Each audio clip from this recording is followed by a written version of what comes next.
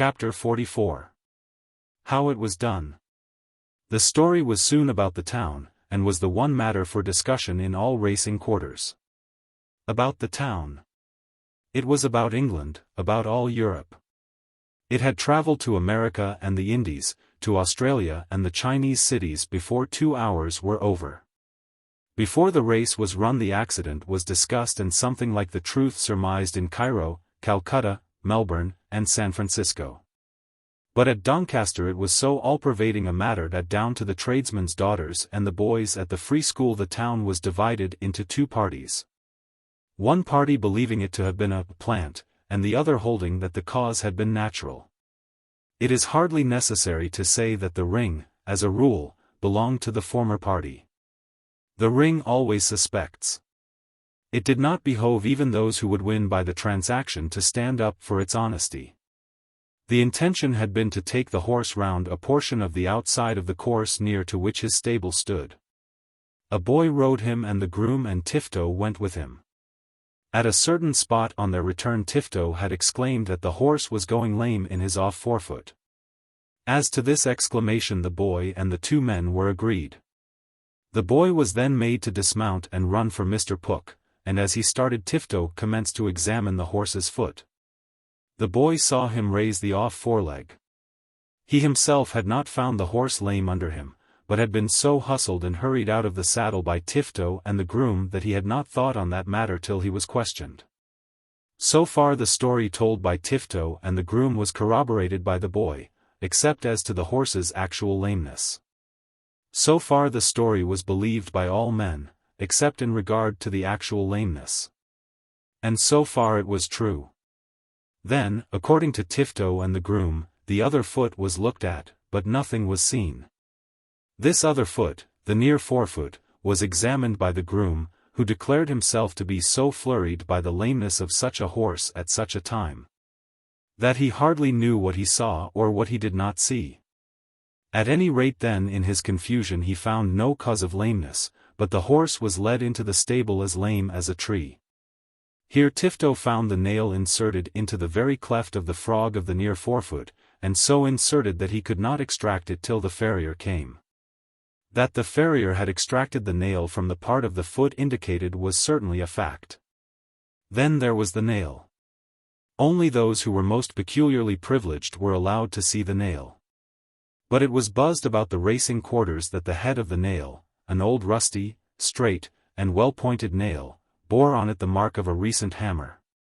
In answer to this it was alleged that the blacksmith in extracting the nail with his pincers, had of course operated on its head, had removed certain particles of rust, and might easily have given it the appearance of having been struck. But in answer to this the farrier, who was a sharp fellow, and quite beyond suspicion in the matter, declared that he had very particularly looked at the nail before he extracted it, had looked at it with the feeling on his mind that something base might too probably have been done, and that he was ready to swear that the clear mark on the head of the nail was there before he touched it. And then not in the stable, but lying under the little dung heap away from the stable door, there was found a small piece of broken iron bar, about a foot long, which might have answered for a hammer, a rusty bit of iron. And amidst the rust of this was found such traces as might have been left had it been used in striking such a nail. There were some who declared that neither on the nail nor on the iron could they see anything. And among these was the Major. But Mr. Lupton brought a strong magnifying glass to bear, and the world of examiners was satisfied that the marks were there. It seemed however to be agreed that nothing could be done. Silverbridge would not lend himself at all to those who suspected mischief. He was miserable enough, but in this great trouble he would not separate himself from Tifto. "I don't believe a word of all that," he said to Mr. Lupton. "It ought to be investigated at any rate," said Lupton. "Mr. Pook may do as he likes, but I will have nothing to do with it." Then Tifto came to him swaggering.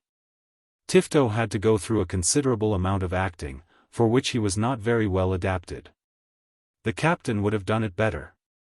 He would have endeavored to put himself altogether into the same boat with his partner, and would have imagined neither suspicion or enmity on his partner's part till suspicion or enmity had been shown. But Tifto, who had not expected that the matter would be allowed to pass over without some inquiry, began by assuming that Silverbridge would think evil of him. Tifto, who at this moment would have given all that he had in the world not to have done the deed, who now hated the instigator of the deed, and felt something almost akin to love for Silverbridge, found himself to be forced by circumstances to defend himself by swaggering. "I don't understand all this that's going on, my lord," he said. "Neither do I," replied Silverbridge. "Any horse is subject to an accident. I am, I suppose, as great a sufferer as you are, and a deuced sight less able to bear it. Who has said anything to the contrary? As for bearing it, we must take it as it comes, both of us. You may as well know now as later that I have done with racing, forever." "What do you tell me that for? You can do as you like and I can do as I like about that. If I had had my way about the horse this never would have happened. Taking a horse out at that time in the morning, before a race. Why, you went with him yourself." "Yes, by Puck's orders." "You allowed Puck to do just as he pleased." "I should like to know what money Puck has got on it, and which way he laid it." This disgusted Silverbridge so much that he turned away and would have no more to say to Tifto. Before 1 o'clock, at which hour it was stated nominally that the races would commence, general opinion had formed itself, and general opinion had nearly hit the truth. General opinion declared that the nail had been driven in wilfully, that it had been done by Tifto himself, and that Tifto had been instigated by Captain Green.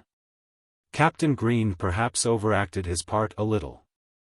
His intimacy with the Major was well known, and yet, in all this turmoil, he kept himself apart as though he had no interest in the matter. "I have got my little money on, and what little I have I lose," he said in answer to inquiries. But everyone knew that he could not but have a great interest in a race, as to which the half-owner of the favourite was a peculiarly intimate friend of his own. Had he come down to the stables and been seen about the place with Tifto it might have been better. As it was, though he was very quiet, his name was soon mixed up in the matter. There was one man who asserted it as a fact known to himself that Green and Villiers, one Gilbert Villiers, were in partnership together. It was very well known that Gilbert Villiers would win £2,500 from Lord Silverbridge. Then minute investigation was made into the betting of certain individuals. Of course there would be great plunder, and where would the plunder go? Who would get the money which poor Silverbridge would lose? It was said that one at least of the large bets made on that Tuesday evening could be traced to the same Villiers though not actually made by him. More would be learned when the settling day should come. But there was quite enough already to show that there were many men determined to get to the bottom of it all if possible. There came upon Silverbridge in his trouble a keen sense of his position and a feeling of the dignity which he ought to support. He clung during great part of the morning to Mr. Lupton. Mr. Lupton was much his senior and they had never been intimate, but now there was comfort in his society. "I am afraid you are hit heavily," said Mr. Lupton. "Something over £70,000. Looking at what will be your property it is of course nothing. But if what? If you go to the Jews for it then it will become a great deal." "I shall certainly not do that." "Then you may regard it as a trifle," said Lupton. "No, I can't. It is not a trifle. I must tell my father. He'll find the money. There is no doubt about that. He will. But I feel at present that I would rather change places with the poorest gentleman I know than have to tell him. I have done with races, Lupton. If so, this will have been a happy day for you. A man in your position can hardly make money by it, but he may lose so much. If a man really likes the amusement, as I do, and risks no more than what he has in his pocket, that may be very well. At any rate I have done with it." Nevertheless he went to see the race run, and everybody seemed to be touched with pity for him. He carried himself well, saying as little as he could of his own horse, and taking, or affecting to take, great interest in the race. After the race he managed to see all those to whom he had lost heavy stakes, having to own to himself, as he did so, that not one of them was a gentleman to whom he should like to give his hand. To them he explained that his father was abroad, that probably his liabilities could not be settled till after his father's return. He however would consult his father's agent and would then appear on settling day. They were all full of the blandest courtesies. There was not one of them who had any doubt as to getting his money, unless the whole thing might be disputed on the score of Tifto's villainy. Even then payment could not be disputed, unless it was proved that he who demanded the money had been one of the actual conspirators.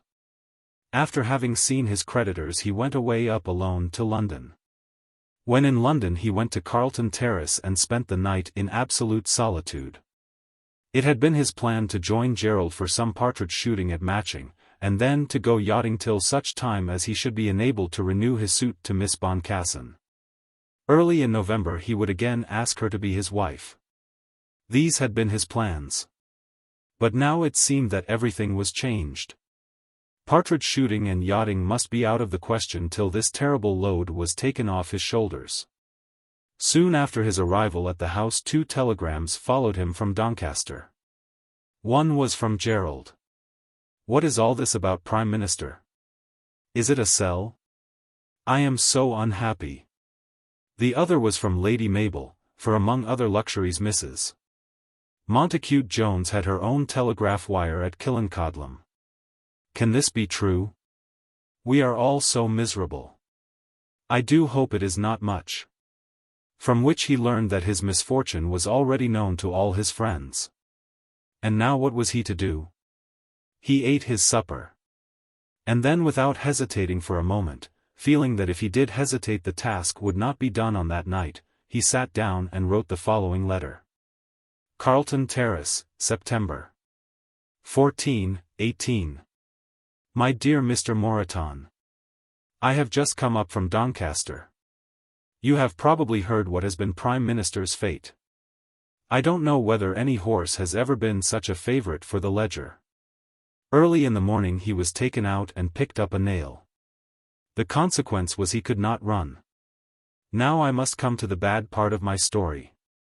I have lost £70,000. It is no use beating about the bush. The sum is something over that. What am I to do? If I tell you that I shall give up racing altogether I dare say you will not believe me. It is a sort of thing a man always says when he wants money, but I feel now I cannot help saying it. But what shall I do? Perhaps, if it be not too much trouble, you will come up to town and see me. You can send me a word by the wires. You may be sure of this, I shall make no attempt to raise the money elsewhere, unless I find that my father will not help me. You will understand that of course it must be paid. You will understand also what I must feel about telling my father, but I shall do so at once. I only wait till I can hear from you. Yours faithfully, Silverbridge. During the next day 2 dispatches reached Lord Silverbridge, both of them coming as he sat down to his solitary dinner. The first consisted of a short but very civil note. Messrs. Comfort and Criball present their compliments to the Earl of Silverbridge. Messrs. C. and C. beg to offer their apologies for interfering, but desire to inform his lordship that should cash be wanting to any amount in consequence of the late races, they will be happy to accommodate his lordship on most reasonable terms at a moment's notice, upon his lordship's single bond. Lord Silverbridge may be sure of absolute secrecy. Crasham Court, Crutched Friars, September 15, 18. The other dispatch was a telegram from Mr. Moreton saying that he would be in Carlton Terrace by noon on the following day. Chapter 45. There shall not be another word about it. Early in October the Duke was at Matching with his daughter, and Phineas Finn and his wife were both with them. On the day after they parted at Ischl the first news respecting Prime Minister had reached him, namely, that his son's horse had lost the race. This would not have annoyed him at all, but that the papers which he read contained some vague charge of swindling against somebody, and hinted that Lord Silverbridge had been a victim. Even this would not have troubled him, might in some sort have comforted him, were it not made evident to him that his son had been closely associated with swindlers in these transactions. If it were a mere question of money, that might be settled without difficulty. Even though the sum lost might have grown out of what he might have expected into some few thousands, still he would bear it without a word, if only he could separate his boy from bad companions. Then came Mr. Moreton's letter telling the whole. At the meeting which took place between Silverbridge and his father's agent at Carlton Terrace, it was settled that Mr. Moreton should write the letter. Silverbridge tried and found that he could not do it. He did not know how to humiliate himself sufficiently, and yet could not keep himself from making attempts to prove that according to all recognized chances his bets had been good bets. Mr. Moreton was better able to accomplish the task. He knew the Duke's mind. A very large discretion had been left in Mr. Moreton's hands in regard to moneys which might be needed on behalf of that dangerous heir. So large that he had been able to tell Lord Silverbridge that if the money was in truth lost according to Jockey Club rules, it should all be forthcoming on the settling day, certainly without assistance from Messrs. Comfort and Criball. The Duke had been nervously afraid of such men of business as Comfort and Criball, and from the earliest days of his son's semi-manhood had been on his guard against them. Let any sacrifice be made so that his son might be kept clear from Comforts and Criballs. To Mr. Moreton he had been very explicit. His own pecuniary resources were so great that they could bear some ravaging without serious detriment. It was for his son's character and standing in the world, for his future respectability and dignity, that his fears were so keen, and not for his own money. By one so excitable, so fond of pleasure as Lord Silverbridge, some ravaging would probably be made. Let it be met by ready money. Such had been the Duke's instructions to his own trusted man of business, and, acting on these instructions, Mr. Moreton was able to tell the heir that the money should be forthcoming. Mr. Moreton, after detailing the extent and the nature of the loss, and the steps which he had decided upon taking, went on to explain the circumstances as best he could. He had made some inquiry, and felt no doubt that a gigantic swindle had been perpetrated by Major Tifto and others. The swindle had been successful. Mr. Moreton had consulted certain gentlemen of high character versed in affairs of the turf. He mentioned Mr. Lupton among others, and had been assured that though the swindle was undoubted, the money had better be paid. It was thought to be impossible to connect the men who had made the bets with the perpetrators of the fraud. And if Lord Silverbridge were to abstain from paying his bets because his own partner had ruined the animal which belonged to them jointly, the feeling would be against him rather than in his favor. In fact, the Jockey Club could not sustain him in such refusal. Therefore the money would be paid. Mr. Moreton, with some expressions of doubt, trusted that he might be thought to have exercised a wise discretion. Then he went on to express his own opinion in regard to the lasting effect which the matter would have upon the young man. "I think," said he, "that his lordship is heartily sickened of racing, and that he will never return to it." The Duke was of course very wretched when these tidings first reached him. Though he was a rich man, and of all men the least careful of his riches, still he felt that £70,000 was a large sum of money to throw away among a nest of swindlers. And then it was excessively grievous to him that his son should have been mixed up with such men. Wishing to screen his son, even from his own anger, he was careful to remember that the promise made that Tifto should be dismissed, was not to take effect till after this race had been run. There had been no deceit in that. But then Silverbridge had promised that he would not plunge. There are, however, promises which from their very nature may be broken without falsehood. Plunging is a doubtful word, and the path down to it, like all doubtful paths, is slippery and easy. If that assurance with which Mr. Moreton ended his letter could only be made true, he could bring himself to forgive even this offence. The boy must be made to settle himself in life. The Duke resolved that his only revenge should be to press on that marriage with Mabel Grex. At Koblenz, on their way home, the Duke and his daughter were caught up by Mr. and Mrs. Finn, and the matter of the young man's losses was discussed. Phineas had heard all about it, and was loud in denunciations against Tifto, Captain Green, Gilbert Villiers, and others whose names had reached him. The money, he thought, should never have been paid. The Duke however declared that the money would not cause a moment's regret, if only the whole thing could be got rid of at that cost. It had reached Finn's ears that Tifto was already at loggerheads with his associates. There was some hope that the whole thing might be brought to light by this means. For all that the Duke cared nothing. If only Silverbridge and Tifto could for the future be kept apart, as far as he and his were concerned, good would have been done rather than harm. While they were in this way together on the Rhine, it was decided that very soon after their return to England Phineas and Mrs. Finn should go down to Matching. When the Duke arrived in London his sons were not there. Gerald had gone back to Oxford, and Silverbridge had merely left an address. Then his sister wrote him a very short letter. "Papa will be so glad if you will come to Matching. Do come."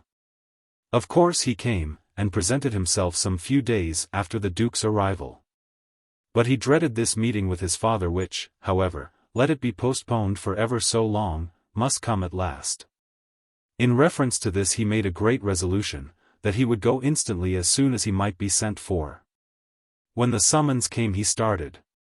But, though he was by courtesy an earl, and by fact was not only a man but a member of Parliament, though he was half engaged to marry one young lady and ought to have been engaged to marry another. Though he had come to an age at which Pitt was a great minister and Pope a great poet, still his heart was in his boots, as a schoolboy's might be, when he was driven up to the house at Matching.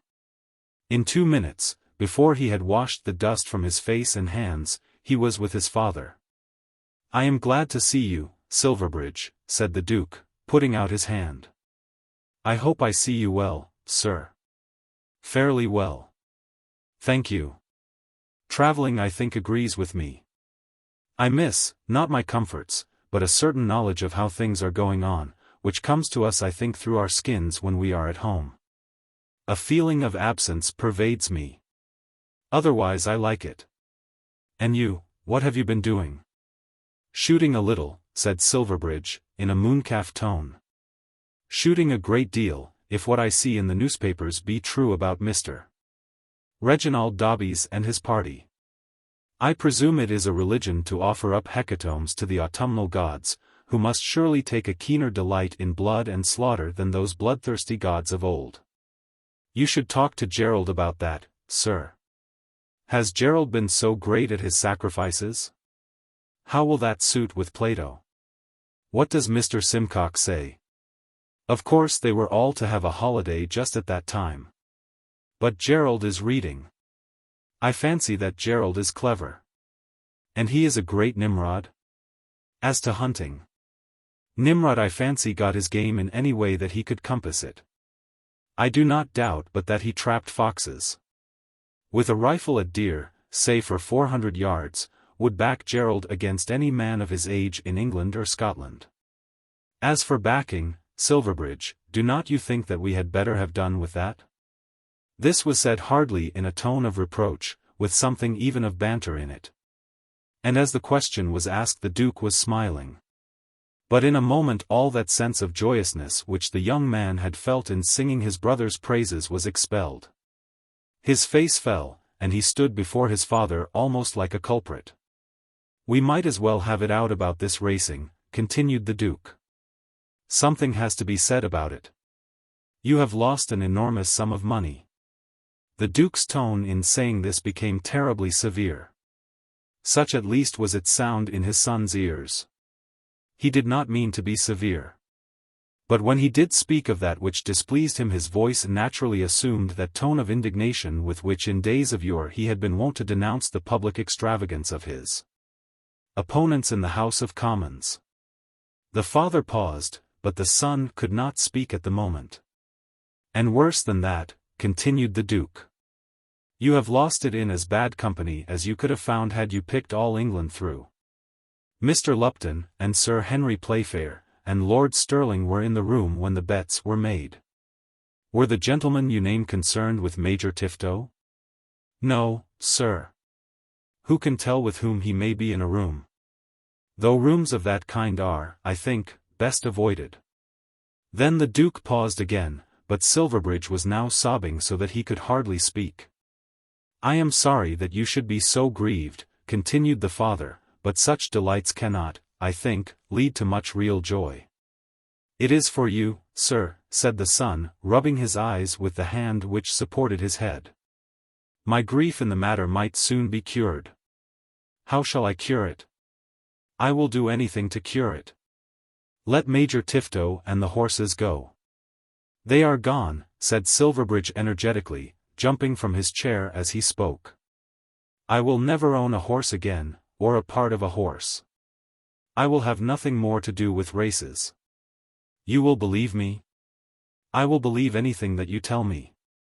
I won't say I will not go to another race, because—" "No, no. I would not have you hamper yourself. Nor shall you bind yourself by any further promises. You have done with racing." "Indeed, indeed I have, sir."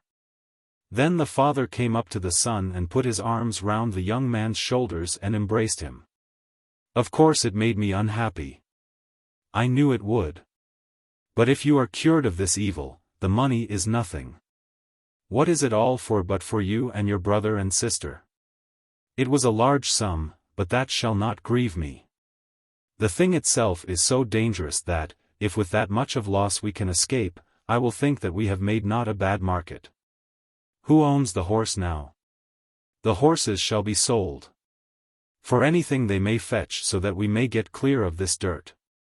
And the Major? I know nothing of him. I have not seen him since that day. Has he claims on you?" "Not a shilling. It is all the other way." "Let it go then. Be quit of him, however it may be. Send a messenger so that he may understand that you have abandoned racing altogether. Mr. Moreton might perhaps see him. That his father should forgive so readily and yet himself suffer so deeply, affected the son's feelings so strongly that for a time he could hardly repress his sobs. "And now there shall not be a word more said about it," said the Duke suddenly. Silverbridge in his confusion could make no answer. "There shall not be another word said about it," said the Duke again. "And now what do you mean to do with yourself immediately?" "I'll stay here, sir, as long as you do. Finn, and Warburton, and I have still a few coverts to shoot." "That's a good reason for staying anywhere." "I meant that I would remain while you remained, sir. That at any rate is a good reason, as far as I am concerned. But we go to Custins next week." "There's a deal of shooting to be done at Gatherum," said the heir. "You speak of it as if it were the business of your life, on which your bread depended. One can't expect game to be kept up if nobody goes to shoot it." "Can't one? I didn't know. I should have thought that the less was shot the more there would be to shoot, but I am ignorant in such matters." Silverbridge then broke forth into a long explanation as to coverts, gamekeepers, poachers, breeding, and the expectations of the neighbourhood at large. In the middle of which he was interrupted by the Duke. "I am afraid, my dear boy, that I am too old to learn. But as it is so manifestly a duty, go and perform it like a man. Who will go with you?" "I will ask Mr. Finn to be one. He will be very hard upon you in the way of politics." "I can answer him better than I can you, sir. Mr. Lupton said he would come for a day or two. He'll stand to me." After that his father stopped him as he was about to leave the room. "One more word, Silverbridge. Do you remember what you were saying when you walked down to the house with me from your club that night?" Silverbridge remembered very well what he had said. He had undertaken to ask Mabel Grex to be his wife, and had received his father's ready approval to the proposition. But at this moment he was unwilling to refer to that matter. "I have thought about it very much since that," said the Duke. "I may say that I have been thinking of it every day. If there were anything to tell me, you would let me know, would you not?" "Yes, sir." "Then there is nothing to be told? I hope you have not changed your mind." Silverbridge paused a moment, trusting that he might be able to escape the making of any answer. But the Duke evidently intended to have an answer. "It appeared to me, sir, that it did not seem to suit her," said the hardly driven young man. He could not now say that Mabel had shown a disposition to reject his offer, because as they had been sitting by the brookside at Killancodlem, even he, with all his self-diffidence, had been forced to see what were her wishes. Her confusion, and too evident despair when she heard of the offer to the American girl, had plainly told her tale. He could not now plead to his father that Mabel Grex would refuse his offer. But his self-defense, when first he found that he had lost himself in love for the American, had been based on that idea. He had done his best to make Mabel understand him. If he had not actually offered to her, he had done the next thing to it. And he had run after her, till he was ashamed of such running. She had given him no encouragement. And therefore he had been justified. No doubt he must have been mistaken, that he now perceived, but still he felt himself to be justified. It was impossible that he should explain all this to his father. One thing he certainly could not say, just at present. After his folly in regard to those heavy debts, he could not at once risk his father's renewed anger by proposing to him an American daughter-in-law. That must stand over, at any rate till the girl had accepted him positively. "I am afraid it won't come off, sir," he said at last. "Then I am to presume that you have changed your mind? I told you when we were speaking of it that I was not confident." "She has not. I can't explain it all, sir, but I fear it won't come off." Then the Duke, who had been sitting, got up from his chair and with his back to the fire made a final little speech. "We decided just now, Silverbridge, that nothing more should be said about that unpleasant racing business, and nothing more shall be said by me. But you must not be surprised if I am anxious to see you settled in life. No young man could be more bound by duty to marry early than you are. In the first place you have to repair the injury done by my inaptitude for society. You have explained to me that it is your duty to have the Barsetshire coverts properly shot, and I have acceded to your views. Surely it must be equally your duty to see your Barsetshire neighbours. And you are a young man every feature of whose character would be improved by matrimony. As far as means are concerned you are almost as free to make arrangements as though you were already the head of the family. No, sir. I could never bring myself to dictate to a son in regard to his choice of a wife. But I will own that when you told me that you had chosen I was much gratified. Try and think again when you are pausing amidst your sacrifices at Gatherum, whether that be possible. If it be not, still I would wish you to bear in mind what is my idea as to your duty." Silverbridge said that he would bear this in mind, and then escaped from the room. Chapter 46. Lady Mary's Dream. When the Duke and his daughter reached Custins they found a large party assembled, and were somewhat surprised at the crowd. Lord and Lady Nidderdale were there, which might have been expected as they were part of the family. With Lord Popplecourt had come his recent friend Adolphus Longstaff. That too might have been natural. Mr. and Miss Boncassen were there also, who at this moment were quite strangers to the Duke, and Mr. Lupton. The Duke also found Lady Chiltern, whose father-in-law had more than once sat in the same cabinet with himself, and Mr. Monk, who was generally spoken of as the head of the coming Liberal government, and the Ladies Adelaide and Flora Fitzhoward, the still unmarried but not very juvenile daughters of the Duke of St. Bungay.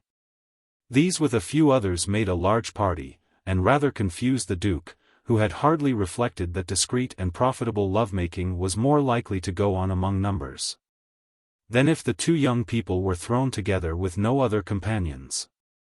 Lord Popplecourt had been made to understand what was expected of him, and after some hesitation had submitted himself to the conspiracy. There would not be less at any rate than £200,000, and the connection would be made with one of the highest families in Great Britain.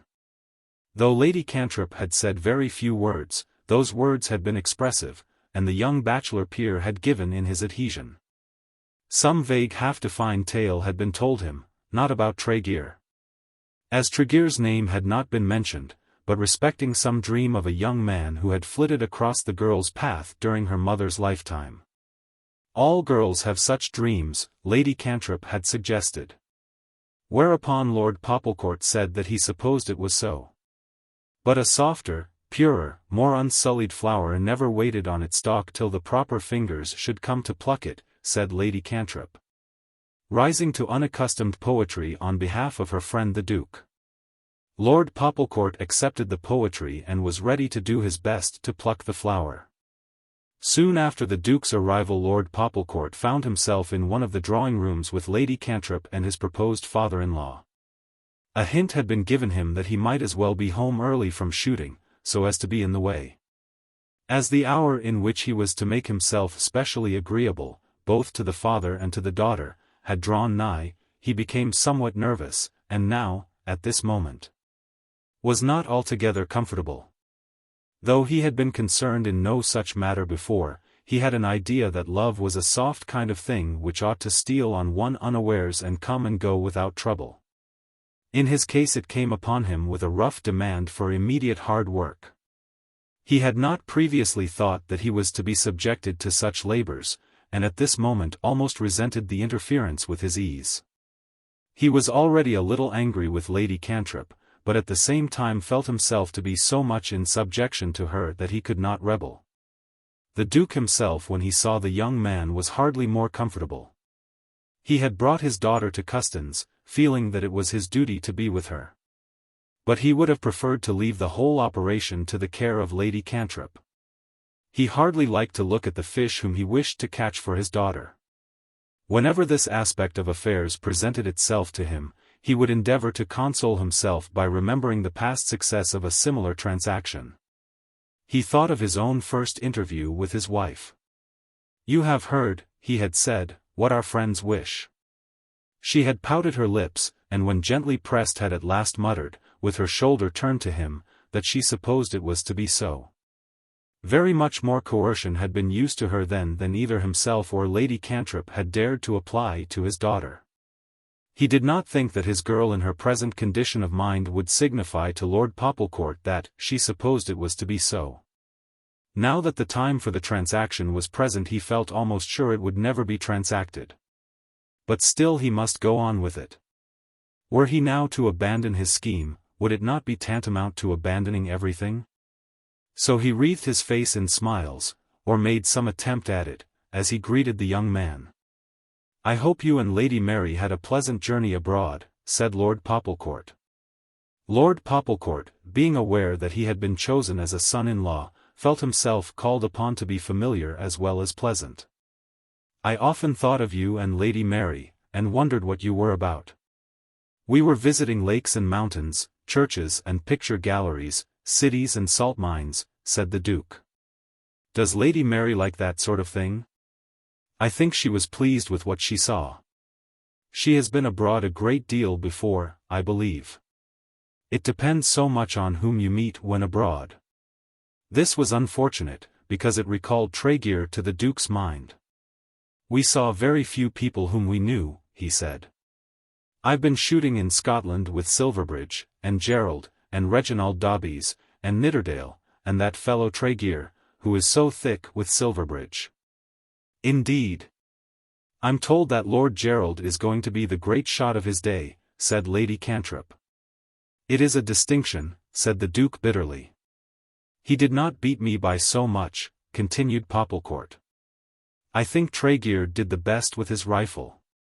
One morning he potted 3. Dobbys was disgusted. He hated Tregear. Isn't it stupid, half a dozen men getting together in that way?" asked Lady Cantrip. "Nidderdale is always jolly." "I am glad to hear that," said the mother-in-law. "And Gerald is a regular brick." The Duke bowed. Silverbridge used always to be going off to Killancodlem, where there were a lot of ladies. "He is very sweet, you know, on this American girl whom you have here." Again the Duke winced. "Dobbys is awfully good as to making out the shooting, but then he is a tyrant. Nevertheless I agree with him, if you mean to do a thing you should do it." "Certainly," said the Duke. But you should make up your mind first whether the thing is worth doing. Just so, said Popplecourt. And as grouse and deer together are about the best things out, most of us made up our minds that it was worth doing. But that fellow Tregear would argue it out. He said a gentleman oughtn't to play billiards as well as a marker. I think he was right, said the Duke. Do you know Mr. Tregear, Duke? I have met him, with my son. Do you like him? I have seen very little of him. I cannot say I do. He thinks so much of himself. Of course he is very intimate with Silverbridge, and that is all that anyone knows of him. The Duke bowed almost haughtily, though why he bowed he could hardly have explained to himself. Lady Cantrip bit her lips in disgust. He's just the fellow, continued Popplecourt, to think that some princess has fallen in love with him. Then the Duke left the room. You had better not talk to him about Mr. Tregear, said Lady Cantrip. Why not? I don't know whether he approves of the intimacy between him and Lord Silverbridge. I should think not. A man without any position or a shilling in the world. The Duke is peculiar. If a subject is distasteful to him he does not like it to be mentioned. You had better not mention Mr. Tregear. Lady Cantrip, as she said this, blushed inwardly at her own hypocrisy. It was of course contrived at dinner that Lord Popplecourt should take out Lady Mary. It is impossible to discover how such things get wind, but there was already an idea prevalent at Custins that Lord Popplecourt had matrimonial views. And that these views were looked upon favourably. You may be quite sure of it, Mr. Lupton, Lady Adelaide Fitzhoward had said. I'll make a bet they're married before this time next year. It will be a terrible case of Beauty and the Beast, said Lupton. Lady Chiltern had whispered a suspicion of the same kind, and had expressed a hope that the lover would be worthy of the girl. And Dolly Longstaff had chaffed his friend Popplecourt on the subject, Popplecourt having laid himself open by indiscreet allusions to Dolly's love for Miss Boncassen. Everybody can't have it as easily arranged for him as you, a duke's daughter and a pot of money without so much as the trouble of asking for it. What do you know about the Duke's children? That's what it is to be a lord and not to have a father. Popplecourt tried to show that he was disgusted, but he felt himself all the more strongly bound to go on with his project. It was therefore a matter of course that these should-be lovers would be sent out of the room together. You'll give your arm to Mary, Lady Cantrip said, dropping the ceremonial prefix. Lady Mary of course went out as she was bidden. Though everybody else knew it, no idea of what was intended had yet come across her mind. The should-be lover immediately reverted to the Austrian tour, expressing a hope that his neighbour had enjoyed herself. There's nothing I like so much myself, said he, remembering some of the Duke's words, as mountains, cities, salt mines, and all that kind of thing. There's such a lot of interest about it. Did you ever see a salt mine? Well, not exactly a salt mine, but I have coal mines on my property in Staffordshire. I'm very fond of coal. I hope you like coal. I like salt a great deal better, to look at. But which do you think pays best? I don't mind telling you, though it's a kind of thing I never talk about to strangers, the royalties from the Blogony and Tudlum mines go up regularly £2,000 every year. I thought we were talking about what was pretty to look at. So we were. I'm as fond of pretty things as anybody. Do you know Reginald Dobbys? No, I don't. Is he pretty? He used to be so angry with Silverbridge, because Silverbridge would say Crummy-Toddy was ugly. Was Crummy-Toddy ugly? Just a plain house on a moor. That sounds ugly. I suppose your family like pretty things? I hope so. I do, I know. Lord Popplecourt endeavoured to look as though he intended her to understand that she was the pretty thing which he most particularly liked. She partly conceived his meaning, and was disgusted accordingly. On the other side of her sat Mr. Boncassen, to whom she had been introduced in the drawing-room, and who had said a few words to her about some Norwegian poet. She turned round to him, and asked him some questions about the Skald, and so, getting into conversation with him, managed to turn her shoulder to her suitor. On the other side of him sat Lady Rosina de Courcy, to whom, as being an old woman and an old maid, he felt very little inclined to be courteous. She said a word, asking him whether he did not think the weather was treacherous. He answered her very curtly, and sat bolt upright, looking forward on the table, and taking his dinner as it came to him. He had been put there in order that Lady Mary Palliser might talk to him, and he regarded interference on the part of that old American as being ungentlemanlike. But the old American disregarded him, and went on with his quotations from the Scandinavian bard. But Mr. Boncassen sat next to Lady Cantrip, and when at last he was called upon to give his ear to the Countess, Lady Mary was again vacant for Popplecourt's attentions. "Are you very fond of poetry?" he asked. "Very fond." "So am I." "Which do you like best, Tennyson or Shakespeare?" "They are very unlike." "Yes, they are unlike." "Or Moore's melodies?" "I am very fond of When in Death I Shall Calm Recline." "I think this equal to anything." "Reginald Davies would have it that poetry is all bosh." "Then I think that Mr. Reginald Davies must be all bosh himself." There was a man there named Tregear who had brought some books. Then there was a pause. Lady Mary had not a word to say. Davies used to declare that he was always pretending to read poetry.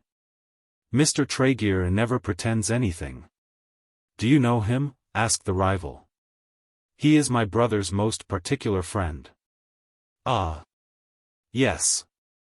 I dare say Silverbridge has talked to you about him." "I think he's a stuck-up sort of fellow." To this there was not a word of reply. "Where did your brother pick him up?" "They were at Oxford together." "I must say I think he gives himself airs, because, you know, he's nobody." "I don't know anything of the kind," said Lady Mary, becoming very red. "And as he is my brother's most particular friend, his very friend of friends, I think you had better not abuse him to me." "I don't think the Duke is very fond of him." "I don't care who is fond of him. I am very fond of Silverbridge, and I won't hear his friend ill spoken of. I dare say he had some books with him.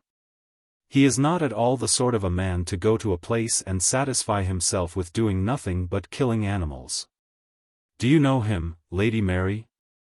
"I have seen him, and of course I have heard a great deal of him from Silverbridge." "I would rather not talk any more about him." "You seem to be very fond of Mr. Tregear," he said angrily. "It is no business of yours, Lord Popplecourt, whether I am fond of anybody or not. I have told you that Mr. Tregear is my brother's friend, and that ought to be enough."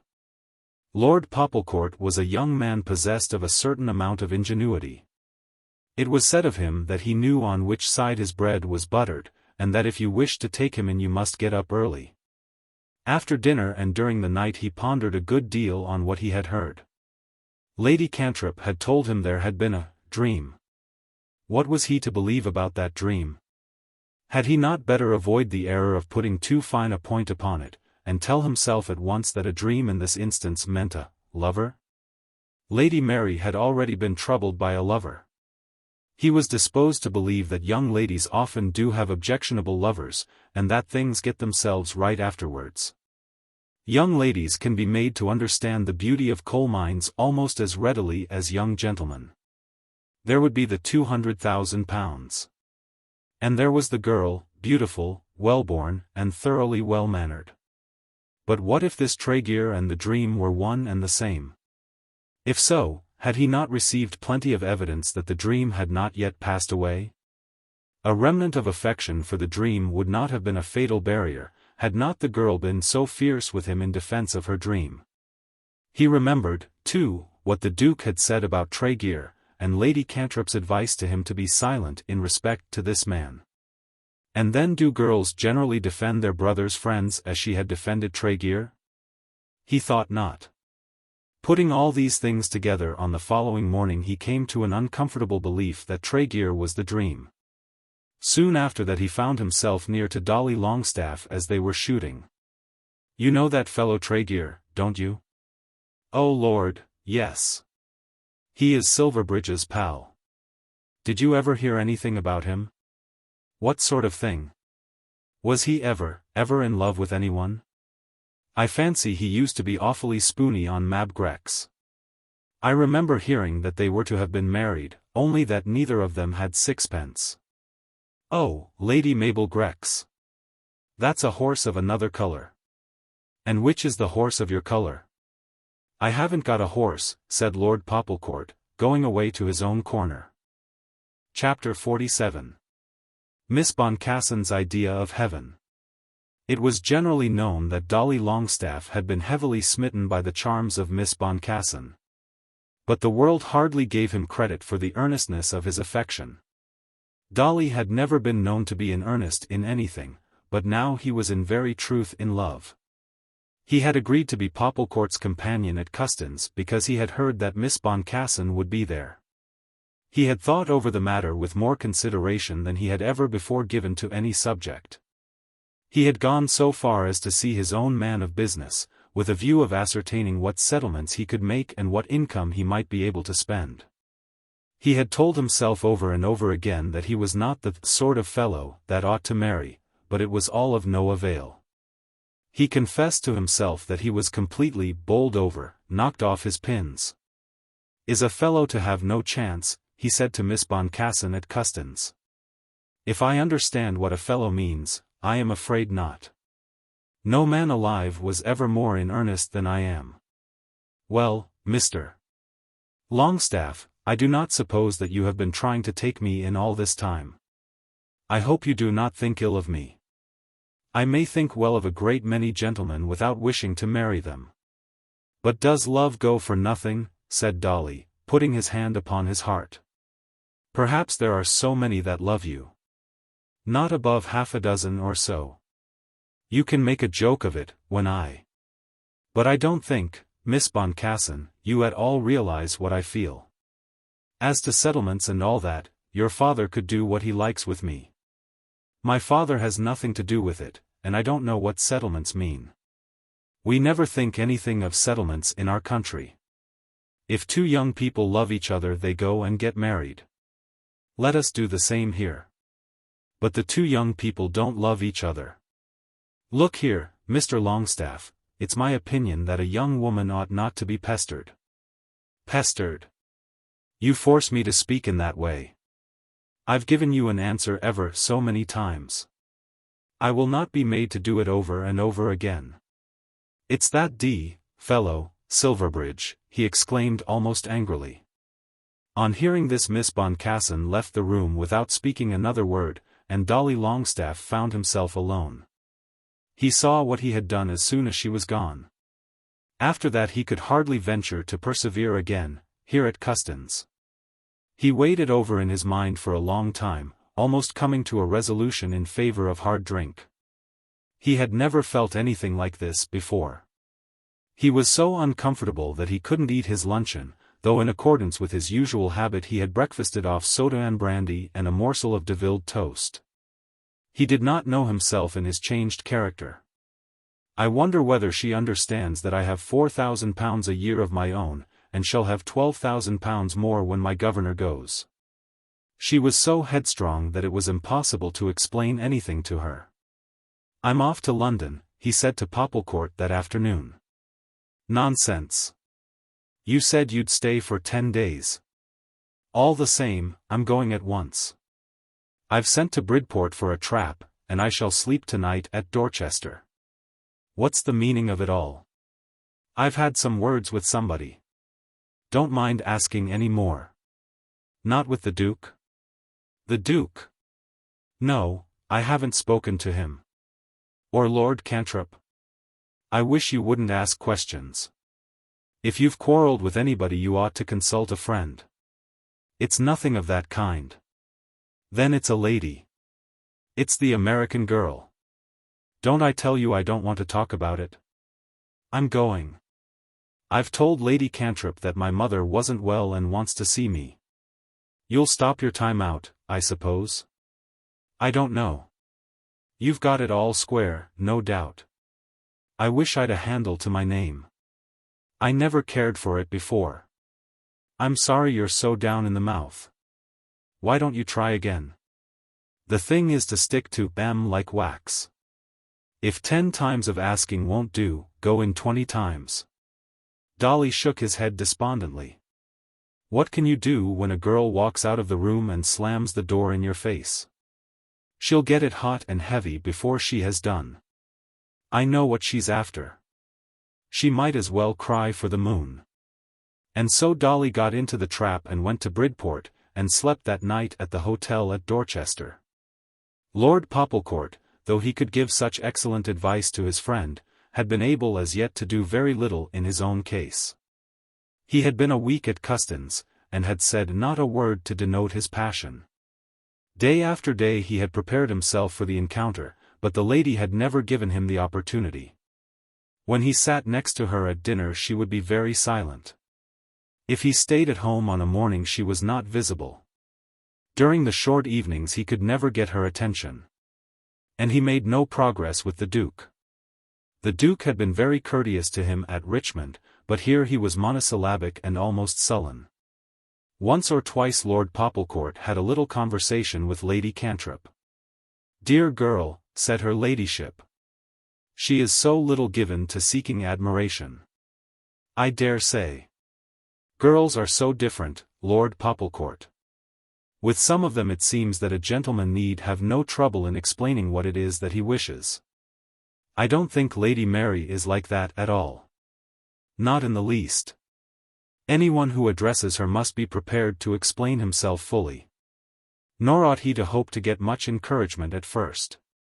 I do not think that Lady Mary will bestow her heart till she is sure she can give it with safety." There was an amount of falsehood in this which was proof at any rate of very strong friendship on the part of Lady Cantrip. After a few days Lady Mary became more intimate with the American and his daughter than with any others of the party. Perhaps she liked to talk about the Scandinavian poets, of whom Mr. Boncassen was so fond. Perhaps she felt sure that her transatlantic friend would not make love to her. Perhaps it was that she yielded to the various allurements of Miss Boncassen. Miss Boncassen saw the Duke of Omnium for the first time at Custins. And there had the first opportunity of asking herself how such a man as that would receive from his son and heir such an announcement as Lord Silverbridge would have to make him should she at the end of 3 months accept his offer. She was quite aware that Lord Silverbridge need not repeat the offer unless he were so pleased. But she thought that he would come again. He had so spoken that she was sure of his love. And had so spoken as to obtain hers. Yes, she was sure that she loved him. She had never seen anything like him before. So glorious in his beauty, so gentle in his manhood, so powerful and yet so little imperious, so great in condition, and yet so little confident in his own greatness. So bolstered up with external advantages, and so little apt to trust anything but his own heart and his own voice. In asking for her love he had put forward no claim but his own love. She was glad he was what he was. She counted at their full value all his natural advantages. To be an English duchess. Oh, yes. Her ambition understood it all. But she loved him, because in the expression of his love no hint had fallen from him of the greatness of the benefits which he could confer upon her.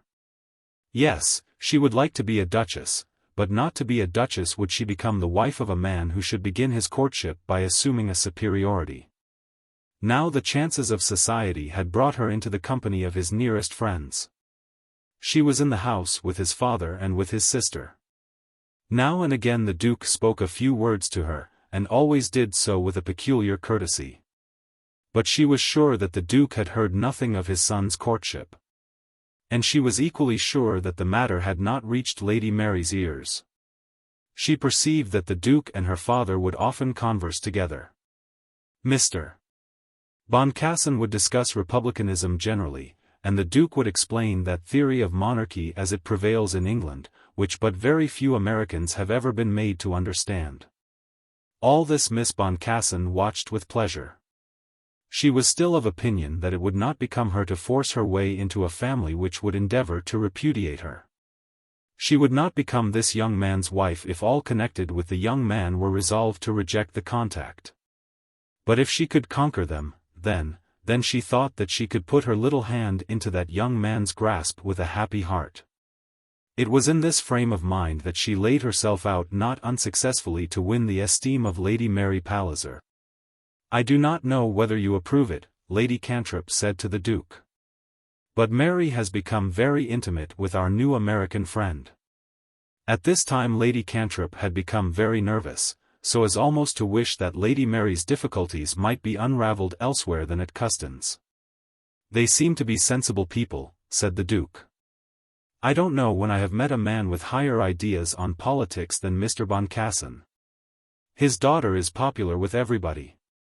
A nice ladylike girl," said the Duke, "and appears to have been well educated." It was now near the end of October, and the weather was peculiarly fine. Perhaps in our climate, October would of all months be the most delightful if something of its charms were not detracted from by the feeling that with it will depart the last relics of the delights of summer. The leaves are still there with their gorgeous coloring, but they are going. The last rose still lingers on the bush, but it is the last. The woodland walks are still pleasant to the feet, but caution is heard on every side as to the coming winter. The park at Custins, which was spacious, had many woodland walks attached to it, from which, through vistas of the timber, distant glimpses of the sea were caught.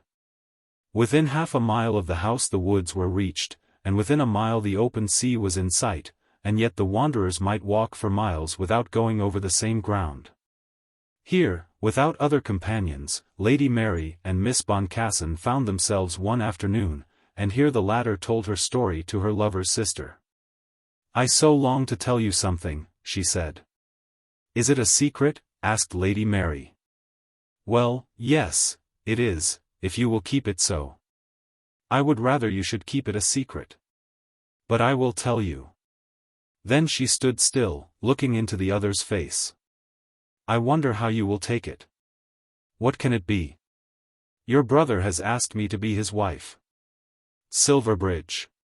"Yes, Lord Silverbridge." "You are astonished." Lady Mary was very much astonished, so much astonished that words escaped from her, which she regretted afterwards. "I thought there was someone else."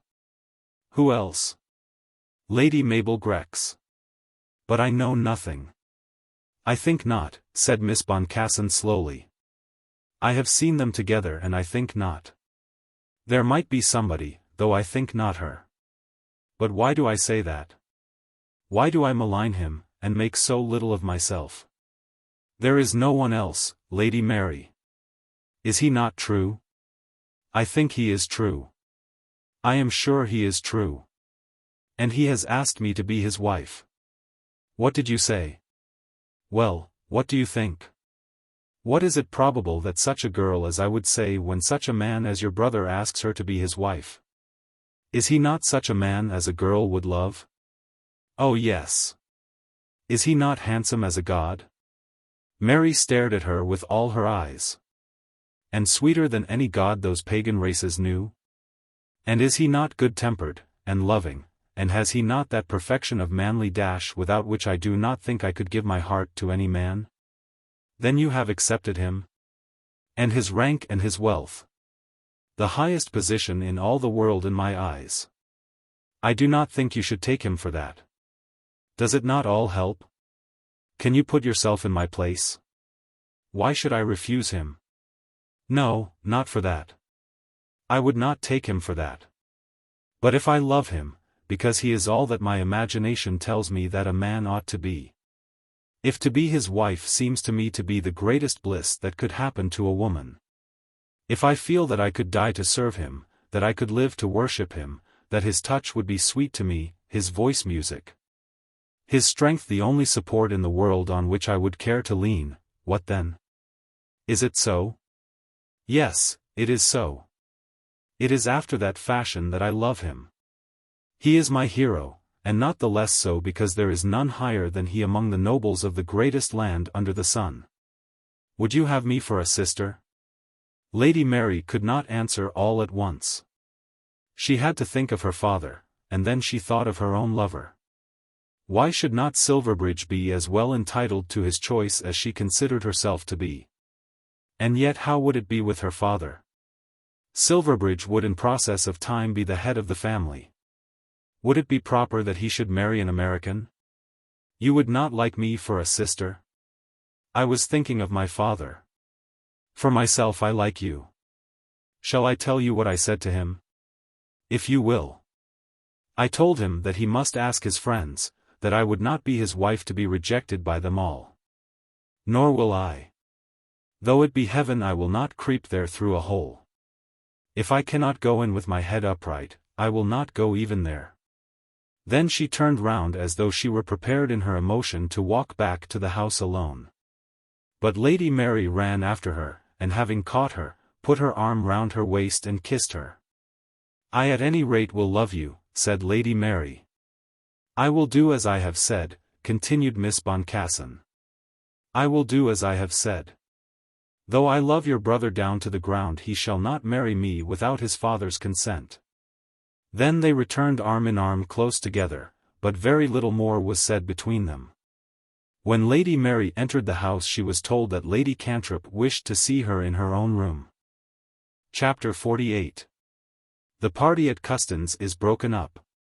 The message was given to Lady Mary after so solemn a fashion that she was sure some important communication was to be made to her.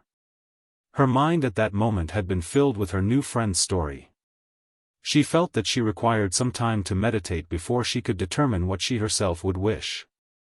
But when she was going to her own room, in order that she might think it over, she was summoned to Lady Cantrip.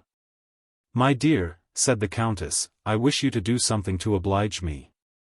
"Of course I will. Lord Popplecourt wants to speak to you." "Who?" "Lord Popplecourt." "What can Lord Popplecourt have to say to me? Can you not guess?" "Lord Popplecourt is a young nobleman, standing very high in the world, possessed of ample means, just in that position in which it behoves such a man to look about for a wife."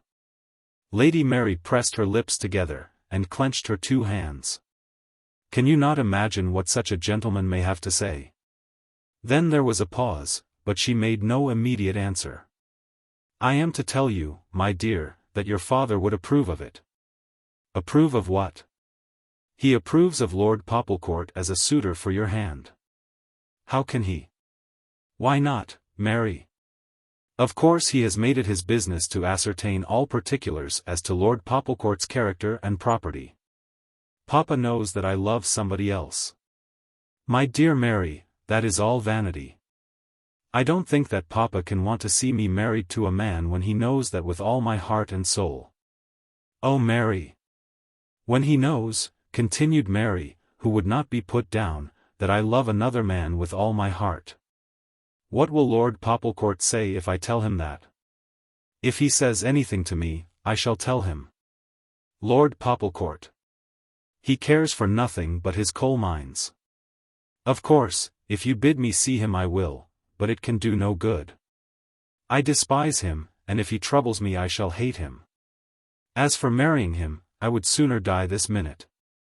After this Lady Cantrip did not insist on the interview.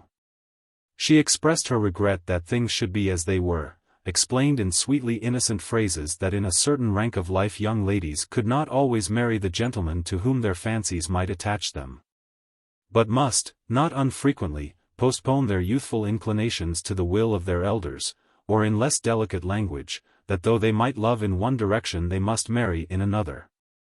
And then expressed a hope that her dear Mary would think over these things and try to please her father. "Why does he not try to please me?" said Mary. Then Lady Cantrip was obliged to see Lord Popplecourt, a necessity which was a great nuisance to her.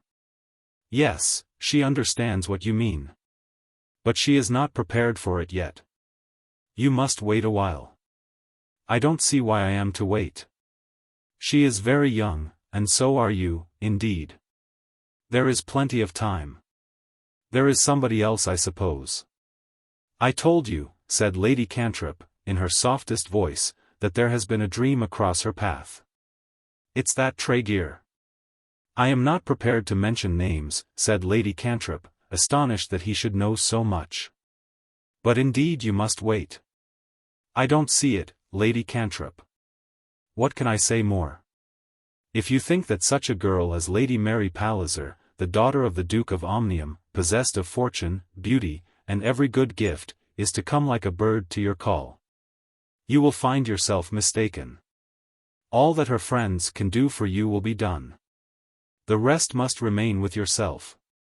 During that evening Lord Popplecourt endeavoured to make himself pleasant to one of the Fitzhoward young ladies, and on the next morning he took his leave of Custins. I will never interfere again in reference to anybody else's child as long as I live, Lady Cantrip said to her husband that night. Lady Mary was very much tempted to open her heart to Miss Boncassen. It would be delightful to her to have a friend. But were she to engage Miss Boncassen's sympathies on her behalf, she must of course sympathize with Miss Boncassen in return.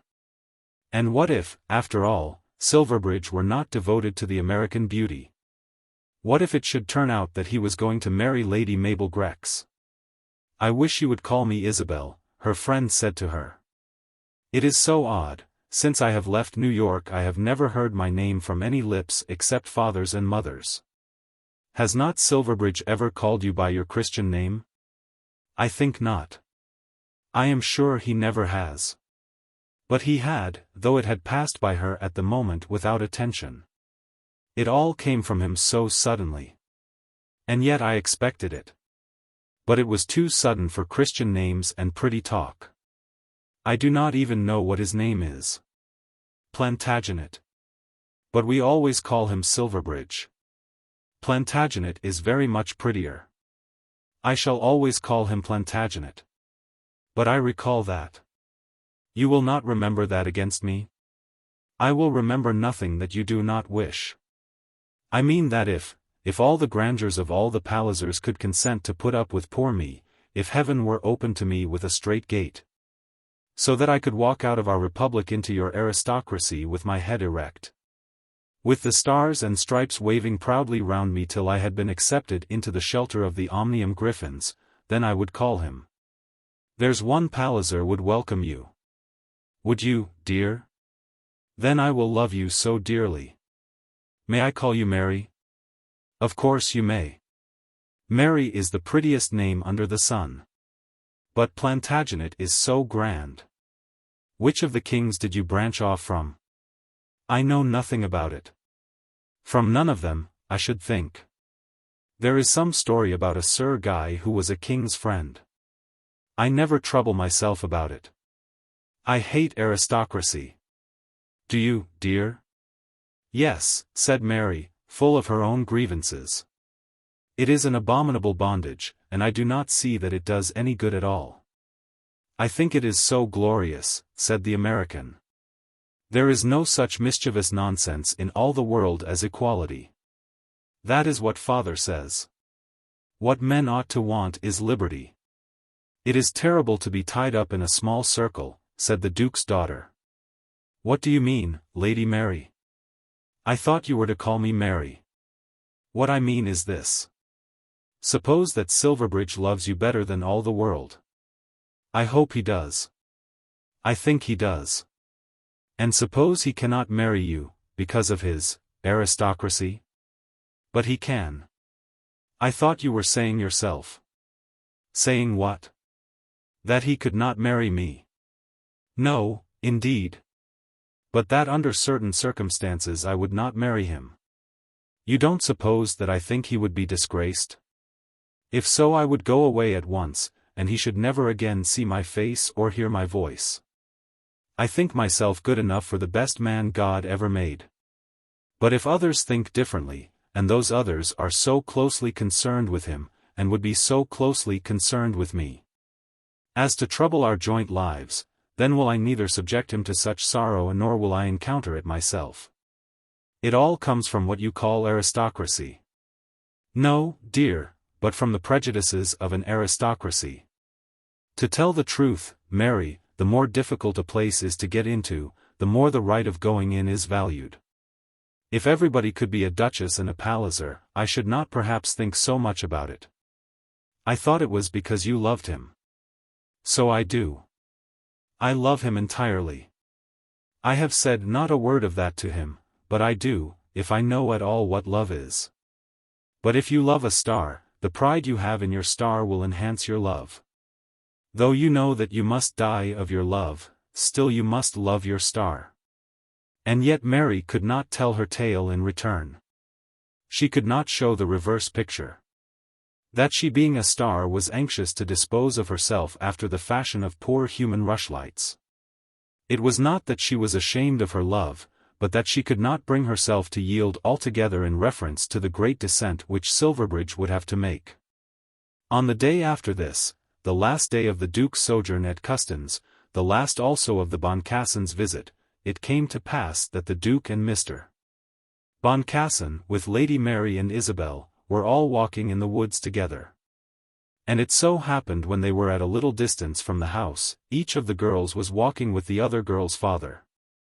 Isabel had calculated what she would say to the Duke should a time for speaking come to her. She could not tell him of his son's love. She could not ask his permission. She could not explain to him all her feelings, or tell him what she thought of her proper way of getting into heaven. That must come afterwards if it should ever come at all. But there was something that she could tell. "We are so different from you," she said, speaking of her own country. "And yet so like," said the Duke, smiling. "Your language, your laws, your habits. But still there is such a difference. I do not think there is a man in the whole Union more respected than father. I dare say not. Many people think that if he would only allow himself to be put in nomination, he might be the next president. The choice, I am sure, would do your country honor. And yet his father was a poor laborer who earned his bread among the shipping at New York. That kind of thing would be impossible here. My dear young lady, there you wrong us." "Do I?" "Certainly. A prime minister with us might as easily come from the same class. Here you think so much of rank. You are a duke. But a prime minister can make a duke. And if a man can raise himself by his own intellect to that position, no one will think of his father or his grandfather. The sons of merchants have with us been prime ministers more than once, and no Englishmen ever were more honored among their countrymen. Our peerage is being continually recruited from the ranks of the people, and hence it gets its strength. Is it so? There is no greater mistake than to suppose that inferiority of birth is a barrier to success in this country." She listened to this and to much more on the same subject with attentive ears, not shaken in her ideas as to the English aristocracy in general, but thinking that she was perhaps learning something of his own individual opinions. If he were more liberal than others, on that liberality might perhaps be based her own happiness and fortune. He, in all this, was quite unconscious of the working of her mind. Nor in discussing such matters generally did he ever mingle his own private feelings, his own pride of race and name, his own ideas of what was due to his ancient rank with the political creed by which his conduct in public life was governed. The peer who sat next to him in the House of Lords, whose grandmother had been a washerwoman and whose father an innkeeper, was to him every whit as good a peer as himself. And he would as soon sit in council with Mr. Monk, whose father had risen from a mechanic to be a merchant, as with any nobleman who could count ancestors against himself. But there was an inner feeling in his bosom as to his own family, his own name, his own children, and his own personal self, which was kept altogether apart from his grand political theories. It was a subject on which he never spoke, but the feeling had come to him as a part of his birthright. And he conceived that it would pass through him to his children after the same fashion. It was this which made the idea of a marriage between his daughter and Tregear intolerable to him, and which would operate as strongly in regard to any marriage which his son might contemplate. Lord Grex was not a man with whom he would wish to form any intimacy. He was, we may say, a wretched unprincipled old man, bad all round, and such the Duke knew him to be. But the blue blood and the rank were there, and as the girl was good herself, he would have been quite contented that his son should marry the daughter of Lord Grex. That one and the same man should have been in one part of himself so unlike the other part, that he should have one set of opinions so contrary to another set, poor Isabel Boncassen did not understand. Chapter 49. The Major's Fate. The affair of Prime Minister and the nail was not allowed to fade away into obscurity. Through September and October it was made matter for pungent inquiry. The Jockey Club was alive. Mr. Pook was very instant, with many Pookites anxious to free themselves from suspicion. Sporting men declared that the honor of the turf required that every detail of the case should be laid open. But by the end of October, though every detail had been surmised, nothing had in truth been discovered. Nobody doubted but that Tifto had driven the nail into the horse's foot, and that Green and Gilbert Villiers had shared the bulk of the plunder. They had gone off on their travels together, and the fact that each of them had been in possession of about £20,000 was proved. But then there is no law against two gentlemen having such a sum of money. It was notorious that Captain Green and Mr. Gilbert Villiers had enriched themselves to this extent by the failure of Prime Minister. But yet nothing was proved. That the Major had either himself driven in the nail or seen it done, all racing men were agreed. He had been out with the horse in the morning and had been the first to declare that the animal was lame. And he had been with the horse till the farrier had come. But he had concocted a story for himself. He did not dispute that the horse had been lamed by the machinations of Green and Villiers, with the assistance of the groom. No doubt, he said, these men, who had been afraid to face an inquiry, had contrived and had carried out the iniquity. How the lameness had been caused he could not pretend to say. The groom who was at the horse's head, and who evidently knew how these things were done, might have struck a nerve in the horse's foot with his boot. But when the horse was got into the stable he, Tifto, so he declared, at once ran out to send for the farrier.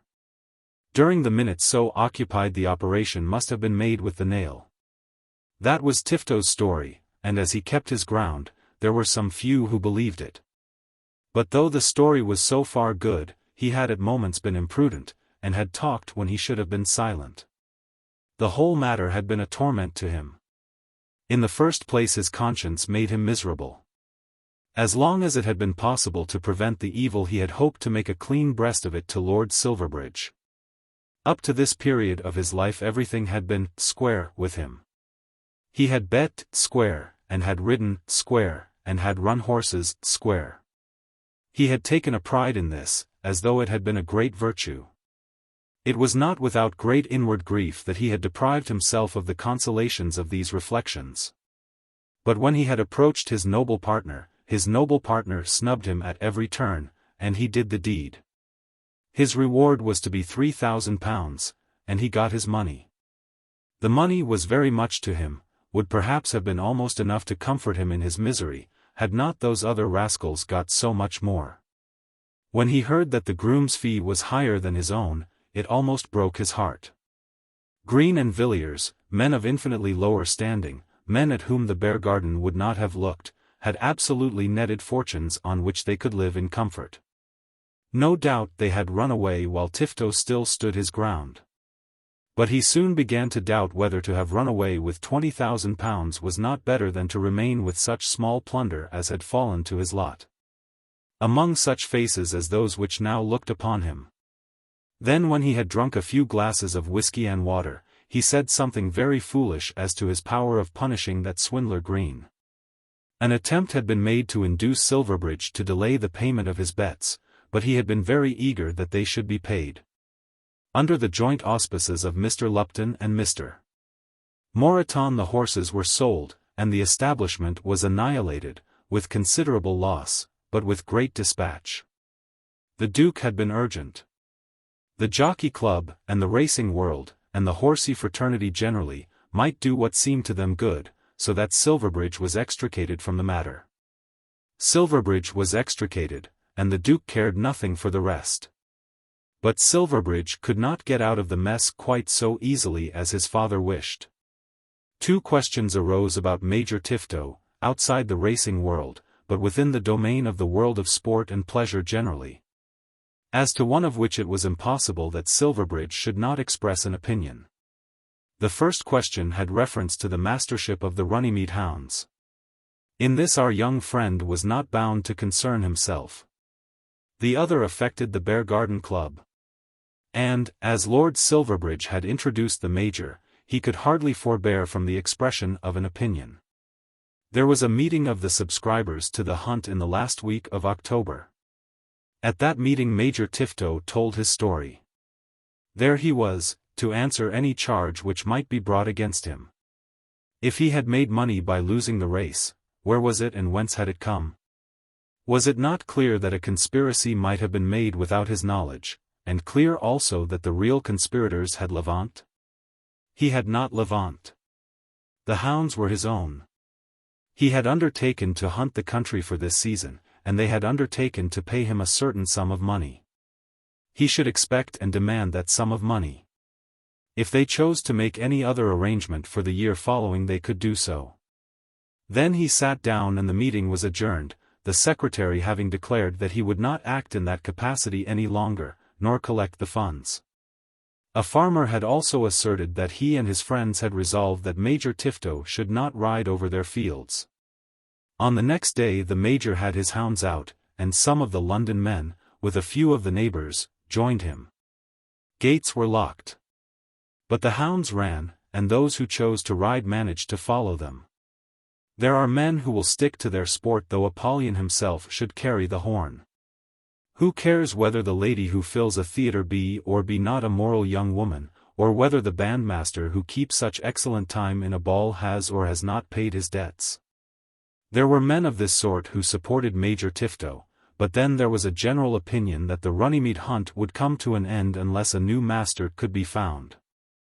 Then in the first week in November a special meeting was called at the Bear Garden, at which Lord Silverbridge was asked to attend.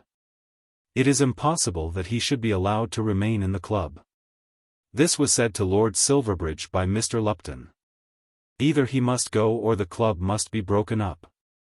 Silverbridge was very unhappy on the occasion. He had at last been reasoned into believing that the horse had been made the victim of foul play, but he persisted in saying that there was no conclusive evidence against Tifto. The matter was argued with him. Tifto had laid bets against the horse, Tifto had been hand and glove with Green, Tifto could not have been absent from the horse above 2 minutes. The thing could not have been arranged without Tifto. As he had brought Tifto into the club, and had been his partner on the turf, it was his business to look into the matter. But for all that, said he, I'm not going to jump on a man when he's down, unless I feel sure that he's guilty. Then the meeting was held, and Tifto himself appeared. When the accusation was made by Mr. Lupton, who proposed that he should be expelled, he burst into tears.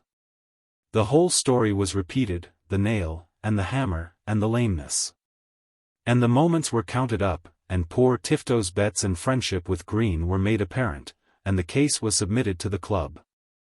An old gentleman who had been connected with the turf all his life, and who would not have scrupled, by square betting, to rob his dearest friend of his last shilling, seconded the proposition, telling all the story over again. Then Major Tifto was asked whether he wished to say anything. I've got to say that I'm here, said Tifto, still crying, and if I'd done anything of that kind, of course I'd have gone with the rest of them. I put it to Lord Silverbridge to say whether I'm that sort of fellow. Then he sat down. Upon this there was a pause, and the club was manifestly of opinion that Lord Silverbridge ought to say something. I think that Major Tifto should not have bet against the horse, said Silverbridge. I can explain that, said the Major. Let me explain that. Everybody knows that I'm a man of small means. I wanted to edge, I only wanted to edge. Mr. Lupton shook his head. Why have you not shown me your book? I told you before that it was stolen. Green got hold of it. I did win a little. I never said I didn't. But what has that to do with hammering a nail into a horse's foot? I have always been true to you, Lord Silverbridge, and you ought to stick up for me now. I will have nothing further to do with the matter, said Silverbridge, one way or the other, and he walked out of the room, and out of the club. The affair was ended by a magnanimous declaration on the part of Major Tifto that he would not remain in a club in which he was suspected. and by a consent on the part of the meeting to receive the Major's instant resignation. Chapter 50. The Duke's Arguments. The Duke before he left Custins had an interview with Lady Cantrip, at which that lady found herself called upon to speak her mind freely. "I don't think she cares about Lord Popplecourt," Lady Cantrip said. "I am sure I don't know why she should," said the Duke, who was often very aggravating even to his friend. "But as we had thought.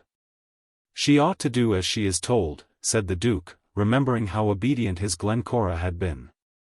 "Has he spoken to her?" "I think not." "Then how can we tell?" "I asked her to see him, but she expressed so much dislike that I could not press it. I am afraid, Duke, that you will find it difficult to deal with her." "I have found it very difficult. As you have trusted me so much." "Yes, I have trusted you, and do trust you. I hope you understand that I appreciate your kindness. Perhaps then you will let me say what I think." "Certainly, Lady Cantrip.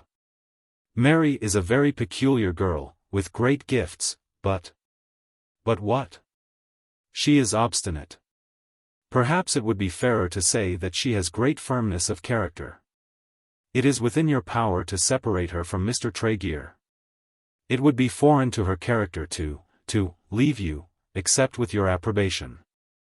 "You mean, she will not run away?" "She will do nothing without your permission. But she will remain unmarried unless she be allowed to marry Mr. Tregear." "What do you advise then?" "That you should yield. As regards money, you could give them what they want. Let him go into public life. You could manage that for him. He is conservative. What does that matter when the question is one of your daughter's happiness? Everybody tells me that he is clever and well conducted." He betrayed nothing by his face as this was said to him. But as he got into the carriage he was a miserable man. It is very well to tell a man that he should yield, but there is nothing so wretched to a man as yielding. Young people and women have to yield, but for such a man as this, to yield is in itself a misery. In this matter the Duke was quite certain of the propriety of his judgment. To yield would be not only to mortify himself, but to do wrong at the same time. He had convinced himself that the Popplecourt arrangement would come to nothing. Nor had he and Lady Cantrip combined been able to exercise over her the sort of power to which Lady Glencora had been subjected. If he persevered, and he still was sure, almost sure, that he would persevere, his object must be achieved after a different fashion. There must be infinite suffering both to him and to her. Could she have been made to consent to marry someone else, terrible as the rupture might have been, she would have reconciled herself at last to her new life. So it had been with his Glencora, after a time. Now the misery must go on from day to day beneath his eyes, with the knowledge on his part that he was crushing all joy out of her young life. And the conviction on her part that she was being treated with continued cruelty by her father. It was a terrible prospect. But if it was manifestly his duty to act after this fashion, must he not do his duty? If he were to find that by persevering in this course he would doom her to death, or perchance to madness, what then? If it were right, he must still do it. He must still do it, if the weakness incident to his human nature did not rob him of the necessary firmness. If every foolish girl were indulged, all restraint would be lost, and there would be an end to those rules as to birth and position by which he thought his world was kept straight. And then, mixed with all this, was his feeling of the young man's arrogance in looking for such a match. Here was a man without a shilling, whose manifest duty it was to go to work so that he might earn his bread, who instead of doing so, had hoped to raise himself to wealth and position by entrapping the heart of an unwary girl. There was something to the Duke's thinking base in this, and much more base because the unwary girl was his own daughter. That such a man as Tregear should make an attack upon him and select his rank, his wealth, and his child as the stepping stones by which he intended to rise. What could be so mean as that a man should seek to live by looking out for a wife with money? But what so impudent, so arrogant, so unblushingly disregardful of propriety, as that he should endeavor to select his victim from such a family as that of the Pallisers. And that he should lay his impious hand on the very daughter of the Duke of Omnium? But together with all this there came upon him moments of ineffable tenderness. He felt as though he longed to take her in his arms and tell her, that if she were unhappy, so would he be unhappy too, to make her understand that a hard necessity had made this sorrow common to them both. He thought that, if she would only allow it, he could speak of her love as a calamity which had befallen them, as from the hand of fate, and not as a fault. If he could make a partnership in misery with her, so that each might believe that each was acting for the best, then he could endure all that might come. But, as he was well aware, she regarded him as being simply cruel to her. She did not understand that he was performing an imperative duty. She had set her heart upon a certain object, and having taught herself that in that way happiness might be reached, had no conception that there should be something in the world, some idea of personal dignity, more valuable to her than the fruition of her own desires. And yet every word he spoke to her was affectionate. He knew that she was bruised, and if it might be possible he would pour oil into her wounds, even though she would not recognize the hand which relieved her. They slept one night in town, where they encountered Silverbridge soon after his retreat from the Bear Garden. "I cannot quite make up my mind, sir, about that fellow Tifto," he said to his father. "I hope you have made up your mind that he is no fit companion for yourself." "That's over. Everybody understands that, sir. Is anything more necessary? I don't like feeling that he has been ill-used. They have made him resign the club, and I fancy they won't have him at the hunt." "He has lost no money by you?" "Oh no. Then I think you may be indifferent. From all that I hear I think he must have won money, which will probably be a consolation to him." "I think they have been hard upon him," continued Silverbridge. "Of course he is not a good man, nor a gentleman, nor possessed of very high feelings. But a man is not to be sacrificed altogether for that. There are so many men who are not gentlemen, and so many gentlemen who are bad fellows." "I have no doubt Mr. Lupton knew what he was about," replied the Duke. On the next morning the Duke and Lady Mary went down to Matching, and as they sat together in the carriage after leaving the railway the father endeavoured to make himself pleasant to his daughter. "I suppose we shall stay at Matching now till Christmas," he said. "I hope so. Whom would you like to have here?" "I don't want anyone, Papa. You will be very sad without somebody. Would you like the Finns?" "If you please, Papa. I like her. He never talks anything but politics." "He is none the worse for that, Mary. I wonder whether Lady Mabel Grex would come." "Lady Mabel Grex? Do you not like her?" "Oh yes, I like her, but what made you think of her, Papa?" "Perhaps Silverbridge would come to us then." Lady Mary thought that she knew a great deal more about that than her father did. "Is he fond of Lady Mabel, Papa?" "Well, I don't know. There are secrets which should not be told.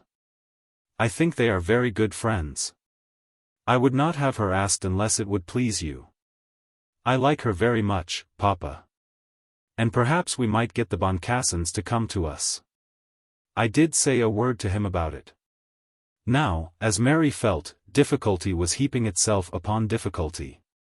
"I have seldom met a man in whose company I could take more pleasure than in that of Mr. Boncassen, and the young lady seems to be worthy of her father." Mary was silent, feeling the complication of the difficulties. "Do you not like her?" asked the Duke. "Very much indeed," said Mary. "Then let us fix a day and ask them. If you will come to me after dinner with an almanac we will arrange it. Of course you will invite that Miss Cassewary too?" The complication seemed to be very bad indeed. In the first place, was it not clear that she, Lady Mary, ought not to be a party to asking Miss Boncassen to meet her brother at Matching? Would it not be imperative on her part to tell her father the whole story? And yet how could she do that? It had been told her in confidence, and she remembered what her own feelings had been when Mrs. Finn had suggested the propriety of telling the story which had been told to her. And how would it be possible to ask Lady Mabel to come to Matching to meet Miss Boncassen in the presence of Silverbridge? If the party could be made up without Silverbridge, things might run smoothly. As she was thinking of this in her own room, thinking also how happy she could be if one other name might be added to the list of guests, the Duke had gone alone into his library. There a pile of letters reached him, among which he found one marked "Private," and addressed in a hand which he did not recognize. This he opened suddenly, with a conviction that it would contain a thorn, and, turning over the page, found the signature to it was Francis Tregear. The man's name was wormwood to him. He at once felt that he would wish to have his dinner, his fragment of a dinner, brought to him in that solitary room, and that he might remain secluded for the rest of the evening. But still he must read the letter, and he read it. My dear Lord Duke, if my mode of addressing your Grace be too familiar, I hope you will excuse it. It seems to me that if I were to use one more distant, I should myself be detracting something from my right to make the claim which I intend to put forward. You know what my feelings are in reference to your daughter. I do not pretend to suppose that they should have the least weight with you. But you know also what her feelings are for me. A man seems to be vain when he expresses his conviction of a woman's love for himself. But this matter is so important to her as well as to me that I am compelled to lay aside all pretense. If she do not love me as I love her, then the whole thing drops to the ground. Then it will be for me to take myself off from out of your notice, and from hers, and to keep to myself whatever heartbreaking I may have to undergo.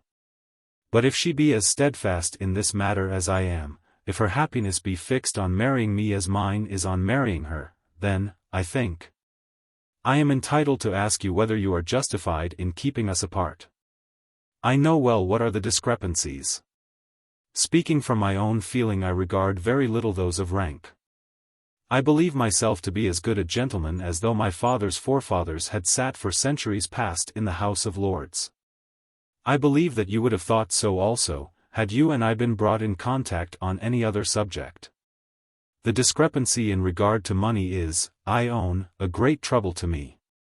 Having no wealth of my own, I wish that your daughter were so circumstanced that I could go out into the world and earn bread for her.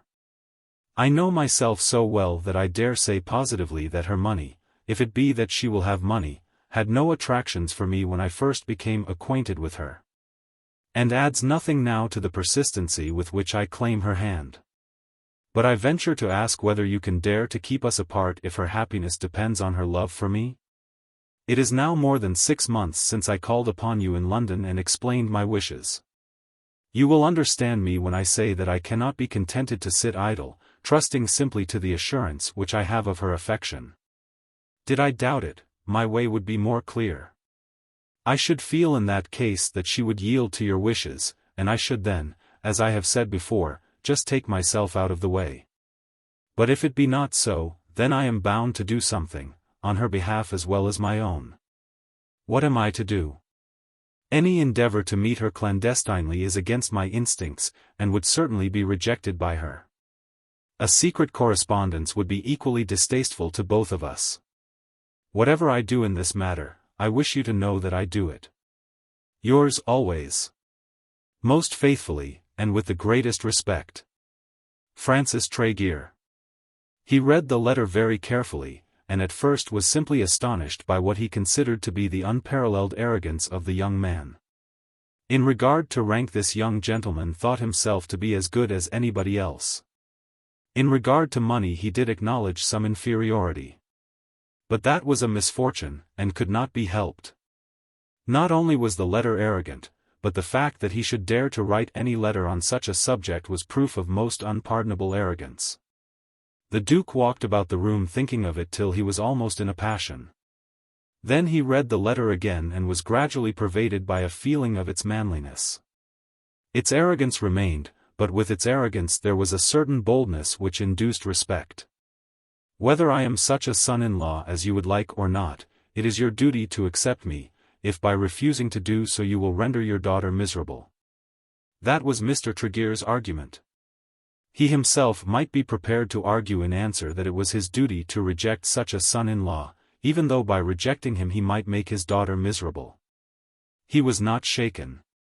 But with his condemnation of the young man there was mingled something of respect. He continued to digest the letter before the hour of dinner, and when the almanac was brought to him he fixed on certain days.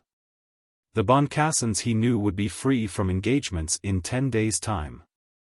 As to Lady Mabel, he seemed to think it almost certain that she would come.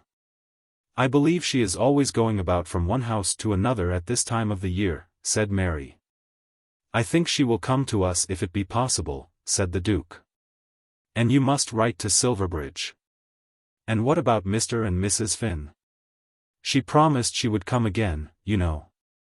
They are at their own place in Surrey. They will come unless they have friends with them. They have no shooting, and nothing brings people together now except shooting. I suppose there are things here to be shot. And be sure you write to Silverbridge." Chapter 51. The Duke's Guests. The Duke of Omnium presents his compliments to Mr. Francis Tregear, and begs to acknowledge the receipt of Mr. Tregear's letter of. The Duke has no other communication to make to Mr. Tregear, and must beg to decline any further correspondence. This was the reply which the Duke wrote to the applicant for his daughter's hand. And he wrote it at once. He had acknowledged to himself that Tregear had shown a certain manliness in his appeal, but not on that account was such a man to have all that he demanded. It seemed to the Duke that there was no alternative between such a note as that given above and a total surrender. But the post did not go out during the night, and the note lay hidden in the Duke's private drawer till the morning. There was still that locus poenitentia which should be accorded to all letters written in anger. During the day he thought over it all constantly, not in any spirit of yielding. Not descending a single step from that altitude of conviction which made him feel that it might be his duty absolutely to sacrifice his daughter, but asking himself whether it might not be well that he should explain the whole matter at length to the young man. He thought he could put the matter strongly. It was not by his own doing that he belonged to an aristocracy which, if all exclusiveness were banished from it, must cease to exist. But being what he was, having been born to such privileges and such limitations, was he not bound in duty to maintain a certain exclusiveness? He would appeal to the young man himself to say whether marriage ought to be free between all classes of the community. And if not between all, who was to maintain the limits but they to whom authority in such matters is given? So much in regard to rank. And then he would ask this young man whether he thought it fitting that a young man whose duty, according to all known principles, it must be to earn his bread, should avoid that manifest duty by taking a wife who could maintain him. As he roamed about his park alone he felt that he could write such a letter as would make an impression even upon a lover. But when he had come back to his study, other reflections came to his aid. Though he might write the most appropriate letter in the world, would there not certainly be a reply? As to conviction, had he ever known an instance of a man who had been convinced by an adversary? Of course there would be a reply, and replies. And to such a correspondence there would be no visible end. Words when once written remain, or may remain, in testimony forever. So at last when the moment came he sent off those 3 lines, with his uncourteous compliments and his demand that there should be no further correspondence. At dinner he endeavored to make up for this harshness by increased tenderness to his daughter, who was altogether ignorant of the correspondence. "Have you written your letters, dear?" She said she had written them. "I hope the people will come. If it will make you comfortable, Papa. It is for your sake I wish them to be here. I think that Lady Mabel and Miss Boncassen are just such girls as you would like. I do like them, only. Only what? Miss Boncassen is an American. Is that an objection? According to my ideas it is desirable to become acquainted with persons of various nations. I have heard, no doubt, many stories of the awkward manners displayed by American ladies. If you look for them you may probably find American women who are not polished. I do not think I shall calumniate my own country if I say the same of English women. It should be our object to select for our own acquaintances the best we can find of all countries. It seems to me that Miss Boncassen is a young lady with whom any other young lady might be glad to form an acquaintance." This was a little sermon which Mary was quite contented to endure in silence. She was, in truth, fond of the young American beauty, and had felt a pleasure in the intimacy which the girl had proposed to her. But she thought it inexpedient that Miss Boncassen, Lady Mabel, and Silverbridge should be at Matching together. Therefore she made a reply to her father's sermon which hardly seemed to go to the point at issue. "She is so beautiful," she said. "Very beautiful," said the Duke. "But what has that to do with it?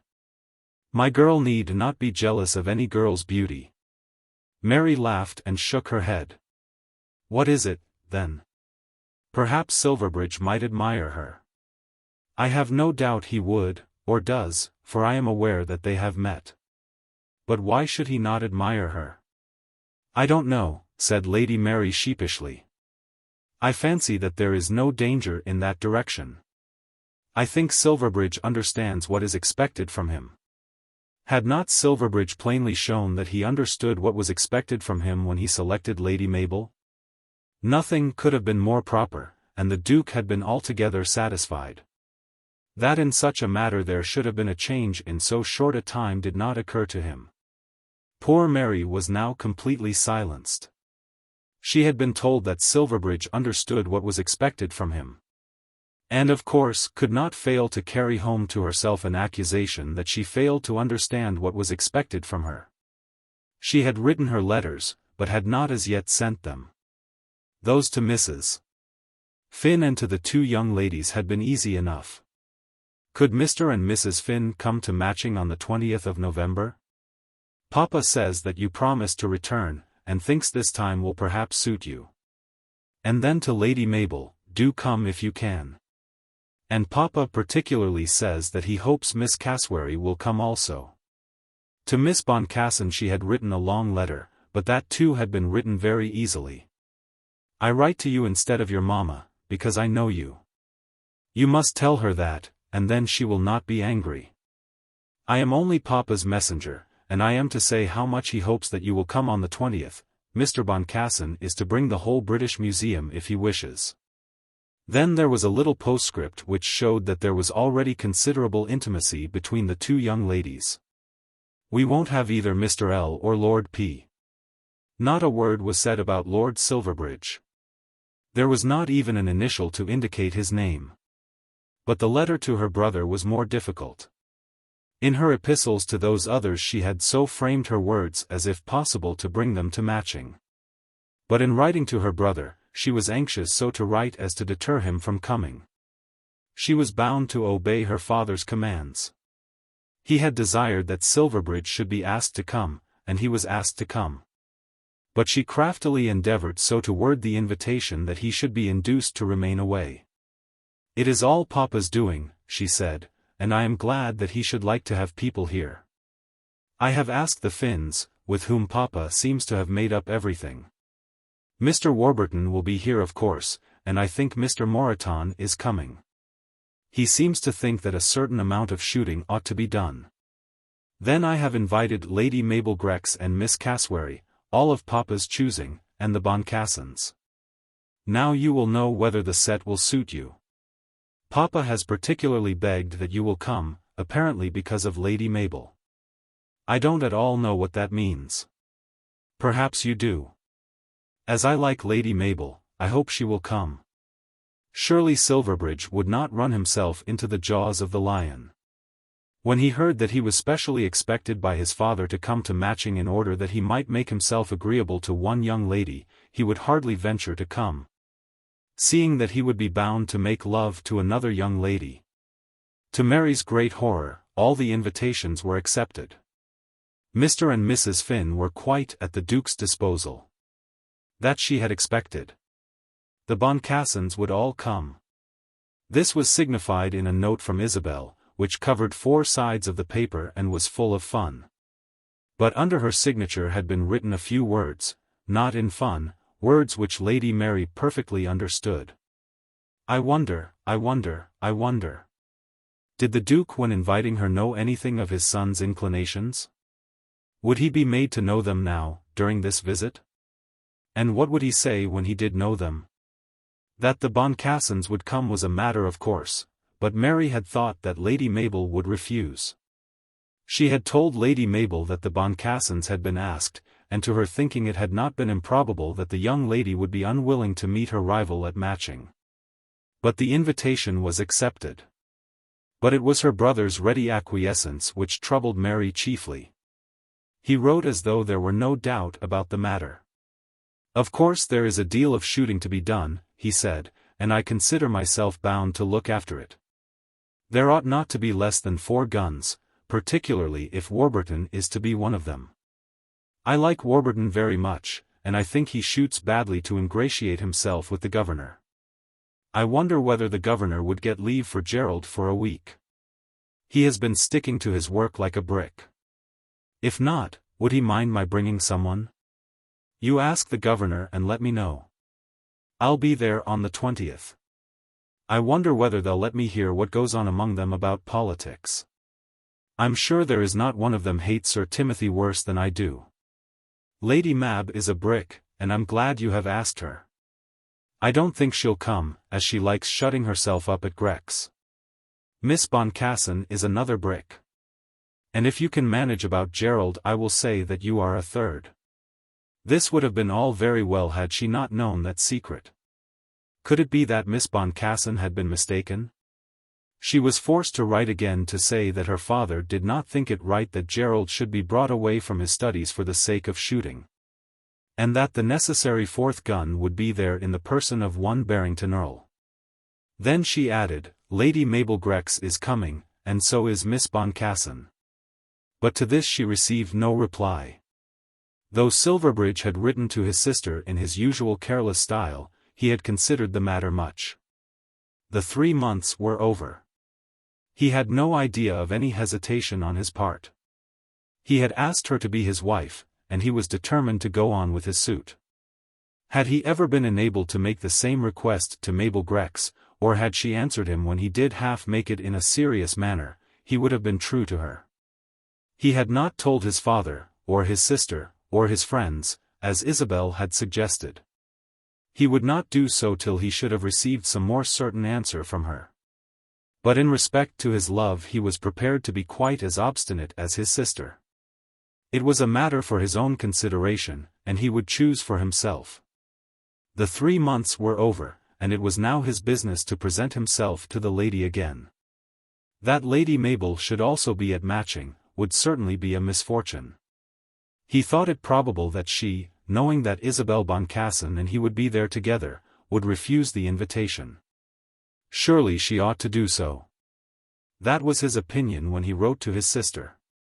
When he heard afterwards that she intended to be there, he could only suppose that she was prepared to accept the circumstances as they stood. Chapter 52. Miss Boncassen tells the truth. On the 20th of the month all the guests came rattling in at Matching one after another. The Boncassens were the first, but Lady Mabel with Miss Cassewary followed them quickly. Then came the Finns, and with them Barrington Erle. Lord Silverbridge was the last. He arrived by a train which reached the station at 7 p.m., and only entered the house as his father was taking Mrs. Boncassen into the dining-room. He dressed himself in 10 minutes, and joined the party as they had finished their fish. "I am awfully sorry," he said, rushing up to his father, "but I thought that I should just hit it." "There is no occasion for awe," said the Duke, "as a sufficiency of dinner is left. But how you should have hit it, as you say, seeing that the train is not due at Bridstock till 7:05, I do not know." "I've done it often, sir," said Silverbridge, taking the seat left vacant for him next to Lady Mabel. "We've had a political caucus of the party, all the members who could be got together in London, at Sir Timothy's, and I was bound to attend."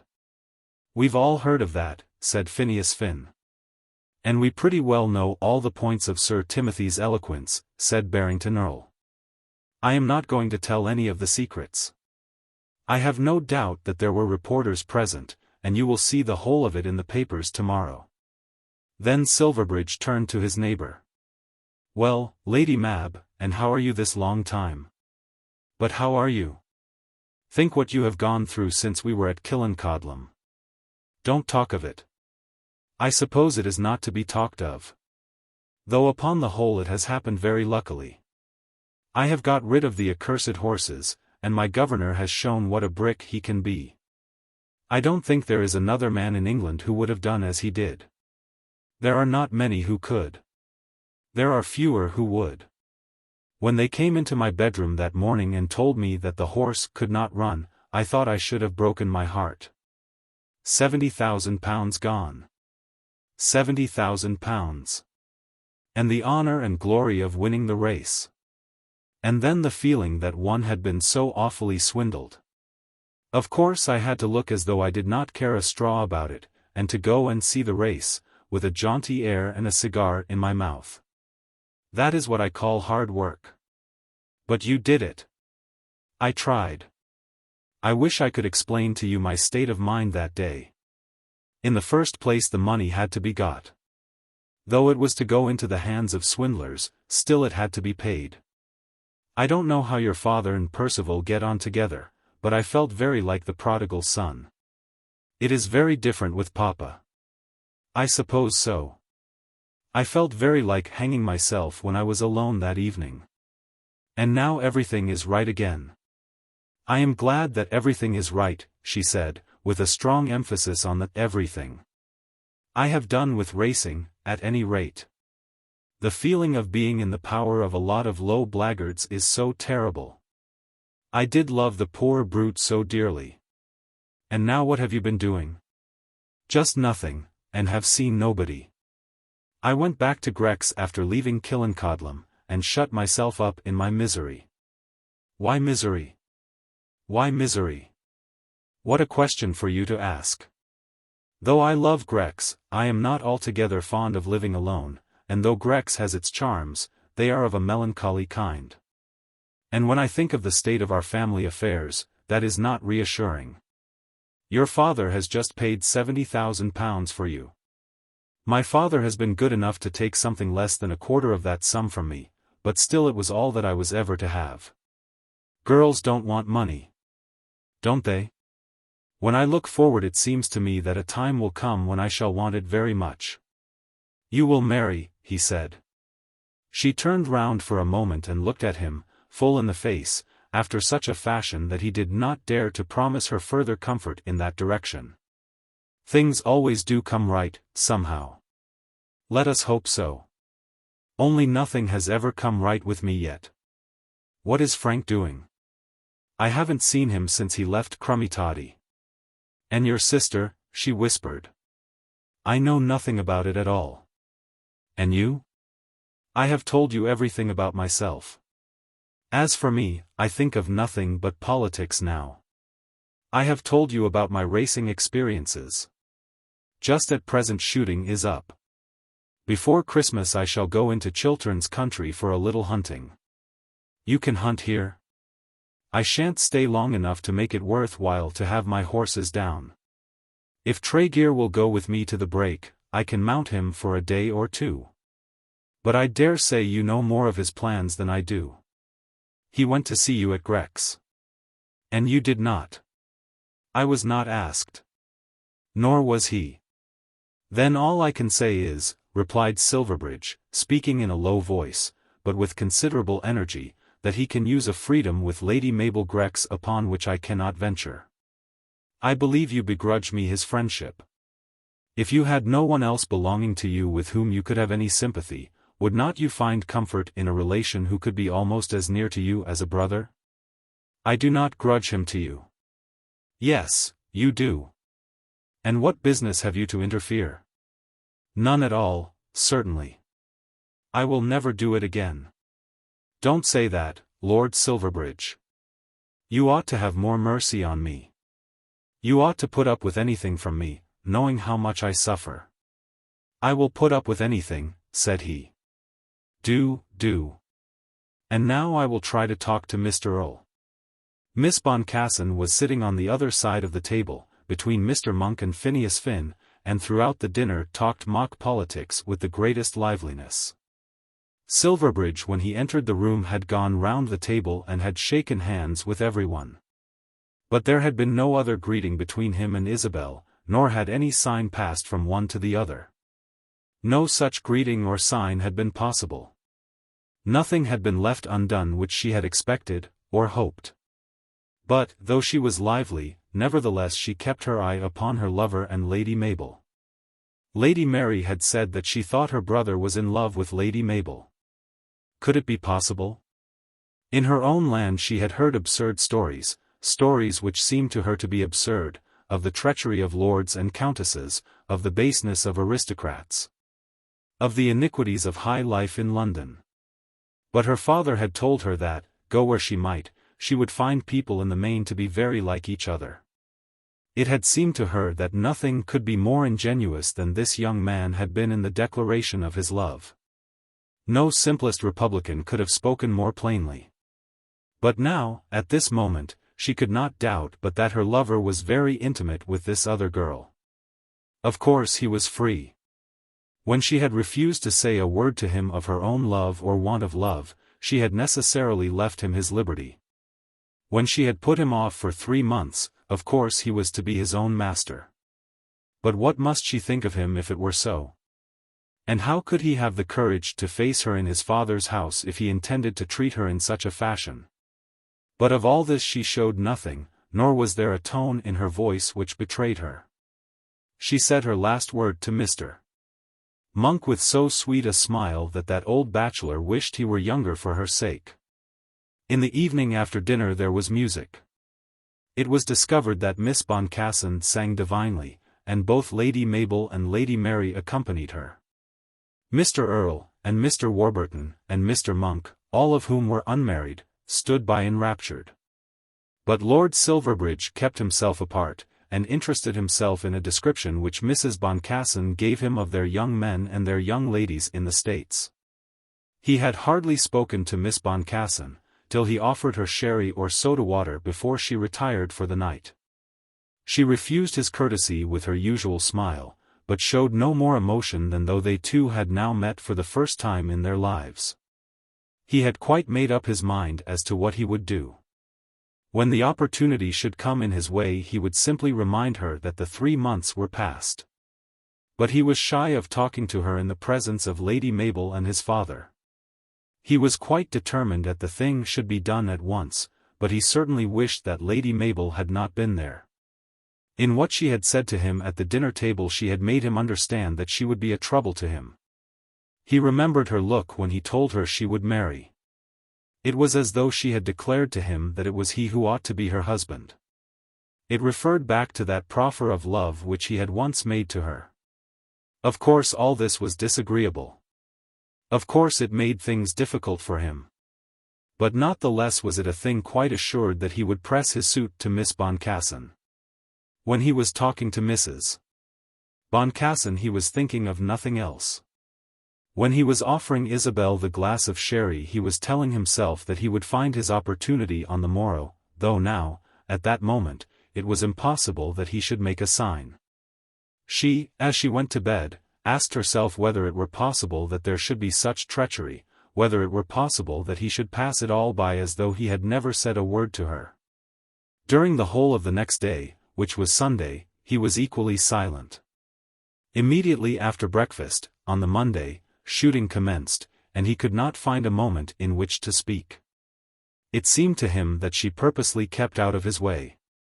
With Mabel he did find himself for a few minutes alone, and was then interrupted by his sister and Isabel. "I hope you have killed a lot of things," said Miss Boncassen. "Pretty well, among us all. What an odd amusement it seems, going out to commit wholesale slaughter.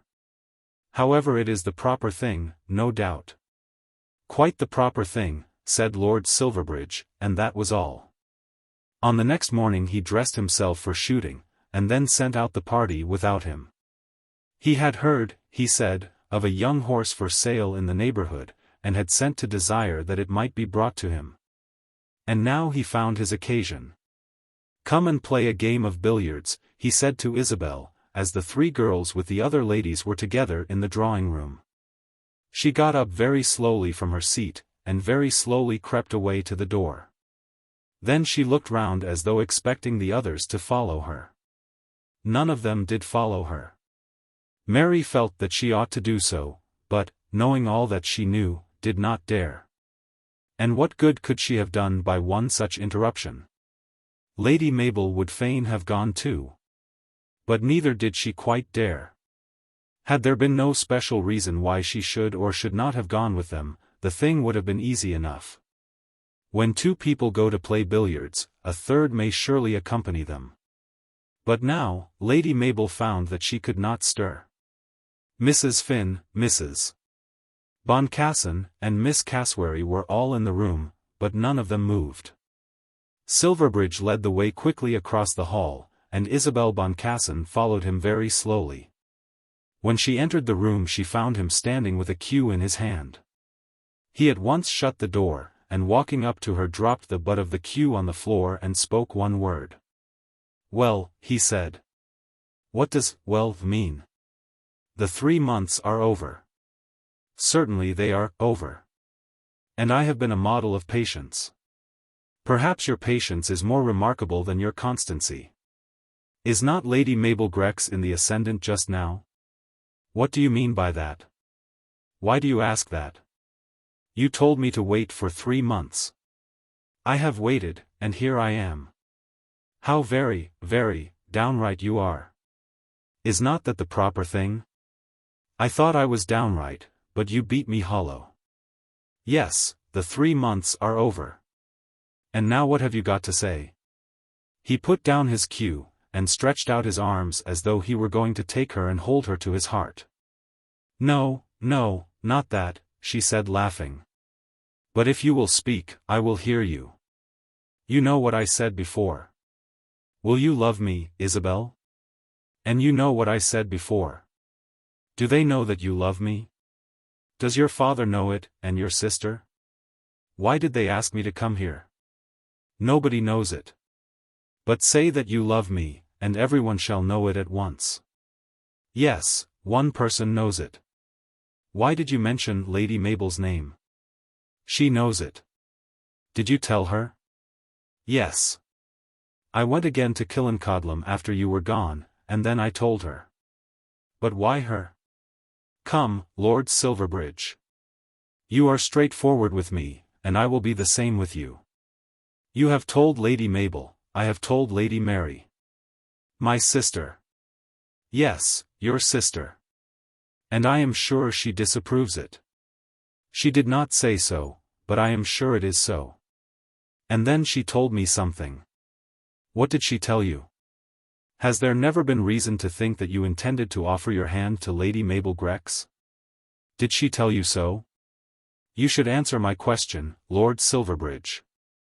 It is surely one which I have a right to ask." Then she stood waiting for his reply, keeping herself at some little distance from him as though she were afraid that he would fly upon her. And indeed there seemed to be cause for such fear from the frequent gestures of his hands.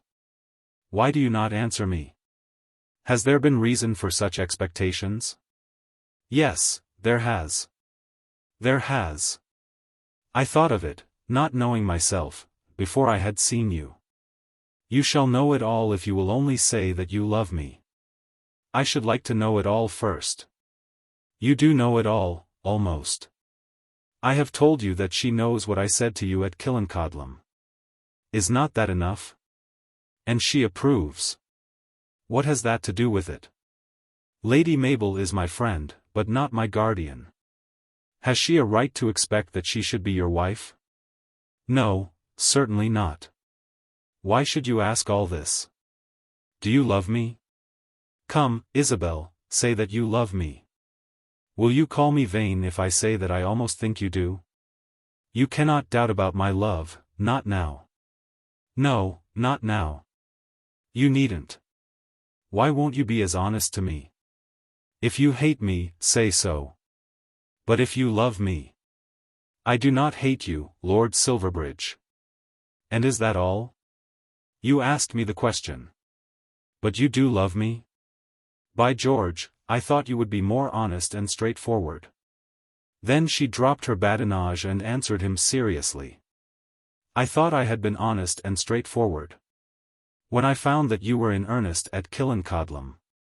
Why did you ever doubt me? When I felt that you were in earnest, then I had to be in earnest too. And I thought so much about it that I lay awake nearly all that night. Shall I tell you what I thought? Tell me something that I should like to hear. I will tell you the truth. Is it possible, I said to myself, that such a man as that can want me to be his wife, he an Englishman, of the highest rank and the greatest wealth, and one that any girl in the world would love? Pshaw, he exclaimed. That is what I said to myself. Then she paused, and looking into her face he saw that there was a glimmer of a tear in each eye. One that any girl must love when asked for her love, because he is so sweet, so good, and so pleasant. I know that you are chaffing. Then I went on asking myself questions.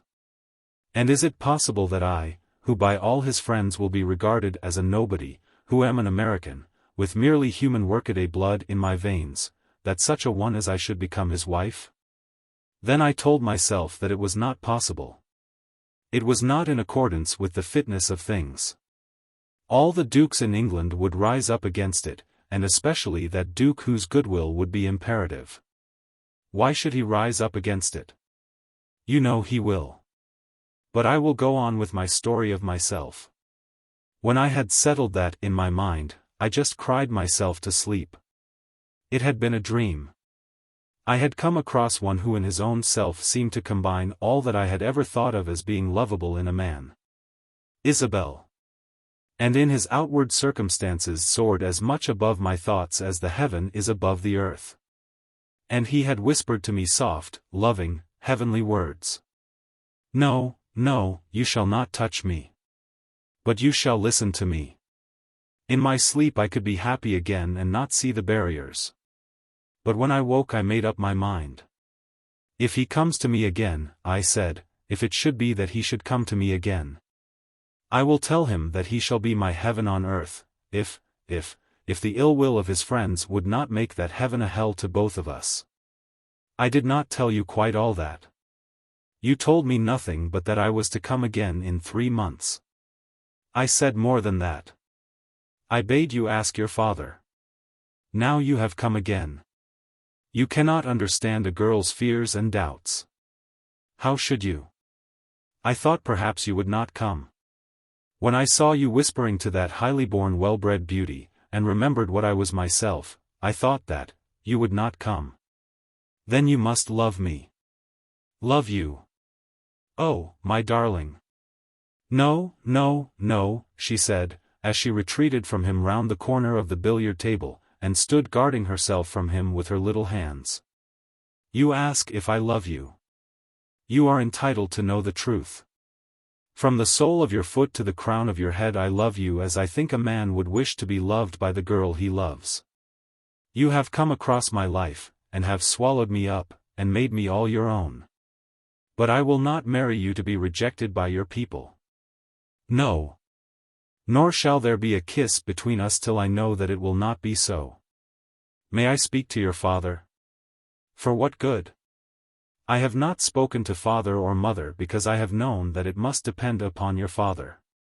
Lord Silverbridge, if he will tell me that I shall be his daughter, I will become your wife, oh, with such perfect joy, with such perfect truth. If it can never be so, then let us be torn apart, with whatever struggle, still at once. In that case I will get myself back to my own country as best I may, and will pray to God that all this may be forgotten. Then she made her way round to the door, leaving him fixed to the spot in which she had been standing. But as she went she made a little prayer to him. Do not delay my fate. It is all in all to me. And so he was left alone in the billiard room. Chapter 53. Then I am as proud as a queen. During the next day or two the shooting went on without much interruption from lovemaking. The lovemaking was not prosperous all round. Poor Lady Mary had nothing to comfort her. Could she have been allowed to see the letter which her lover had written to her father, the comfort would have been, if not ample, still very great. Mary told herself again and again that she was quite sure of Tregear, but it was hard upon her that she could not be made certain that her certainty was well grounded. Had she known that Tregear had written, though she had not seen a word of his letter, it would have comforted her. But she had heard nothing of the letter. In June last she had seen him, by chance, for a few minutes, in Lady Mabel's drawing-room. Since that she had not heard from him or of him. That was now more than 5 months since. How could her love serve her, how could her very life serve her, if things were to go on like that? How was she to bear it? Thinking of this she almost resolved, that she would go boldly to her father and desire that she might be given up to her lover.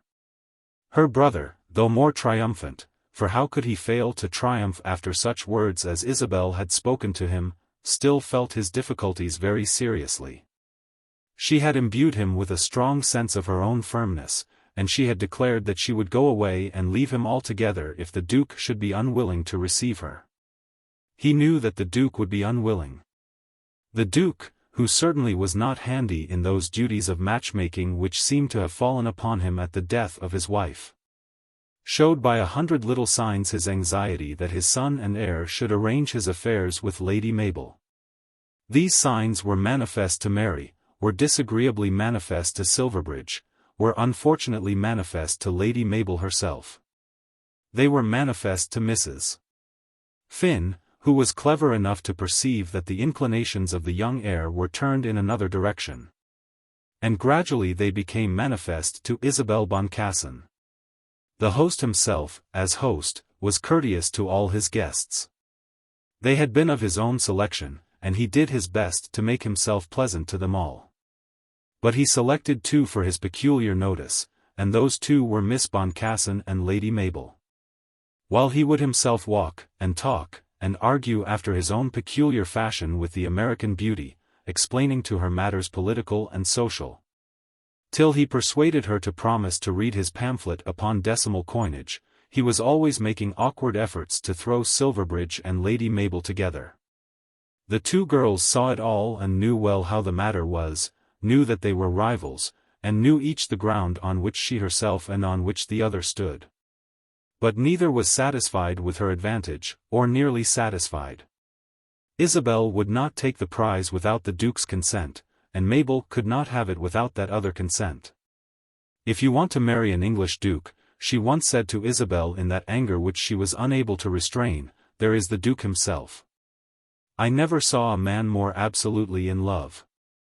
"But I do not want to marry an English Duke," said Isabel, "and I pity any girl who has any idea of marriage except that which comes from a wish to give back love for love." Through it all the father never suspected the real state of his son's mind. He was too simple to think it possible that the purpose which Silverbridge had declared to him as they walked together from the Bear Garden had already been thrown to the winds. He did not like to ask why the thing was not settled. Young men, he thought, were sometimes shy, and young ladies not always ready to give immediate encouragement. But, when he saw them together, he concluded that matters were going in the right direction. It was, however, an opinion which he had all to himself. During the 3 or 4 days which followed the scene in the billiard-room Isabel kept herself out of her lover's way.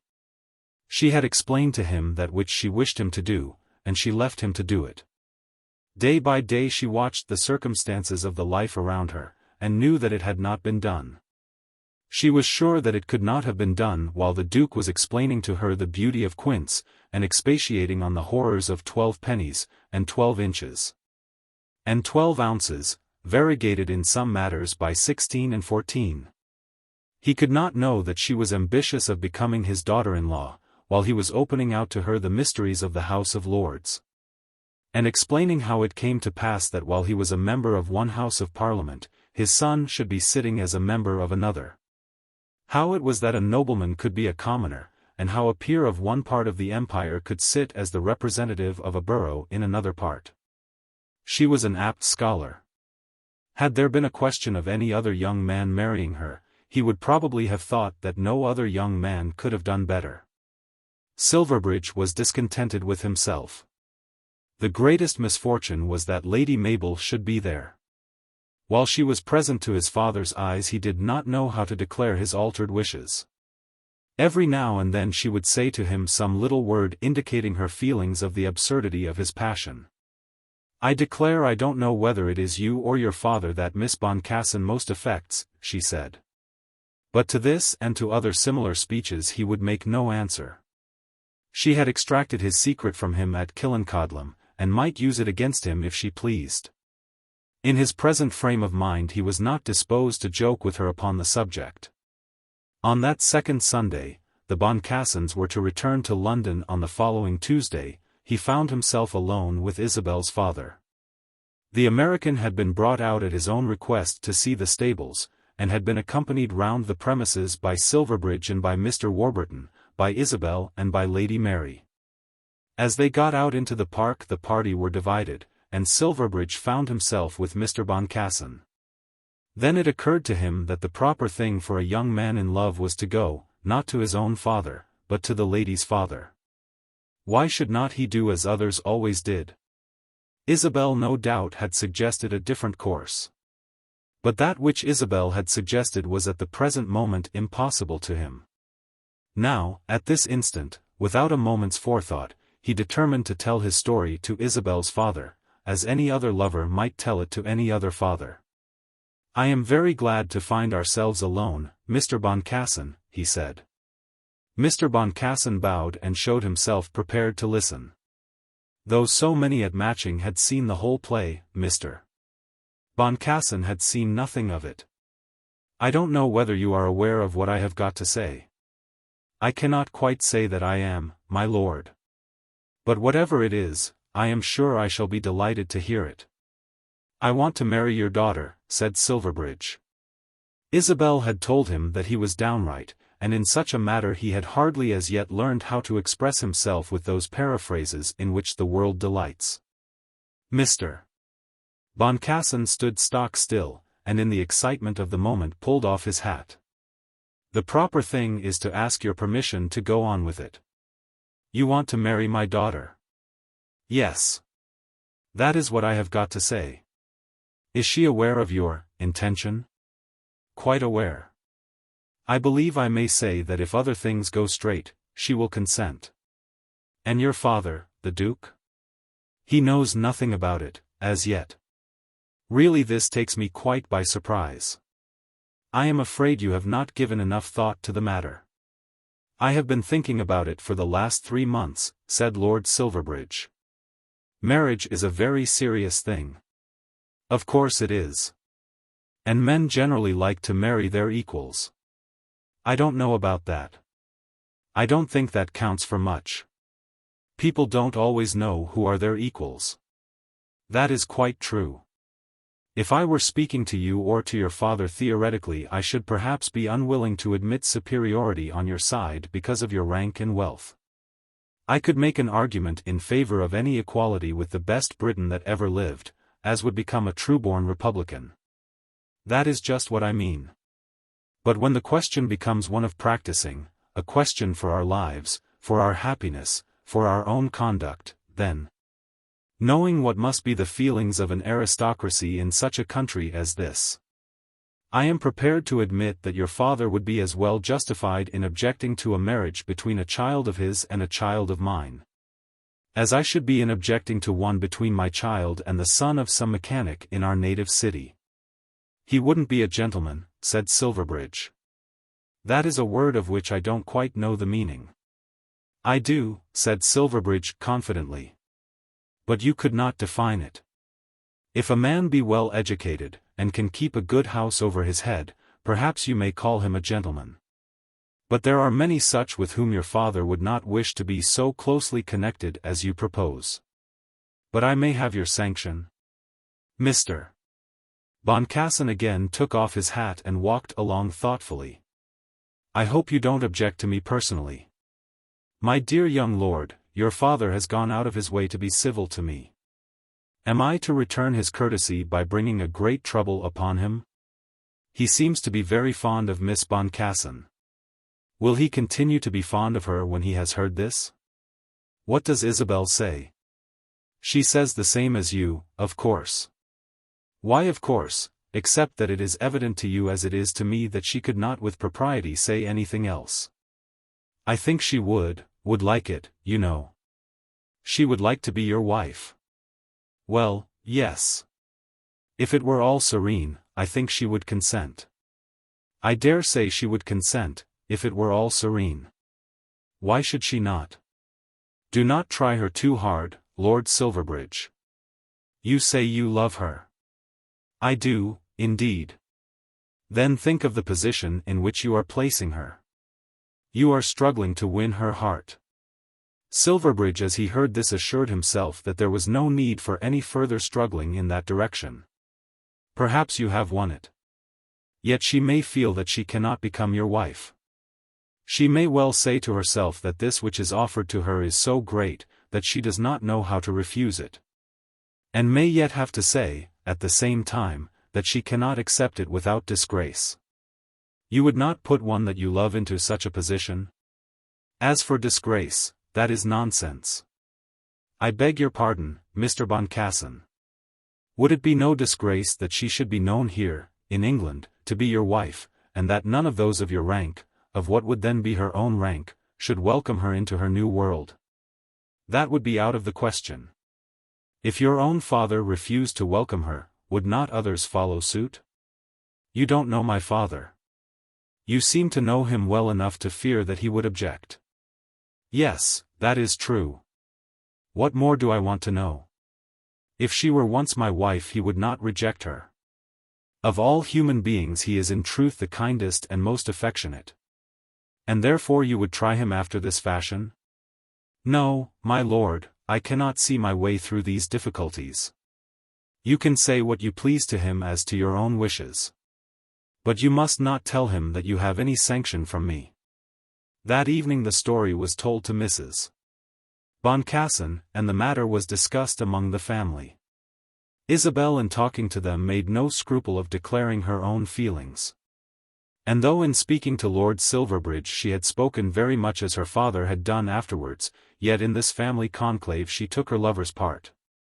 That is all very well, father, she said, I told him the same thing myself. But if he is man enough to be firm I shall not throw him over, not for all the dukes in Europe. I shall not stay here to be pointed at. I will go back home. If he follows me then I shall choose to forget all about his rank. If he loves me well enough to show that he is in earnest, I shall not disappoint him for the sake of pleasing his father. To this neither Mr. nor Mrs. Boncassen was able to make any efficient answer. Mrs. Boncassen, dear good woman, could see no reason why two young people who loved each other should not be married at once. Dukes and duchesses were nothing to her. If they couldn't be happy in England, then let them come and live in New York. She didn't understand that anybody could be too good for her daughter. Was there not an idea that Mr. Boncassen would be the next president? And was not the President of the United States as good as the Queen of England? Lord Silverbridge, when he left Mr. Boncassen, wandered about the park by himself. King Cophetua married the beggar's daughter. He was sure of that. King Cophetua probably had not a father. And the beggar, probably, was not high-minded. But the discrepancy in that case was much greater. He intended to persevere, trusting much to a belief that when once he was married his father would come round. His father always did come round. But the more he thought of it, the more impossible it seemed to him that he should ask his father's consent at the present moment. Lady Mabel's presence in the house was an insuperable obstacle. He thought that he could do it if he and his father were alone together, or comparatively alone. He must be prepared for an opposition, at any rate of some days, which opposition would make his father quite unable to entertain his guests while it lasted. But as he could not declare his wishes to his father, and was thus disobeying Isabel's behests, he must explain the difficulty to her. He felt already that she would despise him for his cowardice, that she would not perceive the difficulties in his way, or understand that he might injure his cause by precipitation. Then he considered whether he might not possibly make some bargain with his father. How would it be if he should consent to go back to the Liberal party on being allowed to marry the girl he loved? As far as his political feelings were concerned he did not think that he would much object to make the change. There was only one thing certain, that he must explain his condition to Miss Boncassen before she went. He found no difficulty now in getting the opportunity. She was equally anxious, and as well disposed to acknowledge her anxiety. After what had passed between them, she was not desirous of pretending that the matter was one of small moment to herself. She had told him that it was all the world to her, and had begged him to let her know her fate as quickly as possible. On that last Monday morning they were in the grounds together, and Lady Mabel, who was walking with Mrs. Finn, saw them pass through a little gate which led from the gardens into the priory ruins. "It all means nothing," Mabel said with a little laugh to her companion. "If so, I am sorry for the young lady," said Mrs. Finn. "Don't you think that one always has to be sorry for the young ladies? Young ladies generally have a bad time of it. Did you ever hear of a gentleman who had always to roll a stone to the top of a hill, but it would always come back upon him?" "That gentleman I believe never succeeded," said Mrs. Finn. "The young ladies I suppose do sometimes." In the meantime Isabel and Silverbridge were among the ruins together. "This is where the old Pallisers used to be buried," he said. "Oh, indeed. And married, I suppose." "I dare say. They had a priest of their own, no doubt, which must have been convenient. This block of a fellow without any legs left is supposed to represent Sir Guy. He ran away with half a dozen heiresses, they say. I wish things were as easily done now. Nobody should have run away with me. I have no idea of going on such a journey except on terms of equality, just step and step alike." Then she took hold of his arm and put out one foot.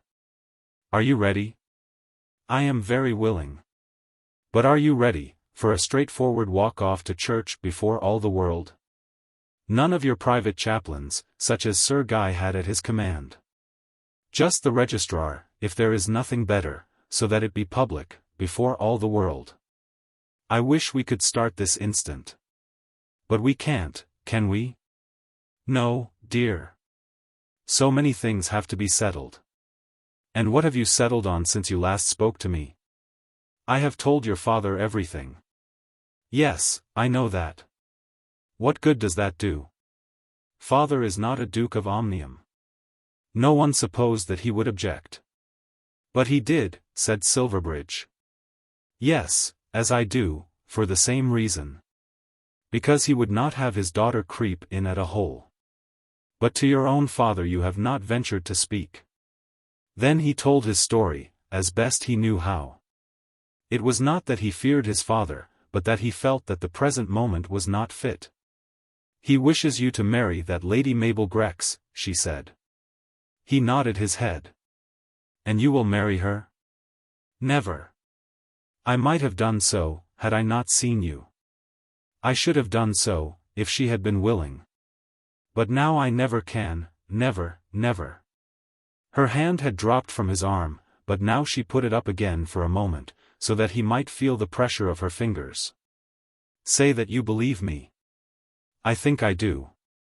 "You know I love you." "I think you do." "I am sure I hope you do." "If you don't, then I am a miserable wretch."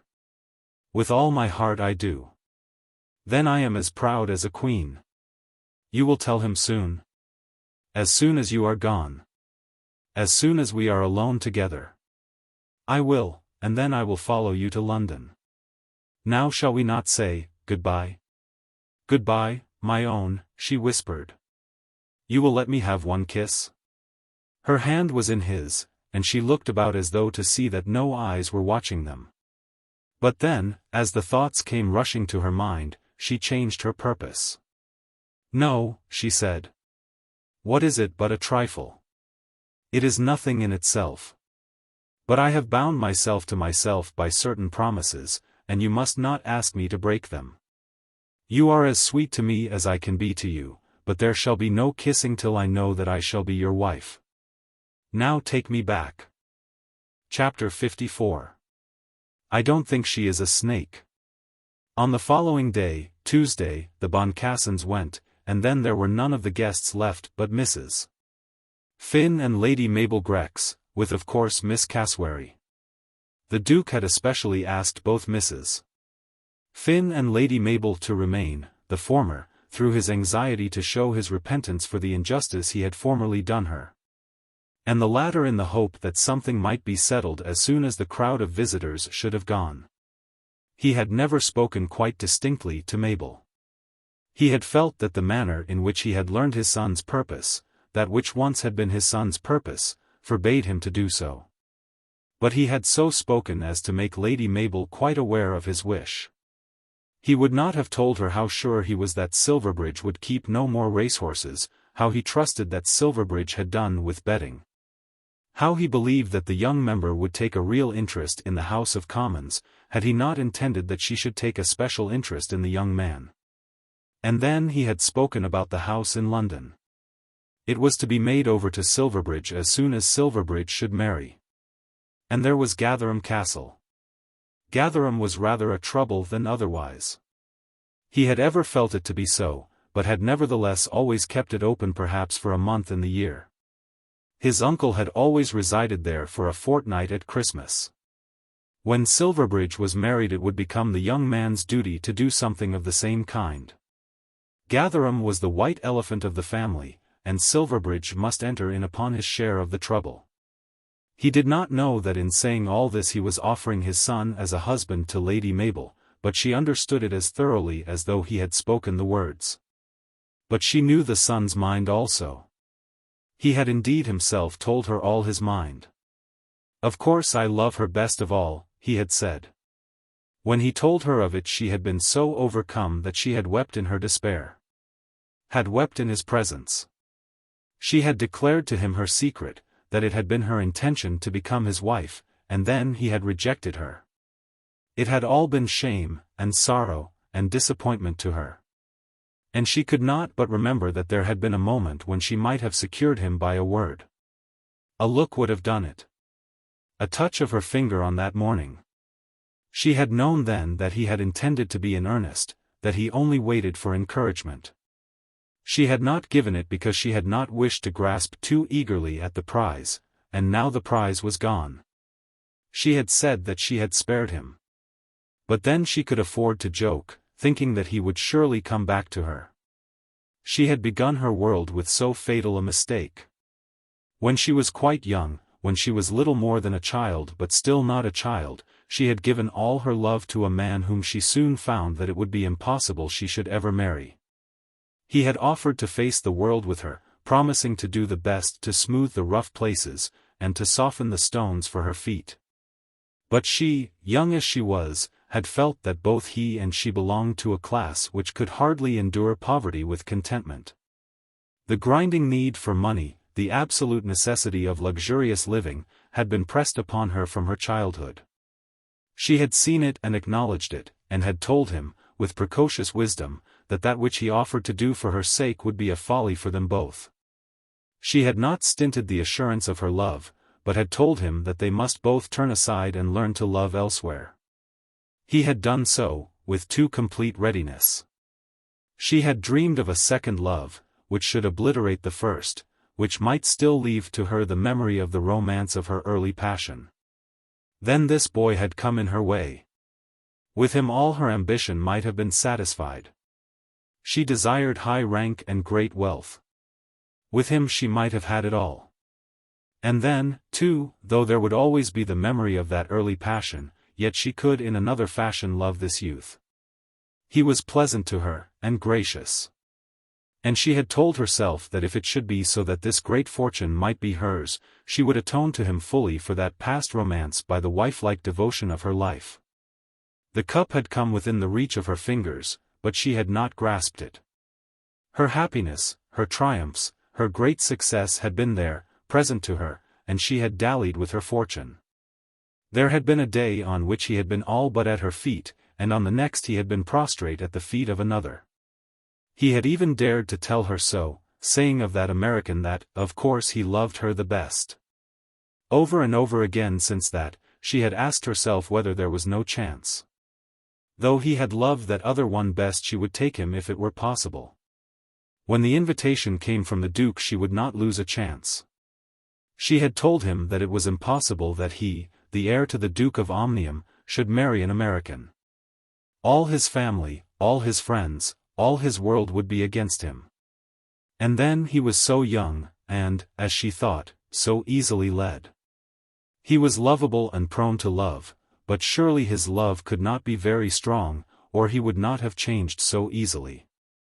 She did not hesitate to own to herself that this American was very lovely. She too, herself, was beautiful. She too had a reputation for grace, loveliness, and feminine high-bred charm. She knew all that, but she knew also that her attractions were not so bright as those of her rival. She could not smile or laugh and throw sparks of brilliance around her as did the American girl. Miss Boncassen could be graceful as a nymph in doing the awkwardest thing. When she had pretended to walk stiffly along, to some imaginary marriage ceremony, with her foot stuck out before her, with her chin in the air, and one arm akimbo, Silverbridge had been all afire with admiration. Lady Mabel understood it all. The American girl must be taken away, from out of the reach of the young man's senses, and then the struggle must be made. Lady Mabel had not been long at Matching before she learned that she had much in her favour. She perceived that the Duke himself had no suspicion of what was going on, and that he was strongly disposed in her favour. She unravelled it all in her own mind. There must have been some agreement, between the father and the son, when the son had all but made his offer to her. More than once she was half-minded to speak openly to the Duke, to tell him all that Silverbridge had said to her and all that he had not said. And to ask the father's help in scheming against that rival. But she could not find the words with which to begin. And then, might he not despise her, and, despising her, reject her, were she to declare her desire to marry a man who had given his heart to another woman? And so, when the Duke asked her to remain after the departure of the other guests, she decided that it would be best to bide her time. The Duke, as she assented, kissed her hand, and she knew that this sign of grace was given to his intended daughter-in-law. In all this she half confided her thoughts and her prospects to her old friend, Miss Cassewary. "That girl has gone at last," she said to Miss Cass. "I fear she has left her spells behind her, my dear." "Of course she has. The venom out of the snake's tooth will poison all the blood, but still the poor bitten wretch does not always die. I don't think she is a snake. Don't be moral, Cass. She is a snake in my sense. She has got her weapons, and of course it is natural enough that she should use them. If I want to be Duchess of Omnium, why shouldn't she? I hate to hear you talk of yourself in that way. Because you have enough of the old school about you to like conventional falsehood. This young man did in fact ask me to be his wife. Of course I meant to accept him, but I didn't. Then comes this convict's granddaughter. Not a convict's. You know what I mean. Had he been a convict it would have been all the same. I take upon myself to say that. Had the world been informed that an alliance had been arranged between the eldest son of the Duke of Omnium and the daughter of Earl Grex, the world would have been satisfied. Every unmarried daughter of every peer in England would have envied me, but it would have been comme il faut. Certainly, my dear. But what would be the feeling as to the convict's granddaughter? You don't suppose that I would approve it, but it seems to me that in these days young men do just what they please. He shall do what he pleases, but he must be made to be pleased with me. So much she said to Miss Cassewary, but she did not divulge any plan. The Boncassens had just gone off to the station, and Silverbridge was out shooting. If anything could be done here at Matching, it must be done quickly, as Silverbridge would soon take his departure. She did not know it, but, in truth, he was remaining in order that he might, as he said, have all this out with the governor. She tried to realize for herself some plan, but when the evening came nothing was fixed. For a quarter of an hour, just as the sun was setting, the Duke joined her in the gardens, and spoke to her more plainly than he had ever spoken before. "Has Silverbridge come home?" he asked. "I have not seen him. I hope you and Mary get on well together." "I think so, Duke. I am sure we should if we saw more of each other." "I sincerely hope you may." There is nothing I wish for Mary so much as that she should have a sister. And there is no one whom I would be so glad to hear her call by that name as yourself. How could he have spoken plainer? The ladies were all together in the drawing-room when Silverbridge came bursting in rather late. "Where's the governor?" he asked, turning to his sister. "Dressing, should think. But what is the matter?" "I want to see him. I must be off to Cornwall tomorrow morning." "To Cornwall," said Miss Cassewary. "Why to Cornwall?" asked Lady Mabel. But Mary, connecting Cornwall with Frank Tregear, held her peace. "I can't explain it all now, but I must start very early tomorrow." Then he went off to his father's study, and finding the Duke still there explained the cause of his intended journey. The member for Polpenno had died, and Frank Tregear had been invited to stand for the borough. He had written to his friend to ask him to come and assist in the struggle. "Years ago there used to be always a Tregear in for Polpenno," said Silverbridge. "But he is a younger son." "I don't know anything about it," said Silverbridge, "but as he has asked me to go I think I ought to do it." The Duke, who was by no means the man to make light of the political obligations of friendship, raised no objection.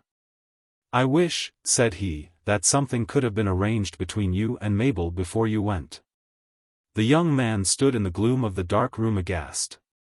This was certainly not the moment for explaining everything to his father. "I have set my heart very much upon it, and you ought to be gratified by knowing that I quite approve your choice." All that had been years ago, in last June, before Mrs. Montacute Jones's garden party, before that day in the rain at Maidenhead, before the brightness of Killancodlem, before the glories of Miss Boncassen had been revealed to him. "There is no time for that kind of thing now," he said weakly. "I thought that when you were here together. I must dress now, sir, but I will tell you all about it when I get back from Cornwall. I will come back direct to Matching, and will explain everything." So he escaped. It was clear to Lady Mabel that there was no opportunity now for any scheme. Whatever might be possible must be postponed till after this Cornish business had been completed. Perhaps it might be better so.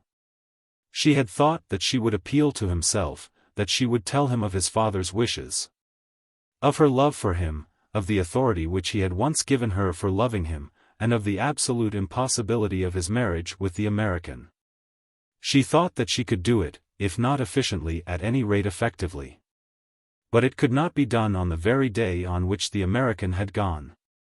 It came out in the course of the evening that he was going to assist Frank Tregear in his canvass. The matter was not spoken of openly, as Tregear's name could hardly be mentioned. But everybody knew it, and it gave occasion to Mabel for a few words apart with Silverbridge. "I am so glad you are going to him," she said in a little whisper. "Of course I go when he wishes me. I don't know that I can do him any good. The greatest good in the world. Your name will go so far. It will be everything to him to be in Parliament." "And when are we to meet again?" she said. "I shall turn up somewhere," he replied as he gave her his hand to wish her goodbye. On the following morning the Duke proposed to Lady Mabel that she should stay at Matching for yet another fortnight, or even for a month if it might be possible. Lady Mabel, whose father was still abroad, was not sorry to accept the invitation. Chapter 55. Polpenno. Polwenning, the seat of Mr. Tregear, Frank's father, was close to the borough of Polpenno, so close that the gates of the grounds opened into the town. As Silverbridge had told his father, many of the Tregear family had sat for the borough. Then there had come changes, and strangers had made themselves welcome by their money. When the vacancy now occurred, a deputation waited upon Squire Tregear and asked him to stand.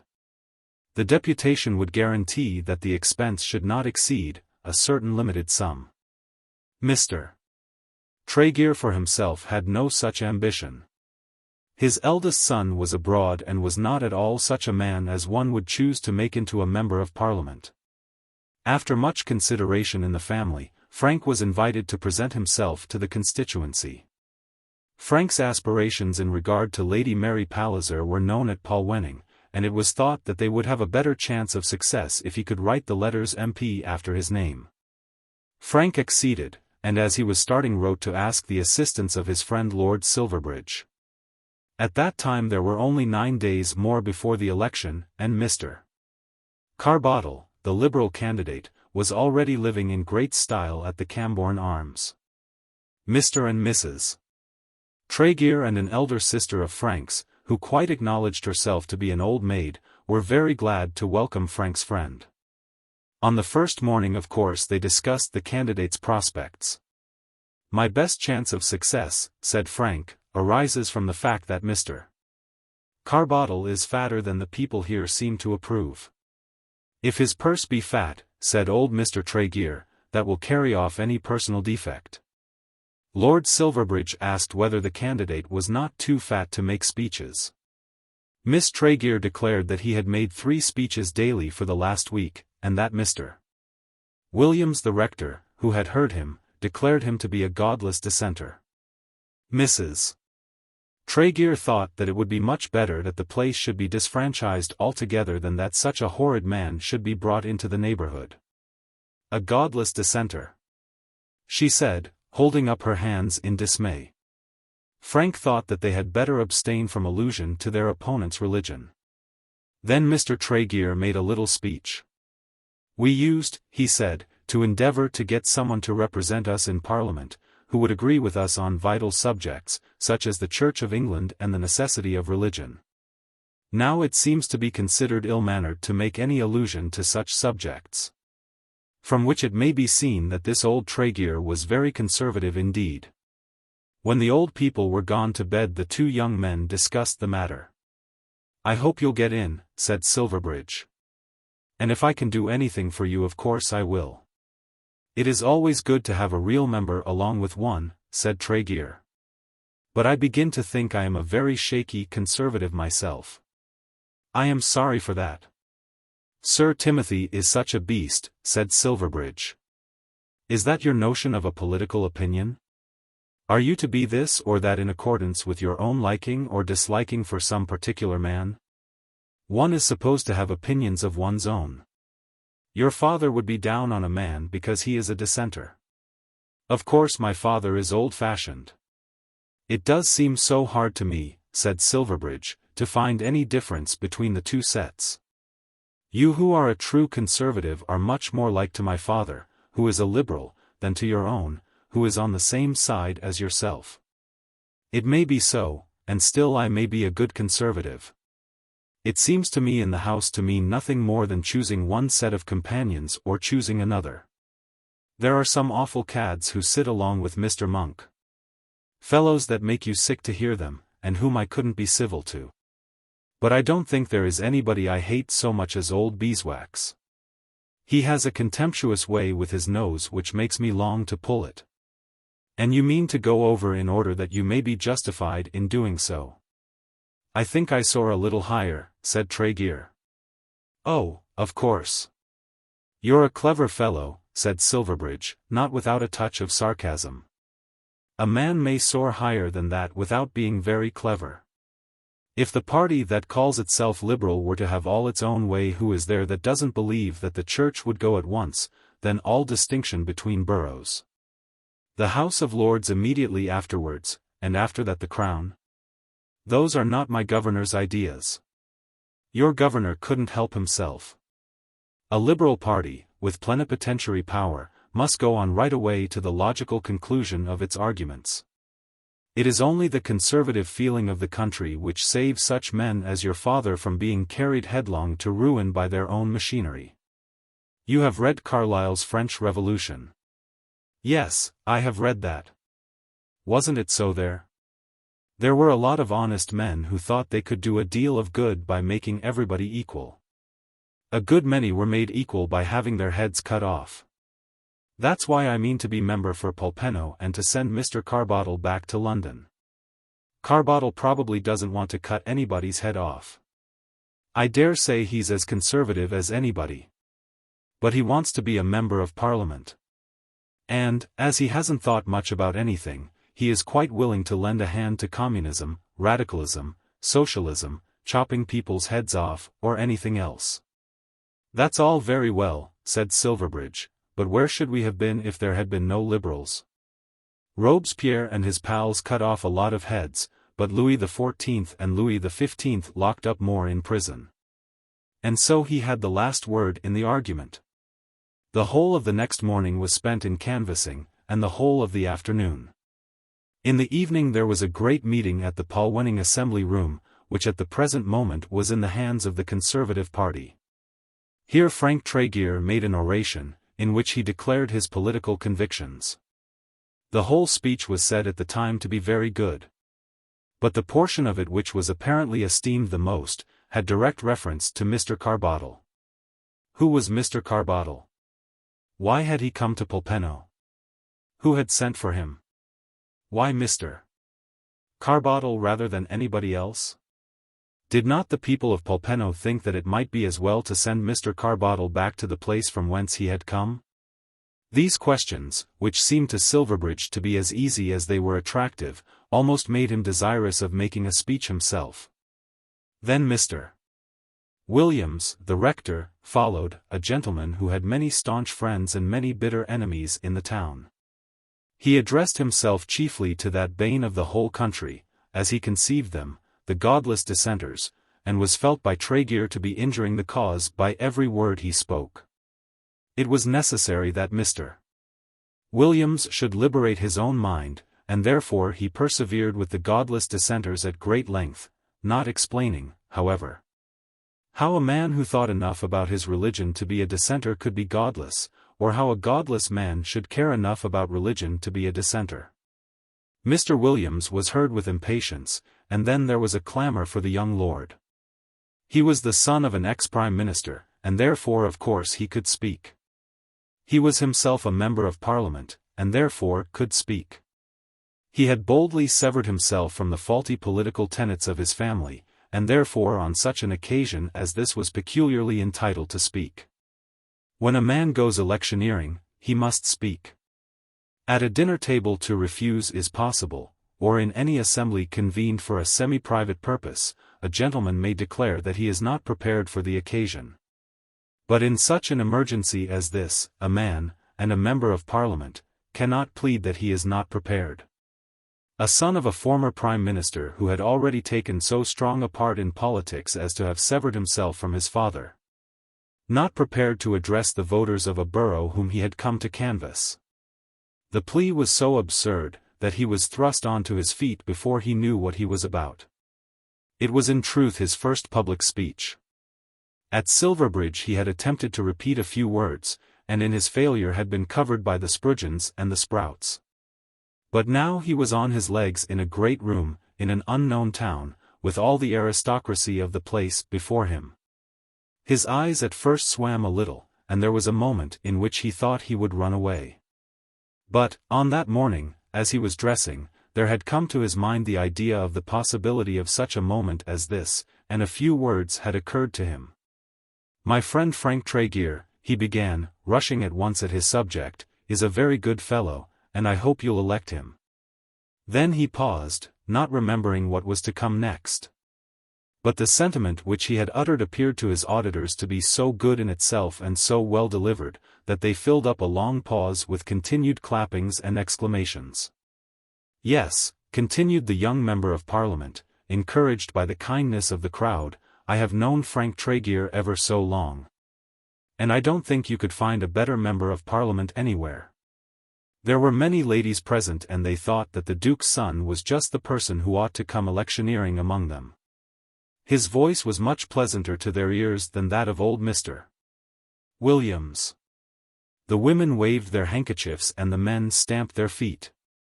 Here was an orator come among them. "You all know all about it just as well as I do," continued the orator, "and I am sure you feel that he ought to be member for Polpenno. There could be no doubt about that as far as the opinion of the audience went. There can't be a better fellow than Frank Tregear, and I ask you all to give 3 cheers for the new member." 10 times 3 cheers were given. And the Carbot lights outside the door who had come to report what was going on at the Tregear meeting were quite of opinion that this eldest son of the former Prime Minister was a tower of strength.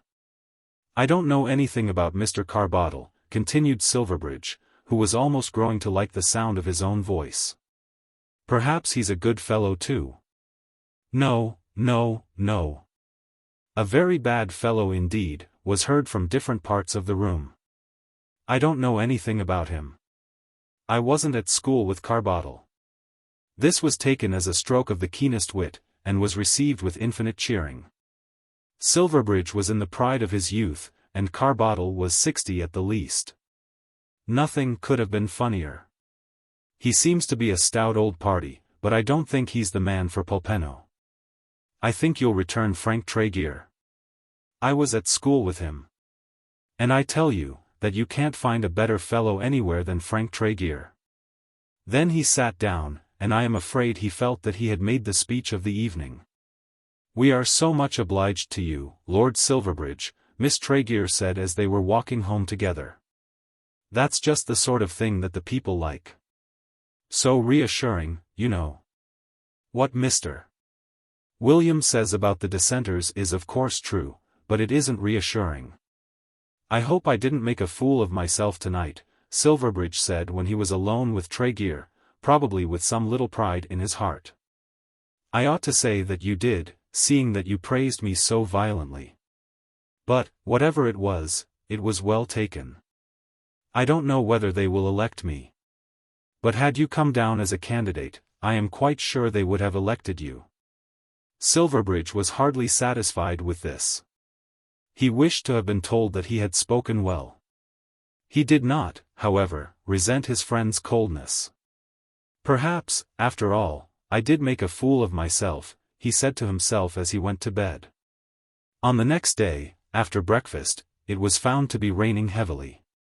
Canvassing was of course the business of the hour, and canvassing is a business which cannot be done indoors.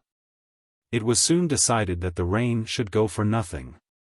Could an agreement have been come to with the Carbottlites, it might have been decided that both parties should abstain, but as that was impossible, the Tregear party could not afford to lose the day. As Mr. Carbottle, by reason of his fatness and natural slowness, would perhaps be specially averse to walking about in the slush and mud, it might be that they would gain something. So after breakfast they started with umbrellas, Tregear, Silverbridge, Mr. Newcombe the curate, Mr. Pinebot the conservative attorney, with 4 or 5 followers who were armed with books and pencils, and who ticked off on the list of the voters the names of the friendly, the doubtful, and the inimical. Parliamentary canvassing is not a pleasant occupation. Perhaps nothing more disagreeable, more squalid, more revolting to the senses, more opposed to personal dignity, can be conceived. The same words have to be repeated over and over again in the cottages, hovels, and lodgings of poor men and women who only understand that the time has come round in which they are to be flattered instead of being the flatterers. "I think I am right in supposing that your husband's principles are conservative, Mrs. Bubbs. I don't know nothing about it. You'd better call again and see Bubbs hisself." "Certainly I will do so. I shouldn't at all like to leave the borough without seeing Mr. Bubbs. I hope we shall have your influence, Mrs. Bubbs. I don't know nothing about it. My folk at home allays vote buff. And I think Bubbs ought to go buff too. Only mind this, Bubbs don't never come home to his dinner. You must come arter 6, and I hope he's to have summat for his trouble. He won't have my word to vote unless he have summat." Such is the conversation in which the candidate takes a part, while his cortege at the door is criticizing his very imperfect mode of securing Mrs. Bubbs' good wishes. Then he goes on to the next house, and the same thing with some variation is endured again. Some guide, philosopher, and friend, who accompanies him, and who is the chief of the cortege, has calculated on his behalf that he ought to make 20 such visitations an hour, and to call on 200 constituents in the course of the day. As he is always falling behind in his number, he is always being driven on by his philosopher, till he comes to hate the poor creatures to whom he is forced to address himself with a most cordial hatred. It is a nuisance to which no man should subject himself in any weather. But when it rains there is superadded a squalor and an ill humor to all the party which makes it almost impossible for them not to quarrel before the day is over. To talk politics to Mrs. Bubbs under any circumstances is bad, but to do so with the conviction that the moisture is penetrating from your greatcoat through your shirt to your bones, and that while so employed you are breathing the steam from those 7 other wet men at the door, is abominable. To have to go through this is enough to take away all the pride which a man might otherwise take from becoming a member of Parliament. But to go through it and then not to become a member is base indeed. To go through it and to feel that you are probably paying at the rate of £100 a day for the privilege is most disheartening. Silverbridge, as he backed up Tregear in the uncomfortable work, congratulated himself on the comfort of having a Mr. Spurgeon and a Mr. Sprout who could manage his borough for him without a contest. They worked on that day all the morning till 1, when they took luncheon, all reeking with wet, at the King's Head, so that a little money might be legitimately spent in the cause. Then, at 2, they sallied out again, vainly endeavouring to make their 20 calls within the hour. About 4, when it was beginning to be dusk, they were very tired, and Silverbridge had ventured to suggest that as they were all wet through, and as there was to be another meeting in the Assembly Room that night, and as nobody in that part of the town seemed to be at home, they might perhaps be allowed to adjourn for the present. He was thinking how nice it would be to have a glass of hot brandy and water and then lounge till dinner time. But the philosophers received the proposition with stern disdain. Was his lordship aware that Mr. Carbottle had been out all day from 8 in the morning, and was still at work? That the Carbotlites had already sent for lanterns and were determined to go on till 8 o'clock among the artisans who would then have returned from their work? When a man had put his hand to the plough, the philosophers thought that that man should complete the furrow. The philosophers' view had just carried the day, the discussion having been held under 7 or 8 wet umbrellas at the corner of a dirty little lane leading into the High Street. When suddenly, on the other side of the way, Mr. Carbottle's cortege made its appearance. The philosophers at once informed them that on such occasions it was customary that the rival candidates should be introduced. "It will take 10 minutes," said the philosophers. "But then it will take them 10 minutes too." Upon this Tregear, as being the younger of the two, crossed over the road, and the introduction was made. There was something comfortable in it to the Tregear party, as no imagination could conceive anything more wretched than the appearance of Mr. Carbottle. He was a very stout man of 60, and seemed to be almost carried along by his companions. He had pulled his coat collar up and his hat down till very little of his face was visible. And in attempting to look at Tregear and Silverbridge he had to lift up his chin till the rain ran off his hat onto his nose. He had an umbrella in one hand and a stick in the other, and was wet through to his very skin. What were his own feelings cannot be told, but his philosophers, guides, and friends would allow him no rest. "Very hard work, Mr. Tregear," he said, shaking his head. "Very hard indeed, Mr. Carbottle." Then the two parties went on, each their own way, without another word. Chapter 56. The news is sent to Matching. There were 9 days of this work, during which Lord Silverbridge became very popular and made many speeches. Tregear did not win half so many hearts, or recommend himself so thoroughly to the political predilections of the borough, but nevertheless he was returned. It would probably be unjust to attribute this success chiefly to the young lord's eloquence. It certainly was not due to the strong religious feelings of the rector. It is to be feared that even the thoughtful political convictions of the candidate did not altogether produce the result. It was that chief man among the candidate's guides and friends, that leading philosopher who would not allow anybody to go home from the rain, and who kept his eyes so sharply open to the pecuniary doings of the Carbotlites, that Mr. Carbottle's guides and friends had hardly dared to spend a shilling. It was he who had in truth been efficacious. In every attempt they had made to spend their money they had been looked into and circumvented. As Mr. Carbottle had been brought down to Polpenno on purpose that he might spend money, as he had nothing but his money to recommend him. And as he had not spent it, the free and independent electors of the borough had not seen their way to vote for him. Therefore the Conservatives were very elate with their triumph. There was a great Conservative reaction.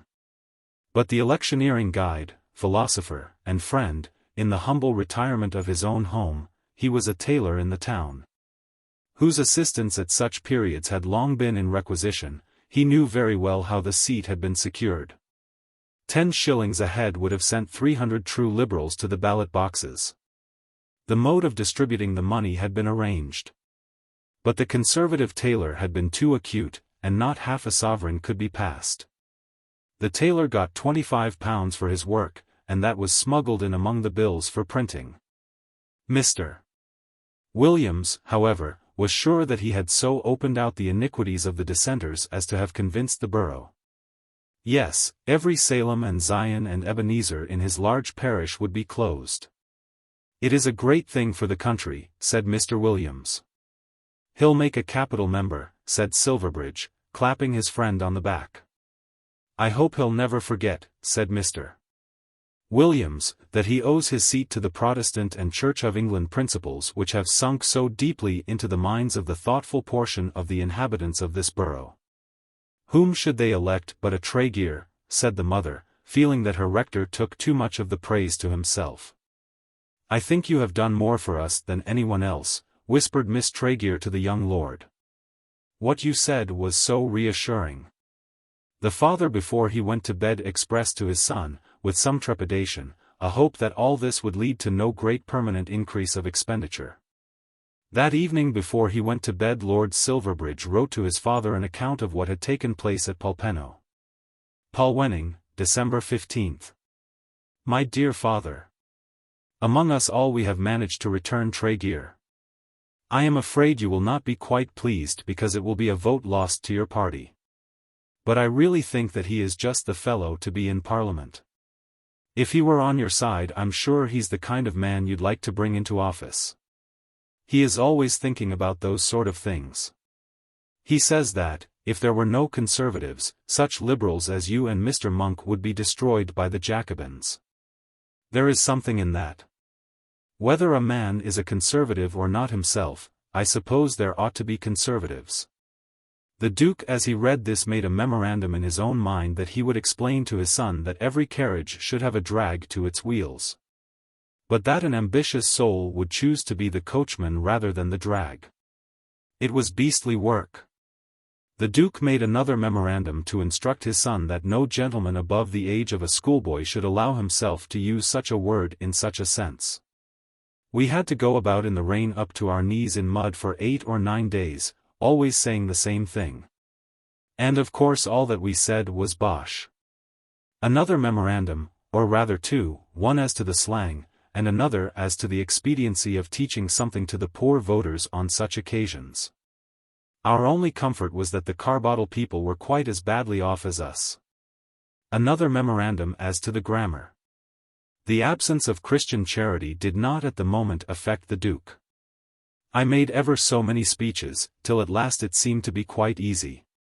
Here there was a very grave memorandum.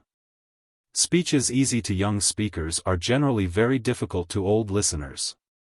But of course it was all bosh. This required no separate memorandum. I have promised to go up to town with Tregear for a day or two. After that I will stick to my purpose of going to Matching again. I will be there about the 22nd, and will then stay over Christmas. After that I am going into the Brake country for some hunting. It is such a shame to have a lot of horses and never to ride them. Your most affectionate son, Silverbridge. The last sentence gave rise in the Duke's mind to the necessity of a very elaborate memorandum on the subject of amusements generally. By the same post another letter went from Polpenno to Matching which also gave rise to some mental memoranda. It was as follows. My dear Mabel.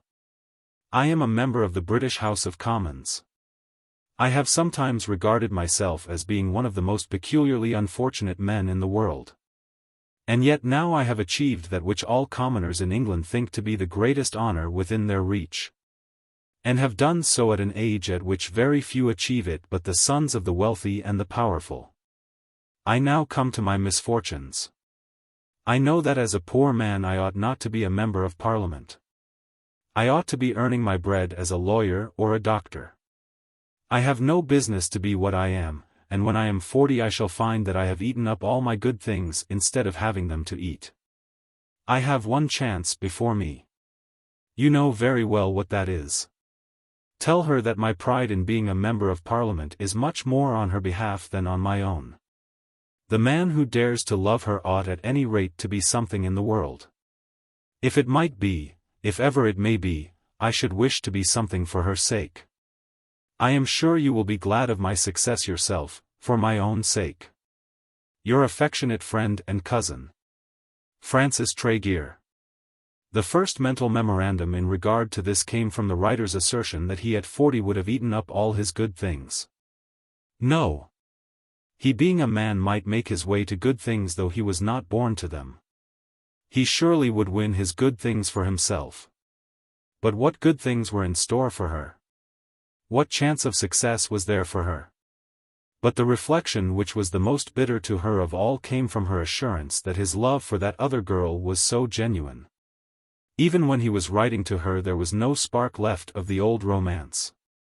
Some hint of a recollection of past feelings, some half-concealed reference to the former passion might have been allowed to him. She as a woman all whose fortune must depend on marriage, could indulge in no such illusions, but surely he need not have been so hard. But still there was another memorandum. At the present moment she would do all that he desired as far as it was in her power. She was anxious that he should marry Lady Mary Palliser, though so anxious also that something of his love should remain with herself. She was quite willing to convey that message, if it might be done without offence to the Duke. She was there with the object of ingratiating herself with the Duke. She must not impede her favour with the Duke by making herself the medium of any secret communications between Mary and her lover. But how should she serve Tregear without risk of offending the Duke? She read the letter again, and thinking it to be a good letter she determined to show it to the Duke. Mr. Tregear has got in at Polpenno, she said on the day on which she and the Duke had received their letters. So I hear from Silverbridge. It will be a good thing for him, I suppose. I do not know, said the Duke coldly. He is my cousin, and I have always been interested in his welfare. That is natural. And a seat in Parliament will give him something to do. Certainly it ought, said the Duke. I do not think that he is an idle man. To this the Duke made no answer. He did not wish to be made to talk about Tregear. May I tell you why I say all this? She asked softly, pressing her hand on the Duke's arm ever so gently. To this the Duke assented, but still coldly. Because I want to know what I ought to do. Would you mind reading that letter?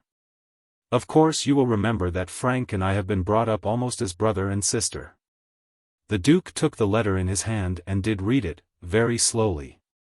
What he says about young men without means going into Parliament is true enough.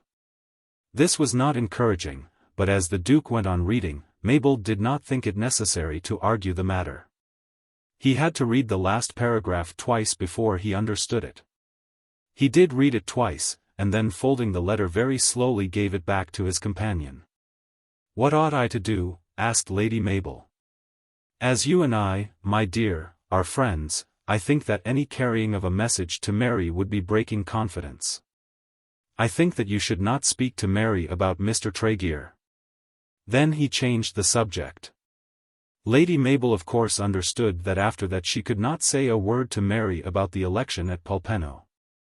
Chapter 57. The meeting at the Bobtailed Fox. It was now the middle of December, and matters were not comfortable in the Runnymede country. The Major with much pluck had carried on his operations in opposition to the wishes of the resident members of the hunt. The owners of coverts had protested, and farmers had sworn that he should not ride over their lands. There had even been some talk among the younger men of thrashing him if he persevered. But he did persevere, and had managed to have 1 or 2 good runs. Now it was the fortune of the Runnymede hunt that many of those who rode with the hounds were strangers to the country, men who came down by train from London. Gentlemen of perhaps no great distinction, who could ride hard, but as to whom it was thought that as they did not provide the land to ride over, or the fences to be destroyed, or the coverts for the foxes, or the greater part of the subscription, they ought not to oppose those by whom all these things were supplied. But the Major, knowing where his strength lay, had managed to get a party to support him. The contract to hunt the country had been made with him in last March, and was good for 1 year. Having the kennels and the hounds under his command, he did hunt the country, but he did so amidst a storm of contumely and ill will. At last it was decided that a general meeting of the members of the hunt should be called together with the express object of getting rid of the Major. The gentlemen of the neighborhood felt that the Major was not to be borne, and the farmers were very much stronger against him than the gentlemen. It had now become a settled belief among sporting men in England that the Major had with his own hands driven the nail into the horse's foot. Was it to be endured that the Runnymede farmers should ride to hounds under a master who had been guilty of such an iniquity as that? The Staines and Egham Gazette, which had always supported the Runnymede hunt, declared in very plain terms that all who rode with the Major were enjoying their sport out of the plunder which had been extracted from Lord Silverbridge. Then a meeting was called for Saturday, the December 18th, to be held at that well-known sporting little inn, the Bobtailed Fox. The members of the hunt were earnestly called upon to attend. It was, so said the printed document which was issued, the only means by which the hunt could be preserved. If gentlemen who were interested did not put their shoulders to the wheel, the Runnymede hunt must be regarded as a thing of the past. One of the documents was sent to the Major with an intimation that if he wished to attend no objection would be made to his presence. The chair would be taken at 12:30 punctually by that popular and well-known old sportsman Mr. Mahogany Tops. Was ever the master of a hunt treated in such a way? His presence not objected to. As a rule, the master of a hunt does not attend hunt meetings, because the matter to be discussed is generally that of the money to be subscribed for him, as to which it is as well he should not hear the pros and cons. But it is presumed that he is to be the hero of the hour, and that he is to be treated to his face, and spoken of behind his back, with love, admiration, and respect. But now this master was told his presence would be allowed. And then this fox-hunting meeting was summoned for 12:30 on a hunting day, when, as all the world knew, the hounds were to meet at 12 miles off. Was ever anything so base? Said the Major to himself. But he resolved that he would be equal to the occasion.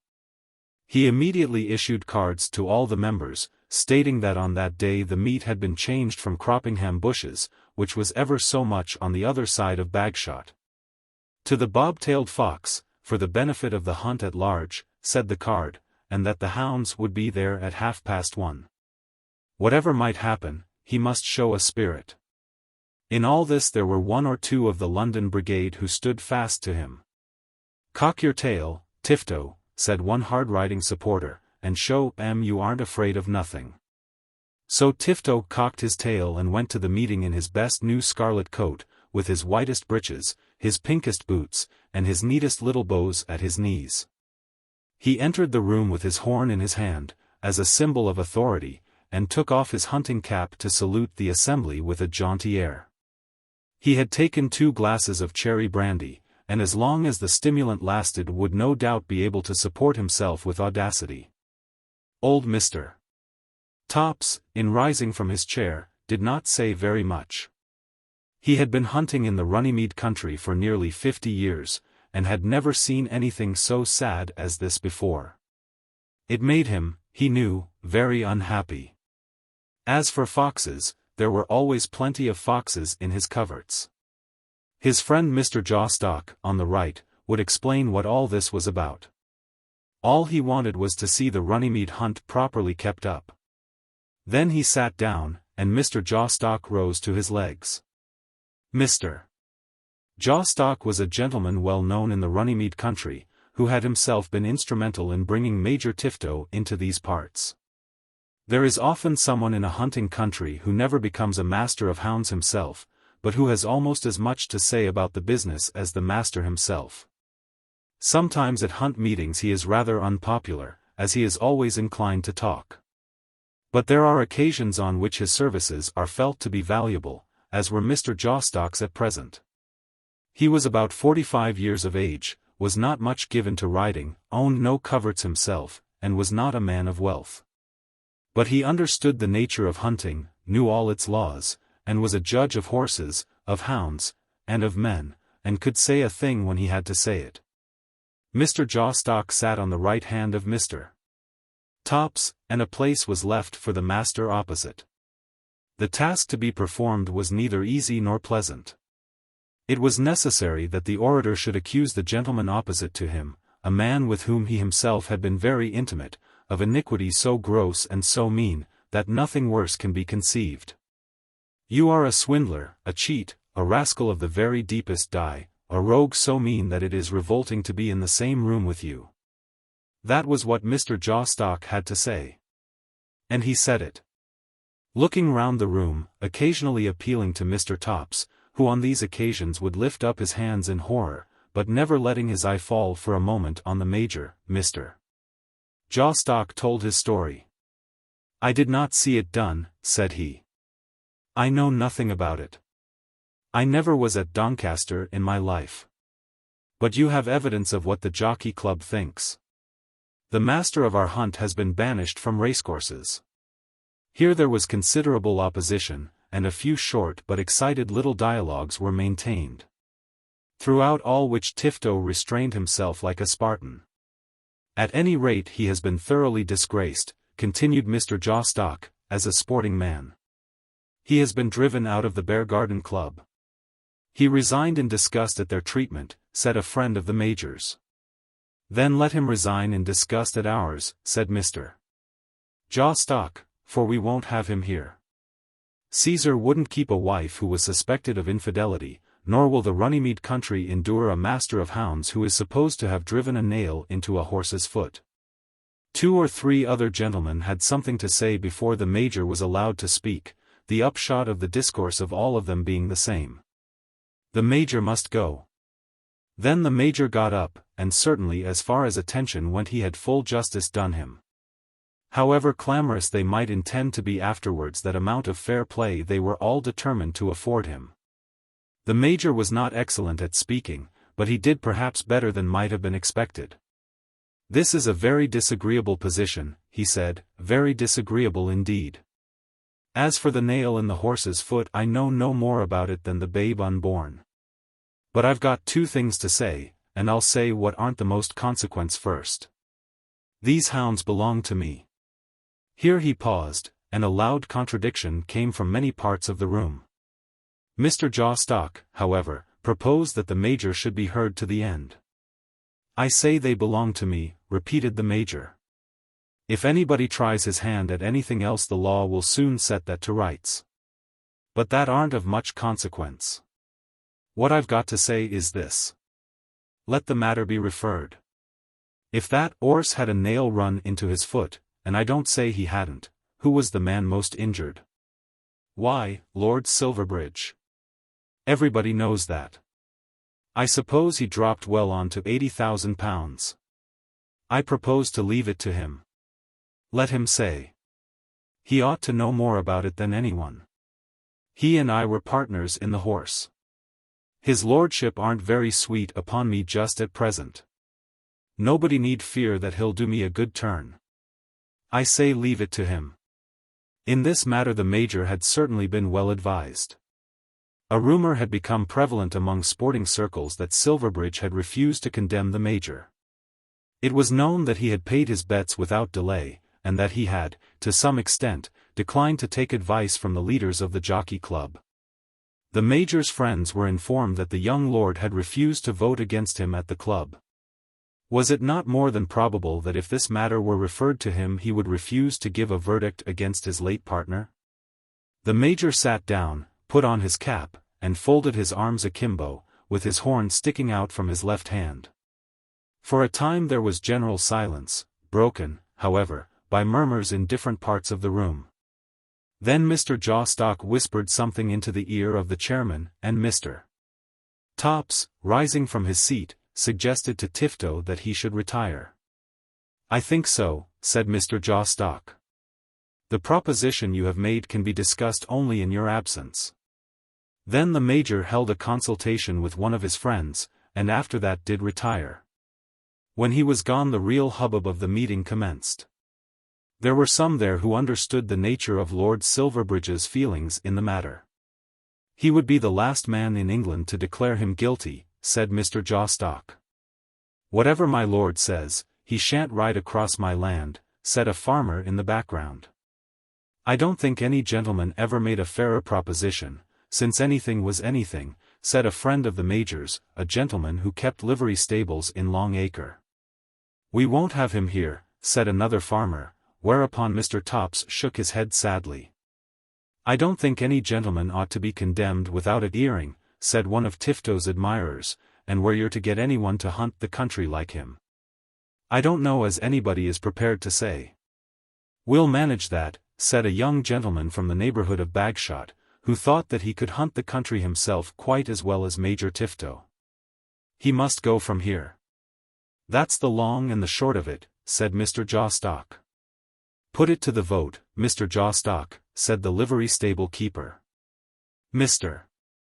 Topps, who had had great experience in public meetings, hereupon expressed an opinion that they might as well go to a vote. No doubt he was right if the matter was one which must sooner or later be decided in that manner. Mr. Jawstock looked round the room trying to calculate what might be the effect of a show of hands. The majority was with him, but he was well aware that of this majority some few would be drawn away by the apparent justice of Tifto's proposition. And what was the use of voting? Let them vote as they might, it was out of the question that Tifto should remain master of the hunt. But the chairman had acceded, and on such occasions it is difficult to go against the chairman. Then there came a show of hands, first for those who desired to refer the matter to Lord Silverbridge, and afterwards for Tifto's direct enemies, for those who were anxious to banish Tifto out of hand, without reference to anyone. At last the matter was settled. To the great annoyance of Mr. Jawstock and the farmers, the meeting voted that Lord Silverbridge should be invited to give his opinion as to the innocence or guilt of his late partner. The Major's friends carried the discussion out to him as he sat on horseback, as though he had altogether gained the battle and was secure in his position as master of the Runnymede hunt for the next dozen years. But at the same time there came a message from Mr. Mahogany Topps. It was now 2:30, and Mr. Topps expressed a hope that Major Tifto would not draw the country on the present occasion. The Major, thinking that it might be as well to conciliate his enemies, rode solemnly and slowly home to Tally-Ho Lodge in the middle of his hounds. Chapter 58. The Major is deposed.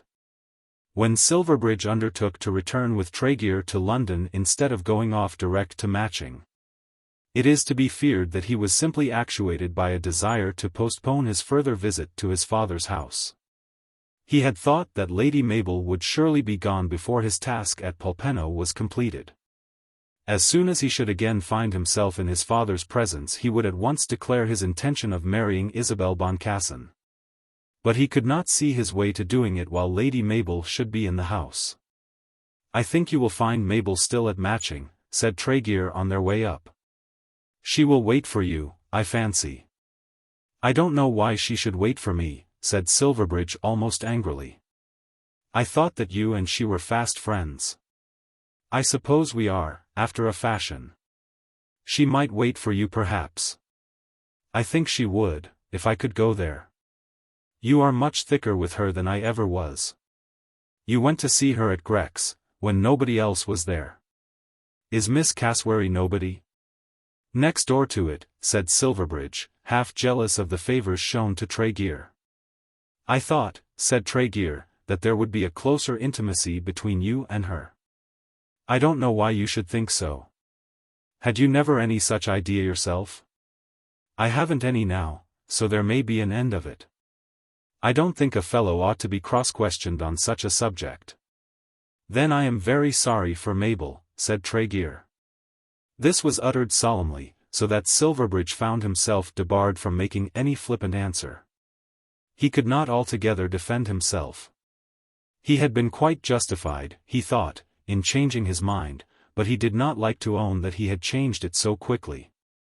"I think we had better not talk any more about it," he said, after pausing for a few moments. After that nothing more was said between them on the subject. Up in town Silverbridge spent 2 or 3 days pleasantly enough, while a thunderbolt was being prepared for him, or rather, in truth, 2 thunderbolts. During these days he was much with Tregear.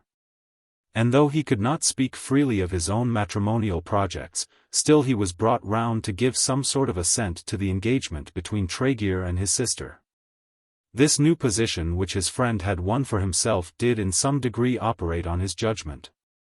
It was not perhaps that he himself imagined that Tregear as a member of Parliament would be worthier, but that he fancied that such would be the Duke's feelings. The Duke had declared that Tregear was nobody. That could hardly be said of a man who had a seat in the House of Commons, certainly could not be said by so staunch a politician as the Duke. But had he known of those 2 thunderbolts he would not have enjoyed his time at the Bear Garden. The thunderbolts fell upon him in the shape of 2 letters which reached his hands at the same time, and were as follows. The Bobtailed Fox. Egham. December 18th. My Lord. At a meeting held in this house today in reference to the hunting of the Runnymede country, it was proposed that the management of the hounds should be taken out of the hands of Major Tifto, in consequence of certain conduct of which it is alleged that he was guilty at the last Doncaster races. Major Tifto was present, and requested that your lordship's opinion should be asked as to his guilt. I do not know myself that we are warranted in troubling your lordship on the subject. I am, however, commissioned by the majority of the gentlemen who were present to ask you whether you think that Major Tifto's conduct on that occasion was of such a nature as to make him unfit to be the depositary of that influence, authority, and intimacy which ought to be at the command of a master of hounds. I feel myself bound to inform your lordship that the hunt generally will be inclined to place great weight upon your opinion, but that it does not undertake to reinstate Major Tifto, even should your opinion be in his favor.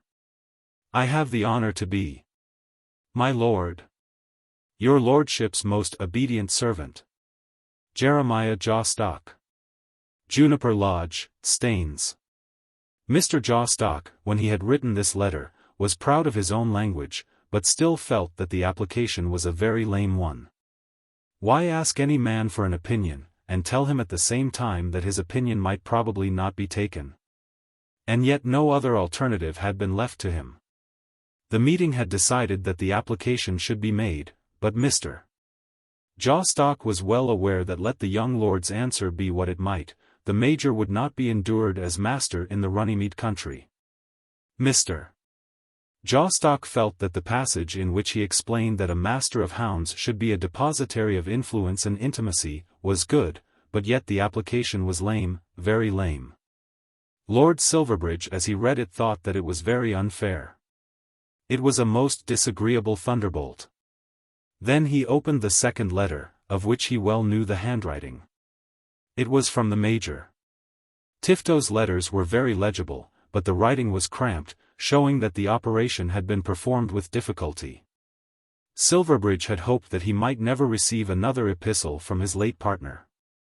The letter, as follows, had been drawn out for Tifto in rough by the livery stable keeper in Long Acre. My dear Lord Silverbridge, I venture respectfully to appeal to your lordship for an act of justice. Nobody has more of a true-born Englishman's feeling of fair play between man and man than your lordship. And as you and me have been a good deal together, and your lordship ought to know me pretty well, I venture to appeal to your lordship for a good word. All that story from Doncaster has got down into the country where I am MFH. Nobody could have been more sorry than me that your lordship dropped your money. Would not I have been prouder than anything to have a horse in my name win the race? Was it likely I should lame him? Anyways I didn't, and I don't think your lordship thinks it was me. Of course your lordship and me is two now, but that don't alter the facts. What I want is your lordship to send me a line, just stating your lordship's opinion that I didn't do it, and didn't have nothing to do with it, which I didn't. There was a meeting at the Bobtailed Fox yesterday, and the gentleman was all of one mind to go by what your lordship would say. I couldn't desire nothing fairer. So I hope your lordship will stand to me now, and write something that will pull me through. With all respects I beg to remain your lordship's most dutiful servant, T. Tifto. There was something in this letter which the Major himself did not quite approve. There was an absence of familiarity about it which annoyed him. He would have liked to call upon his late partner to declare that a more honourable man than Major Tifto had never been known on the turf. But he felt himself to be so far down in the world that it was not safe for him to hold an opinion of his own, even against the livery stable keeper. Silverbridge was for a time in doubt whether he should answer the letters at all, and if so how he should answer them. In regard to Mr. Jawstock and the meeting at large, he regarded the application as an impertinence. But as to Tifto himself he vacillated much between pity, contempt, and absolute condemnation. Everybody had assured him that the man had certainly been guilty. The fact that he had made bets against their joint horse, bets as to which he had said nothing till after the race was over, had been admitted by himself. And yet it was possible that the man might not be such a rascal as to be unfit to manage the Runnymede hounds. Having himself got rid of Tifto, he would have been glad that the poor wretch should have been left with his hunting honours. But he did not think that he could write to his late partner any letter that would preserve those honours to him.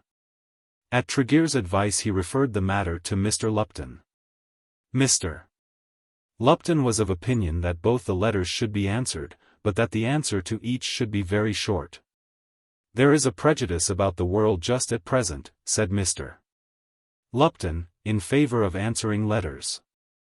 I don't see why I am to be subjected to an annoyance because another man has taken a liberty. But it is better to submit to public opinion. Public opinion thinks that letters should be answered. Then Mr. Lupton dictated the answers. Lord Silverbridge presents his compliments to Mr. Jawstock, and begs to say that he does not feel himself called upon to express any opinion as to Major Tifto's conduct at Doncaster. That was the first. The second was rather less simple, but not much longer. Sir, I do not feel myself called upon to express any opinion either to you or to others as to your conduct at Doncaster. Having received a letter on the subject from Mr. Jawstock I have written to him to this effect. Your obedient servant, Silverbridge. To T. Tifto, Esq. Tally-ho Lodge. Poor Tifto, when he got this very curt epistle, was broken-hearted. He did not dare to show it. Day after day he told the livery stable keeper that he had received no reply, and at last asserted that his appeal had remained altogether unanswered. Even this he thought was better than acknowledging the rebuff which had reached him. As regarded the meeting which had been held, and any further meetings which might be held, at the Bobtailed Fox, he did not see the necessity, as he explained to the livery stable keeper, of acknowledging that he had written any letter to Lord Silverbridge. The letter to Mr. Jawstock was of course brought forward. Another meeting at the Bobtailed Fox was convened. But in the meantime hunting had been discontinued in the Runnymede country. The Major with all his pluck, with infinite cherry brandy, could not do it. Men who had a few weeks since been on very friendly terms, and who had called each other Dick and Harry when the squabble first began, were now talking of punching each other's heads. Special whips had been procured by men who intended to ride, and special bludgeons by the young farmers who intended that nobody should ride as long as Major Tifto kept the hounds. It was said that the police would interfere. It was whispered that the hounds would be shot, though Mr. Topps, Mr. Jawstock, and others declared that no crime so heinous as that had ever been contemplated in the Runnymede country. The difficulties were too many for poor Tifto, and the hounds were not brought out again under his influence. A second meeting was summoned, and an invitation was sent to the Major similar to that which he had before received, but on this occasion he did not appear. Nor were there many of the gentlemen down from London. This second meeting might almost have been called select. Mr. Mahogany Topps was there of course, in the chair, and Mr. Jawstock took the place of honor and of difficulty on his right hand. There was the young gentleman from Bagshot, who considered himself quite fit to take Tifto's place if somebody else would pay the bills and settle the money. And there was the sporting old parson from Croppingham. 3 or 4 other members of the hunt were present, and perhaps half a dozen farmers, ready to declare that Major Tifto should never be allowed to cross their fields again. But there was no opposition. Mr. Jawstock read the young lord's note, and declared that it was quite as much as he expected. He considered that the note, short as it was, must be decisive. Major Tifto, in appealing to Lord Silverbridge, had agreed to abide by his lordship's answer, and that answer was now before them. Mr. Jawstock ventured to propose that Major Tifto should be declared to be no longer master of the Runnymede hounds. The parson from Croppingham seconded the proposition, and Major Tifto was formally deposed. Chapter 59. No one can tell what may come to pass. Then Lord Silverbridge necessarily went down to Matching, knowing that he must meet Mabel Grex. Why should she have prolonged her visit? No doubt it might be very pleasant for her to be his father's guest at Matching, but she had been there above a month. He could understand that his father should ask her to remain. His father was still brooding over that foolish communication which had been made to him on the night of the dinner at the Bear Garden. His father was still intending to take Mabel to his arms as a daughter-in-law. But Lady Mabel herself knew that it could not be so. The whole truth had been told to her. Why should she remain at Matching for the sake of being mixed up in a scene the acting of which could not fail to be disagreeable to her? He found the house very quiet and nearly empty. Mrs. Finn was there with the 2 girls, and Mr. Warburton had come back. Miss Cassewary had gone to a brother's house. Other guests to make Christmas merry there were none. As he looked round at the large rooms he reflected that he himself was there only for a special purpose. It was his duty to break the news of his intended marriage to his father. As he stood before the fire, thinking how best he might do this, it occurred to him that a letter from a distance would have been the ready and simple way. But then it had occurred to him also, when at a distance, that a declaration of his purpose face to face was the simplest and readiest way. If you have to go headlong into the water you should take your plunge without hesitating. So he told himself, making up his mind that he would have it all out that evening. At dinner Lady Mabel sat next to his father, and he could watch the special courtesy with which the Duke treated the girl whom he was so desirous of introducing to his house. Silverbridge could not talk about the election at Polpenno because all conversation about Tregear was interdicted in the presence of his sister. He could say nothing as to the Runnymede hunt and the 2 thunderbolts which had fallen on him, as Major Tifto was not a subject on which he could expatiate in the presence of his father. He asked a few questions about the shooting, and referred with great regret to his absence from the Brake country. I am sure Mr. Cassewary could spare you for another fortnight, the Duke said to his neighbour, alluding to a visit which she now intended to make. If so he would have to spare me altogether, said Mabel, for I must meet my father in London in the middle of January. Could you not put it off to another year? You would think I had taken root and was growing at Matching. Of all our products you would be the most delightful, and the most charming, and we would hope the most permanent, said the courteous Duke. After being here so long I need hardly say that I like Matching better than any place in the world. I suppose it is the contrast to Grex. Grex was a palace, said the Duke, before a wall of this house had been built. Grex is very old, and very wild, and very uncomfortable. But I love it dearly. Matching is the very reverse of Grex. Not I hope in your affections. I did not mean that. I think one likes a contrast. But I must go, say on the 1st of January, to pick up Miss Cassewary. It was certain, therefore, that she was going on the 1st of January. How would it be if he put off the telling of his story for yet another week, till she should be gone? Then he looked around and bethought himself that the time would hang very heavy with him. And his father would daily expect from him a declaration exactly opposed to that which he had to make. He had no horses to ride. As he went on listening, he almost convinced himself that the proper thing to do would be to go back to London and thence write to his father. He made no confession to his father on that night. On the next morning there was a heavy fall of snow, but nevertheless everybody managed to go to church. The Duke, as he looked at Lady Mabel tripping along over the swept paths in her furs and short petticoats and well-made boots, thought that his son was a lucky fellow to have the chance of winning the love of such a girl. No remembrance of Miss Boncassen came across his mind as he saw them close together. It was so important that Silverbridge should marry and thus be kept from further follies. And it was so momentous to the fortunes of the Palliser family generally that he should marry well. In thinking so, it did not occur to him that the granddaughter of an American laborer might be offered to him. A young lady fit to be Duchess of Omnium was not to be found everywhere. But this girl, he thought as he saw her walking briskly and strongly through the snow, with every mark of health about her, with every sign of high breeding, very beautiful, exquisite in manner, gracious as a goddess, was fit to be a duchess. Silverbridge at this moment was walking close to her side, in good looks, in gracious manner, in high breeding her equal, in worldly gifts infinitely her superior.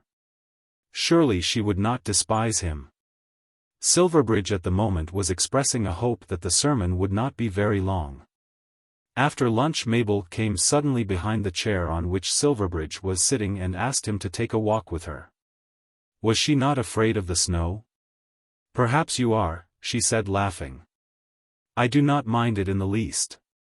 When they were but a few yards from the front door, she put her hand upon his arm, and spoke to him as though she had arranged the walk with reference to that special question. And now tell me all about Frank. She had arranged everything.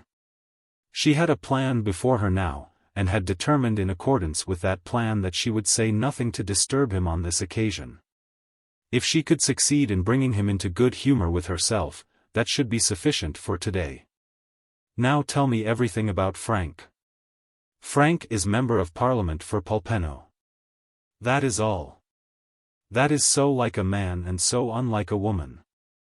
What did he say? What did he do? How did he look? What did you say? What did you do? How did you look?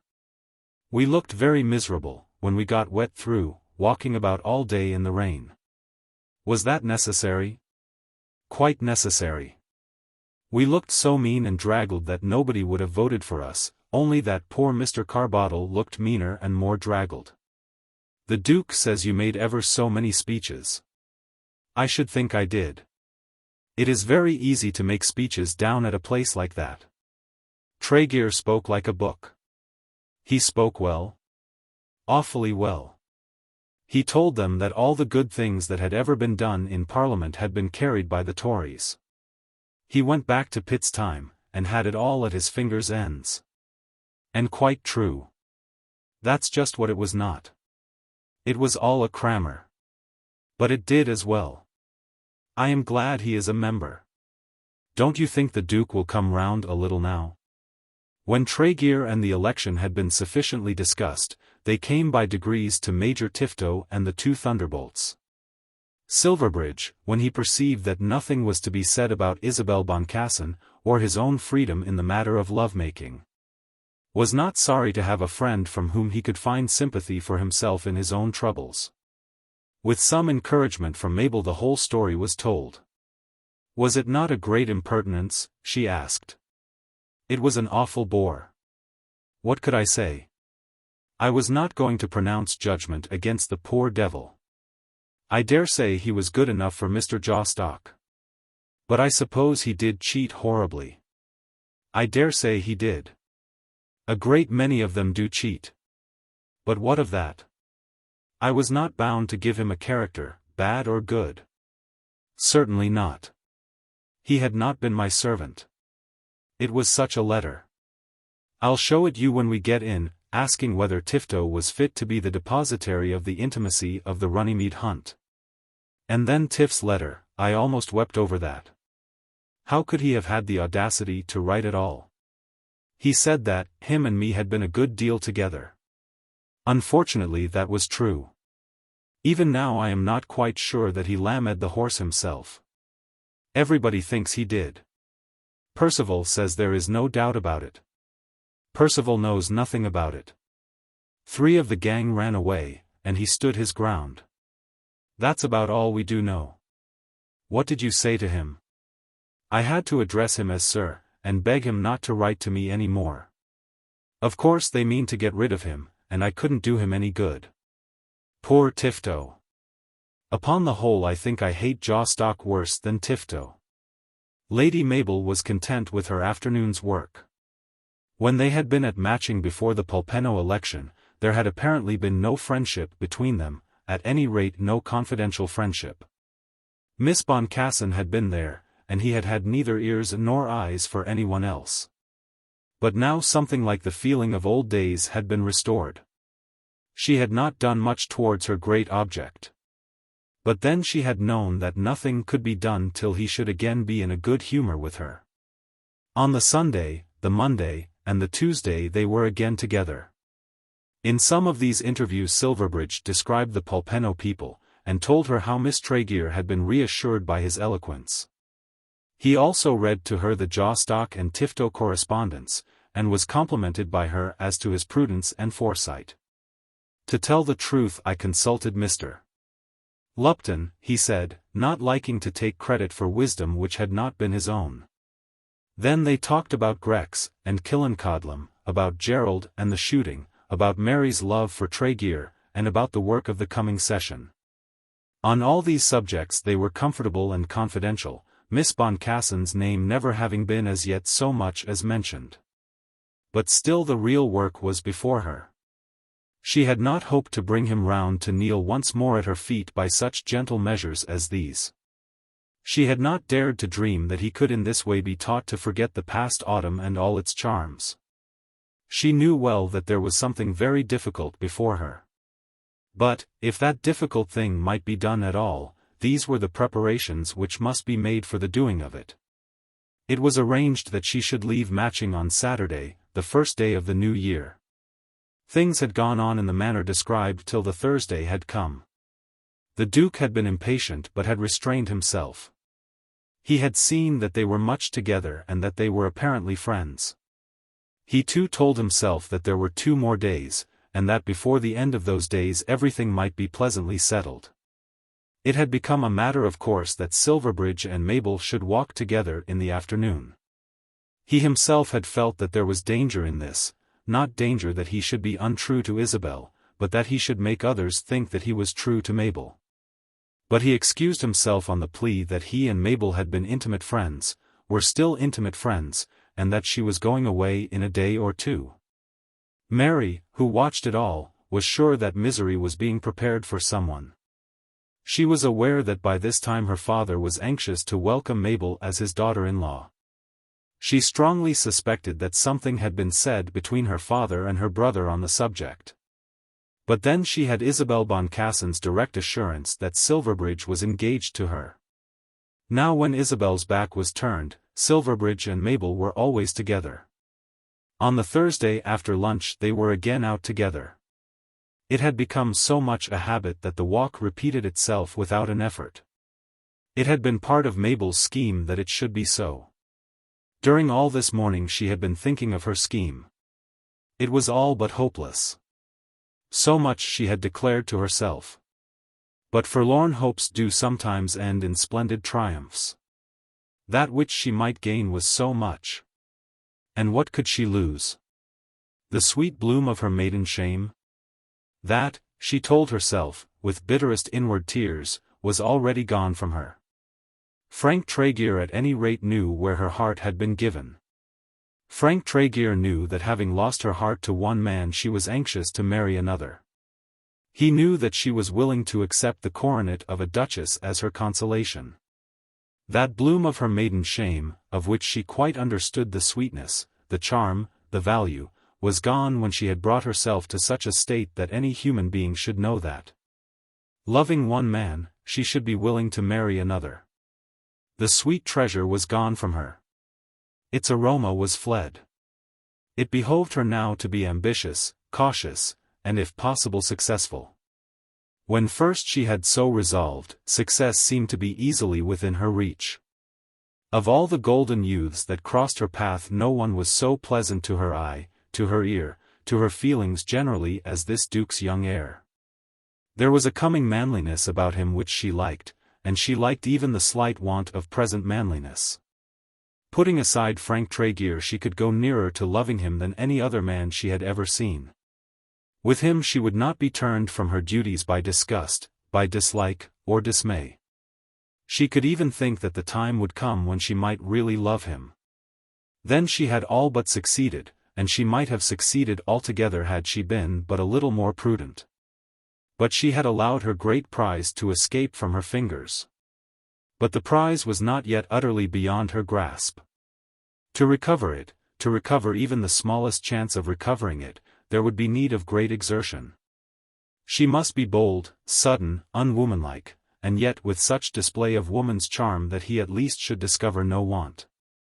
She must be false, but false with such perfect deceit, that he must regard her as a pearl of truth. If anything could lure him back it must be his conviction of her passionate love. And she must be strong, so strong as to overcome not only his weakness, but all that was strong in him. She knew that he did love that other girl, and she must overcome even that. And to do this she must prostrate herself at his feet, as, since the world began, it has been man's province to prostrate himself at the feet of the woman he loves. To do this she must indeed bid adieu to the sweet bloom of her maiden shame. But had she not done so already when, by the side of the brook at Killancodlem, she had declared to him plainly enough her despair at hearing that he loved that other girl? Though she were to grovel at his feet she could not speak more plainly than she had spoken then. She could not tell her story now more plainly than she had done then. But, though the chances were small, perchance she might tell it more effectually. "Perhaps this will be our last walk," she said. "Come down to the seat over the river." "Why should it be the last? You'll be here tomorrow." "There are so many slips in such things," she said laughing. "You may get a letter from your constituents that will want all the day to answer. Or your father may have a political communication to make to me. But at any rate come." So they went to the seat. It was a spot in the park from whence there was a distant view over many lands, and low beneath the bench, which stood on the edge of a steep bank, ran a stream which made a sweeping bend in this place, so that a reach of the little river might be seen both to the right and to the left. Though the sun was shining, the snow under their feet was hard with frost. It was an air such as one sometimes finds in England, and often in America. Though the cold was very perceptible, though water in the shade was freezing at this moment, there was no feeling of damp, no sense of bitter wind. It was a sweet and jocund air, such as would make young people prone to run and skip. "You are not going to sit down with all the snow on the bench," said Silverbridge. On their way thither she had not said a word that would disturb him. She had spoken to him of the coming session, and had managed to display to him the interest which she took in his parliamentary career. In doing this she had flattered him to the top of his bent. If he would return to his father's politics, then would she too become a renegade. Would he speak in the next session? She hoped he would speak. And if he did, might she be there to hear him? She was cautious not to say a word of Frank Tregear, understanding something of that strange jealousy which could exist even when he who was jealous did not love the woman who caused it. "No," she said, "I do not think we can sit. But still I like to be here with you. All that some day will be your own." Then she stretched her hands out to the far view. "Some of it, I suppose. I don't think it is all ours. As for that, if we cared for extent of acres, one ought to go to Barsetshire." "Is that larger?" "Twice as large, I believe, and yet none of the family like being there. The rental is very well. And the borough," she said, leaning on his arm and looking up into his face.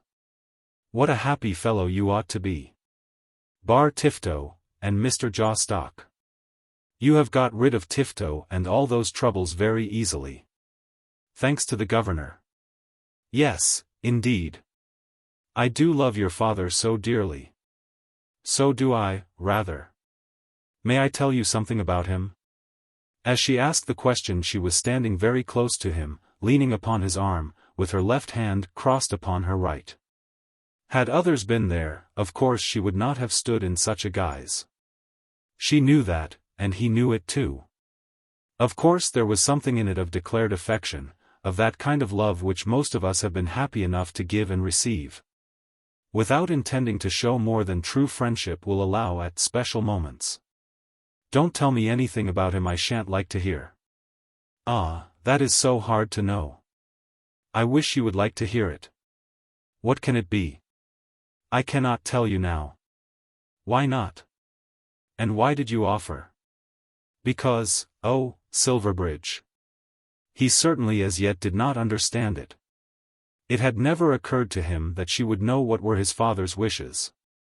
Perhaps he was slow of comprehension as he urged her to tell him what this was about his father. What can you tell me about him, that I should not like to hear? You do not know? Oh, Silverbridge, I think you know. Then there came upon him a glimmering of the truth. You do know. And she stood apart looking him full in the face. I do not know what you can have to tell me. No, no. It is not I that should tell you. But yet it is so. Silverbridge, what did you say to me when you came to me that morning in the square? What did I say? Was I not entitled to think that you loved me? To this he had nothing to reply, but stood before her silent and frowning. Think of it, Silverbridge. Was it not so? And because I did not at once tell you all the truth, because I did not dare say that my heart was all yours, were you right to leave me? You only laughed at me. No, no, no. I never laughed at you. How could I laugh when you were all the world to me? Ask Frank, he knew. Ask Miss Cass, she knew. And can you say you did not know, you yourself? Can any girl suppose that such words as these are to mean nothing when they have been spoken? You knew I loved you. No, no. You must have known it. I will never believe but that you knew it. Why should your father be so sure of it? He never was sure of it. Yes, Silverbridge, yes. There is not one in the house who does not see that he treats me as though he expected me to be his son's wife. Do you not know that he wishes it? He fain would not have answered this. But she paused for his answer and then repeated her question. Do you not know that he wishes it? I think he does, said Silverbridge, but it can never be so. Oh, Silverbridge. Oh, my loved one. Do not say that to me. Do not kill me at once. Now she placed her hands one on each arm as she stood opposite to him and looked up into his face. You said you loved me once. Why do you desert me now? Have you a right to treat me like that, when I tell you that you have all my heart? The tears were now streaming down her face, and they were not counterfeit tears. You know, he said, submitting to her hands, but not lifting his arm to embrace her. What do I know? That I have given all I have to give to another. As he said this he looked away sternly, over her shoulder, to the distance. That American girl, she exclaimed, starting back, with some show of sternness also on her brow. Yes. That American girl, said Silverbridge. Then she recovered herself immediately. Indignation, natural indignation, would not serve her turn in the present emergency. You know that cannot be. You ought to know it. What will your father say? You have not dared to tell him. That is so natural, she added, trying to appease his frown. How possibly can it be told to him? I will not say a word against her. No, do not do that. But there are fitnesses of things which such a one as you cannot disregard without preparing for yourself a whole life of repentance. Look here, Mabel. Well? I will tell you the truth. Well? I would sooner lose all, the rank I have, the rank that I am to have, all these lands that you have been looking on. My father's wealth, my seat in Parliament, everything that fortune has done for me, I would give them all up, sooner than lose her. Now at any rate he was a man. She was sure of that now. This was more, very much more, not only than she had expected from him, but more than she had thought it possible that his character should have produced. His strength reduced her to weakness. "And I am nothing," she said. "Yes, indeed, you are Lady Mabel Grex, whom all women envy, and whom all men honor. The poorest wretch this day under the sun." "Do not say that. You should take shame to say that." "I do take shame, and I do say it. Sir, do you not feel what you owe me? Do you not know that you have made me the wretch I am? How did you dare to talk to me as you did talk when you were in London? You tell me that I am Lady Mabel Grex, and yet you come to me with a lie on your lips, with such a lie as that. You must have taken me for some nursemaid on whom you had condescended to cast your eye. It cannot be that even you should have dared to treat Lady Mabel Grex after such a fashion as that. And now you have cast your eye on this other girl. You can never marry her. I shall endeavor to do so." "You can never marry her," she said, stamping her foot. She had now lost all the caution which she had taught herself for the prosecution of her scheme, all the care with which she had burdened herself. Now she was natural enough. "No, you can never marry her. You could not show yourself after it in your clubs, or in Parliament, or in the world. Come home, do you say? No, I will not go to your home. It is not my home. Cold. Of course I am cold, cold through to the heart. I cannot leave you alone here," he said, for she had now turned from him, and was walking with hurried steps and short turns on the edge of the bank, which at this place was almost a precipice. "You have left me, utterly in the cold, more desolate than I am here even though I should spend the night among the trees. But I will go back, and will tell your father everything. If my father were other than he is, if my brother were better to me, you would not have done this. If you had a legion of brothers it would have been the same," he said, turning sharp upon her. They walked on together, but without a word till the house was in sight. Then she looked round at him, and stopped him on the path as she caught his eye. "Silverbridge," she said. "Lady Mabel. Call me Mabel. At any rate call me Mabel. If I have said anything to offend you, I beg your pardon. I am not offended, but unhappy. If you are unhappy, what must I be? What have I to look forward to? Give me your hand, and say that we are friends." "Certainly we are friends," he said, as he gave her his hand. "Who can tell what may come to pass?" To this he would make no answer, as it seemed to imply that some division between himself and Isabel Boncassen might possibly come to pass. "You will not tell anyone that I love you?" "I tell such a thing as that. But never forget it yourself. No one can tell what may come to pass." Lady Mabel at once went up to her room. She had played her scene, but was well aware that she had played it altogether unsuccessfully. Chapter 60. Lord Gerald in further trouble. When Silverbridge got back to the house he was by no means well pleased with himself. In the first place he was unhappy to think that Mabel was unhappy, and that he had made her so. And then she had told him that he would not have dared to have acted as he had done, but that her father and her brother were careless to defend her.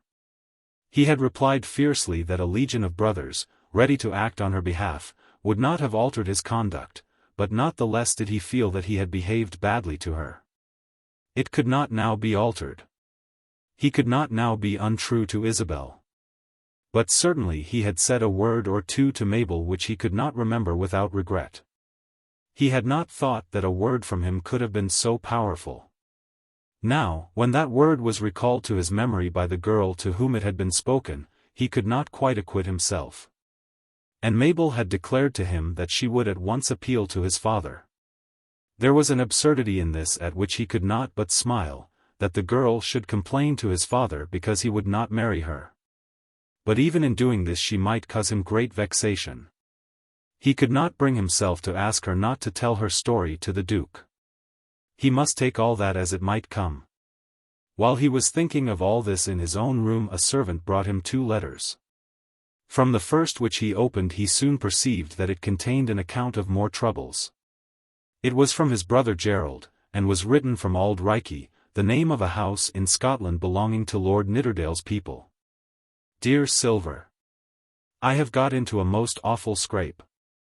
That fellow Percival is here, and Dolly Longstaff, and Nidderdale, and Popplecourt, and Jack Hinds, and Perry who is in the Coldstreams, and 1 or 2 more, and there has been a lot of cards.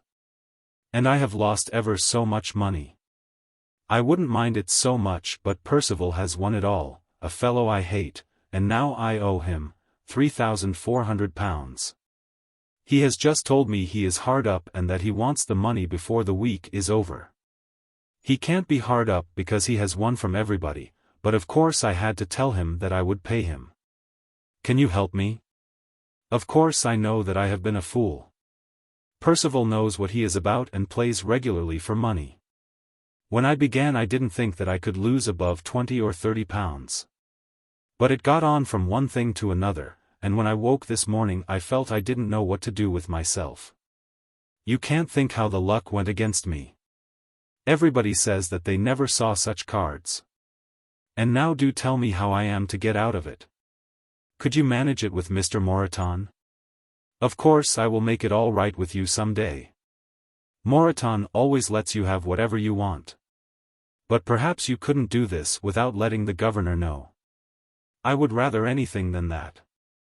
There is some money owing at Oxford also, which of course he must know. I was thinking that perhaps I might get it from some of those fellows in London. There are people called Comfort and Criball, who let men have money constantly. I know 2 or 3 up at Oxford who have had it from them. Of course I couldn't go to them as you could do, for, in spite of what the governor said to us up in London one day, there is nothing that must come to me.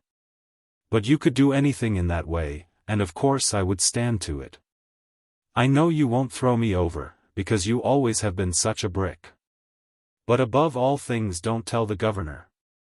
Percival is such a nasty fellow, otherwise I shouldn't mind it. He spoke this morning as though I was treating him badly, though the money was only lost last night. And he looked at me in a way that made me long to kick him. I told him not to flurry himself, and that he should have his money. If he speaks to me like that again I will kick him. I will be at Matching as soon as possible, but I cannot go till this is settled. Nid. Meaning Lord Nidderdale. Is a brick. Your affectionate brother, Gerald. The other was from Nidderdale, and referred to the same subject. Dear Silverbridge. Here has been a terrible nuisance. Last night some of the men got to playing cards, and Gerald lost a terribly large sum to Percival. I did all that I could to stop it, because I saw that Percival was going in for a big thing. I fancy that he got as much from Dolly Longstaff as he did from Gerald, but it won't matter much to Dolly, or if it does, nobody cares. Gerald told me he was writing to you about it, so I am not betraying him. What is to be done? Of course Percival is behaving badly. He always does. I can't turn him out of the house, and he seems to intend to stick to Gerald till he has got the money. He has taken a cheque from Dolly dated 2 months hence. I am in an awful funk for fear Gerald should pitch into him. He will, in a minute, if anything rough is said to him. I suppose the straightest thing would be to go to the Duke at once, but Gerald won't hear of it. I hope you won't think me wrong to tell you. If I could help him I would. You know what a bad doctor I am for that sort of complaint. Yours always, Nidderdale. The dinner bell had rung before Silverbridge had come to an end of thinking of this new vexation, and he had not as yet made up his mind what he had better do for his brother. There was one thing as to which he was determined, that it should not be done by him, nor, if he could prevent it, by Gerald. There should be no dealings with Comfort and Criball. The Duke had succeeded, at any rate, in filling his son's mind with a horror of aid of that sort. Nidderdale had suggested that the straightest thing would be to go direct to the Duke. That no doubt would be straight and efficacious. The Duke would not have allowed a boy of his to be a debtor to Lord Percival for a day, let the debt have been contracted how it might.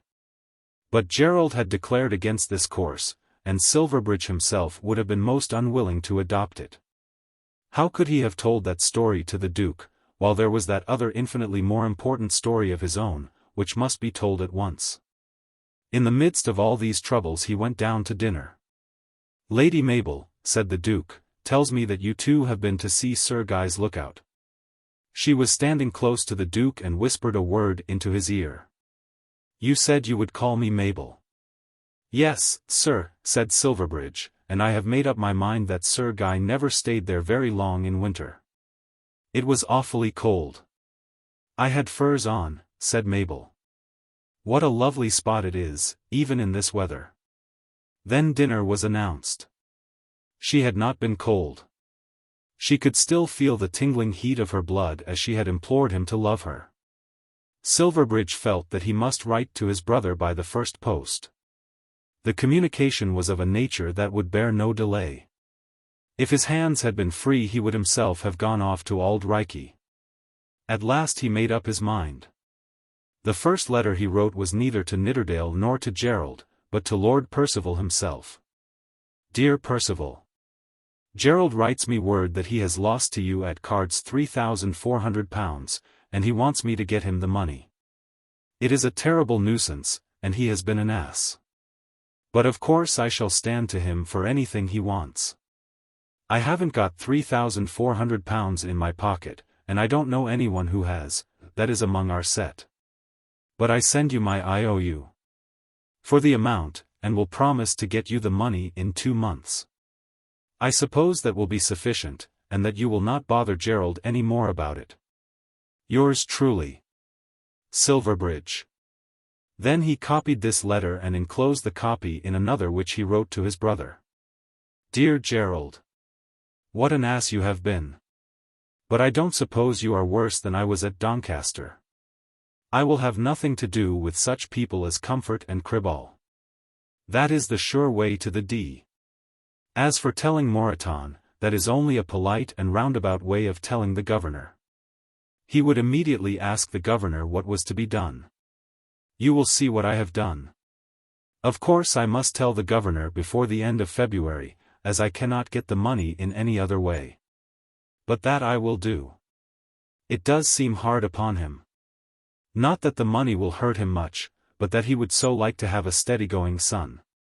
I suppose Percival won't make any bother about the IOU. He'll be a fool if he does. I wouldn't kick him if I were you, unless he says anything very bad. You would be sure to come to grief somehow. He is a beast. Your affectionate brother, Silverbridge." With these letters that special grief was removed from his mind for a while. Looking over the dark river of possible trouble which seemed to run between the present moment and the time at which the money must be procured, he thought that he had driven off this calamity of Gerald's to infinite distance.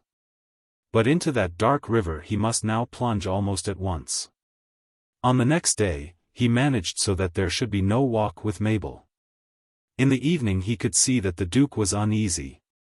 But not a word was said to him. On the following morning Lady Mabel took her departure. When she went from the door, both the Duke and Silverbridge were there to bid her farewell. She smiled and was as gracious as though everything had gone according to her heart's delight. "Dear Duke, I am so obliged to you for your kindness," she said, as she put up her cheek for him to kiss. Then she gave her hand to Silverbridge. "Of course you will come and see me in town." And she smiled upon them all, having courage enough to keep down all her sufferings. "Come in here a moment, Silverbridge," said the father as they returned into the house together. "How is it now between you and her?" Chapter 61. Bone of my bone. How is it now between you and her? That was the question which the Duke put to his son as soon as he had closed the door of the study. Lady Mabel had just been dismissed from the front door on her journey, and there could be no doubt as to her intended. No such question would have been asked had not Silverbridge himself declared to his father his purpose of making Lady Mabel his wife. On that subject the Duke, without such authority, would not have interfered. But he had been consulted, had acceded, and had encouraged the idea by excessive liberality on his part. He had never dropped it out of his mind for a moment. But when he found that the girl was leaving his house without any explanation, then he became restless and inquisitive. They say that perfect love casteth out fear. If it be so, the love of children to their parents is seldom altogether perfect, and perhaps had better not be quite perfect. With this young man it was not that he feared anything which his father could do to him. That he believed that in consequence of the declaration which he had to make his comforts and pleasures would be curtailed, or his independence diminished. He knew his father too well to dread such punishment. But he feared that he would make his father unhappy, and he was conscious that he had so often sinned in that way. He had stumbled so frequently. Though in action he would so often be thoughtless, yet he understood perfectly the effect which had been produced on his father's mind by his conduct. He had it at heart to be good to the governor, to gratify that most loving of all possible friends, who, as he knew well, was always thinking of his welfare. And yet he never had been good to the governor, nor had Gerald, and to all this was added his sister's determined perversity. It was thus he feared his father. He paused for a moment, while the Duke stood with his back to the fire looking at him. "I'm afraid that it is all over, sir," he said. "All over? I am afraid so. Why is it all over? Has she refused you?" "Well, sir, it isn't quite that." Then he paused again. It was so difficult to begin about Isabel Boncassen. "I am sorry for that," said the Duke, almost hesitating. "Very sorry. You will understand, I hope, that I should make no inquiry in such a matter, unless I had felt myself warranted in doing so by what you had yourself told me in London. I understand all that. I have been very anxious about it, and have even gone so far as to make some preparations for what I had hoped would be your early marriage." "Preparations!" exclaimed Silverbridge, thinking of church bells, bride cake, and wedding presents. "As to the property, I am so anxious that you should enjoy all the settled independence which can belong to an English gentleman. I never plough or sow. I know no more of sheep and bulls than of the extinct animals of earlier ages. I would not have it so with you. I would fain see you surrounded by those things which ought to interest a nobleman in this country. Why is it all over with Lady Mabel Grex?" The young man looked imploringly at his father, as though earnestly begging that nothing more might be said about Mabel. "I had changed my mind before I found out that she was really in love with me." He could not say that. He could not hint that he might still have Mabel if he would. The only thing for him was to tell everything about Isabel Boncassen. He felt that in doing this he must begin with himself. "I have rather changed my mind, sir," he said, "since we were walking together in London that night." "Have you quarrelled with Lady Mabel?" "Oh dear no. I am very fond of Mabel. Only not just like that." "Not just like what?" "I had better tell the whole truth at once." "Certainly tell the truth, Silverbridge. I cannot say that you are bound in duty to tell the whole truth even to your father in such a matter. But I mean to tell you everything. Mabel did not seem to care for me much, in London. And then I saw someone I liked better." Then he stopped, but as the Duke did not ask any questions he plunged on. "It was Miss Boncassen." "Miss Boncassen?" "Yes, sir," said Silverbridge, with a little access of decision. "The American young lady?" "Yes, sir." "Do you know anything of her family?" "I think I know all about her family." "It is not much in the way of family." "You have not spoken to her about it?" "Yes, sir, I have settled it all with her, on condition." "Settled it with her that she is to be your wife?" "Yes, sir, on condition that you will approve." "Did you go to her, Silverbridge, with such a stipulation as that?" "It was not like that." "How was it then?" "She stipulated, 'She will marry me if you will consent.'" It was she then who thought of my wishes and my feeling, not you? I knew that I loved her. What is a man to do when he feels like that? Of course I meant to tell you. The Duke was now looking very black. I thought you liked her, sir. Liked her? I did like her. I do like her. What has that to do with it? Do you think I like none but those with whom I should think it fitting to ally myself in marriage?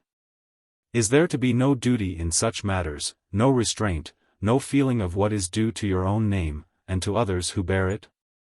The lad out there who is sweeping the walks can marry the first girl that pleases his eye if she will take him. Perhaps his lot is the happier because he owns such liberty. Have you the same freedom? I suppose I have, by law. Do you recognize no duty but what the laws impose upon you? Should you be disposed to eat and drink in bestial excess, because the laws would not hinder you? Should you lie and sleep all the day, the law would say nothing. Should you neglect every duty which your position imposes on you, the law could not interfere. To such a one as you the law can be no guide. You should so live as not to come near the law, or to have the law to come near to you. From all evil against which the law bars you, you should be barred, at an infinite distance, by honor, by conscience, and nobility. Does the law require patriotism, philanthropy, self-abnegation, public service, purity of purpose, devotion to the needs of others who have been placed in the world below you? The law is a great thing, because men are poor and weak, and bad. And it is great, because where it exists in its strength, no tyrant can be above it. But between you and me there should be no mention of law as the guide of conduct. Speak to me of honor, of duty, and of nobility, and tell me what they require of you. Silverbridge listened in silence and with something of true admiration in his heart. But he felt the strong necessity of declaring his own convictions on one special point here, at once, in this new crisis of the conversation. That accident in regard to the color of the Dean's Lodge had stood in the way of his logical studies, so that he was unable to put his argument into proper shape. But there belonged to him a certain natural astuteness which told him that he must put in his rejoinder at this particular point. I think I am bound in honor and in duty to marry Miss Boncassen, he said. And, if I understand what you mean, by nobility just as much. Because you have promised. Not only for that. I have promised and therefore I am bound. She has said that she loves me, and therefore of course I am bound. But it is not only that. What do you mean? I suppose a man ought to marry the woman he loves, if he can get her. No, not so, not always so. Do you think that love is a passion that cannot be withstood? But here we are both of one mind, sir. When I saw how you seemed to take to her. Take to her. Can I not interest myself in human beings without wishing to make them flesh of my flesh, bone of my bone? What am I to think of you? It was but the other day that all that you are now telling me of Miss Boncassen, you were telling me of Lady Mabel Grex. Here poor Silverbridge bit his lips and shook his head, and looked down upon the ground. This was the weak part of his case. He could not tell his father the whole story about Mabel, that she had coyed his love. So that he had been justified in thinking himself free from any claim in that direction when he had encountered the infinitely sweeter charms of Isabel Boncassen. You are weak as water, said the unhappy father. I am not weak in this. Did you not say exactly the same about Lady Mabel? There was a pause, so that he was driven to reply. I found her as I thought indifferent, and then, I changed my mind. Indifferent. What does she think about it now? Does she know of this? How does it stand between you two at the present moment? She knows that I am engaged to Miss Boncassen. Does she approve of it? Why should I ask her, sir? I have not asked her. Then why did you tell her? She could not but have spoken her mind when you told her. There must have been much between you when this was talked of. The unfortunate young man was obliged to take some time before he could answer this appeal. He had to own that his father had some justice on his side, but at the same time he could reveal nothing of Mabel's secret. I told her because we were friends. I did not ask her approval. But she did disapprove. She thought that your son should not marry an American girl without family. Of course she would feel that. Now I have told you what she said, and I hope you will ask me no further questions about her. I cannot make Lady Mabel my wife. Though, for the matter of that, I ought not to presume that she would take me if I wished it. I had intended to ask you today to consent to my marriage with Miss Boncassen. I cannot give you my consent. Then I am very unhappy. How can I believe as to your unhappiness when you would have said the same about Lady Mabel Grex a few weeks ago? Nearly 8 months, said Silverbridge. What is the difference? It is not the time, but the disposition of the man. I cannot give you my consent. The young lady sees it in the right light, and that will make your escape easy. I do not want to escape. She has indicated the cause which will separate you. I will not be separated from her, said Silverbridge, who was beginning to feel that he was subjugated to tyranny. If he chose to marry Isabel, no one could have a right to hinder him. I can only hope that you will think better of it, and that when next you speak to me on that or any other subject you will answer me with less arrogance. This rebuke was terrible to the son, whose mind at the present moment was filled with 2 ideas, that of constancy to Isabel Boncassen, and then of respect and affection for his father. Indeed, sir, he said, I am not arrogant, and if I have answered improperly I beg your pardon. But my mind is made up about this, and I thought you had better know how it is. I do not see that I can say anything else to you now. I think of going to Harrington this afternoon. Then the Duke, with further very visible annoyance, asked where Harrington was. It was explained that Harrington was Lord Chiltern's seat, Lord Chiltern being the master of the brake hounds. That it was his son's purpose to remain 6 weeks among the brake hounds, but that he should stay only a day or 2 with Lord Chiltern. Then it appeared that Silverbridge intended to put himself up at a hunting inn in the neighbourhood, and the Duke did not at all like the plan. That his son should choose to live at an inn, when the comforts of an English country house were open to him, was distasteful and almost offensive to the Duke. And the matter was not improved when he was made to understand that all this was to be done for the sake of hunting. There had been the shooting in Scotland, then the racing, alas. Yes, the racing, and the betting at Doncaster. Then the shooting at Matching had been made to appear to be the chief reason why he himself had been living in his own house.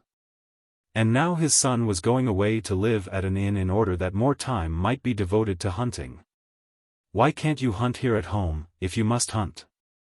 It is all woodland, said Silverbridge. I thought you wanted woods. Lord Chiltern is always troubling me about Trumpington Wood. This breeze about the hunting enabled the son to escape without any further allusion to Miss Boncassen. He did escape, and proceeded to turn over in his mind all that had been said. His tale had been told.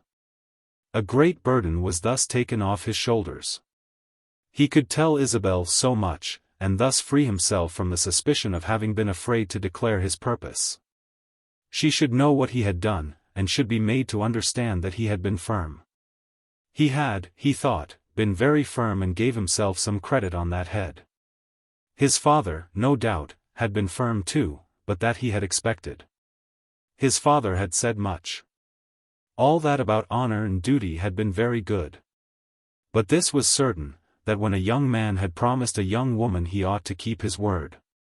And he thought that there were certain changes going on in the management of the world which his father did not quite understand. Fathers never do quite understand the changes which are manifest to their sons. Some years ago it might have been improper that an American girl should be elevated to the rank of an English duchess. But now all that was altered. The Duke spent the rest of the day alone, and was not happy in his solitude. All that Silverbridge had told him was sad to him. He had taught himself to think that he could love Lady Mabel as an affectionate father wishes to love his son's wife. He had set himself to wish to like her, and had been successful. Being most anxious that his son should marry, he had prepared himself to be more than ordinarily liberal, to be in every way gracious. His children were now everything to him, and among his children his son and heir was the chief. From the moment in which he had heard from Silverbridge that Lady Mabel was chosen, he had given himself up to considering how he might best promote their interests, how he might best enable them to live with that dignity and splendor which he himself had unwisely despised. That the son who was to come after him should be worthy of the place assigned to his name had been, of personal objects, the nearest to his heart. There had been failures, but still there had been left room for hope. The boy had been unfortunate at Eton, but how many unfortunate boys had become great men? He had disgraced himself by his folly at college, but, though some lads will be men at 20, others are then little more than children. The fruit that ripens the soonest is seldom the best. Then had come Tifto and the racing mania. Nothing could be worse than Tifto and racehorses. But from that evil Silverbridge had seemed to be made free by the very disgust which the vileness of the circumstance had produced.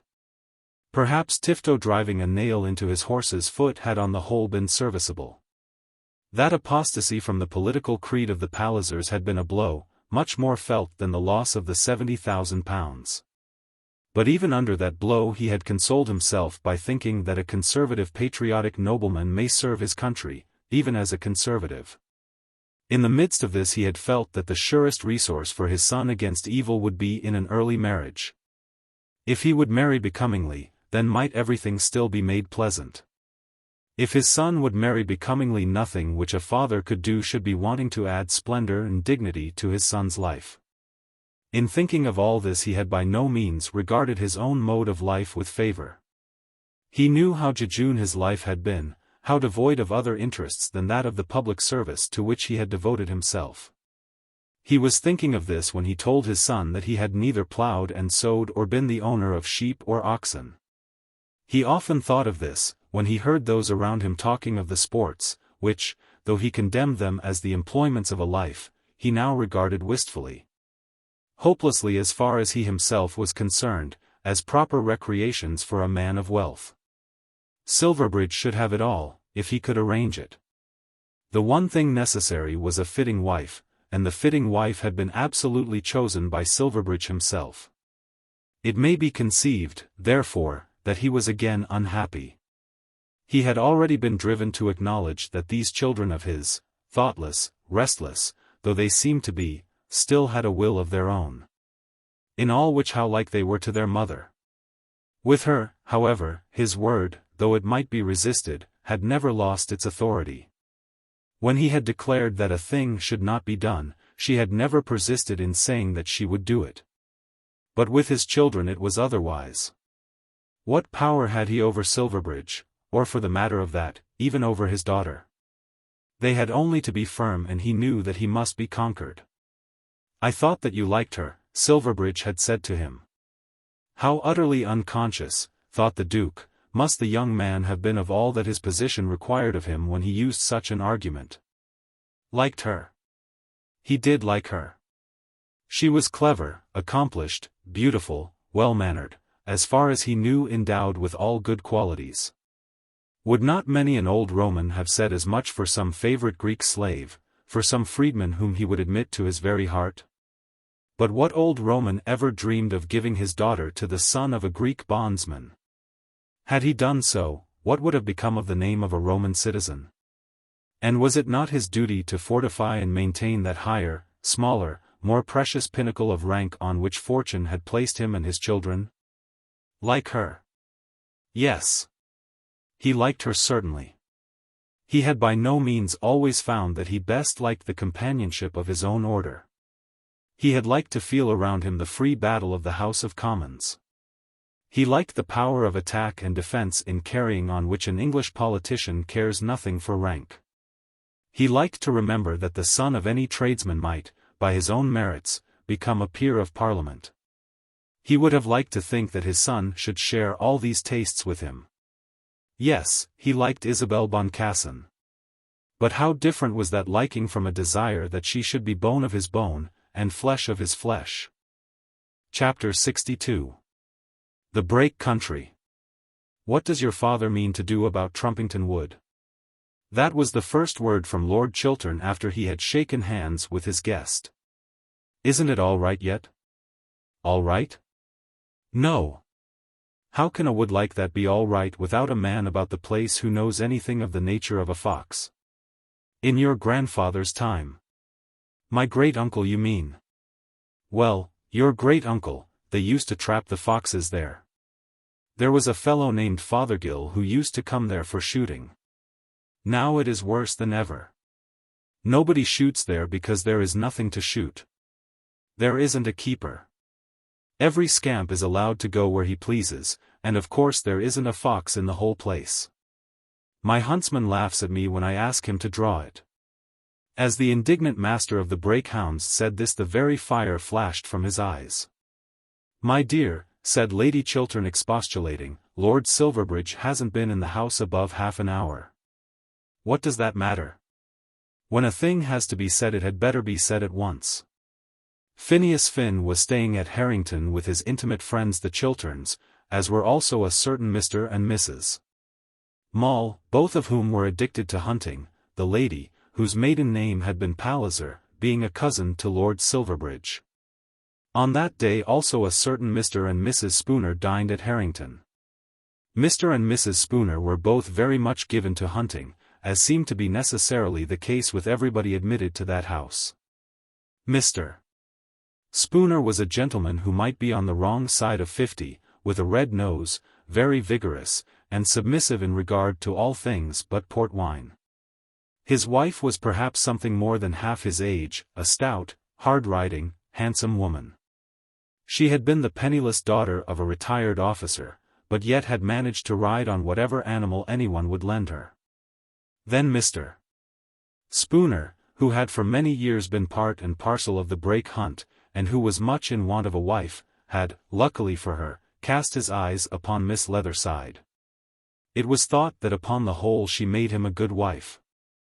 She hunted 4 days a week, and he could afford to keep horses for her. She never flirted, and wanted no one to open gates.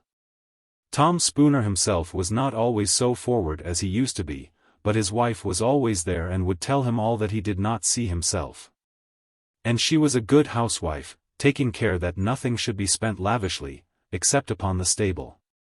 Of him, too, and of his health, she was careful, never scrupling to say a word in season when he was likely to hurt himself, either among the fences or among the decanters. You ain't so young as you were, Tom. Don't think of doing it. This she would say to him with a loud voice when she would find him pausing at a fence. Then she would hop over herself and he would go round. She was quite a providence to him, as her mother, old Mrs. Leatherside, would say. She was hardly the woman that one would have expected to meet as a friend in the drawing-room of Lady Chiltern. Lord Chiltern was perhaps a little rough, but Lady Chiltern was all that a mother, a wife, and a lady ought to be. She probably felt that some little apology ought to be made for Mrs. Spooner. I hope you like hunting, she said to Silverbridge. Best of all things, said he, enthusiastically. Because you know this is Castle Nimrod, in which nothing is allowed to interfere with the one great business of life. It's like that, is it? Quite like that. Lord Chiltern has taken up hunting as his duty in life, and he does it with his might and main. Not to have a good day is a misery to him. Not for himself but because he feels that he is responsible. We had one blank day last year, and I thought that he never would recover it. It was that unfortunate Trumpington Wood. How he will hate me. Not if you will praise the hounds judiciously. And then there is a Mr. Spooner coming here tonight. He is the first lieutenant. He understands all about the foxes, and all about the farmers. He has got a wife. Does she understand anything? She understands him. She is coming too. They have not been married long, and he never goes anywhere without her. Does she ride? Well, yes. I never go out myself now because I have so much of it all at home. But I fancy she does ride a good deal. She will talk hunting too. If Chiltern were to leave the country, I think they ought to make her master. Perhaps you'll think her rather odd. But really she is a very good woman. I am sure I shall like her. I hope you will. You know Mr. Finn. He is here. He and my husband are very old friends. And Adelaide Maule is your cousin. She hunts too. And so does Mr. Maule, only not quite so energetically. I think that is all we shall have. Immediately after that all the guests came in at once, and a discussion was heard as they were passing through the hall. No, that wasn't it, said Mrs. Spooner loudly. I don't care what Dick said. Dick Rabbit was the first whip, and seemed to have been much exercised with the matter now under dispute. The fox never went into Grobby Gorse at all. I was there and saw Sappho give him a line down the bank. I think he must have gone into the gorse, my dear, said her husband. The earth was open, you know. I tell you she didn't. You weren't there, and you can't know. I'm sure it was a vixen by her running. We ought to have killed that fox, my lord. Then Mrs. Spooner made her obeisance to her hostess. Perhaps she was rather slow in doing this, but the greatness of the subject had been the cause. These are matters so important, that the ordinary civilities of the world should not stand in their way. What do you say, Chiltern? Asked the husband. I say that Mrs. Spooner isn't very often wrong, and that Dick Rabbit isn't very often right about a fox. It was a pretty run, said Phineas. Just 34 minutes, said Mr. Spooner. 32 up to Grobby Gorse, asserted Mrs. Spooner. The hounds never hunted a yard after that. Dick hurried them into the gorse, and the old hound wouldn't stick to his line when she found that no one believed her. This was on a Monday evening, and the brake hounds went out generally 5 days a week. You'll hunt tomorrow, I suppose? Lady Chiltern said to Silverbridge. I hope so. You must hunt tomorrow. Indeed there is nothing else to do. Chiltern has taken such a dislike to shooting men, that he won't shoot pheasants himself.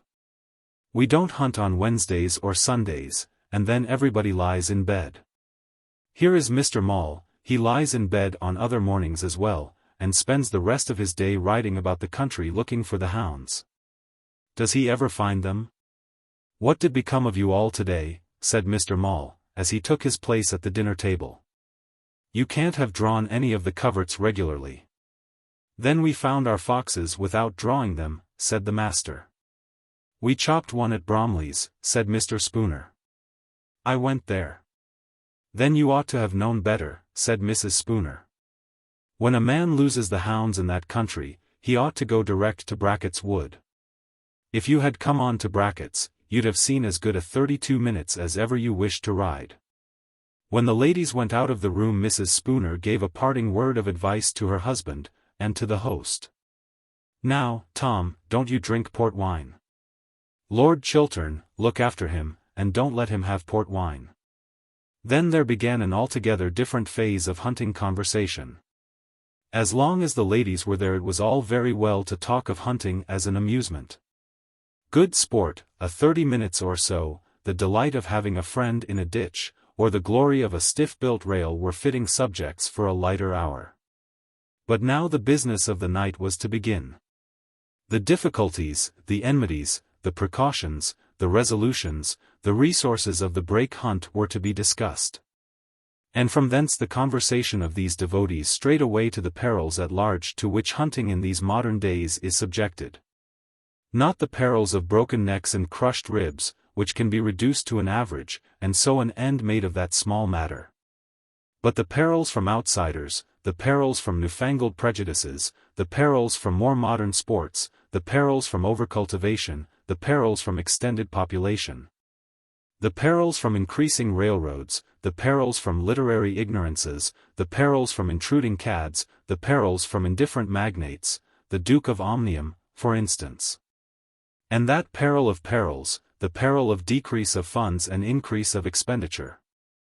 The jaunty gentleman who puts on his dainty breeches, and his pair of boots, and on his single horse rides out on a pleasant morning to some neighboring meet, thinking himself a sportsman, has but a faint idea of the troubles which a few staunch workmen endure in order that he may not be made to think that his boots, and his breeches, and his horse, have been in vain. A word or two further was at first said about that unfortunate wood for which Silverbridge at the present felt himself responsible. Finn said that he was sure the Duke would look to it, if Silverbridge would mention it. Chiltern simply groaned. Silverbridge said nothing, remembering how many troubles he had on hand at this moment. Then by degrees their solicitude worked itself round to the cares of a neighbouring hunt. The ARU had lost their master. One Captain Glomax was going, and the county had been driven to the necessity of advertising for a successor. When hunting comes to that, said Lord Chiltern, one begins to think that it is in a bad way. It may always be observed that when hunting men speak seriously of their sport, they speak despondingly. Everything is going wrong. Perhaps the same thing may be remarked in other pursuits. Farmers are generally on the verge of ruin. Trade is always bad. The church is in danger. The House of Lords isn't worth a dozen years' purchase. The throne totters. An itinerant master with a carpetbag never can carry on a country, said Mr. Spooner. You ought really to have a gentleman of property in the county, said Lord Chiltern, in a self-deprecating tone. His father's acres lay elsewhere. It should be someone who has a real stake in the country, replied Mr. Spooner, whom the farmers can respect. Glomax understood hunting no doubt, but the farmers didn't care for him. If you don't have the farmers with you, you can't have hunting. Then he filled a glass of port. If you don't approve of Glomax, what do you think of a man like Major Tifto? Asked Mr. Maule. That was in the Runnymede, said Spooner contemptuously. Who is Major Tifto? Asked Lord Chiltern. He is the man, said Silverbridge, boldly, who owned Prime Minister with me, when he didn't win the Ledger last September. There was a deuce of a row, said Maule. Then Mr. Spooner, who read his Bell's Life and Field very religiously, and who never missed an article in Bailey's, proceeded to give them an account of everything that had taken place in the Runnymede hunt. It mattered but little that he was wrong in all his details. Narrations always are. The result to which he came was nearly right when he declared that the Major had been turned off, that a committee had been appointed, and that Messrs. Topps and Jawstock had been threatened with a lawsuit. That comes, said Lord Chiltern solemnly, of employing men like Major Tifto in places for which they are radically unfit. I dare say Major Tifto knew how to handle a pack of hounds, perhaps almost as well as my huntsman, Fowler. But I don't think a county would get on very well which appointed Fowler master of hounds. He is an honest man, and therefore would be better than Tifto. But it would not do. It is a position in which a man should at any rate be a gentleman. If he be not, all those who should be concerned in maintaining the hunt will turn their backs upon him. When I take my hounds over this man's ground, and that man's ground, certainly without doing him any good, I have to think of a great many things. I have to understand that those whom I cannot compensate by money, I have to compensate by courtesy. When I shake hands with a farmer and express my obligation to him because he does not lock his gates, he is gratified. I don't think any decent farmer would care much for shaking hands with Major Tifto. If we fall into that kind of thing, there must soon be an end of hunting. Major Tiftos are cheap, no doubt. But in hunting, as in most other things, cheap and nasty go together. If men don't choose to put their hands in their pockets, they had better say so, and give the thing up altogether. If you won't take any more wine, we'll go to the ladies. Silverbridge, the trap will start from the door tomorrow morning precisely at 9:30 a.m. Grantingham Cross is 14 miles. Then they all left their chairs, but as they did so Mr. Spooner finished the bottle of port wine. I never heard Chiltern speak so much like a book before, said Spooner to his wife, as she drove him home that night. The next morning everybody was ready for a start at 9:30, except Mr. Maule, as to whom his wife declared that she had left him in bed when she came down to breakfast.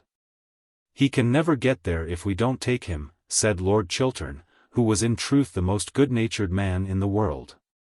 5 minutes were allowed him, and then he came down with a large sandwich in one hand and a button-hook in the other, with which he was prepared to complete his toilet.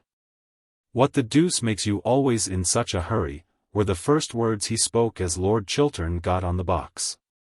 The master knew him too well to argue the point. "Well, he always is in a hurry," said the sinner, when his wife accused him of ingratitude. "Where's Spooner?" asked the master when he saw Mrs. Spooner without her husband at the meet. "I knew how it would be when I saw the port wine," she said in a whisper that could be heard all round. "He has got it this time sharp, in his great toe. We shan't find at Grantingham. They were cutting wood there last week. If I were you, my lord, I'd go away to the spinneys at once." "I must draw the country regularly," muttered the master. The country was drawn regularly, but in vain till about 2 o'clock. Not only was there no fox at Grantingham Wood, but none even at the spinneys. And at 2, Fowler, with an anxious face, held a consultation with his more anxious master. Trumpington would lay on their right, and that no doubt would have been the proper draw. "I suppose we must try it," said Lord Chiltern. Old Fowler looked very sour. "You might as well look for a fox under my wife's bed, my lord." "I dare say we should find one there," said one of the wags of the hunt. Fowler shook his head, feeling that this was no time for joking. "It ought to be drawn," said Chiltern. "Of course you know best, my lord." "I wouldn't touch it, never no more. Let 'em all know what the Duke's wood is." "This is Lord Silverbridge, the Duke's son," said Chiltern, laughing. "I beg your lordship's pardon," said Fowler, taking off his cap. "We shall have a good time coming, some day. Let me trot 'em off to Michaelmas Daisies, my lord. I'll be there in 30 minutes. In the neighboring parish of St. Michael Delaware Deasier there was a favourite little gorse which among hunting men had acquired this unreasonable name. After a little consideration the master yielded, and away they trotted. "You'll cross the ford, Fowler?" asked Mrs. Spooner. "Oh yes, ma'am. We couldn't draw the daisies this afternoon if we didn't. It'll be up to the horses' bellies. Those who don't like it can go round. They'd never be there in time, Fowler. There's a many, ma'am, as don't mind that. You won't be one to stay behind." The water was up to the horses' bellies, but, nevertheless, Mrs. Spooner was at the gorse side when the daisies were drawn. They found and were away in a minute. It was all done so quickly that Fowler, who had alone gone into the gorse, had hardly time to get out with his hounds. The fox ran right back, as though he were making for the Duke's pernicious wood. In the first field or two there was a succession of gates, and there was not much to do in the way of jumping. Then the fox, keeping straight ahead, deviated from the line by which they had come, making for the brook by a more direct course. The ruck of the horseman, understanding the matter very well, left the hounds, and went to the right, riding for the ford. The ford was of such a nature that but one horse could pass it at a time, and that one had to scramble through deep mud. "There'll be the devil to pay there," said Lord Chiltern, going straight with his hounds. Phineas Finn and Dick Rabbit were close after him. Old Fowler had craftily gone to the ford, but Mrs. Spooner, who did not intend to be shaken off, followed the master, and close with her was Lord Silverbridge. "Lord Chiltern hasn't got it right," she said. "He can't do it among these bushes." As she spoke the master put his horse at the bushes and then disappeared. The lady had been right. There was no ground at that spot to take off from, and the bushes had impeded him. Lord Chiltern got over, but his horse was in the water. Dick Rabbit and poor Phineas Finn were stopped in their course by the necessity of helping the master in his trouble. But Mrs. Spooner, the judicious Mrs. Spooner, rode at the stream where it was, indeed, a little wider, but at a place in which the horse could see what he was about, and where he could jump from and to firm ground. Lord Silverbridge followed her gallantly. They both jumped the brook well, and then were together. "You'll beat me in pace," said the lady as he rode alongside of her. "Take the fence ahead straight, and then turn sharp to your right." With all her faults, Mrs. Spooner was a thorough sportsman. He did take the fence ahead, or rather tried to do so. It was a bank and a double ditch, not very great in itself, but requiring a horse to land on the top and go off with a second spring.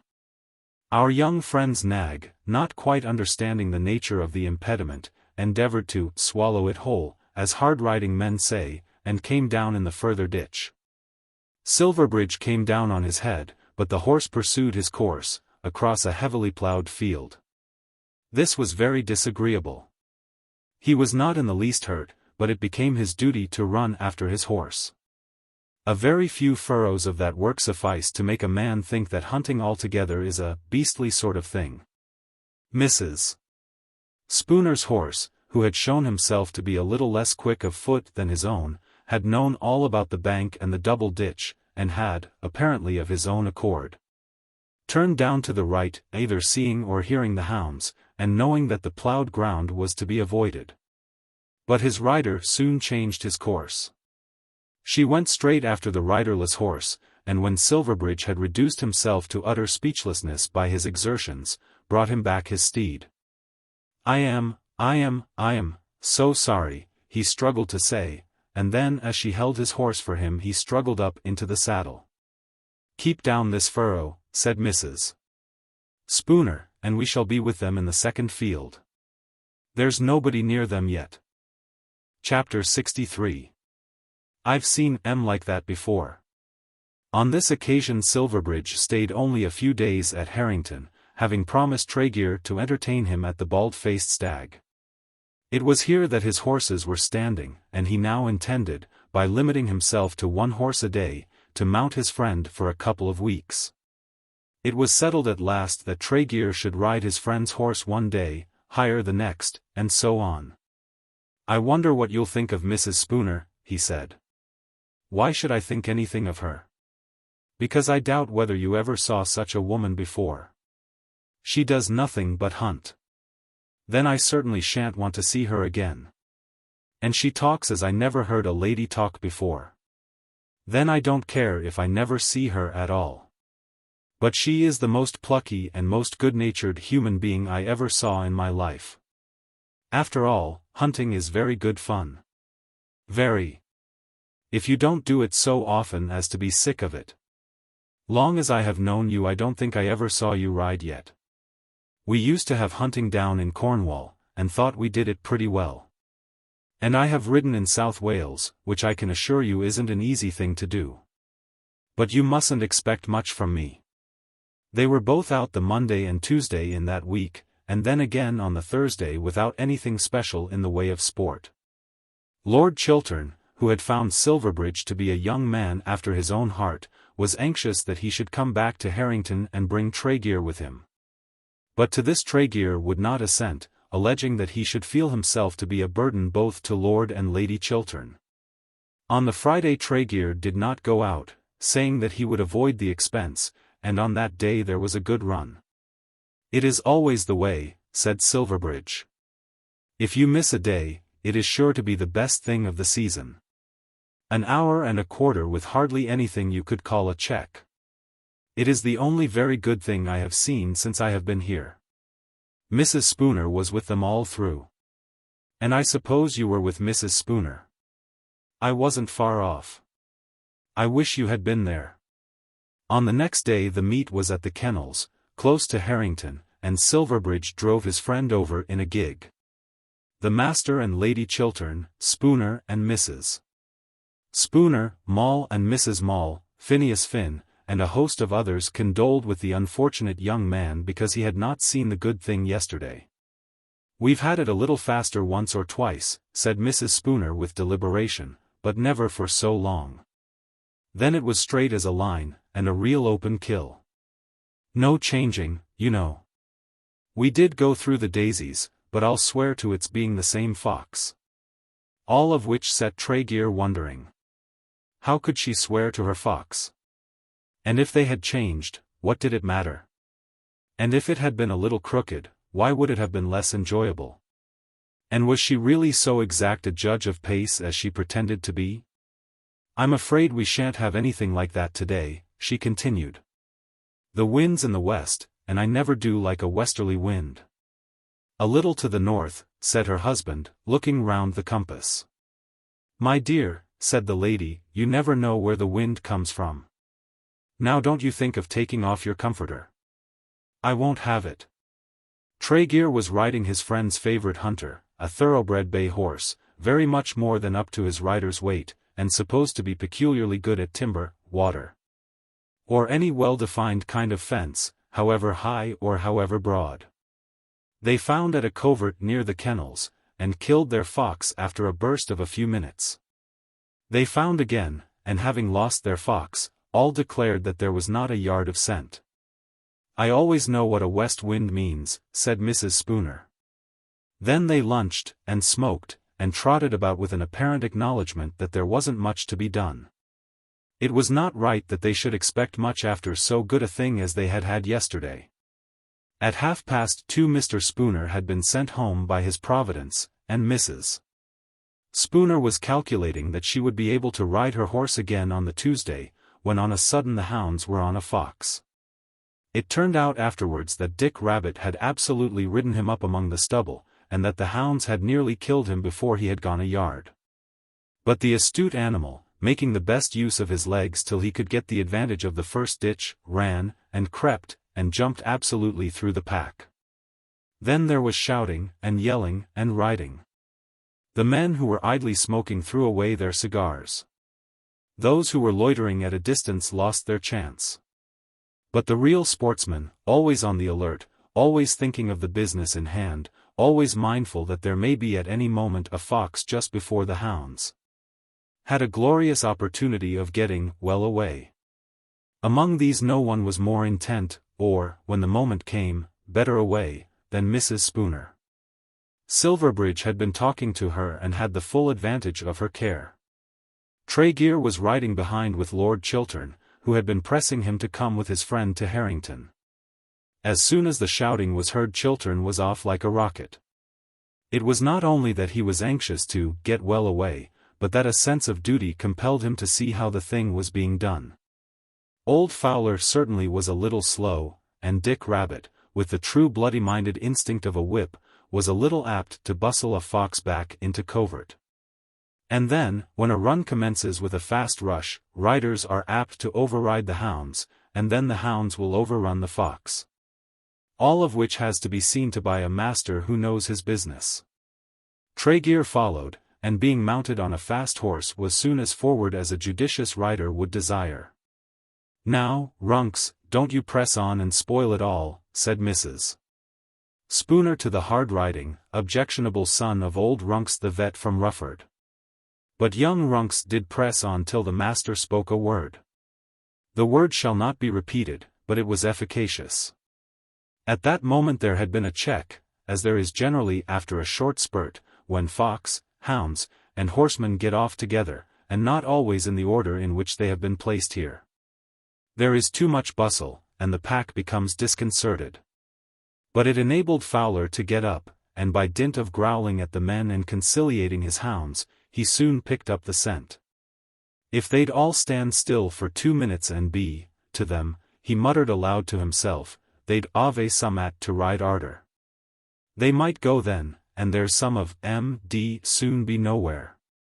But in spite of Fowler's denunciations there was, of course, another rush.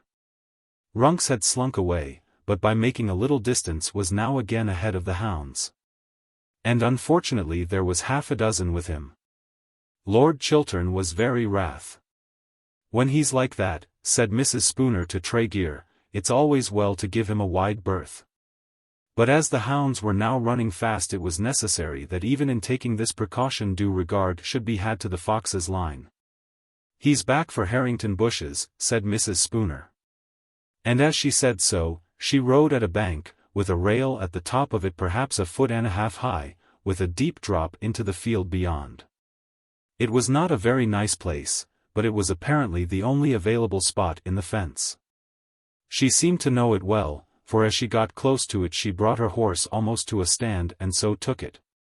The horse cleared the rail, seemed just to touch the bank on the other side, while she threw herself back almost onto his crupper, and so came down with perfect ease. But she, knowing that it would not be easy to all horses, paused a moment to see what would happen. Tregear was next to her and was intending to fly the fence. But when he saw Mrs.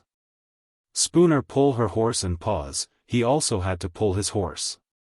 This he did so as to enable her to take her leap without danger or encumbrance from him, but hardly so as to bring his horse to the bank in the same way. It may be doubted whether the animal he was riding would have known enough and been quiet enough to have performed the acrobatic maneuver which had carried Mrs. Spooner so pleasantly over the peril. He had some idea of this, for the thought occurred to him that he would turn and ride fast at the jump. But before he could turn he saw that Silverbridge was pressing on him. It was thus his only resource to do as Mrs. Spooner had done. He was too close to the rail, but still he tried it. The horse attempted to jump, caught his foot against the bar, and of course went over head foremost. This probably would have been nothing, had not Silverbridge with his rushing beast been immediately after them. When the young lord saw that his friend was down it was too late for him to stop his course. His horse was determined to have the fence, and did have it. He touched nothing, and would have skimmed in glory over the next field had he not come right down on Tregear and Tregear's steed. There they were, 4 of them, 2 men and 2 horses in one confused heap. The first person with them was Mrs. Spooner, who was off her horse in a minute. And Silverbridge too was very soon on his legs. He at any rate was unhurt, and the 2 horses were up before Mrs. Spooner was out of her saddle. But Tregear did not move. "What are we to do?" said Lord Silverbridge, kneeling down over his friend. "Oh, Mrs. Spooner, what are we to do?" The hunt had passed on and no one else was immediately with them. But at this moment Dick Rabbit, who had been left behind to bring up his hounds, appeared above the bank. "Leave your horse and come down," said Mrs. Spooner. "Here is a gentleman who has hurt himself." Dick wouldn't leave his horse, but was soon on the scene, having found his way through another part of the fence. "No. He ain't dead," said Dick. "I've seen 'em like that before, and they went dead. But he's had a hawful squeege." Then he passed his hand over the man's neck and chest. "There's a lot of 'em is broke," said he. "We must get him into Farmer Tooby's." After a while he was got into Farmer Tooby's, when that surgeon came who is always in attendance on a hunting field. The surgeon declared that he had broken his collarbone, 2 of his ribs, and his left arm. And then one of the animals had struck him on the chest as he raised himself. A little brandy was poured down his throat, but even under that operation he gave no sign of life. "No, missus, he aren't dead," said Dick to Mrs. Tooby, "no more he won't die this bout. But he's got it very nasty." That night Silverbridge was sitting by his friend's bedside at 10 o'clock in Lord Chiltern's house. Tregear had spoken a few words, and the bones had been set. But the doctor had not felt himself justified in speaking with that assurance which Dick had expressed. The man's whole body had been bruised by the horse which had fallen on him. The agony of Silverbridge was extreme, for he knew that it had been his doing. "You were a little too close," Mrs. Spooner had said to him, "but nobody saw it and we'll hold our tongues." Silverbridge however would not hold his tongue. He told everybody how it had happened, how he had been unable to stop his horse, how he had jumped upon his friend, and perhaps killed him. "I don't know what I am to do. I am so miserable," he said to Lady Chiltern with the tears running down his face. The 2 remained at Harrington and their luggage was brought over from the Bald-Faced Stag. The accident had happened on a Saturday. On the Sunday there was no comfort. On the Monday the patient's recollection and mind were re-established, and the doctor thought that perhaps, with great care, his constitution would pull him through. On that day the consternation at Harrington was so great that Mrs. Spooner would not go to the meet. She came over from Spoon Hall, and spent a considerable part of the day in the sick man's room. "It's sure to come right if it's above the vitals," she said, expressing an opinion which had come from much experience. That is, she added, unless the necks broke. When poor old Jack Stubbs drove his head into his cap and dislocated his vertebrae, of course it was all up with him. The patient heard this and was seen to smile. On the Tuesday there arose the question of family communication. As the accident would make its way into the papers, a message had been sent to Polpenno to say that various bones had been broken, but that the patient was upon the whole doing well. Then there had been different messages backwards and forwards, in all of which there had been an attempt to comfort old Mrs. Tregear. But on the Tuesday letters were written. Silverbridge, sitting in his friend's room, sent a long account of the accident to Mrs. Tregear, giving a list of the injuries done. "Your sister," whispered the poor fellow from his pillow. "Yes, yes, yes, I will." "And Mabel Grex." Silverbridge nodded assent and again went to the writing table. He did write to his sister, and in plain words told her everything. "The doctor says he is not now in danger." Then he added a postscript. "As long as I am here I will let you know how he is." Chapter 64. I believe him to be a worthy young man. Lady Mary and Mrs. Finn were alone when the tidings came from Silverbridge. The Duke had been absent, having gone to spend an unpleasant week in Barsetshire. Mary had taken the opportunity of his absence to discuss her own prospects at full length. "My dear," said Mrs. Finn, "I will not express an opinion. How can I after all that has passed? I have told the Duke the same. I cannot be heart and hand with either without being false to the other." But still Lady Mary continued to talk about Tregear. "I don't think Papa has a right to treat me in this way," she said. "He wouldn't be allowed to kill me, and this is killing me." "While there is life there is hope," said Mrs. Finn. "Yes, while there is life there is hope. But one doesn't want to grow old first." "There is no danger of that yet, Mary. I feel very old. What is the use of life without something to make it sweet? I am not even allowed to hear anything that he is doing. If he were to ask me, I think I would go away with him tomorrow. He would not be foolish enough for that. Because he does not suffer as I do. He has his borough, and his public life, and 100 things to think of. I have got nothing but him. I know he is true, quite as true as I am. But it is I that have the suffering in all this.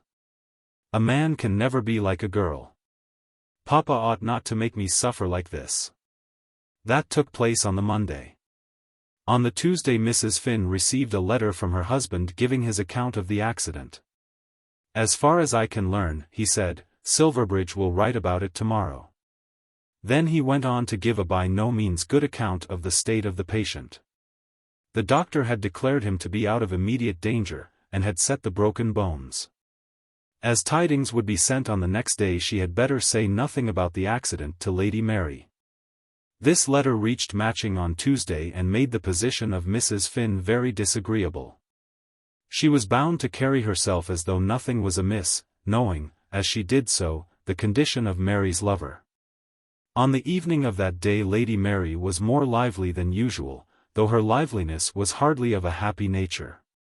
"I don't know what Papa can expect. I've heard him say 100 times that to be in Parliament is the highest place a gentleman can fill, and now Frank is in Parliament." Mrs. Finn looked at her with beseeching eyes, as though begging her not to speak of Tregear. And then to think of their having that Lord Popplecourt there. I shall always hate Lady Cantrip, for it was her place. That she should have thought it possible. Lord Popplecourt. Such a creature. Hyperion to a satyr. Isn't it true? Oh, that Papa should have thought it possible. Then she got up, and walked about the room, beating her hands together. All this time Mrs. Finn knew that Tregear was lying at Harrington with half his bones broken, and in danger of his life. On the next morning Lady Mary received her letters.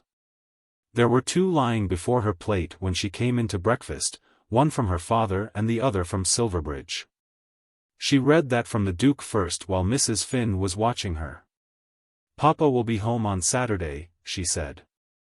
He declares that the people in the borough are quite delighted with Silverbridge for a member. And he is quite jocose.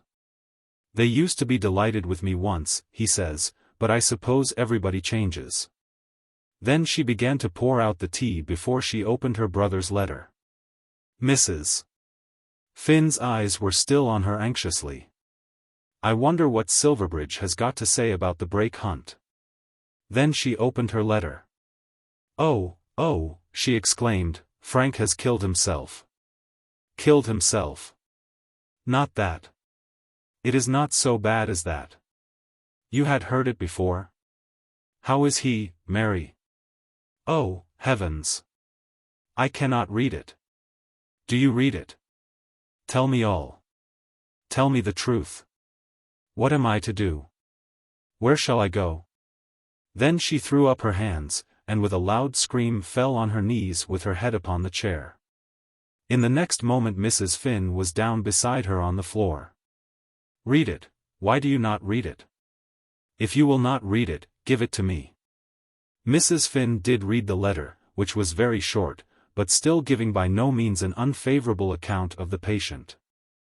I am sorry to say he has broken ever so many bones, and we were very much frightened about him. Then the writer went into details, from which a reader who did not read the words carefully might well imagine that the man's life was still in danger. Mrs.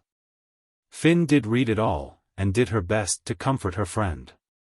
It has been a bad accident, she said, but it is clear that he is getting better.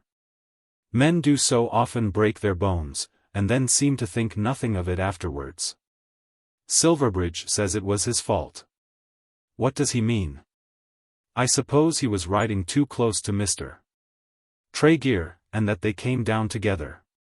Of course it is distressing, but I do not think you need make yourself positively unhappy about it. Would you not be unhappy if it were Mr. Finn? Said Mary, jumping up from her knees. I shall go to him. I should go mad if I were to remain here and know nothing about it but what Silverbridge will tell me. I will telegraph to Mr. Finn. Mr. Finn won't care. Men are so heartless. They write about each other just as though it did not signify in the least whether anybody were dead or alive. I shall go to him. You cannot do that. I don't care now what anybody may think. I choose to be considered as belonging to him, and if Papa were here I would say the same. It was of course not difficult to make her understand that she could not go to Harrington, but it was by no means easy to keep her tranquil. She would send a telegram herself. This was debated for a long time, till at last Lady Mary insisted that she was not subject to Mrs. Finn's authority. If Papa were here, even then I would send it. And she did send it, in her own name, regardless of the fact pointed out to her by Mrs. Finn, that the people at the post office would thus know her secret. It is no secret, she said. I don't want it to be a secret. The telegram went in the following words, I have heard it. I am so wretched. Send me one word to say how you are. She got an answer back, with Tregear's own name to it, on that afternoon. Do not be unhappy. I am doing well. Silverbridge is with me. On the Thursday Gerald came home from Scotland. He had arranged his little affair with Lord Percival, not however without some difficulty. Lord Percival had declared he did not understand I.O.U.S. in an affair of that kind. He had always thought that gentlemen did not play for stakes which they could not pay at once. This was not said to Gerald himself, or the result would have been calamitous. Nidderdale was the go-between, and at last arranged it, not however till he had pointed out that Percival, having won so large a sum of money from a lad under 21 years of age, was very lucky in receiving substantial security for its payment. Gerald had chosen the period of his father's absence for his return. It was necessary that the story of the gambling debt should be told the Duke in February. Silverbridge had explained that to him, and he had quite understood it. He, indeed, would be up at Oxford in February, and, in that case, the first horror of the thing would be left to poor Silverbridge. Thinking of this, Gerald felt that he was bound to tell his father himself. He resolved that he would do so, but was anxious to postpone the evil day. He lingered therefore in Scotland till he knew that his father was in Barsetshire. On his arrival he was told of Tregear's accident. "Oh, Gerald, have you heard?" said his sister. He had not as yet heard, and then the history was repeated to him. Mary did not attempt to conceal her own feelings. She was as open with her brother as she had been with Mrs. Finn. "I suppose he'll get over it," said Gerald. "Is that all you say?" she asked. "What can I say better?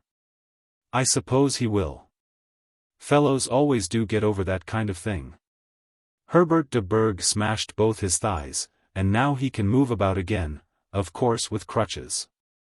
"Gerald, how can you be so unfeeling? I don't know what you mean. I always liked Tregear, and I am very sorry for him. If you would take it a little quieter, I think it would be better." "I could not take it quietly.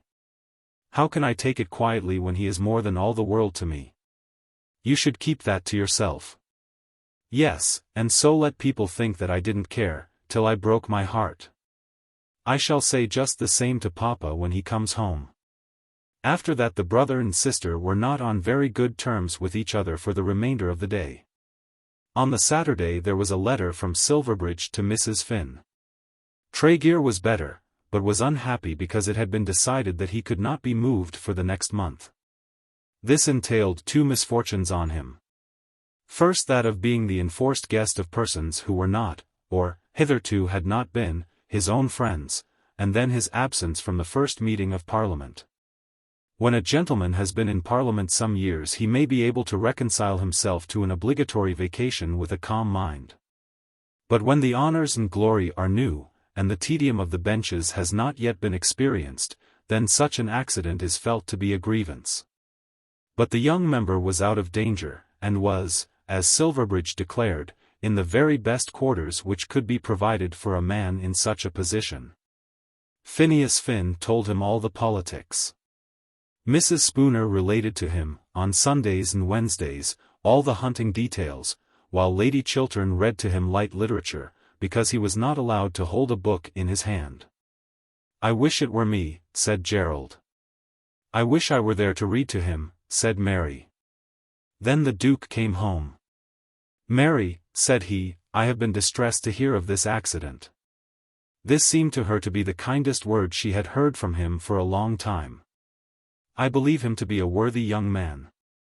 I am sorry that he should be the cause of so much sorrow to you, and to me." "Of course I was sorry for his accident," she replied, after pausing a while, "but now that he is better I will not call him a cause of sorrow, to me."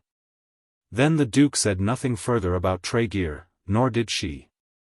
"So you have come at last," he said to Gerald.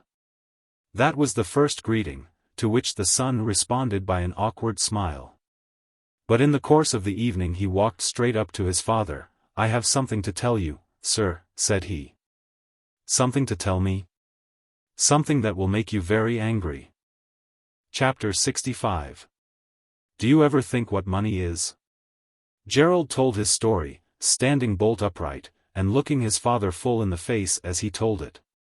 "You lost £3,400 at one sitting to Lord Percival, at cards." "Yes, sir."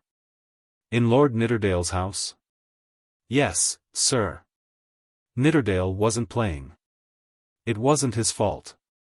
"Who were playing?" "Percival, and Dolly Longstaff, and Jack Hinds, and I. Popplecourt was playing at first." "Lord Popplecourt?" "Yes, sir. But he went away when he began to lose." £3,400. "How old are you?" "I am just 21. "You are beginning the world well, Gerald.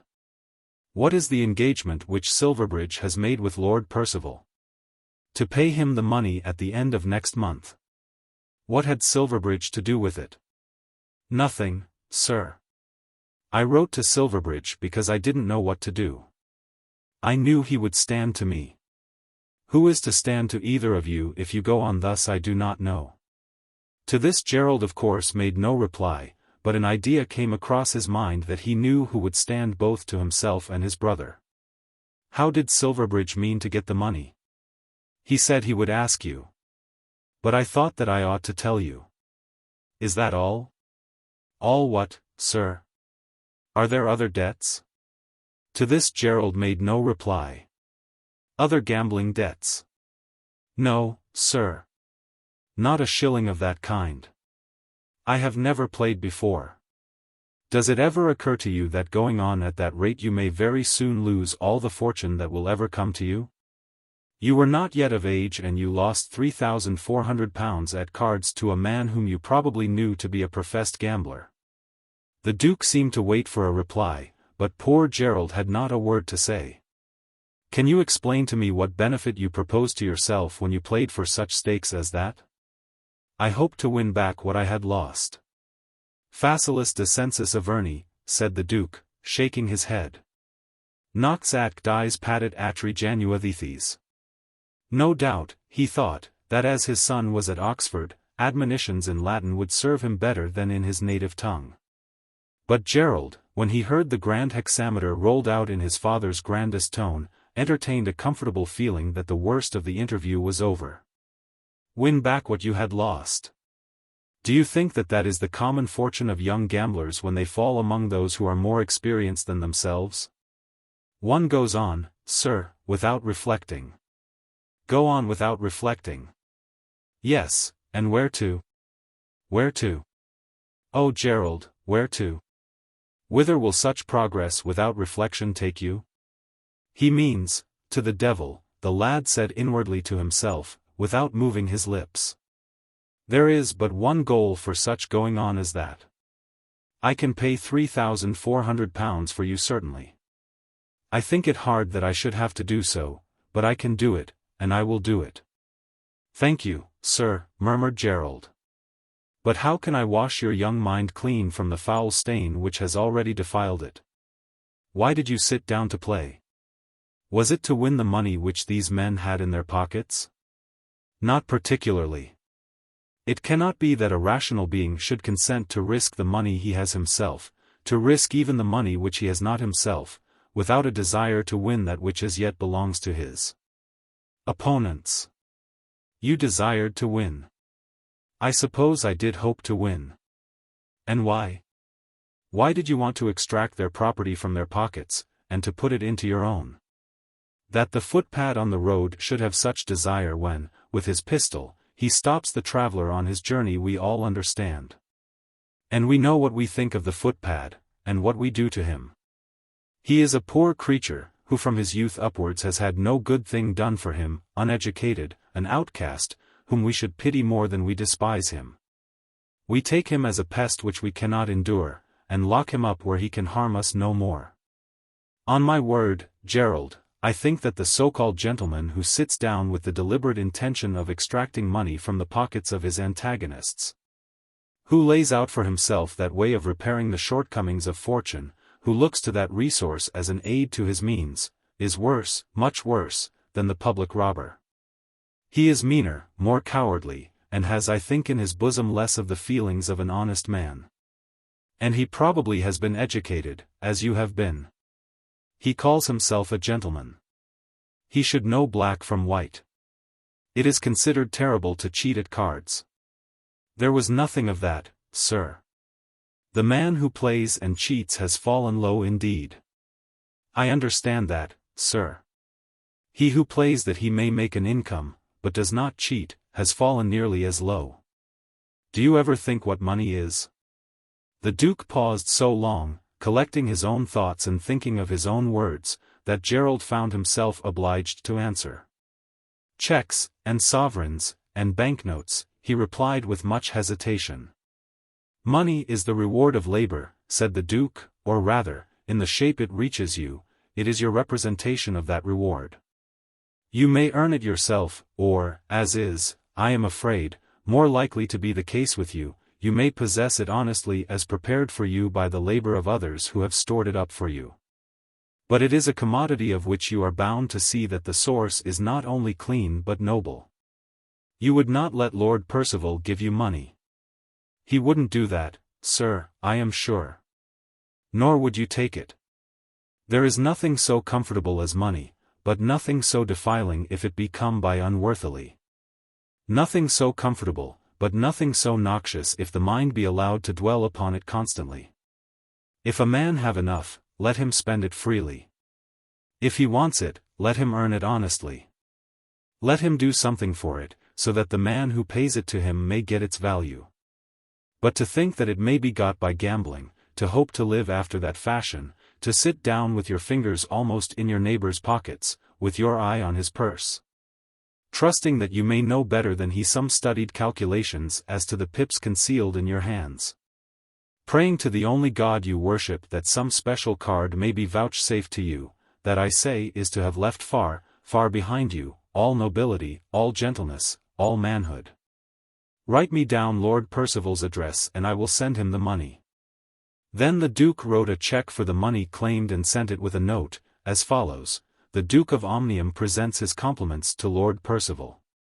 The Duke has been informed by Lord Gerald Palliser that Lord Percival has won at cards from him the sum of £3,400. The Duke now encloses a check for that amount, and requests that the document which Lord Percival holds from Lord Silverbridge as security for the amount, may be returned to Lord Gerald. Let the noble gambler have his prey. He was little solicitous about that. If he could only so operate on the mind of this son, so operate on the minds of both his sons, as to make them see the foolishness of folly, the ugliness of what is mean, the squalor and dirt of ignoble pursuits, then he could easily pardon past faults. If it were half his wealth, what would it signify if he could teach his children to accept those lessons without which no man can live as a gentleman, let his rank be the highest known? Let his wealth be as the sands, his fashion unrivaled. The word or two which his daughter had said to him, declaring that she still took pride in her lover's love, and then this new misfortune on Gerald's part, upset him greatly. He almost sickened of politics when he thought of his domestic bereavement and his domestic misfortunes. How completely had he failed to indoctrinate his children with the ideas by which his own mind was fortified and controlled.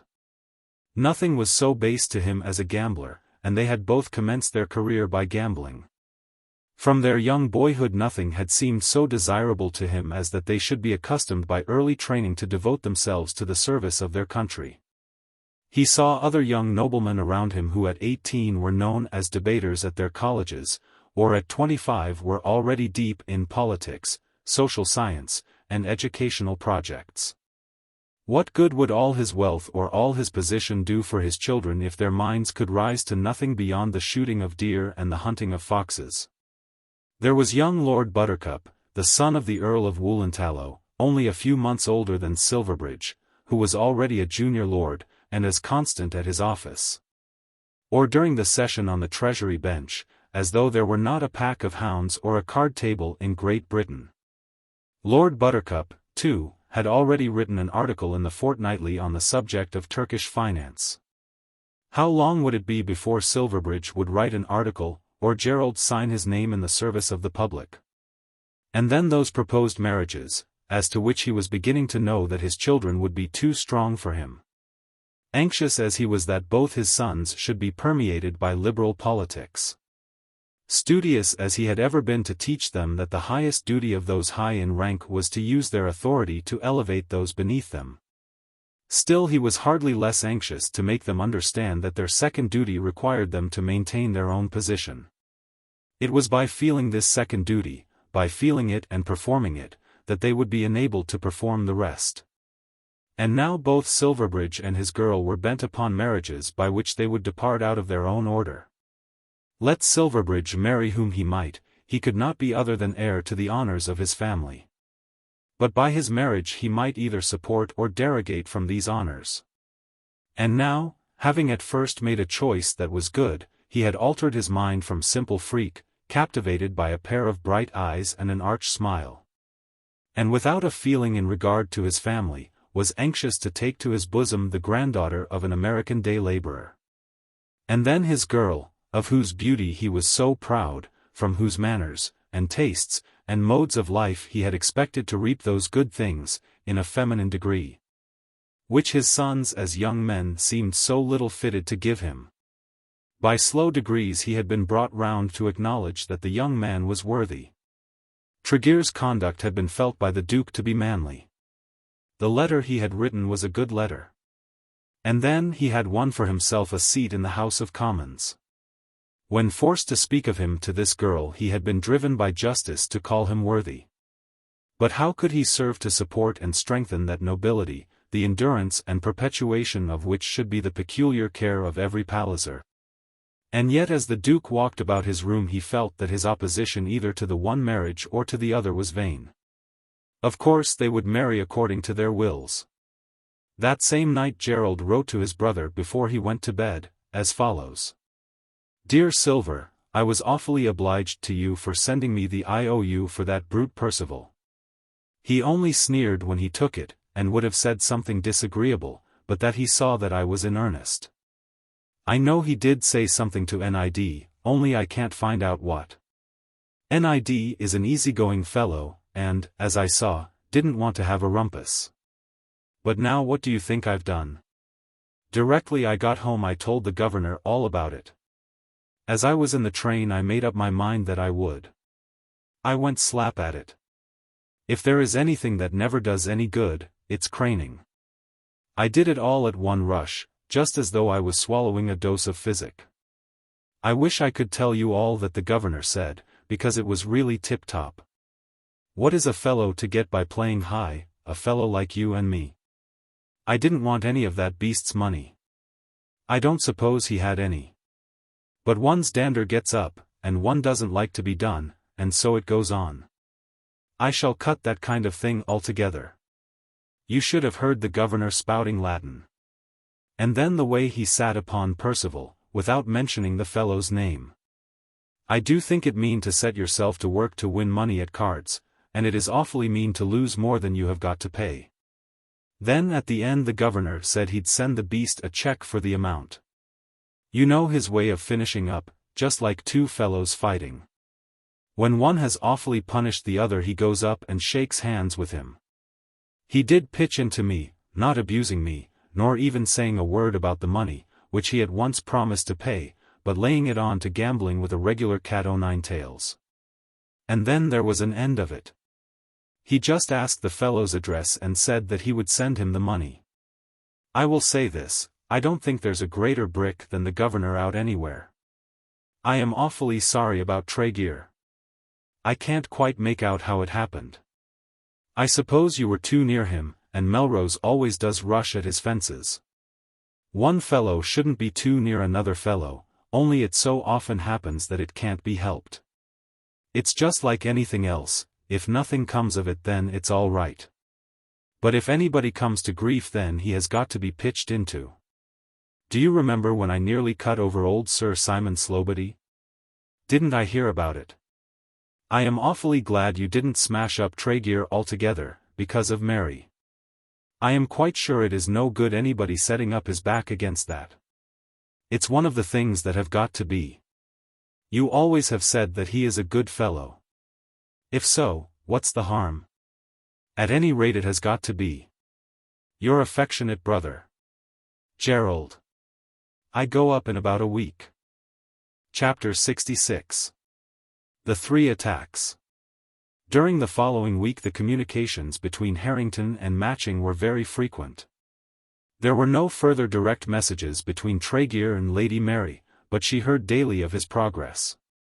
The Duke was conscious of the special interest which existed in his house as to the condition of the young man, but, after his arrival, not a word was spoken for some days between him and his daughter on the subject. Then Gerald went back to his college, and the Duke made his preparations for going up to town and making some attempt at parliamentary activity. It was by no concert that an attack was made upon him from three quarters at once as he was preparing to leave Matching. On the Sunday morning during church time, for on that day Lady Mary went to her devotions alone, Mrs. Finn was closeted for an hour with the Duke in his study. I think you ought to be aware, she said to the Duke, that though I trust Mary implicitly and know her to be thoroughly high-principled, I cannot be responsible for her, if I remain with her here. I do not quite follow your meaning. Of course there is but one matter on which there can, probably, be any difference between us. If she should choose to write to Mr. Tregear, or to send him a message, or even to go to him, I could not prevent it. Go to him, exclaimed the horrified Duke. I merely suggest such a thing in order to make you understand that I have absolutely no control over her. What control have I? Nay, I cannot define that. You are her father, and she acknowledges your authority. She regards me as a friend, and as such treats me with the sweetest affection. Nothing can be more gratifying than her manner to me personally. It ought to be so. She has thoroughly won my heart. But still I know that if there were a difference between us she would not obey me. Why should she? Because you hold my deputed authority. Oh, Duke, that goes for very little anywhere. No one can depute authority. It comes too much from personal accidents, and too little from reason or law to be handed over to others. Besides, I fear, that on one matter concerning her you and I are not agreed. I shall be sorry if it be so. I feel that I am bound to tell you my opinion. Oh yes. You think that in the end Lady Mary will allow herself to be separated from Tregear. I think that in the end they will become man and wife. This seemed to the Duke to be not quite so bad as it might have been. Any speculation as to results were very different from an expressed opinion as to propriety. Were he to tell the truth as to his own mind, he might perhaps have said the same thing. But one is not to relax in one's endeavors to prevent that which is wrong, because one fears that the wrong may be ultimately perpetrated. Let that be as it may, he said, it cannot alter my duty. Nor mine, Duke, if I may presume to think that I have a duty in this matter. That you should encounter the burden of the duty binds me to you forever. If it be that they will certainly be married one day. Who has said that? Who has admitted that? If it be so. If it seems to me that it must be so, then how can I be anxious to prolong her sufferings? She does suffer terribly. Upon this the Duke frowned, but there was more of tenderness in his frown than in the hard smile which he had hitherto worn. I do not know whether you see it all. He well remembered all that he had seen when he and Mary were travelling together. I see it, and I do not pass half an hour with her without sorrowing for her. On hearing this he sighed and turned his face away. Girls are so different. There are many who though they be genuinely in love, though their natures are sweet and affectionate, are not strong enough to support their own feelings in resistance to the will of those who have authority over them. Had it been so with his wife? At this moment all the former history passed through his mind. They yield to that which seems to be inevitable, and allow themselves to be fashioned by the purposes of others. It is well for them often that they are so plastic. Whether it would be better for her that she should be so I will not say. It would be better, said the Duke doggedly. But such is not her nature. She is as determined as ever. I may be determined too. But if at last it will be of no use, if it be her fate either to be married to this man or die of a broken heart. What justifies you in saying that? How can you torture me by such a threat? If I think so, Duke, I am justified. Of late I have been with her daily, almost hourly. I do not say that this will kill her now, in her youth. It is not often, I fancy, that women die after that fashion. But a broken heart may bring the sufferer to the grave after a lapse of many years. How will it be with you if she should live like a ghost beside you for the next 20 years, and you should then see her die? Faded and withered before her time, all her life gone without a joy, because she had loved a man whose position in life was displeasing to you? Would the ground on which the sacrifice had been made then justify itself to you? In thus performing your duty to your order would you feel satisfied that you had performed that to your child? She had come there determined to say it all, to liberate her own soul as it were, but had much doubted the spirit in which the Duke would listen to her.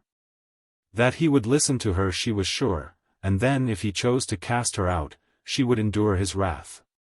It would not be to her now as it had been when he accused her of treachery. But, Nevertheless, bold as she was and independent, he had imbued her, as he did all those around him, with so strong a sense of his personal dignity, that when she had finished she almost trembled as she looked in his face. Since he had asked her how she could justify to herself the threats which she was using, he had sat still with his eyes fixed upon her. Now, when she had done, he was in no hurry to speak. He rose slowly and walking towards the fireplace stood with his back towards her, looking down upon the fire. She was the first to speak again. "Shall I leave you now?" she said in a low voice. "Perhaps it will be better," he answered. His voice, too, was very low. In truth he was so moved that he hardly knew how to speak at all. Then she rose and was already on her way to the door when he followed her. "One moment, if you please," he said almost sternly. "I am under a debt of gratitude to you of which I cannot express my sense in words. How far I may agree with you, and where I may disagree, I will not attempt to point out to you now. Oh no! But all that you have troubled yourself to think and to feel in this matter, and all that true friendship has compelled you to say to me, shall be written down in the tablets of my memory. Duke! My child has at any rate been fortunate in securing the friendship of such a friend." Then he turned back to the fireplace, and she was constrained to leave the room without another word. She had determined to make the best plea in her power for Mary, and while she was making the plea had been almost surprised by her own vehemence. But the greater had been her vehemence, the stronger, she thought, would have been the Duke's anger. And as she had watched the workings of his face she had felt for a moment that the vials of his wrath were about to be poured out upon her. Even when she left the room she almost believed that had he not taken those moments for consideration at the fireplace his parting words would have been different. But, as it was, there could be no question now of her departure. No power was left to her of separating herself from Lady Mary. Though the Duke had not as yet acknowledged himself to be conquered, there was no doubt to her now but that he would be conquered. And she, either here or in London, must be the girl's nearest friend up to the day when she should be given over to Mr. Tregear. That was one of the 3 attacks which were made upon the Duke before he went up to his parliamentary duties. The second was as follows. Among the letters on the following morning one was brought to him from Tregear. It is hoped that the reader will remember the lover's former letter and the very unsatisfactory answer which had been sent to it. Nothing could have been colder, less propitious, or more inveterately hostile than the reply. As he lay in bed with his broken bones at Harrington he had ample time for thinking over all this. He knew every word of the Duke's distressing note by heart, and had often lashed himself to rage as he had repeated it.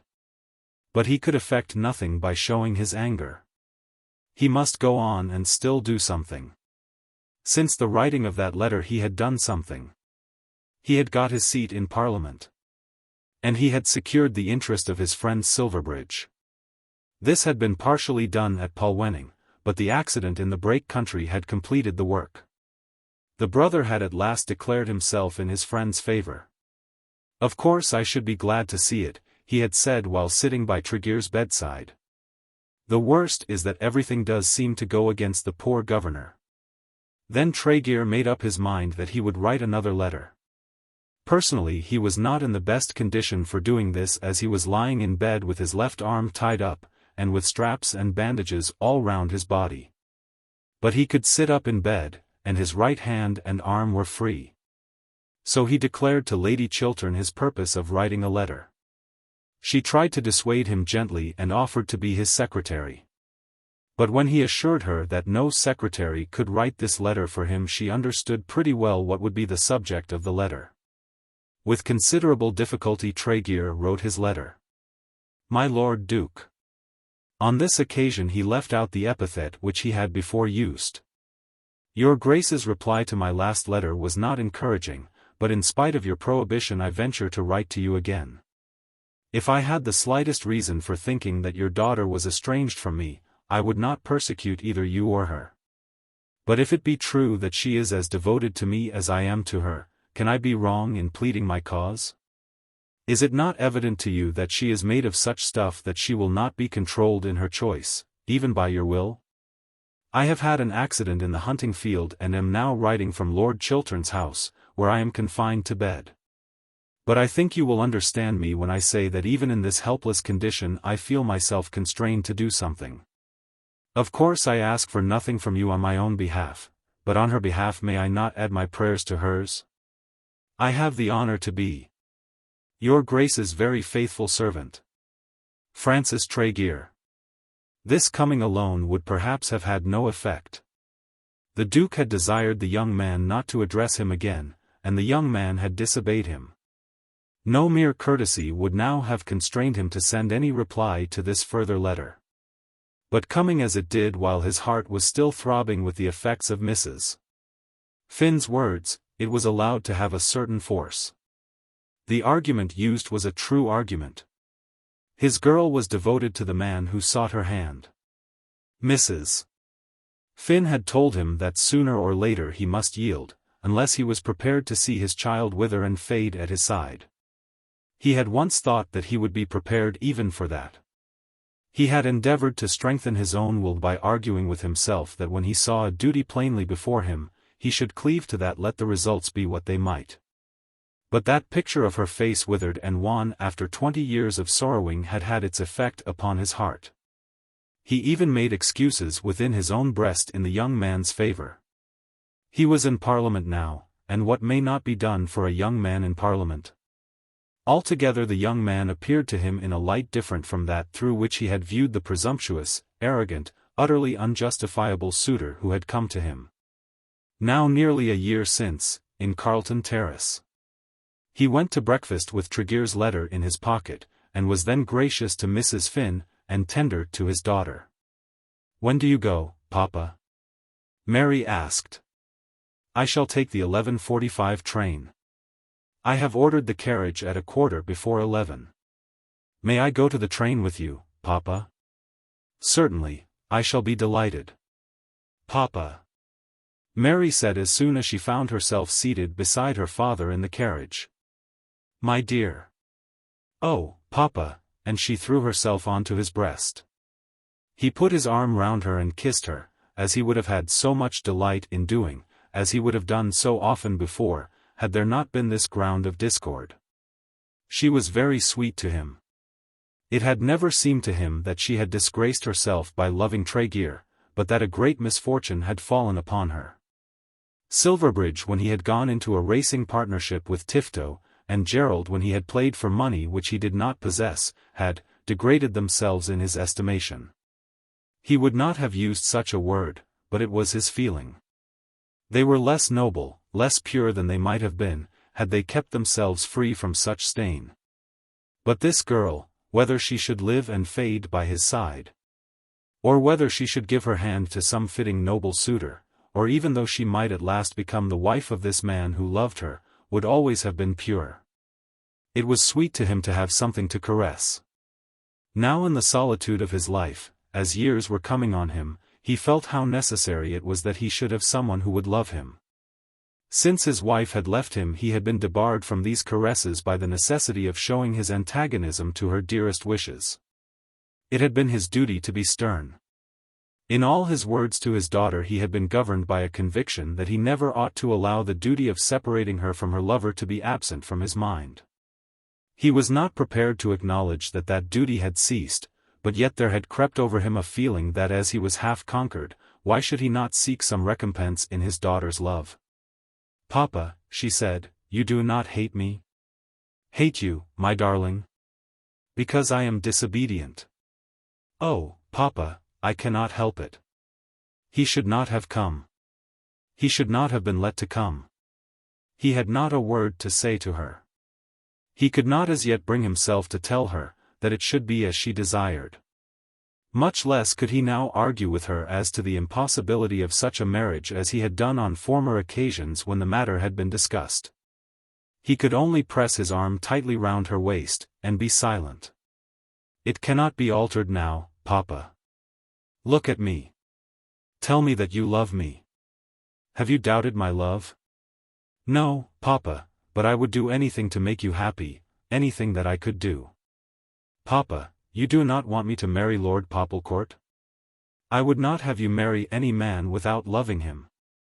I never can love anybody else. That is what I wanted you to know, Papa." To this he made no reply, nor was there anything else said upon the subject before the carriage drove up to the railway station. "Do not get out, dear," he said, seeing that her eyes had been filled with tears. "It is not worth while. God bless you, my child. You will be up in London, I hope, in a fortnight, and we must try to make the house a little less dull for you." And so he had encountered the third attack. Lady Mary, as she was driven home, recovered her spirits wonderfully. Not a word had fallen from her father which she could use hereafter as a refuge from her embarrassments.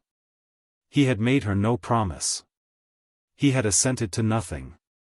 But there had been something in his manner, in his gait, in his eye, in the pressure of his arm, which made her feel that her troubles would soon be at an end. "I do love you so much," she said to Mrs. Finn late on that afternoon. "I am glad of that, dear. I shall always love you, because you have been on my side all through." "No, Mary. That is not so."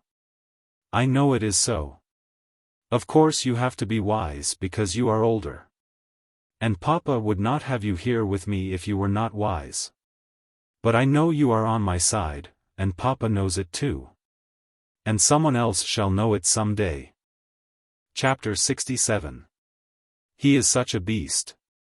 Lord Silverbridge remained hunting in the Brake country till a few days before the meeting of Parliament. And had he been left to himself he would have had another week in the country and might probably have overstayed the opening day. But he had not been left to himself. In the last week in January an important dispatch reached his hands, from no less important a person than Sir Timothy Beeswax, suggesting to him that he should undertake the duty of seconding the address in the House of Commons. When the proposition first reached him it made his hair stand on end. He had never yet risen to his feet in the House. He had spoken at those election meetings in Cornwall, and had found it easy enough. After the first or second time he had thought it good fun. But he knew that standing up in the House of Commons would be different from that. Then there would be the dress. "I should so hate to fig myself out and look like a guy," he said to Tregear, to whom of course he confided the offer that was made to him. Tregear was very anxious that he should accept it. "A man should never refuse anything of that kind which comes in his way," Tregear said. "It is only because I am the governor's son," Silverbridge pleaded. "Partly so perhaps. But if it be altogether so, what of that? Take the goods the gods provide you. Of course all these things which our ambition covets are easier to duke's sons than to others. But not on that account should a duke's son refuse them. A man when he sees a rung vacant on the ladder should always put his feet there." "I'll tell you what," said Silverbridge. "If I thought this was all fair sailing I'd do it. I should feel certain that I should come a cropper, but still I'd try it. As you say, a fellow should try. But it's all meant as a blow at the governor. Old Beeswax thinks that if he can get me up to swear that he and his crew are real first-chop hands, that will hit the governor hard. It's as much as saying to the governor, 'This chap belongs to me, not to you.' That's a thing I won't go in for." Then Tregear counselled him to write to his father for advice, and at the same time to ask Sir Timothy to allow him a day or two for consideration. This counsel he took. His letter reached his father 2 days before he left Matching. In answer to it there came first a telegram begging Silverbridge to be in London on the Monday, and then a letter, in which the Duke expressed himself as being anxious to see his son before giving a final answer to the question. Thus it was that Silverbridge had been taken away from his hunting. Isabel Boncassen, however, was now in London, and from her it was possible that he might find consolation. He had written to her soon after reaching Harrington, telling her that he had had it all out with the governor. "There is a good deal that I can only tell you when I see you," he said. Then he assured her with many lovers' protestations that he was and always would be till death altogether her own most loving S. To this he had received an answer by return of post. She would be delighted to see him up in town, as would her father and mother. They had now got a comfortable house in Brook Street. And then she signed herself his sincere friend, Isabel. Silverbridge thought that it was cold, and remembered certain scraps in another feminine handwriting in which more passion was expressed. Perhaps this was the way with American young ladies when they were in love. "Yes," said the Duke, "I am glad that you have come up at once, as Sir Timothy should have his answer without further delay. But what shall I say?" The Duke, though he had already considered the matter very seriously, nevertheless took a few minutes to consider it again. "The offer," said he, "must be acknowledged as very flattering. But the circumstances are not usual. It cannot often be the case that a minister should ask the son of his keenest political opponent to render him such a service. But, however, we will put that aside." "Not quite, sir. For the present we will put that on one side. Not looking at the party which you may be called upon to support, having for the moment no regard to this or that line in politics. There is no opening to the real duties of parliamentary life which I would sooner see accorded to you than this. But if I were to break down—" Talking to his father, he could not quite venture to ask what might happen if he were to come a cropper. "None but the brave deserve the fair," said the Duke, slapping his hands upon the table. "Why, if we fail, we fail. But screw your courage to the sticking place, and we'll not fail. What high point would ever be reached if caution such as that were allowed to prevail? What young men have done before cannot you do? I have no doubt of your capacity." "None. Haven't you, sir?" said Silverbridge, considerably gratified, and also surprised. "None in the least. But, perhaps, some of your diligence. I could learn it by heart, sir, if you mean that. But I don't mean that, or rather I mean much more than that. You have first to realize in your mind the thing to be said, and then the words in which you should say it, before you come to learning by heart. Some of them I suppose would tell me what to say. No doubt with your inexperience it would be unfit that you should be left entirely to yourself. But I would wish you to know, perhaps I should say to feel, that the sentiments to be expressed by you were just. I should have to praise Sir Timothy. Not that necessarily. But you would have to advocate that course in Parliament which Sir Timothy and his friends have taken and propose to take. But I hate him like poison. There need be no personal feeling in the matter. I remember that when I moved the address in your house Mr.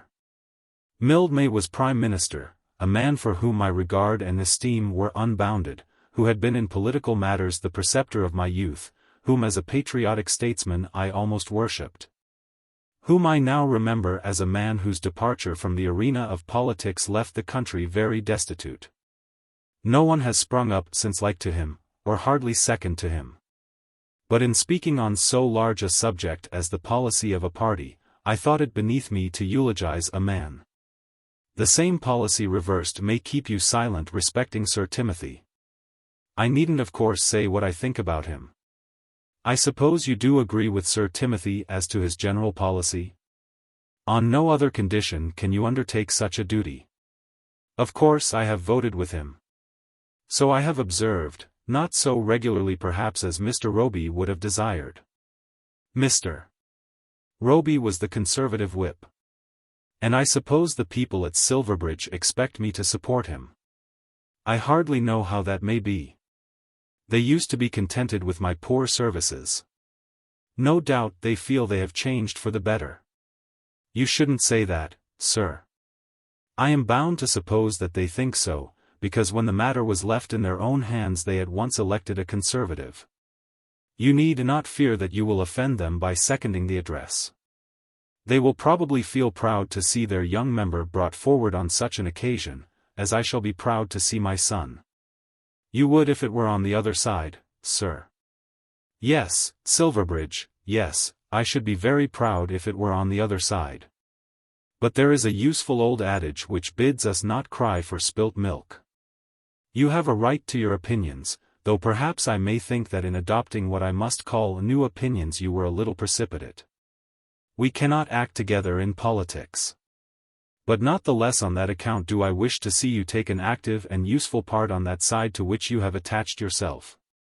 As he said this he rose from his seat and spoke with emphasis, as though he were addressing some imaginary speaker or a house of legislators around.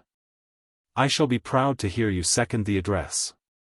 If you do it as gracefully and as fitly as I am sure you may if you will give yourself the trouble, I shall hear you do it with infinite satisfaction. Even though I shall feel at the same time anxious to answer all your arguments and to disprove all your assertions. I should be listening no doubt to my opponent, but I should be proud to feel that I was listening to my son. My advice to you is to do as Sir Timothy has asked you." "He is such a beast, sir," said Silverbridge. "Pray do not speak in that way on matters so serious. I do not think you quite understand it, sir." "Perhaps not. Can you enlighten me?" "I believe he has done this only to annoy you." The Duke, who had again seated himself, and was leaning back in his chair, raised himself up, placed his hands on the table before him, and looked his son hard in the face. The idea which Silverbridge had just expressed had certainly occurred to himself. He remembered well all the circumstances of the time when he and Sir Timothy Beeswax had been members of the same government. And he remembered how animosities had grown, and how treacherous he had thought the man. From the moment in which he had read the minister's letter to the young member, he had felt that the offer had too probably come from a desire to make the political separation between himself and his son complete. But he had thought that in counseling his son he was bound to ignore such a feeling, and it certainly had not occurred to him that Silverbridge would be astute enough to perceive the same thing. "What makes you fancy that?" said the Duke, striving to conceal by his manner, but not altogether successful in concealing, the gratification which he certainly felt. "Well, sir, I am not sure that I can explain it. Of course it is putting you in a different boat from me. You have already chosen your boat. Perhaps he thinks I may get out again. I dislike the skipper so much, that I am not sure that I shall not." "Oh, Silverbridge, that is such a fault. So much is included in that which is unstatesmanlike, unpatriotic, almost dishonest. Do you mean to say that you would be this or that in politics according to your personal liking for an individual? When you don't trust the leader, you can't believe very firmly in the followers," said Silverbridge doggedly. "I won't say, sir, what I may do. Though I dare say that what I think is not of much account, I do think a good deal about it. I am glad of that. And as I think it not at all improbable that I may go back again, if you don't mind it, I will refuse." Of course after that the Duke had no further arguments to use in favor of Sir Timothy's proposition. Chapter 68. Brook Street. Silverbridge had now a week on his hands which he felt he might devote to the lady of his love. It was a comfort to him that he need have nothing to do with the address. To have to go, day after day, to the Treasury in order that he might learn his lesson, would have been disagreeable to him.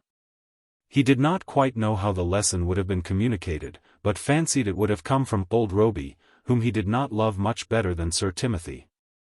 Then the speech must have been composed, and afterward submitted to someone, probably to old Roby again, by whom no doubt it would be cut and slashed.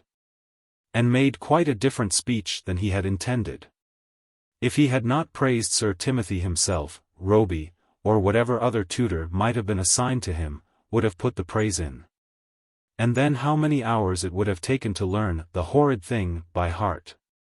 He proudly felt that he had not been prompted by idleness to decline the task.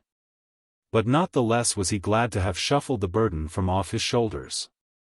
Early the next morning he was in Brook Street, having sent a note to say he would call, and having even named the hour. And yet when he knocked at the door, he was told with the utmost indifference by a London footman, that Miss Boncassen was not at home, also that Mrs. Boncassen was not at home, also that Mr. Boncassen was not at home. When he asked at what hour Miss Boncassen was expected home, the man answered him, just as though he had been anybody else, that he knew nothing about it. He turned away in disgust, and had himself driven to the Bear Garden. In his misery he had recourse to game pie and a pint of champagne for his lunch. "Hullo, old fellow, "What is this I hear about you?" said Nidderdale, coming in and sitting opposite to him. "I don't know what you have heard. You are going to second the address. What made them pick you out from the lot of us?" "It is just what I am not going to do. I saw it all in the papers." "I dare say, and yet it isn't true. I shouldn't wonder if they ask you." At this moment a waiter handed a large official letter to Lord Nidderdale, saying that the messenger who had brought it was waiting for an answer in the hall. The letter bore the important signature of T. Beeswax on the corner of the envelope, and so disturbed Lord Nidderdale that he called at once for a glass of soda and brandy. When opened it was found to be very nearly a counterpart of that which Silverbridge had received down in the country. There was, however, added a little prayer that Lord Nidderdale would at once come down to the Treasury chambers. "They must be very hard up," said Lord Nidderdale. "But I shall do it. Cantrip is always at me to do something, and you see if I don't butter them up properly." Then having fortified himself with game pie and a glass of brown sherry he went away at once to the Treasury chambers. Silverbridge felt himself a little better after his lunch, better still when he had smoked a couple of cigarettes walking about the empty smoking room. And as he walked he collected his thoughts. She could hardly have meant to slight him. No doubt her letter down to him at Harrington had been very cold. No doubt he had been ill-treated in being sent away so unceremoniously from the door. But yet she could hardly intend that everything between them should be over. Even an American girl could not be so unreasonable as that. He remembered the passionate way in which she had assured him of her love. All that could not have been forgotten.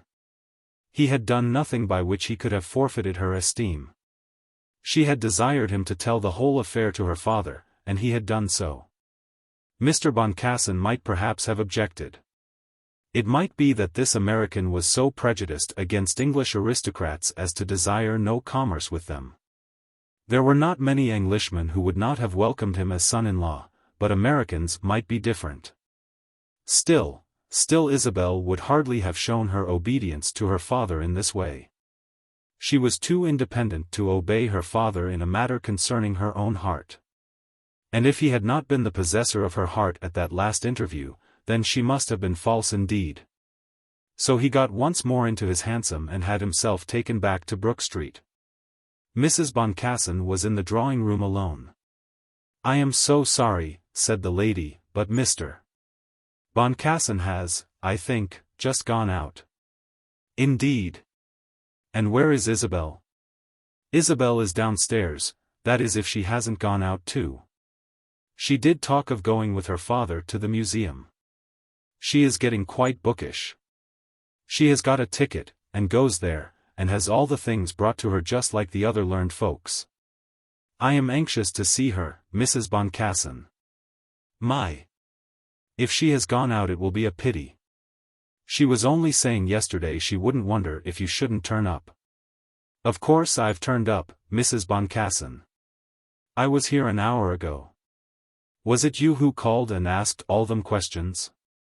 "My! We couldn't make out who it was. The man said it was a flurried young gentleman who wouldn't leave a card, but who wanted to see Mr. Boncassen most especial. It was Isabel I wanted to see. Didn't I leave a card?" "No, I don't think I did. I felt so, almost at home, that I didn't think of a card." "That's very kind of you, Lord Silverbridge. I hope you are going to be my friend, Mrs. Boncassen." "I am sure I don't know, Lord Silverbridge. Isabel is most used to having her own way, I guess. I think when hearts are joined almost nothing ought to stand between them. But Mr. Boncassen does have doubts. He don't wish as Isabel should force herself anywhere. But here she is, and now she can speak for herself." Whereupon not only did Isabel enter the room, but at the same time Mrs. Boncassen most discreetly left it. It must be confessed that American mothers are not afraid of their daughters. Silverbridge, when the door was closed, stood looking at the girl for a moment and thought that she was more lovely than ever. She was dressed for walking. She still had on her fur jacket, but had taken off her hat. "I was in the parlor downstairs," she said, "when you came in, with Papa, and we were going out together. But when I heard who was here, I made him go alone. Was I not good?" He had not thought of a word to say, or a thing to do. But he felt as he looked at her that the only thing in the world worth living for, was to have her for his own. For a moment he was half abashed. Then in the next she was close in his arms with his lips pressed to hers. He had been so sudden that she had been unable, at any rate thought that she had been unable, to repress him. "Lord Silverbridge," she said, "I told you I would not have it. You have offended me." "Isabel." "Yes, Isabel. Isabel is offended with you." "Why did you do it?" Why did he do it? It seemed to him to be the most unnecessary question. "I want you to know how I love you." "Will that tell me?" "That only tells me how little you think of me." "Then it tells you a falsehood. For I am thinking of you always. And I always think of you as being the best and dearest and sweetest thing in the world. And now I think you dearer and sweeter than ever." Upon this she tried to frown, but her frown at once broke out into a smile. "When I wrote to say that I was coming, why did you not stay at home for me this morning?" "I got no letter, Lord Silverbridge." "Why didn't you get it?" "That I cannot say, Lord Silverbridge."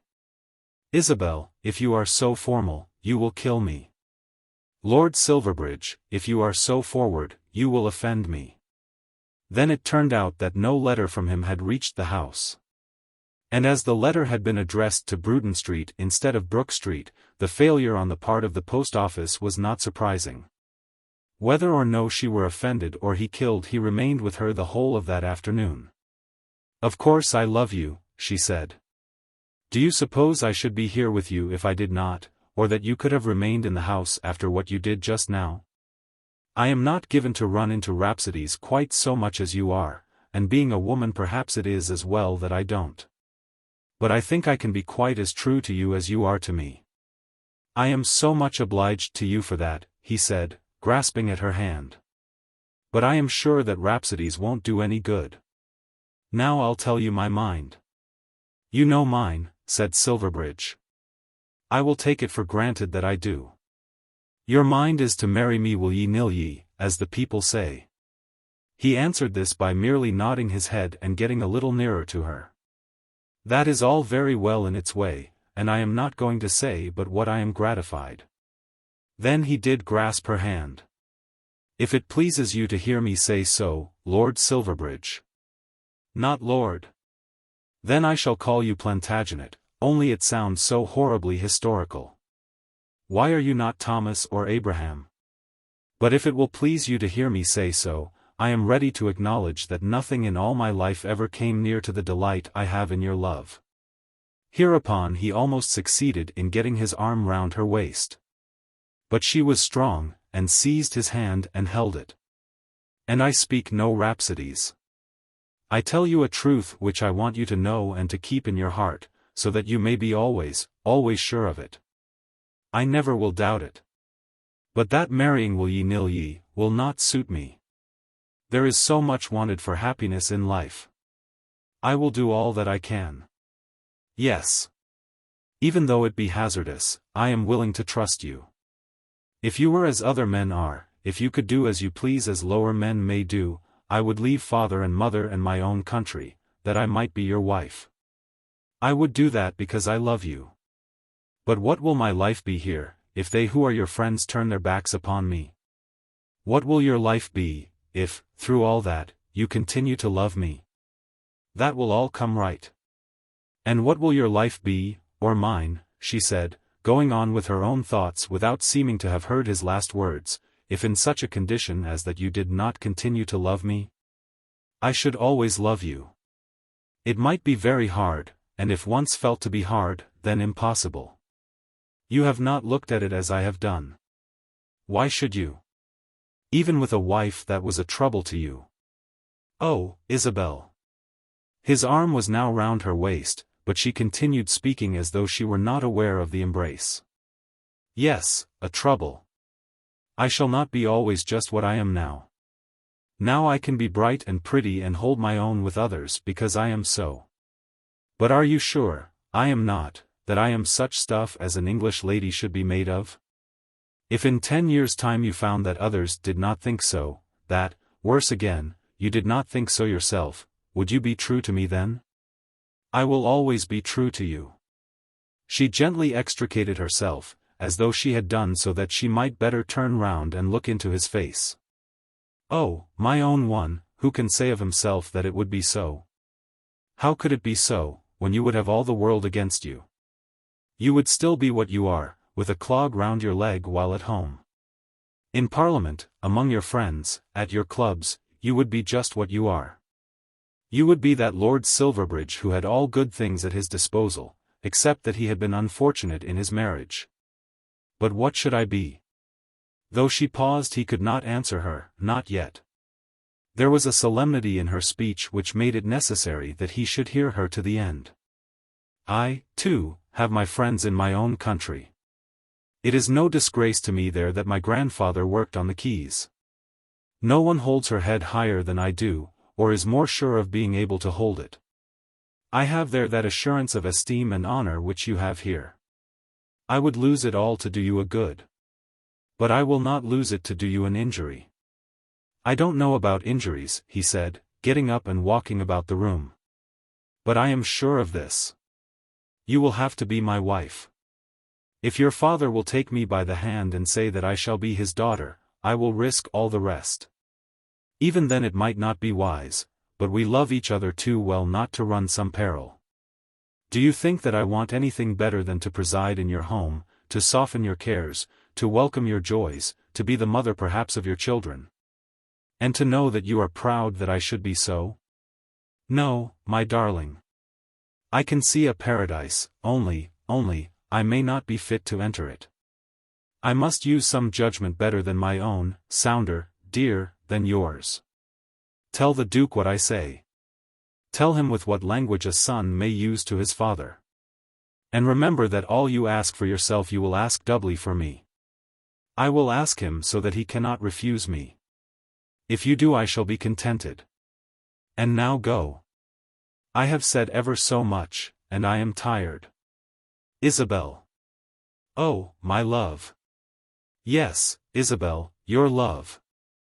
I am that at any rate for the present, and proud to be so as a queen. Well, if it must be, this once, as I have been so hard to you. Then she gave him her cheek to kiss, but of course he took more than she gave. When he got out into the street it was dark and there was still standing the faithful cab. But he felt that at the present moment it would be impossible to sit still, and he dismissed the equipage. He walked rapidly along Brook Street into Park Lane, and from thence to the park, hardly knowing whither he went in the enthusiasm of the moment.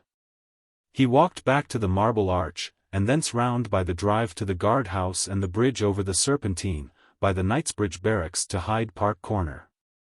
Though he should give up everything and go and live in her own country with her, he would marry her.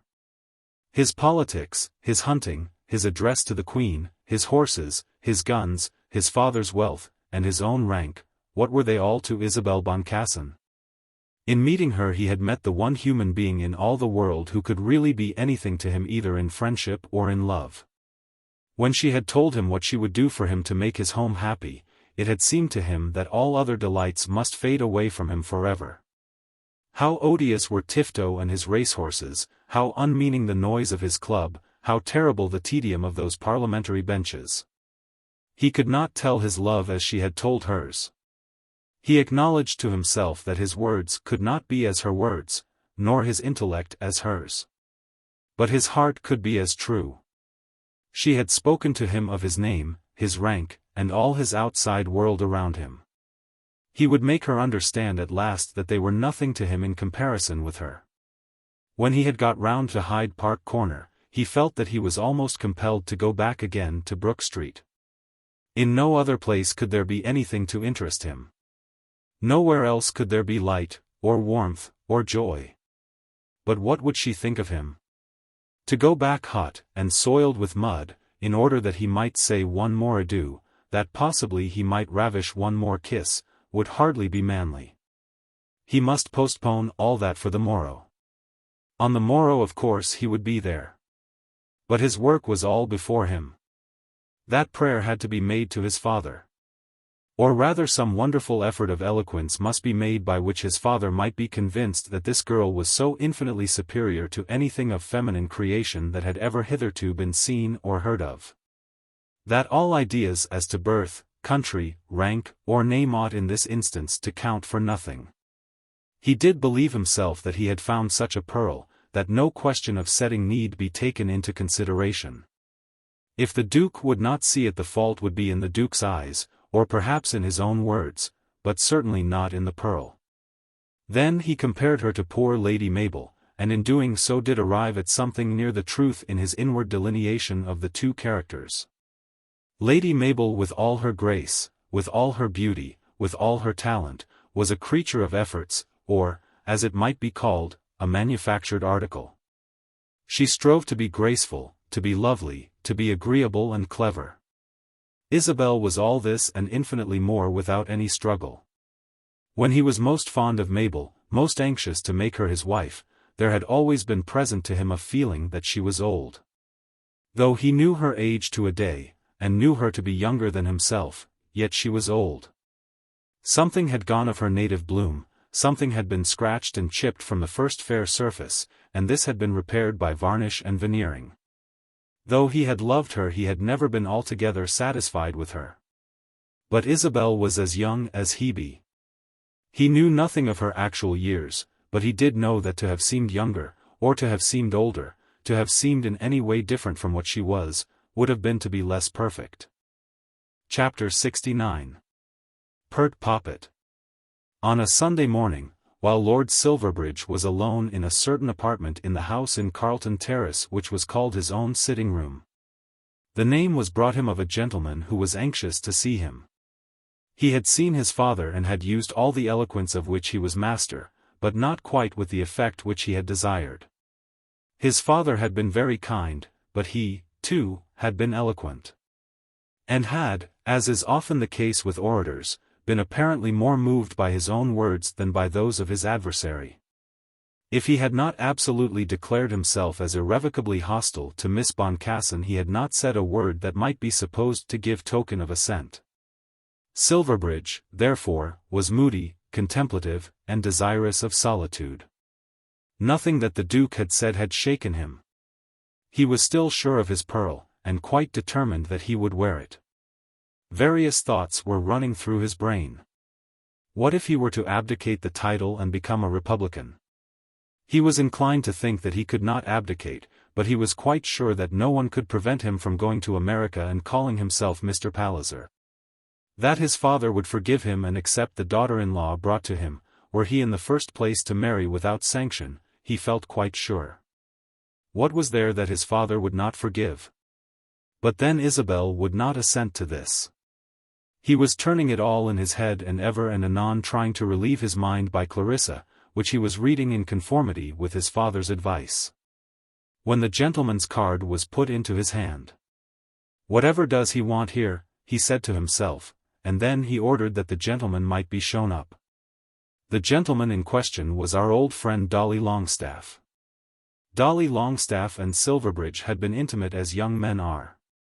But they were not friends, nor, as far as Silverbridge knew, had Dolly ever set his foot in that house before. "Well, Dolly," said he, "what's the matter now?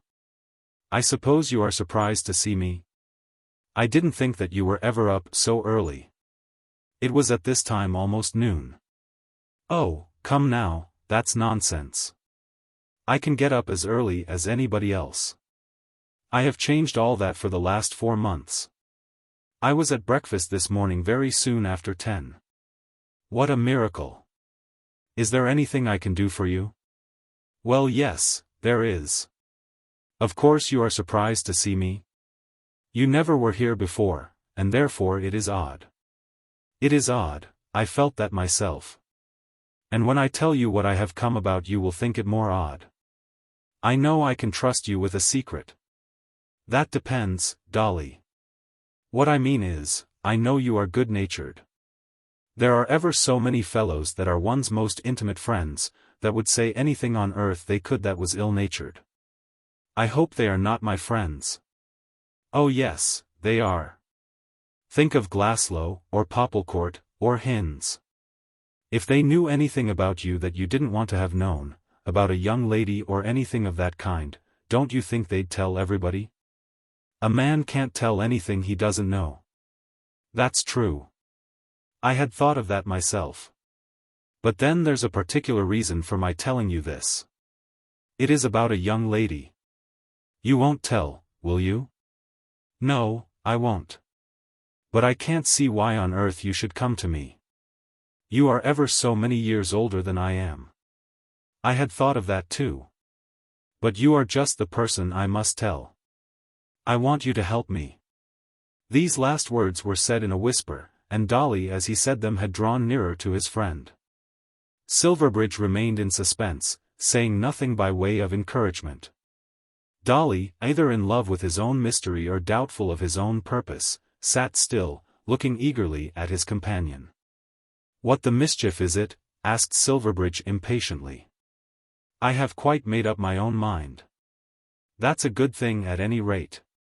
I am not what you would have called a marrying sort of man.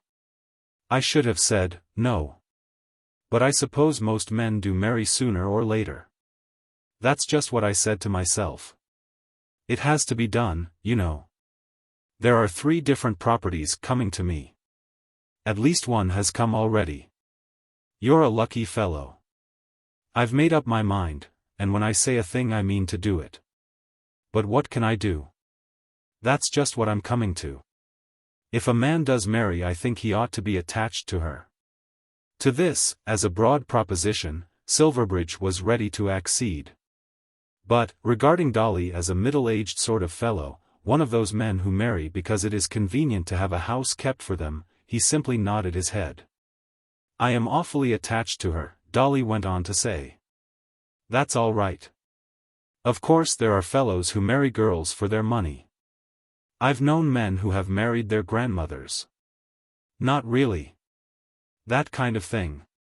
When a woman is old it does not much matter who she is. But my one. She's not old. Nor rich? Well, I don't know about that. But I'm not after her money. Pray understand that. It's because I'm downright fond of her. She's an American." "What?" said Silverbridge, startled. "You know her. That's the reason I've come to you. It's Miss Boncassen." A dark frown came across the young man's face. That all this should be said to him was disgusting. That an owl like that should dare to talk of loving Miss Boncassen was offensive to him. "It's because you know her that I've come to you. She thinks that you're after her." Dolly as he said this lifted himself quickly up in his seat, and nodded his head mysteriously as he looked into his companion's face. It was as much as though he should say, "I see you are surprised, but so it is." Then he went on. "She does, the pert poppet." This was almost too much for Silverbridge. But still he contained himself. "She won't look at me because she has got it into her head that perhaps some day she may be Duchess of Omnium. That of course is out of the question. Upon my word all this seems to me to be so very, very distasteful that I think you had better say nothing more about it." "It is distasteful," said Dolly. "But the truth is I am so downright, what you may call enamored." "Don't talk such stuff as that here," said Silverbridge, jumping up. "I won't have it. But I am. There is nothing I wouldn't do to get her. Of course it's a good match for her. I've got 3 separate properties, and when the governor goes off I shall have a clear 15,000 a year." "Oh, bother. Of course that's nothing to you, but it is a very tidy income for a commoner. And how is she to do better?" "I don't know how she could do much worse," said Silverbridge in a transport of rage. Then he pulled his moustache in vexation, angry with himself that he should have allowed himself to say even a word on so preposterous a supposition. Isabel Boncassen and Dolly Longstaff. It was Titania and Bottom over again. It was absolutely necessary that he should get rid of this intruder, and he began to be afraid that he could not do this without using language which would be uncivil. "Upon my word," he said, "I think you had better not talk about it any more. The young lady is one for whom I have a very great respect." "I mean to marry her," said Dolly, thinking thus to vindicate himself. "You might as well think of marrying one of the stars." "One of the stars? Or a royal princess?" "Well, perhaps that is your opinion, but I can't say that I agree with you. I don't see why she shouldn't take me. I can give her a position which you may call a one out of the peerage. I can bring her into society. I can make an English lady of her. You can't make anything of her, except to insult her, and me too by talking of her." "I don't quite understand this," said the unfortunate lover, getting up from his seat. "Very likely she won't have me. Perhaps she has told you so. She never mentioned your name to me in her life. I don't suppose she remembers your existence. But I say that there can be no insult in such a one as me asking such a one as her to be my wife. To say that she doesn't remember my existence is absurd. Why should I be troubled with all this? Because I think you're making a fool of her, and because I'm honest. That's why," said Dolly with much energy. There was something in this which partly reconciled Silverbridge to his despised rival. There was a touch of truth about the man, though he was so utterly mistaken in his ideas. "I want you to give over in order that I may try again. I don't think you ought to keep a girl from her promotion, merely for the fun of a flirtation. Perhaps you're fond of her, but you won't marry her. I am fond of her, and I shall." After a minute's pause Silverbridge resolved that he would be magnanimous. "Miss Boncassen is going to be my wife," he said. "Your wife?" "Yes, my wife. And now I think you will see that nothing further can be said about this matter. Duchess of Omnium. She will be Lady Silverbridge." "Oh, of course she'll be that first. Then I've got nothing further to say. I'm not going to enter myself to run against you. Only I shouldn't have believed it if anybody else had told me. Such is my good fortune." "Oh, yes. Of course. That is one way of looking at it. Well, Silverbridge, I'll tell you what I shall do, I shall hook it." "No, not you." "Yes, I shall. I dare say you won't believe me, but I've got such a feeling about me here." As he said this he laid his hand upon his heart, "that if I stayed I should go in for hard drinking. I shall take the great Asiatic tour. I know a fellow that wants to go, but he hasn't got any money. I dare say I shall be off before the end of next month. You don't know any fellow that would buy half a dozen hunters, do you?" Silverbridge shook his head. "Goodbye," said Dolly in a melancholy tone. "I am sure I am very much obliged to you for telling me. If I'd known you'd meant it, I shouldn't have meddled, of course. Duchess of Omnium. Look here, Dolly, I have told you what I should not have told anyone, but I wanted to screen the young lady's name. It was so kind of you. Do not repeat it. It is a kind of thing that ladies are particular about. They choose their own time for letting everybody know." Then Dolly promised to be as mute as a fish, and took his departure. Silverbridge had felt, towards the end of the interview, that he had been arrogant to the unfortunate man, particularly in saying that the young lady would not remember the existence of such a suitor, and had also recognized a certain honesty in the man's purpose, which had not been the less honest because it was so absurd. Actuated by the consciousness of this, he had swallowed his anger, and had told the whole truth. Nevertheless things had been said which were horrible to him. This buffoon of a man had called his Isabella, pert poppet. How was he to get over the remembrance of such an offense? And then the wretch had declared that he was enamored. There was sacrilege in the term when applied by such a man to Isabel Boncassen. He had thoughts of days to come, when everything would be settled, when he might sit close to her and call her pretty names, when he might in sweet familiarity tell her that she was a little Yankee and a fierce Republican, and chaff her about the stars and stripes.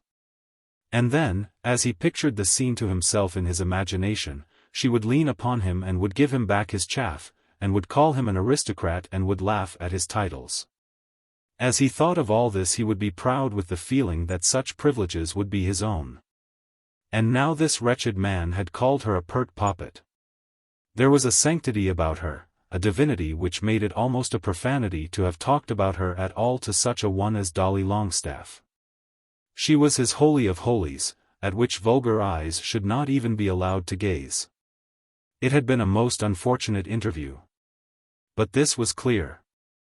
That, as he had announced his engagement to such a one as Dolly Longstaff, the matter now would admit of no delay. He would explain to his father that as tidings of the engagement had got abroad, honor to the young lady would compel him to come forward openly as her suitor at once. If this argument might serve him, then perhaps this intrusion would not have been altogether a misfortune. Chapter 70. Love may be a great misfortune. Silverbridge when he reached Brook Street that day was surprised to find that a large party was going to lunch there. Isabel had asked him to come, and he had thought her the dearest girl in the world for doing so.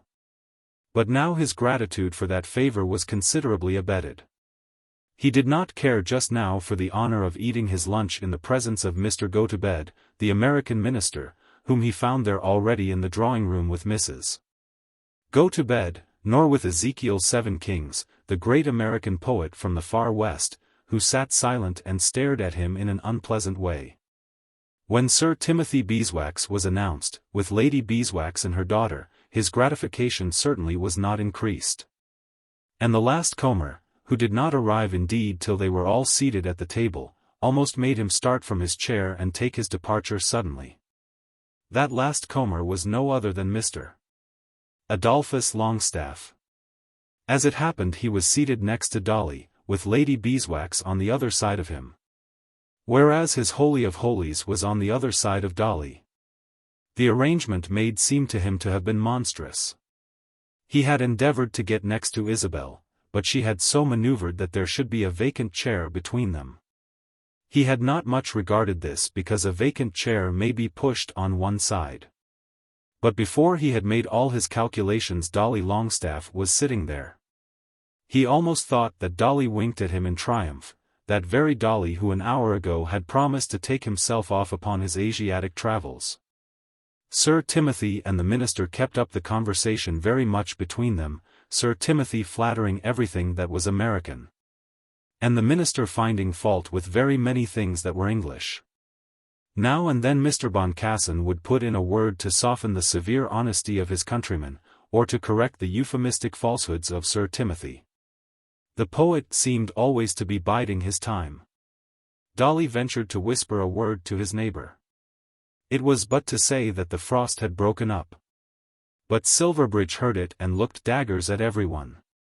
Then Lady Beeswax expressed to him a hope that he was going to do great things in Parliament this session. "I don't mean to go near the place," he said, not at all conveying any purpose to which he had really come, but driven by the stress of the moment to say something that should express his general hatred of everybody. Mr. Lupton was there, on the other side of Isabel, and was soon engaged with her in a pleasant familiar conversation. Then Silverbridge remembered that he had always thought Lupton to be a most conceited prig. Nobody gave himself so many airs, or was so careful as to the dyeing of his whiskers. It was astonishing that Isabel should allow herself to be amused by such an antiquated coxcomb. When they had finished eating they moved about and changed their places, Mr. Boncassen being rather anxious to stop the flood of American eloquence which came from his friend Mr. Gotobed. British viands had become subject to his criticism, and Mr. Gotobed had declared to Mr. Lupton that he didn't believe that London could produce a dish of squash or tomatoes. He was quite sure you couldn't have sweet corn. Then there had been a moving of seats in which the minister was shuffled off to Lady Beeswax, and the poet found himself by the side of Isabel. "Do you not regret our mountains and our prairies," said the poet, "our great waters and our green savannas?" "I think more perhaps of Fifth Avenue," said Miss Boncassen. Silverbridge, who at this moment was being interrogated by Sir Timothy, heard every word of it. "I was so sorry, Lord Silverbridge," said Sir Timothy, "that you could not accede to our little request." "I did not quite see my way," said Silverbridge, with his eye upon Isabel. "So I understood, but I hope that things will make themselves clearer to you shortly. There is nothing that I desire so much as the support of young men such as yourself, the very cream, I may say, of the whole country. It is to the young conservative thoughtfulness and the truly British spirit of our springing aristocracy that I look for that reaction which I am sure will at last carry us safely over the rocks and shoals of communistic propensities." "I shouldn't wonder if it did," said Silverbridge. They didn't think that he was going to remain down there talking politics to an old humbug like Sir Timothy when the sun, and moon, and all the stars had gone up into the drawing-room. For at that moment Isabel was making her way to the door. But Sir Timothy had buttonholed him. "Of course it is late now to say anything further about the address. We have arranged that. Not quite as I would have wished, for I had set my heart upon initiating you into the rapturous pleasure of parliamentary debate. But I hope that a good time is coming. And pray remember this, Lord Silverbridge, there is no member sitting on our side of the House, and I need hardly say on the other, whom I would go farther to oblige than your father's son." "I'm sure that's very kind," said Silverbridge, absolutely using a little force as he disengaged himself. Then he at once followed the ladies upstairs, passing the poet on the stairs. "You have hardly spoken to me," he whispered to Isabel. He knew that to whisper to her now, with the eyes of many upon him, with the ears of many open, was an absurdity. But he could not refrain himself. "There are so many to be entertained, as people say." "I don't think I ought to have to entertain you," she answered, laughing. No one heard her but Silverbridge, yet she did not seem to whisper. She left him, however, at once, and was soon engaged in conversation with Sir Timothy. A convivial lunch I hold to be altogether bad, but the worst of its many evils is that vacillating mind which does not know when to take its owner off. Silverbridge was on this occasion quite determined not to take himself off at all. As it was only a lunch the people must go, and then he would be left with Isabel. But the vacillation of the others was distressing to him. Mr. Lupton went, and poor Dolly got away apparently without a word. But the beeswaxes and the go-to-beds would not go, and the poet sat staring immovably. In the meanwhile Silverbridge endeavoured to make the time pass lightly by talking to Mrs. Boncassen. He had been so determined to accept Isabel with all her adjuncts that he had come almost to like Mrs. Boncassen, and would certainly have taken her part violently had anyone spoken ill of her in his presence. Then suddenly he found that the room was nearly empty. The beeswaxes and the go-to-beds were gone, and at last the poet himself, with a final glare of admiration at Isabel, had taken his departure. When Silverbridge looked round, Isabel also was gone. Then too Mrs. Boncassen had left the room suddenly. At the same instant Mr. Boncassen entered by another door, and the two men were alone together. "My dear Lord Silverbridge," said the father, "I want to have a few words with you." Of course there was nothing for him but to submit. "You remember what you said to me down at Matching?" "Oh yes. I remember that. You did me the great honor of expressing a wish to make my child your wife." "I was asking for a very great favor." "That also. For there is no greater favor I could do to any man than to give him my daughter.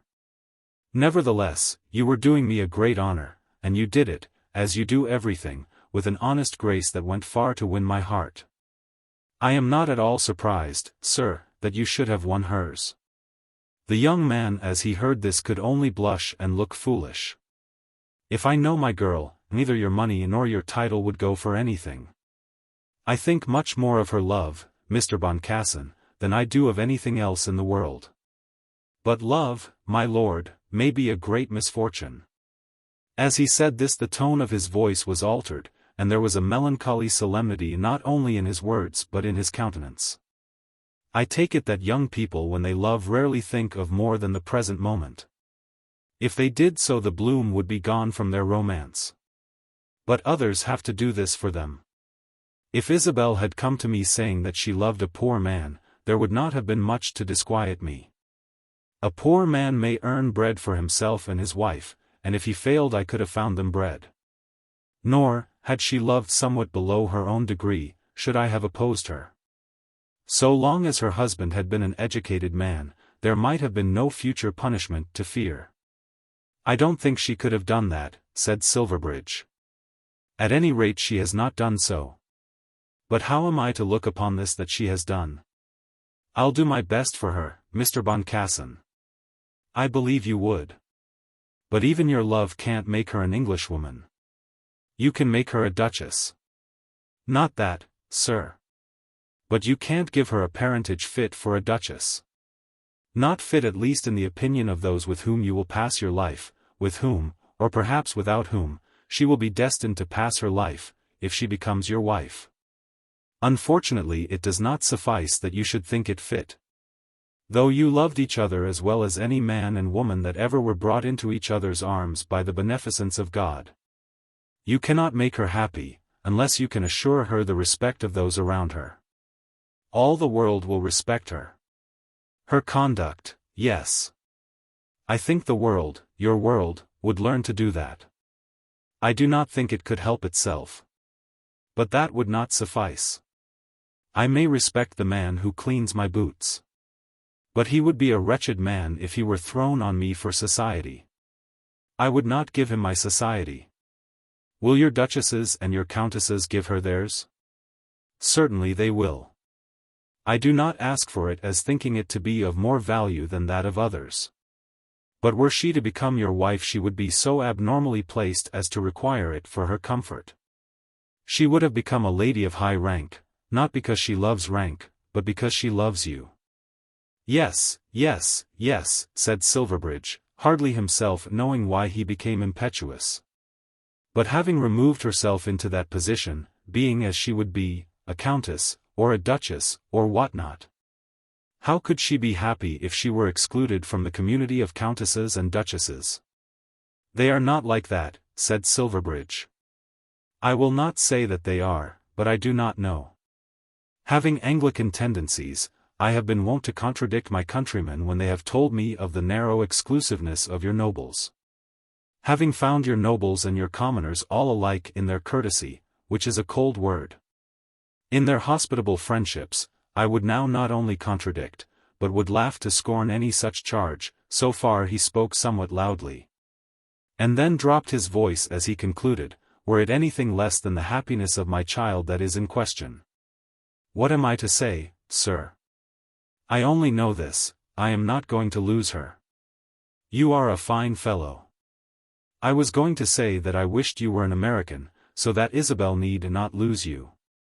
But, my boy, I have told you that I do not know how it might be. Of all whom you know, who could best tell me the truth on such a subject? Who is there whose age will have given him experience, whose rank will have made him familiar with this matter, who from friendship to you would be least likely to decide against your wishes? Who from his own native honesty would be most sure to tell the truth? You mean my father, said Silverbridge. I do mean your father. Happily he has taken no dislike to the girl herself. I have seen enough of him to feel sure that he is devoted to his own children. Indeed he is. A just and a liberal man, one I should say not carried away by prejudices. Well, my girl and I have just put our heads together, and we have come to a conclusion.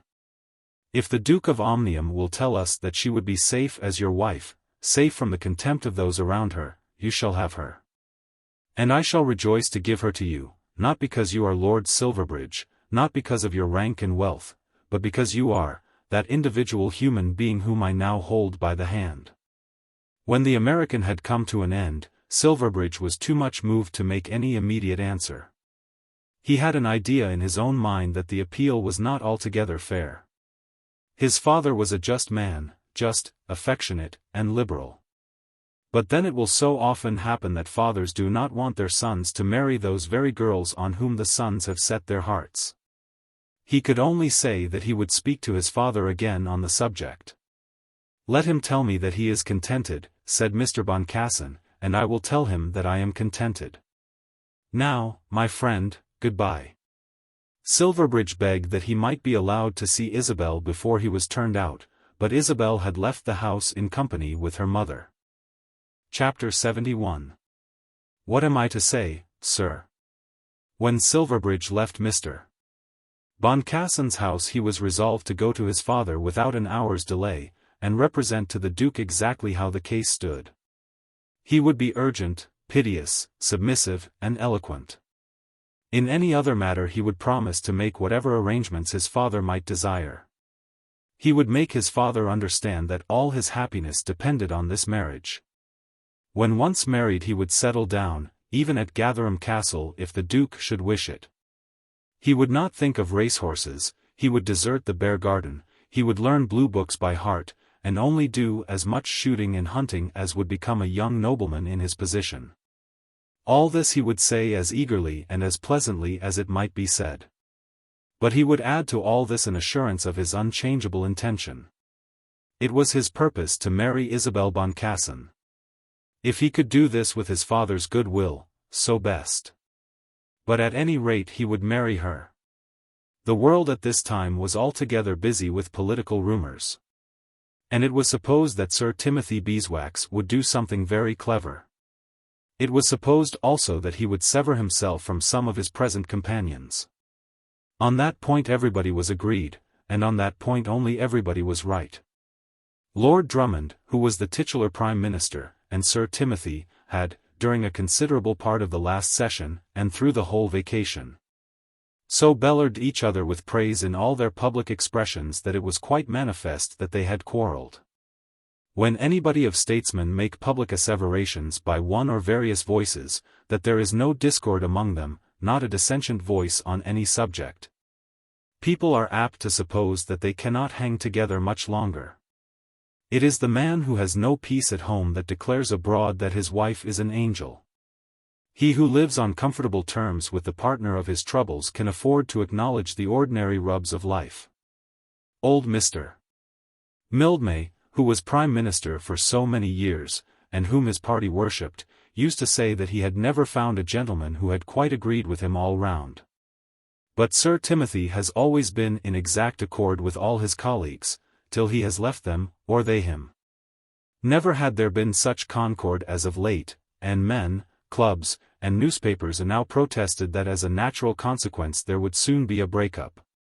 But not on that account would it perhaps be necessary that Sir Timothy should resign, or not necessary that his resignation should be permanent. The Conservative majority had dwindled, but still there was a majority. It certainly was the case that Lord Drummond could not get on without Sir Timothy. But might it not be possible that Sir Timothy should get on without Lord Drummond? If so, he must begin his action in this direction by resigning. He would have to place his resignation, no doubt with infinite regret, in the hands of Lord Drummond. But if such a step were to be taken now, just as Parliament was about to assemble, what would become of the Queen's speech, of the address, and of the noble peers and noble and other commoners who were to propose and second it in the two Houses of Parliament? There were those who said that such a trick played at the last moment would be very shabby. But then again there were those who foresaw that the shabbiness would be made to rest anywhere rather than on the shoulders of Sir Timothy.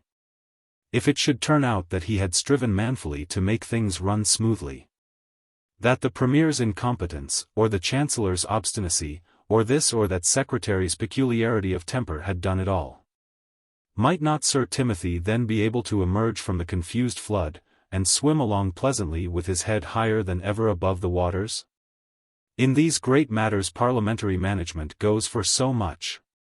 If a man be really clever and handy at his trade, if he can work hard and knows what he is about, if he can give and take and be not thin-skinned or sore-bored, if he can ask pardon for a peccadillo and seem to be sorry with a good grace, if above all things he be able to surround himself with the prestige of success, then so much will be forgiven him.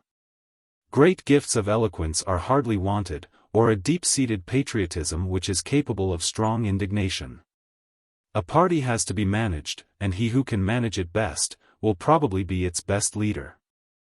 The subordinate task of legislation and of executive government may well fall into the inferior hands of less astute practitioners.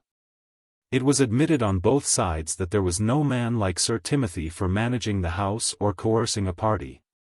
And there was therefore a general feeling that it would be a pity that Sir Timothy should be squeezed out. He knew all the little secrets of the business. Could arrange, let the cause be what it might, to get a full house for himself and his friends.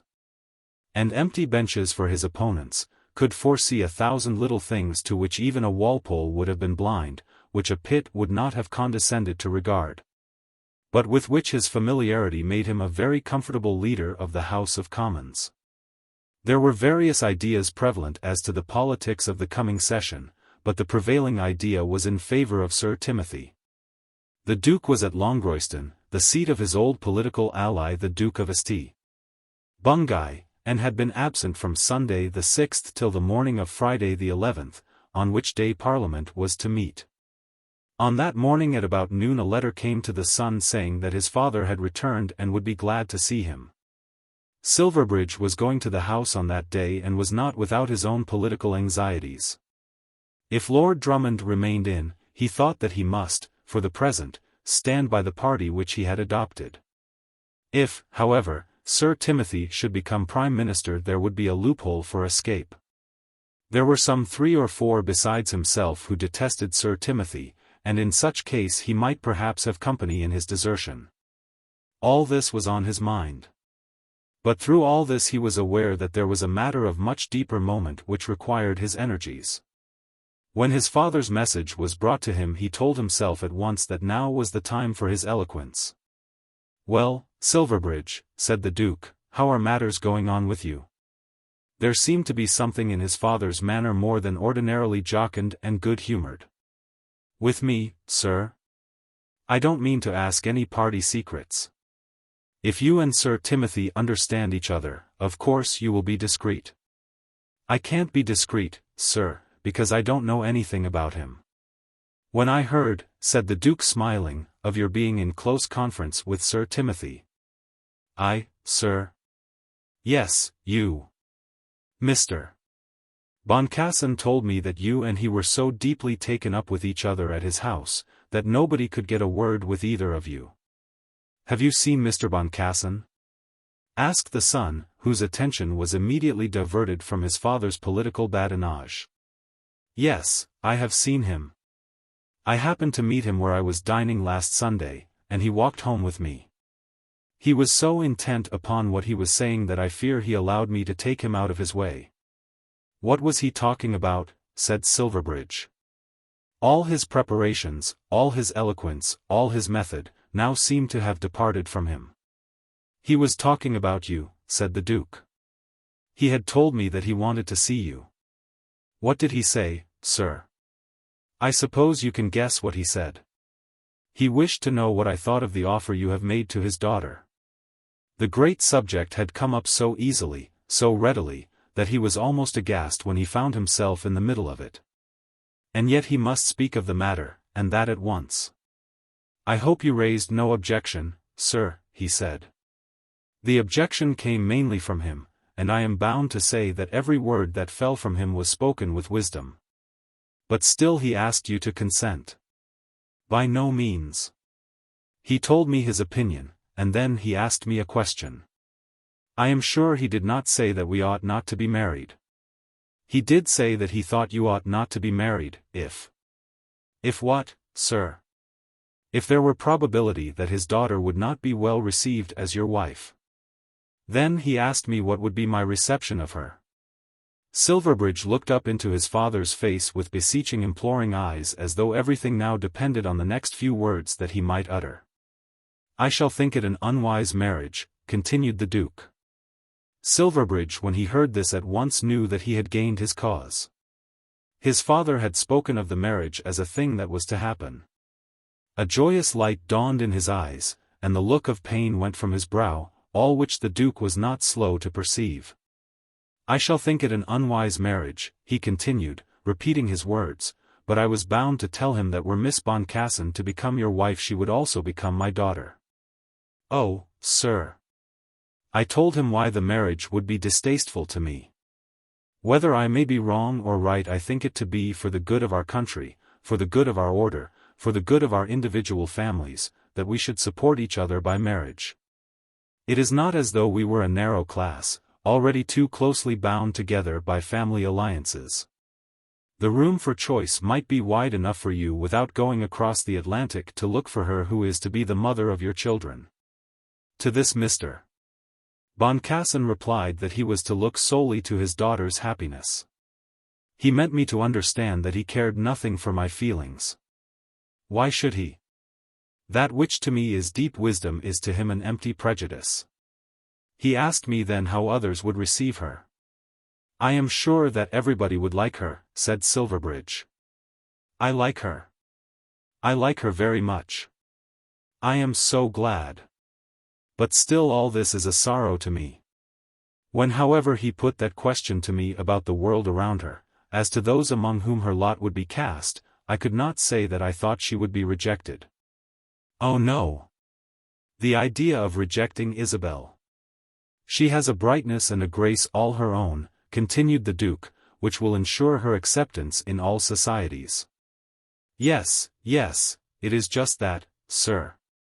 You will be a 9 days' wonder, the foolish young nobleman who chose to marry an American. I think it will be just the other way up, sir, among the men. But her place will I think be secure to her. That is what I told Mr. Boncassen. It is all right with him then, now? If you call it all right. You will understand of course that you are acting in opposition to my advice, and my wishes. What am I to say, sir? Exclaimed Silverbridge, almost in despair. When I love the girl better than my life, and when you tell me that she can be mine if I choose to take her, when I have asked her to be my wife, and have got her to say that she likes me. When her father has given way, and all the rest of it, would it be possible that I should say now that I will give her up? My opinion is to go for nothing, in anything. The Duke as he said this knew that he was expressing aloud a feeling which should have been restrained within his own bosom. It was natural that there should have been such plaints. The same suffering must be encountered in regard to Tregear and his daughter. In every way he had been thwarted. In every direction he was driven to yield. And yet now he had to undergo rebuke from his own son, because one of those inward plaints would force itself from his lips. Of course this girl was to be taken in among the Pallisers and treated with an idolatrous love, as perfect as though all the blood of all the Howards were running in her veins. What further inch of ground was there for a fight? And if the fight were over, why should he rob his boy of one sparkle from off the joy of his triumph? Silverbridge was now standing before him abashed by that plaint, inwardly sustained no doubt by the conviction of his great success, but subdued by his father's wailing. However, perhaps we had better let that pass, said the Duke, with a long sigh. Then Silverbridge took his father's hand, and looked up in his face. I most sincerely hope that she may make you a good and loving wife, said the Duke, and that she may do her duty by you in that not easy sphere of life to which she will be called. I am quite sure she will, said Silverbridge, whose ideas as to Isabel's duties were confined at present to a feeling that she would now have to give him kisses without stint. What I have seen of her personally recommends her to me, said the Duke. Some girls are fools. That's quite true, sir. Who think that the world is to be nothing but dancing, and going to parties. Many have been doing it for so many years, said Silverbridge, that they can't understand that there should be an end of it. A wife ought to feel the great responsibility of her position. I hope she will. And the sooner she begins the better, said Silverbridge stoutly. And now, said the Duke, looking at his watch, we might as well have lunch and go down to the house. I will walk with you if you please. It will be about time for each of us. Then the son was forced to go down and witness the somewhat faded ceremony of seeing Parliament opened by 3 lords sitting in commission before the throne. Whereas but for such stress as his father had laid upon him, he would have disregarded his parliamentary duties and have rushed at once up to Brook Street. As it was he was so handed over from one political pundit to another, was so buttonholed by Sir Timothy, so chaffed as to the address by Phineas Finn. And at last so occupied with the whole matter that he was compelled to sit in his place till he had heard Nidderdale make his speech. This the young Scotch lord did so well, and received so much praise for the doing of it, and looked so well in his uniform, that Silverbridge almost regretted the opportunity he had lost. At 7 the sitting was over, the speeches, though full of interest, having been shorter than usual. They had been full of interest, but nobody understood in the least what was going to happen. "I don't know anything about the Prime Minister," said Mr. Lupton as he left the house with our hero and another not very staunch supporter of the government, "but I'll back Sir Timothy to be the leader of the House on the last day of the session. Against all comers. I don't think it much matters who is Prime Minister nowadays." At 7:30 Silverbridge was at the door in Brook Street. Yes, Miss Boncassen was at home. The servant thought that she was upstairs dressing. Then Silverbridge made his way without further invitation into the drawing-room. There he remained alone for 10 minutes. At last the door opened, and Mrs. Boncassen entered. "Dear Lord Silverbridge, who ever dreamed of seeing you? I thought all you Parliament gentlemen were going through your ceremonies. Isabel had a ticket and went down, and saw your father." "Where is Isabel?" "She's gone." "Gone? Where on earth has she gone to?" asked Silverbridge, as though fearing lest she had been carried off to the other side of the Atlantic. Then Mrs. Boncassen explained. Within the last 3 minutes Mrs. Montacute Jones had called and carried Isabel off to the play. Mrs. Jones was up in town for a week, and this had been a very old engagement. "I hope you did not want her very particularly," said Mrs. Boncassen. "But I did, most particularly," said Lord Silverbridge. The door was opened and Mr. Boncassen entered the room. "I beg your pardon for coming at such a time," said the lover, "but I did so want to see Isabel." "I rather think she wants to see you," said the father. "I shall go to the theatre after her." "That might be awkward, particularly as I doubt whether anybody knows what theatre they are gone to. Can I receive a message for her, my lord?" This was certainly not what Lord Silverbridge had intended. "You know, perhaps, that I have seen the Duke." "Oh yes, and I have seen him. Everything is settled." "That is the only message she will want to hear when she comes home. She is a happy girl and I am proud to think that I should live to call such a grand young Briton as you my son-in-law."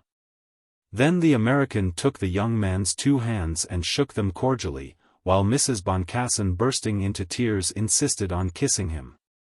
"Indeed she is a happy girl," said she. "But I hope Isabel won't be carried away too high and mighty." Chapter 72. Carlton Terrace. 3 days after this it was arranged that Isabel should be taken to Carlton Terrace to be accepted there into the full good graces of her future father-in-law, and to go through the pleasant ceremony of seeing the house in which it was to be her destiny to live as mistress. What can be more interesting to a girl than this first visit to her future home? And now Isabel Boncassen was to make her first visit to the house in Carlton Terrace, which the Duke had already declared his purpose of surrendering to the young couple. She was going among very grand things, so grand that those whose affairs in life are less magnificent may think that her mind should have soared altogether above chairs and tables, and reposed itself among diamonds, gold and silver ornaments, rich necklaces, the old masters, and alabaster statuary. But dukes and duchesses must sit upon chairs, or at any rate on sofas, as well as their poorer brethren, and probably have the same regard for their comfort. Isabel was not above her future furniture, or the rooms that were to be her rooms, or the stairs which she would have to tread, or the pillow on which her head must rest. She had never yet seen even the outside of the house in which she was to live, and was now prepared to make her visit with as much enthusiasm as though her future abode was to be prepared for her in a small house in a small street beyond Islington. But the Duke was no doubt more than the house, the father-in-law more than the tables. Isabel, in the ordinary way of society, he had already known almost with intimacy. She, the while, had been well aware that if all things could possibly be made to run smoothly with her, this lordly host, who was so pleasantly courteous to her, would become her father-in-law. But she had known also that he, in his courtesy, had been altogether unaware of any such intention on her part. And that she would now present herself to him in an aspect very different from that in which she had hitherto been regarded. She was well aware that the Duke had not wished to take her into his family, would not himself have chosen her for his son's wife. She had seen enough to make her sure that he had even chosen another bride for his heir. She had been too clever not to perceive that Lady Mabel Grex had been not only selected, but almost accepted as though the thing had been certain. She had learned nearly the whole truth from Silverbridge, who was not good at keeping a secret from one to whom his heart was open.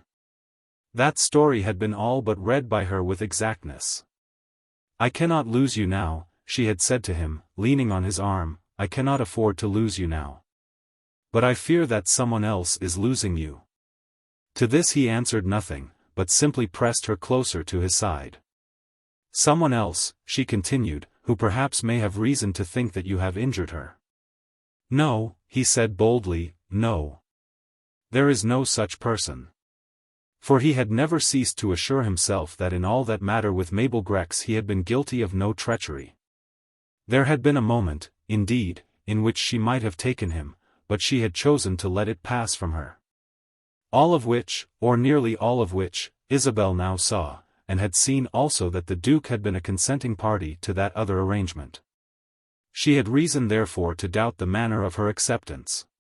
But she had been accepted. She had made such acceptance by him a stipulation in her acceptance of his son. She was sure of the ground on which she trod and was determined to carry herself, if not with pride, yet with dignity. There might be difficulties before her, but it should not be her fault if she were not as good a countess, and, when time would have it so, as good a duchess as another. The visit was made not quite in the fashion in which Silverbridge himself had wished. His idea had been to call for Isabel in his cab and take her down to Carlton Terrace. "Mother must go with me," she had said. Then he looked blank, as he could look when he was disappointed, as he had looked when she would not talk to him at the lunch, when she told him that it was not her business to entertain him. "Don't be selfish," she added, laughing. "Do you think that mother will not want to have seen the house that I am to live in? She shall come afterwards as often as she likes." "What, paying me morning visits from New York?" "She must come now, if you please. Love me, love my mother." "I am awfully fond of her," said Silverbridge, who felt that he really had behaved well to the old lady. "So am I, and therefore she shall go and see the house now. You are as good as gold, and do everything just as I tell you. But a good time is coming, when I shall have to do everything that you tell me." Then it was arranged that Mrs.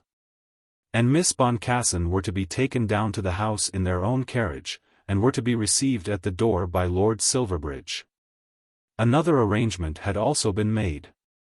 Isabel was to be taken to the Duke immediately upon her arrival and to be left for a while with him, alone, so that he might express himself as he might find fit to do to this newly adopted child. It was a matter to him of such importance that nothing remaining to him in his life could equal it. It was not simply that she was to be the wife of his son, though that in itself was a consideration very sacred. Had it been Gerald who was bringing to him a bride, the occasion would have had less of awe. But this girl, this American girl, was to be the mother and grandmother of future Dukes of Omnium, the ancestress, it was to be hoped, of all future Dukes of Omnium. By what she might be, by what she might have in her of mental fibre, of high or low quality, of true or untrue womanliness, were to be fashioned those who in days to come might be amongst the strongest and most faithful bulwarks of the Constitution. An England without a Duke of Omnium, or at any rate without any Duke, what would it be? And yet he knew that with bad dukes his country would be in worse stress than though she had none at all. An aristocracy, yes, but an aristocracy that shall be of the very best. He believed himself thoroughly in his order. But if his order, or many of his order, should become as was now Lord Grex, then, he thought, that his order not only must go to the wall but that, in the cause of humanity, it had better do so. With all this daily, hourly, always in his mind, this matter of the choice of a wife for his heir was to him of solemn importance. When they arrived, Silverbridge was there and led them first of all into the dining-room. "My," said Mrs. Boncassen, as she looked around her. "I thought that our Fifth Avenue parlours whipped everything in the way of city houses. What a nice little room for Darby and Joan to sit down to eat a mutton chop in," said Isabel. "It's a beastly great barack," said Silverbridge, "but the best of it is that we never use it. We'll have a cosy little place for Darby and Joan, you'll see. Now come to the governor. I've got to leave you with him. Oh me! I am in such a fright." "He can't eat you," said Mrs. Boncassen. "And he won't even bite," said Silverbridge. "I should not mind that because I could bite again. But if he looks as though he thought I shouldn't do, I shall drop." "My belief is that he's almost as much in love with you as I am," said Silverbridge, as he took her to the door of the Duke's room.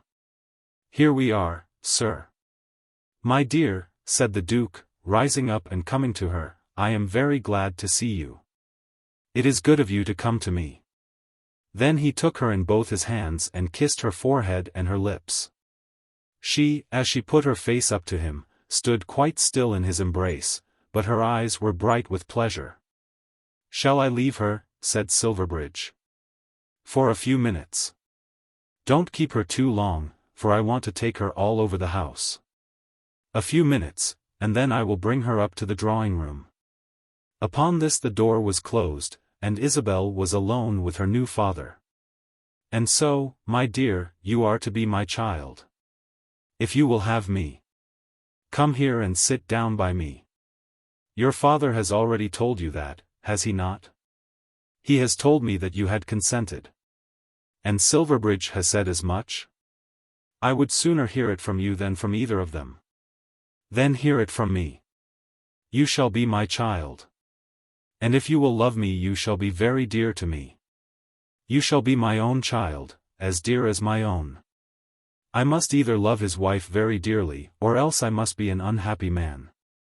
And she must love me dearly, or I must be unhappy. I will love you," she said, pressing his hand. "And now let me say some few words to you, only let there be no bitterness in them to your young heart. When I say that I take you to my heart, you may be sure that I do so thoroughly. You shall be as dear to me and as near as though you had been all English. Shall I? There shall no difference be made. My boy's wife shall be my daughter in very deed. But I had not wished it to be so. I knew that, but could I have given him up? He at any rate could not give you up. There were little prejudices, you can understand that. Oh yes.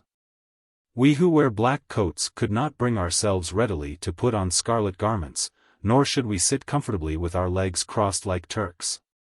I am your scarlet coat and your cross-legged Turk, she said, with feigned self-reproach in her voice, but with a sparkle of mirth in her eye.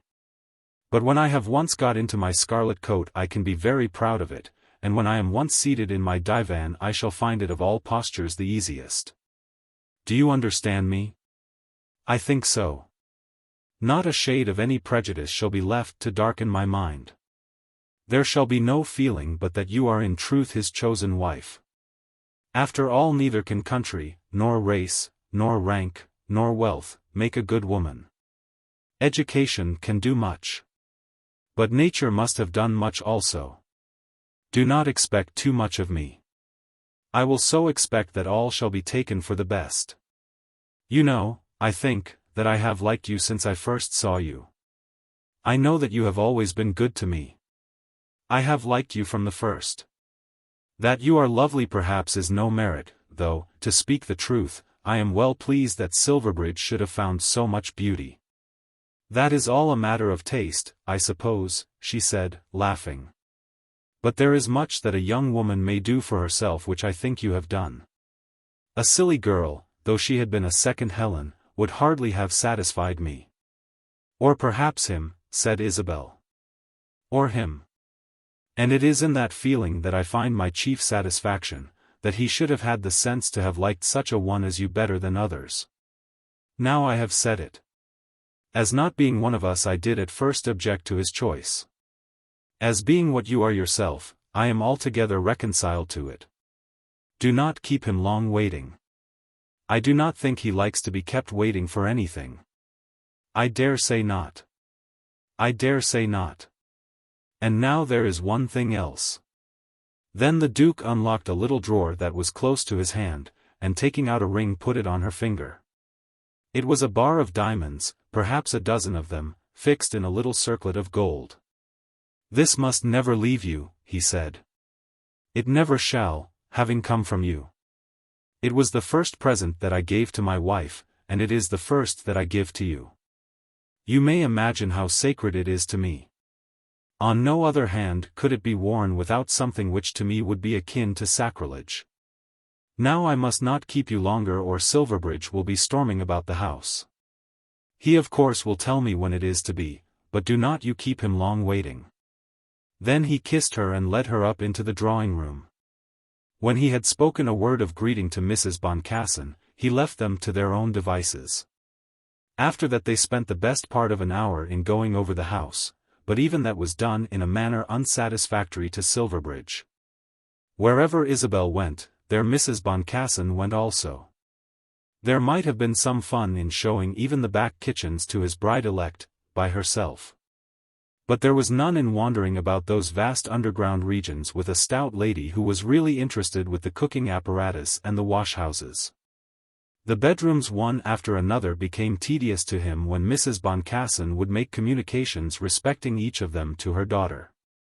"That is Gerald's room," said Silverbridge. "You have never seen Gerald. He is such a brick." Mrs.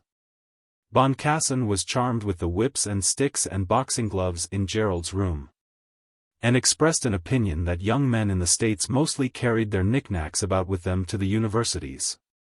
When she was told that he had another collection of knickknacks at Matching, and another at Oxford, she thought that he was a very extravagant young man. Isabel, who had heard all about the gambling in Scotland, looked round at her lover and smiled. "Well, my dear," said Mrs. Boncassen, as they took their leave, "it is a very grand house, and I hope with all my heart you may have your health there and be happy. But I don't know that you'll be any happier because it's so big." "Wait till you see Gatherum," said Silverbridge. "That, I own, does make me unhappy. It has been calculated that 3 months at Gatherum Castle would drive a philosopher mad." In all this there had been a certain amount of disappointment for Silverbridge. But on that evening, before dinner in Brook Street, he received compensation. As the day was one somewhat peculiar in its nature, he decided that it should be kept altogether as a holiday, and he did not therefore go down to the house. And not going to the house, of course he spent the time with the Boncassens. "You know you ought to go," Isabel said to him when they found themselves alone together in the back drawing-room. "Of course I ought." "Then go. Do you think I would keep a Briton from his duties? Not though the Constitution should fall in ruins. Do you suppose that a man wants no rest after inspecting all the pots and pans in that establishment? A woman, I believe, could go on doing that kind of thing all day long. You should remember at least that the woman was interesting herself about your pots and pans. And now, Bella, tell me what the governor said to you." Then she showed him the ring. "Did he give you that?" She nodded her head in assent. "I did not think he would ever have parted with that. It was your mother's. She wore it always. I almost think that I never saw her hand without it. He would not have given you that unless he had meant to be very good to you. He was very good to me. Silverbridge, I have a great deal to do, to learn to be your wife. I'll teach you." "Yes, you'll teach me. But will you teach me right? There is something almost awful in your father's serious dignity and solemn appreciation of the responsibilities of his position. Will you ever come to that? I shall never be a great man as he is. It seems to me that life to him is a load, which he does not object to carry, but which he knows must be carried with a great struggle. I suppose it ought to be so with everyone. Yes, she said, but the higher you put your foot on the ladder the more constant should be your thought that your stepping requires care. I fear that I am climbing too high. You can't come down now, my young woman. I have to go on now, and do it as best I can. I will try to do my best. I will try to do my best. I told him so, and now I tell you so. I will try to do my best. Perhaps after all I am only a pert poppet, she said half an hour afterwards, for Silverbridge had told her of that terrible mistake made by poor Dolly Longstaff. Brute, he exclaimed. Not at all. And when we are settled down in the real Darby-and-Joan way I shall hope to see Mr. Longstaff very often. I dare say he won't call me a pert poppet, and I shall not remind him of the word. But I shall always think of it. And remembering the way in which my character struck an educated Englishman, who was not altogether ill-disposed towards me, I may hope to improve myself. Chapter 73. I have never loved you. Silverbridge had now been in town 3 or 4 weeks, and Lady Mabel Grex had also been in London all that time, and yet he had not seen her. She had told him that she loved him and had asked him plainly to make her his wife. He had told her that he could not do so, that he was altogether resolved to make another woman his wife. Then she had rebuked him, and had demanded from him how he had dared to treat her as he had done. His conscience was clear. He had his own code of morals as to such matters, and had, as he regarded it, kept within the law. But she thought that she was badly treated, and had declared that she was now left out in the cold forever through his treachery. Then her last word had been almost the worst of all, who can tell what may come to pass? Showing too plainly that she would not even now give up her hope. Before the month was up she wrote to him as follows. Dear Lord Silverbridge. Why do you not come and see me? Are friends so plentiful with you that one so staunch as I may be thrown over? But of course I know why you do not come. Put all that aside, and come. I cannot hurt you. I have learned to feel that certain things which the world regards as too awful to be talked of, except in the way of scandal, may be discussed and then laid aside just like other subjects. What though I wear a wig or a wooden leg, I may still be fairly comfortable among my companions unless I crucify myself by trying to hide my misfortune. It is not the presence of the skeleton that crushes us. Not even that will hurt us much if we let him go about the house as he lists. It is the everlasting effort which the horror makes to peep out of his cupboard that robs us of our ease. At any rate come and see me.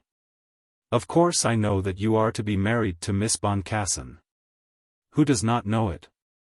The trumpeters have been at work for the last week. Your very sincere friend, Mabel. He wished that she had not written. Of course he must go to her. And though there was a word or two in her letter which angered him, his feelings towards her were kindly. Had not that American angel flown across the Atlantic to his arms he could have been well content to make her his wife. But the interview at the present moment could hardly be other than painful. She could, she said, talk of her own misfortunes, but the subject would be very painful to him. It was not to him a skeleton, to be locked out of sight. But it had been a misfortune, and the sooner that such misfortunes could be forgotten the better. He knew what she meant about trumpeters. She had intended to signify that Isabel in her pride had boasted of her matrimonial prospects. Of course there had been trumpets. Are there not always trumpets when a marriage is contemplated, magnificent enough to be called an alliance? As for that he himself had blown the trumpets. He had told everybody that he was going to be married to Miss Boncassen. Isabel had blown no trumpets. In her own straightforward way she had told the truth to whom it concerned. Of course he would go and see Lady Mabel, but he trusted that for her own sake nothing would be said about trumpets. So you have come at last, Mabel said when he entered the room. No. Miss Cassewary is not here. As I wanted to see you alone I got her to go out this morning. Why did you not come before? You said in your letter that you knew why. But in saying so I was accusing you of cowardice, was I not? It was not cowardice. Why then did you not come? I thought you would hardly wish to see me so soon, after what passed. That is honest at any rate. You felt that I must be too much ashamed of what I said to be able to look you in the face. Not that exactly. Any other man would have felt the same, but no other man would be honest enough to tell me so. I do not think that ever in your life you have constrained yourself to the civility of a lie. I hope not. To be civil and false is often better than to be harsh and true. I may be soothed by the courtesy and yet not deceived by the lie. But what I told you in my letter, which I hope you have destroyed. I will destroy it. Do. It was not intended for the partner of your future joys.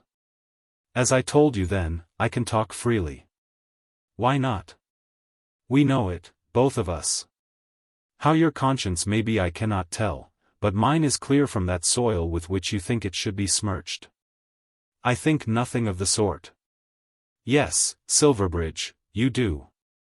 You have said to yourself this, that girl has determined to get me, and she has not scrupled as to how she would do it. No such idea has ever crossed my mind. But you have never told yourself of the encouragement which you gave me. Such condemnation as I have spoken of would have been just if my efforts had been sanctioned by no words, no looks, no deeds from you. Did you give me warrant for thinking that you were my lover? That theory by which he had justified himself to himself seemed to fall away from him under her questioning. He could not now remember his words to her in those old days before Miss Boncassen had crossed his path, but he did know that he had once intended to make her understand that he loved her. She had not understood him, or, understanding, had not accepted his words, and therefore he had thought himself free. But it now seemed that he had not been entitled so to regard himself. There she sat, looking at him, waiting for his answer, and he who had been so sure that he had committed no sin against her, had not a word to say to her. I want your answer to that, Lord Silverbridge. I have told you that I would have no skeleton in the cupboard. Down at Matching, and before that at Killancodlem, I appealed to you, asking you to take me as your wife. Hardly that. Altogether that. I will have nothing denied that I have done, nor will I be ashamed of anything. I did do so, even after this infatuation. I thought then that one so volatile might perhaps fly back again. I shall not do that, said he, frowning at her. You need trouble yourself with no assurance, my friend. Let us understand each other now. I am not now supposing that you can fly back again. You have found your perch, and you must settle on it like a good domestic barn-door fowl. Again he scowled. If she were too hard upon him he would certainly turn upon her. No. You will not fly back again now, but was I, or was I not, justified when you came to Killancodlem in thinking that my lover had come there? How can I tell? It is my own justification I am thinking of. I see all that. But we cannot both be justified. Did you mean me to suppose that you were speaking to me words in earnest when there, sitting in that very spot, you spoke to me of your love? Did I speak of my love? Did you speak of your love? And now, Silverbridge, for if there be an English gentleman on earth I think that you are one, as a gentleman tell me this. Did you not even tell your father that I should be your wife? I know you did. Did he tell you? Men such as you and he, who cannot even lie with your eyelids, who will not condescend to cover up a secret by a moment of feigned inanimation, have many voices. He did tell me. But he broke no confidence. He told me, but did not mean to tell me. Now you also have told me. I did. I told him so. And then I changed my mind. I know you changed your mind. Men often do. A pinker pink, a whiter white, a finger that will press you just half an ounce the closer, a cheek that will consent to let itself come just a little nearer. No, no, no. It was because Isabel had not easily consented to such approaches. Trifles such as these will do it, and some such trifles have done it with you. It would be beneath me to make comparisons where I might seem to be the gainer. I grant her beauty. She is very lovely. She has succeeded. I have succeeded. But, I am justified, and you are condemned. Is it not so? Tell me like a man. You are justified. And you are condemned? When you told me that I should be your wife, and then told your father the same story, was I to think it all meant nothing? Have you deceived me? I did not mean it. Have you deceived me? What? You cannot deny it, and yet have not the manliness to own it to a poor woman who can only save herself from humiliation by extorting the truth from you. Oh, Mabel, I am so sorry it should be so. I believe you are, with a sorrow that will last till she is again sitting close to you. Nor, Silverbridge, do I wish it to be longer. No, no, no. Your fault after all has not been great. You deceived, but did not mean to deceive me. Never, never. And I fancy you have never known how much you bore about with you. Your modesty has been so perfect that you have not thought of yourself as more than other men. You have forgotten that you have had in your hand the disposal to some one woman of a throne in paradise. I don't suppose you thought of that. But I did. Why should I tell falsehoods now? I have determined that you should know everything, but I could better confess to you my own sins when I had shown that you too have not been innocent. Not think of it. Do not men think of high titles and great wealth and power and place? And if men, why should not women? Do not men try to get them, and are they not even applauded for their energy? A woman has but one way to try. I tried.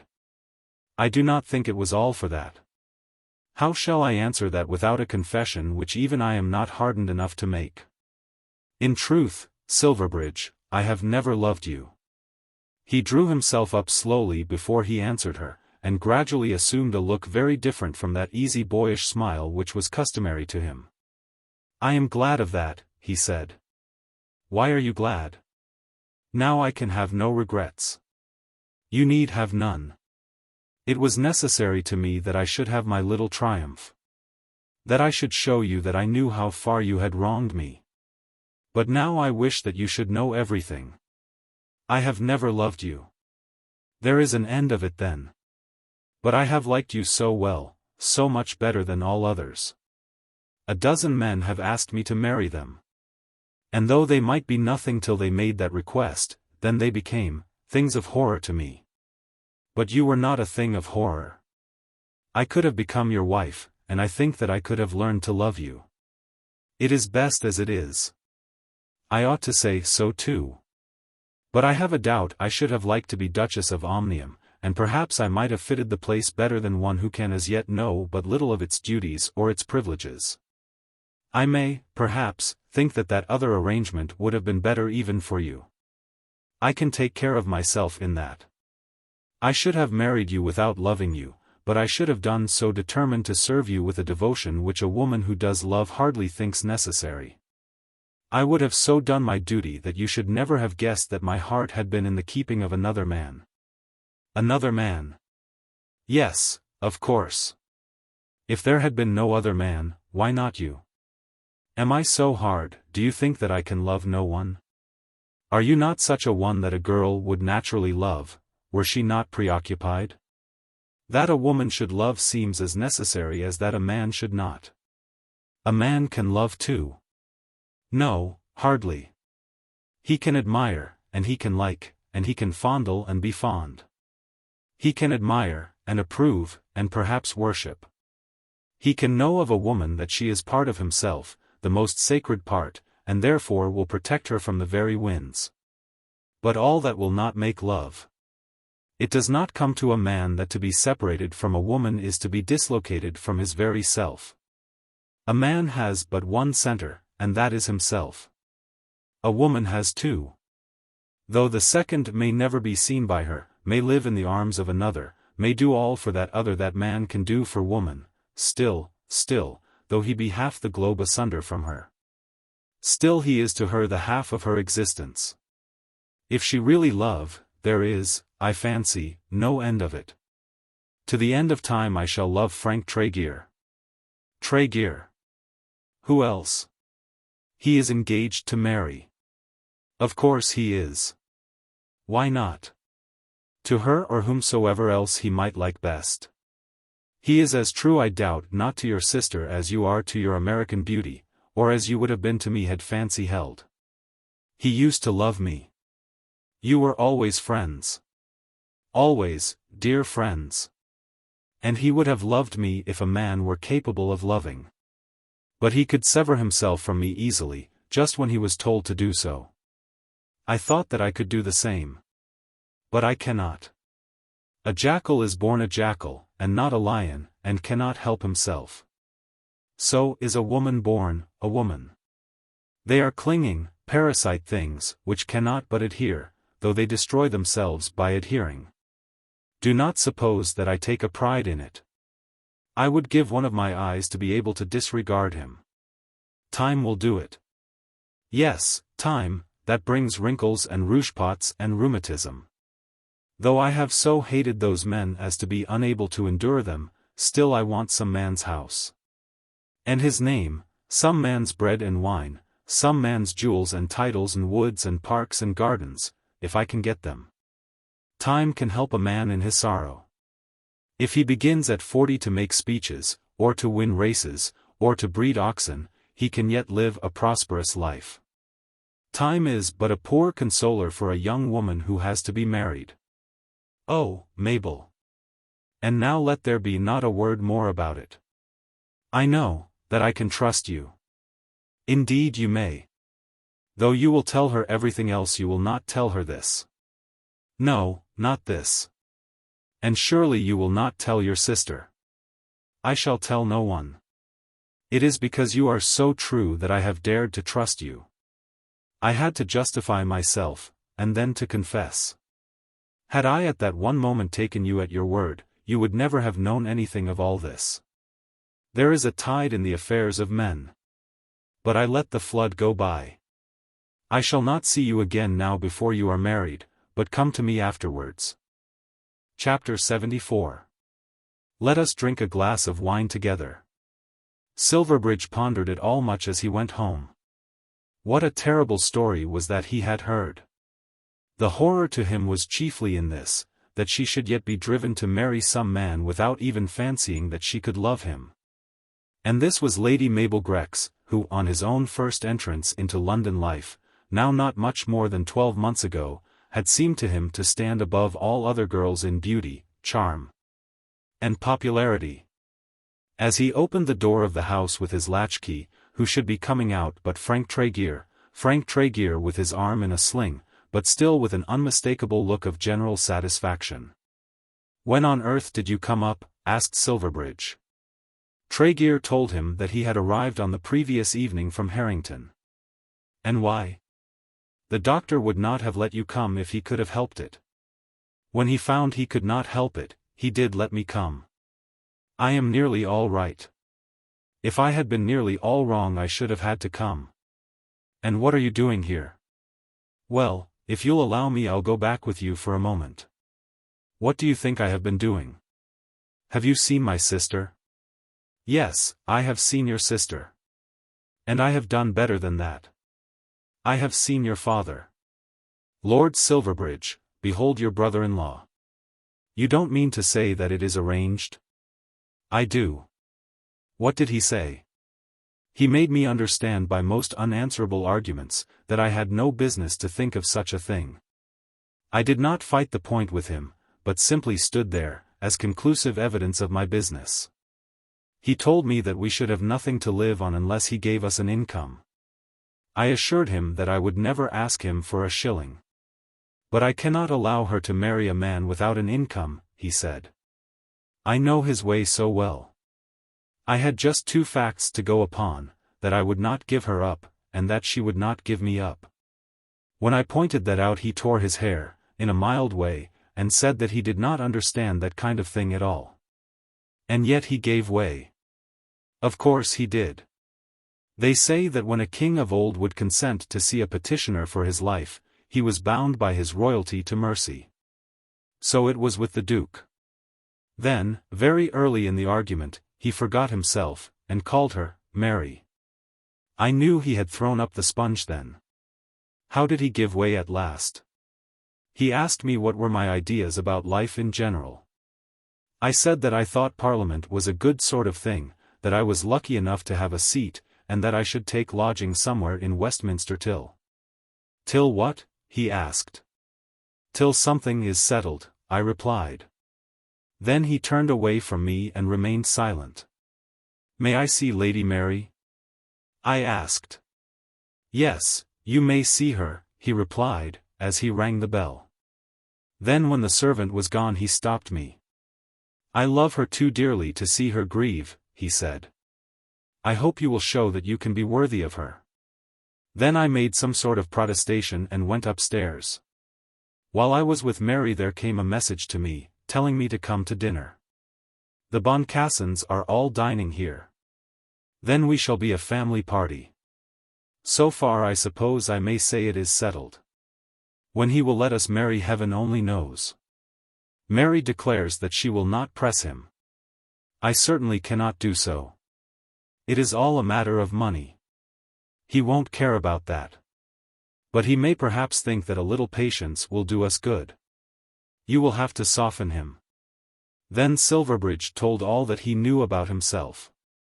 He was to be married in May, was to go to Matching for a week or two after his wedding, was then to see the session to an end, and after that to travel with his wife in the United States. I don't suppose we shall be allowed to run about the world together so soon as that, said Tregear, but I am too well satisfied with my day's work to complain. Did he say what he meant to give her? Oh dear no, nor even that he meant to give her anything.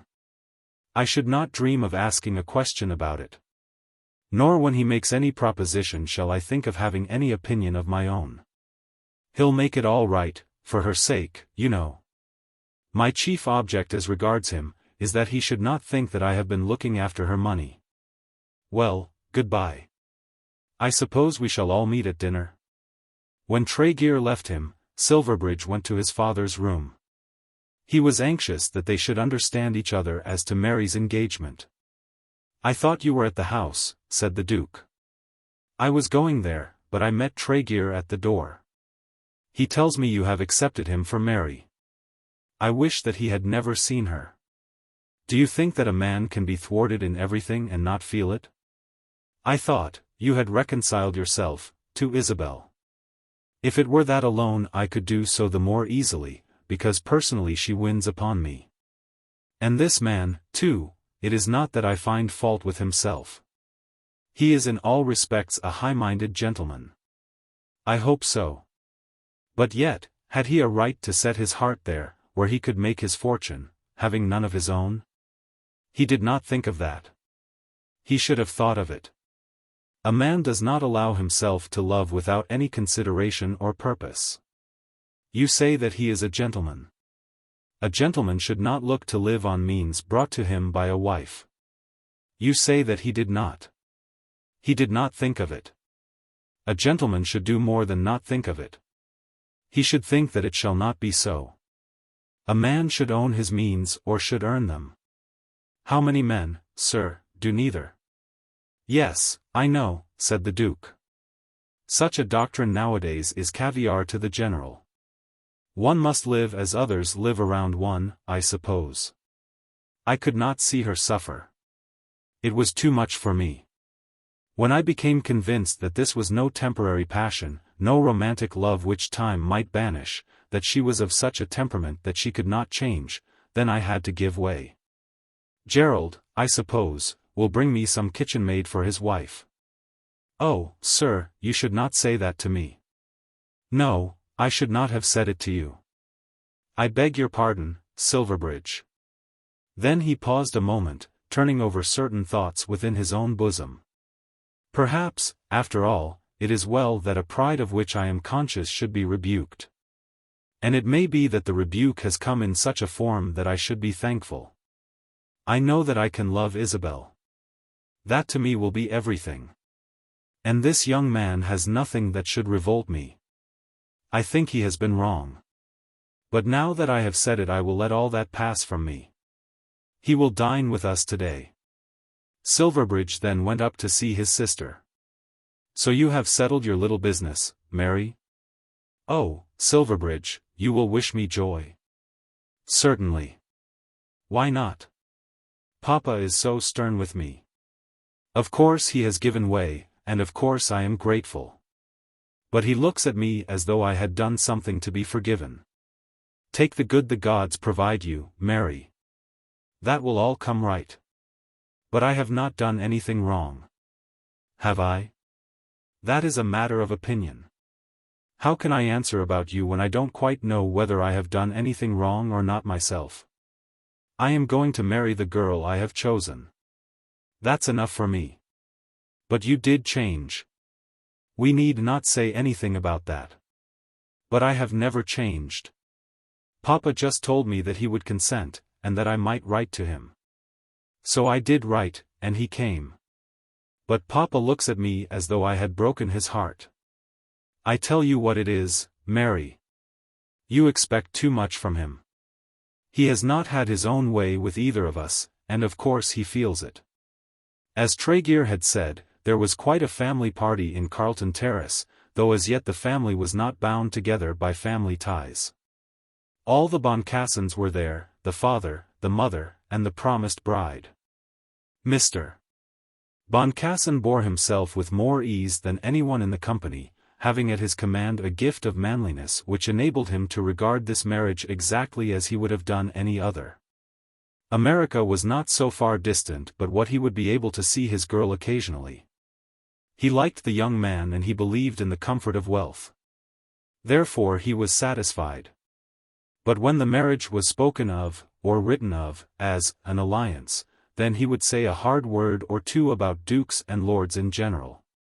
On such an occasion as this he was happy and at his ease. So much could not be said for his wife, with whom the Duke attempted to place himself on terms of family equality. But in doing this he failed to hide the attempt even from her, and she broke down under it. Had he simply walked into the room with her as he would have done on any other occasion, and then remarked that the frost was keen or the thaw disagreeable, it would have been better for her. But when he told her that he hoped she would often make herself at home in that house, and looked, as he said it, as though he were asking her to take a place among the goddesses of Olympus, she was troubled as to her answer. "Oh, my Lord Duke," she said, "when I think of Isabel living here and being called by such a name, it almost upsets me." Isabel had all her father's courage, but she was more sensitive. And though she would have borne her honors well, was oppressed by the feeling that the weight was too much for her mother. She could not keep her ear from listening to her mother's words, or her eye from watching her mother's motions. She was prepared to carry her mother everywhere. As other girls have to be taken with their belongings, so must I, if I be taken at all. This she had said plainly enough. There should be no division between her and her mother. But still, knowing that her mother was not quite at ease, she was hardly at ease herself. Silverbridge came in at the last moment, and of course occupied a chair next to Isabel. As the house was sitting, it was natural that he should come up in a flurry. "I left Phineas," he said, pounding away in his old style at Sir Timothy. "By the by, Isabel, you must come down some day and hear Sir Timothy badgered. I must be back again about 10. Well, Gerald, how are they all at Lazarus?" He made an effort to be free and easy, but even he soon found that it was an effort. Gerald had come up from Oxford for the occasion that he might make acquaintance with the Boncassens. He had taken Isabel in to dinner, but had been turned out of his place when his brother came in. He had been a little confused by the first impression made upon him by Mrs. Boncassen, and had involuntarily watched his father. "Silver is going to have an odd sort of a mother-in-law," he said afterwards to Mary, who remarked in reply that this would not signify, as the mother-in-law would be in New York. Tregear's part was very difficult to play. He could not but feel that though he had succeeded, still he was as yet looked upon askance. Silverbridge had told him that by degrees the Duke would be won round, but that it was not to be expected that he should swallow at once all his regrets. The truth of this could not but be accepted. The immediate inconvenience, however, was not the less felt. Each and everyone there knew the position of each and everyone, but Tregear felt it difficult to act up to his. He could not play the well-pleased lover openly, as did Silverbridge. Mary herself was disposed to be very silent. The heartbreaking tedium of her dull life had been removed. Her determination had been rewarded. All that she had wanted had been granted to her, and she was happy. But she was not prepared to show off her happiness before others. And she was aware that she was thought to have done evil by introducing her lover into her august family. But it was the Duke who made the greatest efforts, and with the least success. He had told himself again and again that he was bound by every sense of duty to swallow all regrets. He had taken himself to task on this matter. He had done so even out loud to his son. He had declared that he would let it all pass from him. But who does not know how hard it is for a man in such matters to keep his word to himself? Who has not said to himself at the very moment of his own delinquency, now, it is now, at this very instant of time, that I should crush, and quench, and kill the evil spirit within me. It is now that I should abate my greed, or smother my ill humor, or abandon my hatred.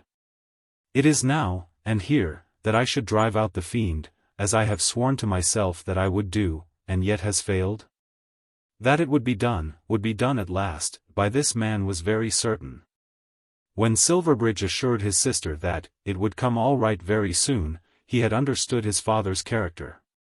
But it could not be completed quite at once. Had he been required to take Isabel only to his heart, it would have been comparatively easy.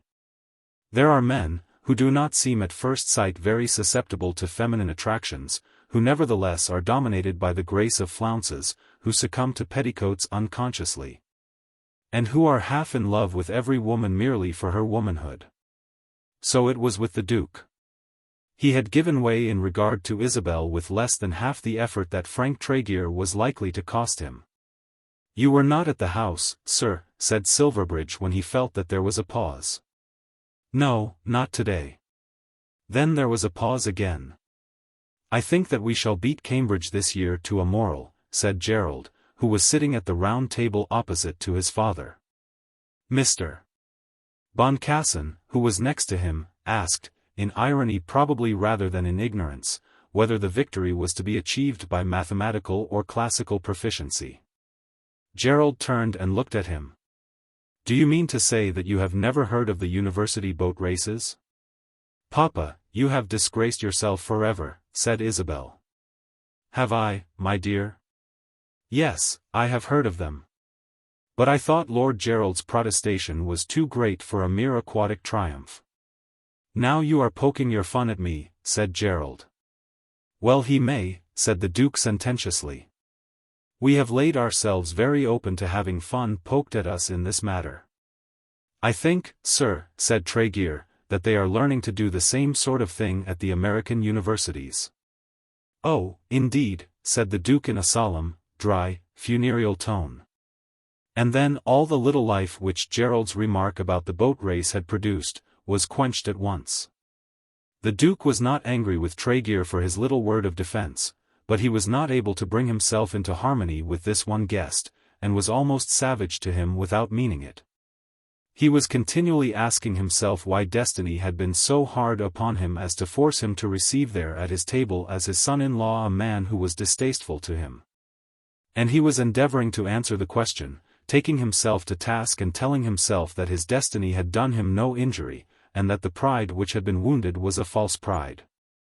He was making a brave fight, but during the fight he was hardly fit to be the genial father and father-in-law of young people who were going to be married to one another.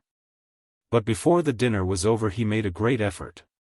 "Tregear," he said, and even that was an effort, for he had never hitherto mentioned the man's name without the formal Mr. Tregear, "as this is the first time you have sat at my table. Let me be old-fashioned, and ask you to drink a glass of wine with me." The glass of wine was drunk and the ceremony afforded infinite satisfaction at least to one person there.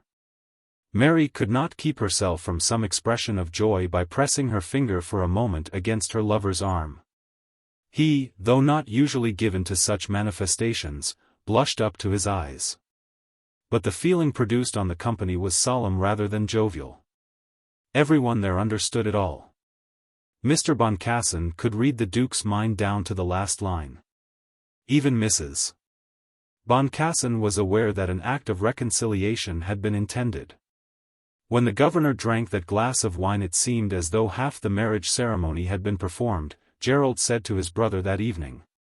When the Duke's glass was replaced on the table, he himself was conscious of the solemnity of what he had done, and was half ashamed of it.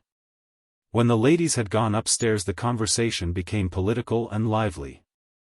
The Duke could talk freely about the state of things to Mr. Boncassen, and was able gradually to include Tregear in the badinage with which he attacked the conservatism of his son. And so the half-hour passed well. Upstairs the two girls immediately came together, leaving Mrs. Boncassen to chew the cud of the grandeur around her in the sleepy comfort of an armchair. "And so everything is settled for both of us," said Isabel. "Of course I knew it was to be settled for you. You told me so at Custins." "I did not know it myself then. I only told you that he had asked me. And you hardly believed me." "I certainly believed you. But you knew about Lady Mabel Grex." "I only suspected something, and now I know it was a mistake." "It has never been more than a suspicion." "And why, when we were at Custins, did you not tell me about yourself?" "I had nothing to tell." "I can understand that. But is it not joyful that it should all be settled? Only poor Lady Mabel. You have got no Lady Mabel to trouble your conscience." From which it was evident that Silverbridge had not told all. Chapter 75. The Major's Story. By the end of March Isabel was in Paris, whither she had forbidden her lover to follow her. Silverbridge was therefore reduced to the shifts of a bachelor's life, in which his friends seemed to think that he ought now to take special delight. Perhaps he did not take much delight in them. He was no doubt impatient to commence that steady married life for which he had prepared himself. But nevertheless, just at present, he lived a good deal at the Bear Garden. Where was he to live? The Boncassens were in Paris, his sister was at Matching with a houseful of other Pallisers, and his father was again deep in politics. Of course he was much in the House of Commons, but that also was stupid. Indeed, everything would be stupid till Isabel came back. Perhaps dinner was more comfortable at the club than at the house. And then, as everybody knew, it was a good thing to change the scene. Therefore he dined at the club, and though he would keep his hansom and go down to the house again in the course of the evening, he spent many long hours at the Bear Garden. "There'll very soon be an end of this as far as you are concerned," said Mr. Lupton to him one evening as they were sitting in the smoking-room after dinner. "The sooner the better as far as this place is concerned. This place is as good as any other. For the matter of that, I like the Bear Garden since we got rid of 2 or 3 not very charming characters." "You mean my poor friend Tifto," said Silverbridge. "No, I was not thinking of Tifto. There were 1 or 2 here who were quite as bad as Tifto. I wonder what has become of that poor devil?" "I don't know in the least." "You heard of that row about the hounds? And his letter to you?" "He wrote to me, and I answered him, as you know. But whither he vanished, or what he is doing, or how he is living, I have not the least idea. Gone to join those other fellows abroad, I should say. Among them they got a lot of money, as the Duke ought to remember." "He is not with them," said Silverbridge, as though he were in some degree mourning over the fate of his unfortunate friend. "I suppose Captain Green was the leader in all that? Now it is all done and gone. I own to a certain regard for the Major. He was true to me till he thought I snubbed him. I would not let him go down to Silverbridge with me. I always thought that I drove the poor Major to his malpractices." At this moment Dolly Longstaff sauntered into the room and came up to them. It may be remembered that Dolly had declared his purpose of emigrating. As soon as he heard that the Duke's heir had serious thoughts of marrying the lady whom he loved, he withdrew at once from the contest, but, as he did so, He acknowledged that there could be no longer a home for him in the country which Isabel was to inhabit as the wife of another man. Gradually, however, better thoughts returned to him. After all, what was she but a pert poppet? He determined that marriage clips a fellow's wings confoundedly, and so he set himself to enjoy life after his old fashion. There was perhaps a little swagger as he threw himself into a chair and addressed the happy lover. "I'll be shot if I didn't meet Tifto at the corner of the street." Tifto. Yes, Tifto. He looked awfully seedy, with a greatcoat buttoned up to his chin, a shabby hat and old gloves. "Did he speak to you?" asked Silverbridge. "No, nor I to him. He hadn't time to think whether he would speak or not, and you may be sure I didn't." Nothing further was said about the man, but Silverbridge was uneasy and silent. When his cigar was finished he got up, saying that he should go back to the house. As he left the club he looked about him as though expecting to see his old friend, and when he had passed through the first street and had got into the Haymarket there he was. The Major came up to him, touched his hat, asked to be allowed to say a few words. "I don't think it can do any good," said Silverbridge. The man had not attempted to shake hands with him, or affected familiarity, but seemed to be thoroughly humiliated. "I don't think I can be of any service to you, and therefore I had rather decline." "I don't want you to be of any service, my lord." "Then what's the good?" "I have something to say." "May I come to you tomorrow?" Then Silverbridge allowed himself to make an appointment, and an hour was named at which Tifto might call in Carlton Terrace. He felt that he almost owed some reparation to the wretched man, whom he had unfortunately admitted among his friends, whom he had used, and to whom he had been uncourteous. Exactly at the hour named the Major was shown into his room. Dolly had said that he was shabby, but the man was altered rather than shabby.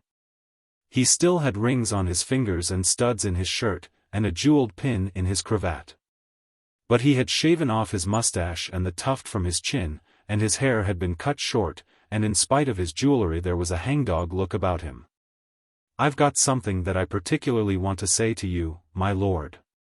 Silverbridge would not shake hands with him, but could not refrain from offering him a chair. "Well, you can say it now." "Yes, but it isn't so very easy to be said. There are some things, though you want to say them ever so, you don't quite know how to do it. You have your choice, Major Tifto. You can speak or hold your tongue." Then there was a pause, during which Silverbridge sat with his hands in his pockets trying to look unconcerned. "But if you've got it here, and feel it as I do," the poor man as he said this put his hand upon his heart, "you can't sleep in your bed till it's out. I did that thing that they said I did." "What thing?" "Why, the nail. It was I lamed the horse. I am sorry for it. I can say nothing else." "You ain't so sorry for it as I am." "Oh no, you can never be that, my lord. After all, what does it matter to you?" "Very little. I meant that I was sorry for your sake." "I believe you are, my lord. For though you could be rough you was always kind. Now I will tell you everything, and then you can do as you please." "I wish to do nothing. As far as I am concerned the matter is over. It made me sick of horses, and I do not wish to have to think of it again. Nevertheless, my lord, I've got to tell it. It was Green who put me up to it. He did it just for the plunder. As God is my judge it was not for the money I did it. Then it was revenge. It was the devil got hold of me, my lord. Up to that I had always been square as a die. I got to think that your lordship was upsetting. I don't know whether your lordship remembers, but you did put me down once or twice rather uncommon. I hope I was not unjust.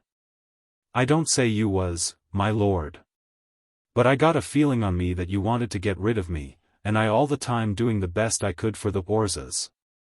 I did do the best I could up to that very morning at Doncaster. Well, it was Green put me up to it. I don't say I was to get nothing. But it wasn't so much more than I could have got by the horse winning. And I've lost pretty nearly all that I did get. Do you remember, my lord, and now the Major sank his voice to a whisper, when I come up to your bedroom that morning? I remember it. The first time? Yes, I remember it. Because I came twice, my lord. When I came first it hadn't been done. You turned me out. That is true, Major Tifto. You was very rough then. Wasn't you rough? A man's bedroom is generally supposed to be private. Yes, my lord, that's true. I ought to have sent your man in first. I came then to confess it all, before it was done. Then why couldn't you let the horse alone? I was in their hands. And then you was so rough with me.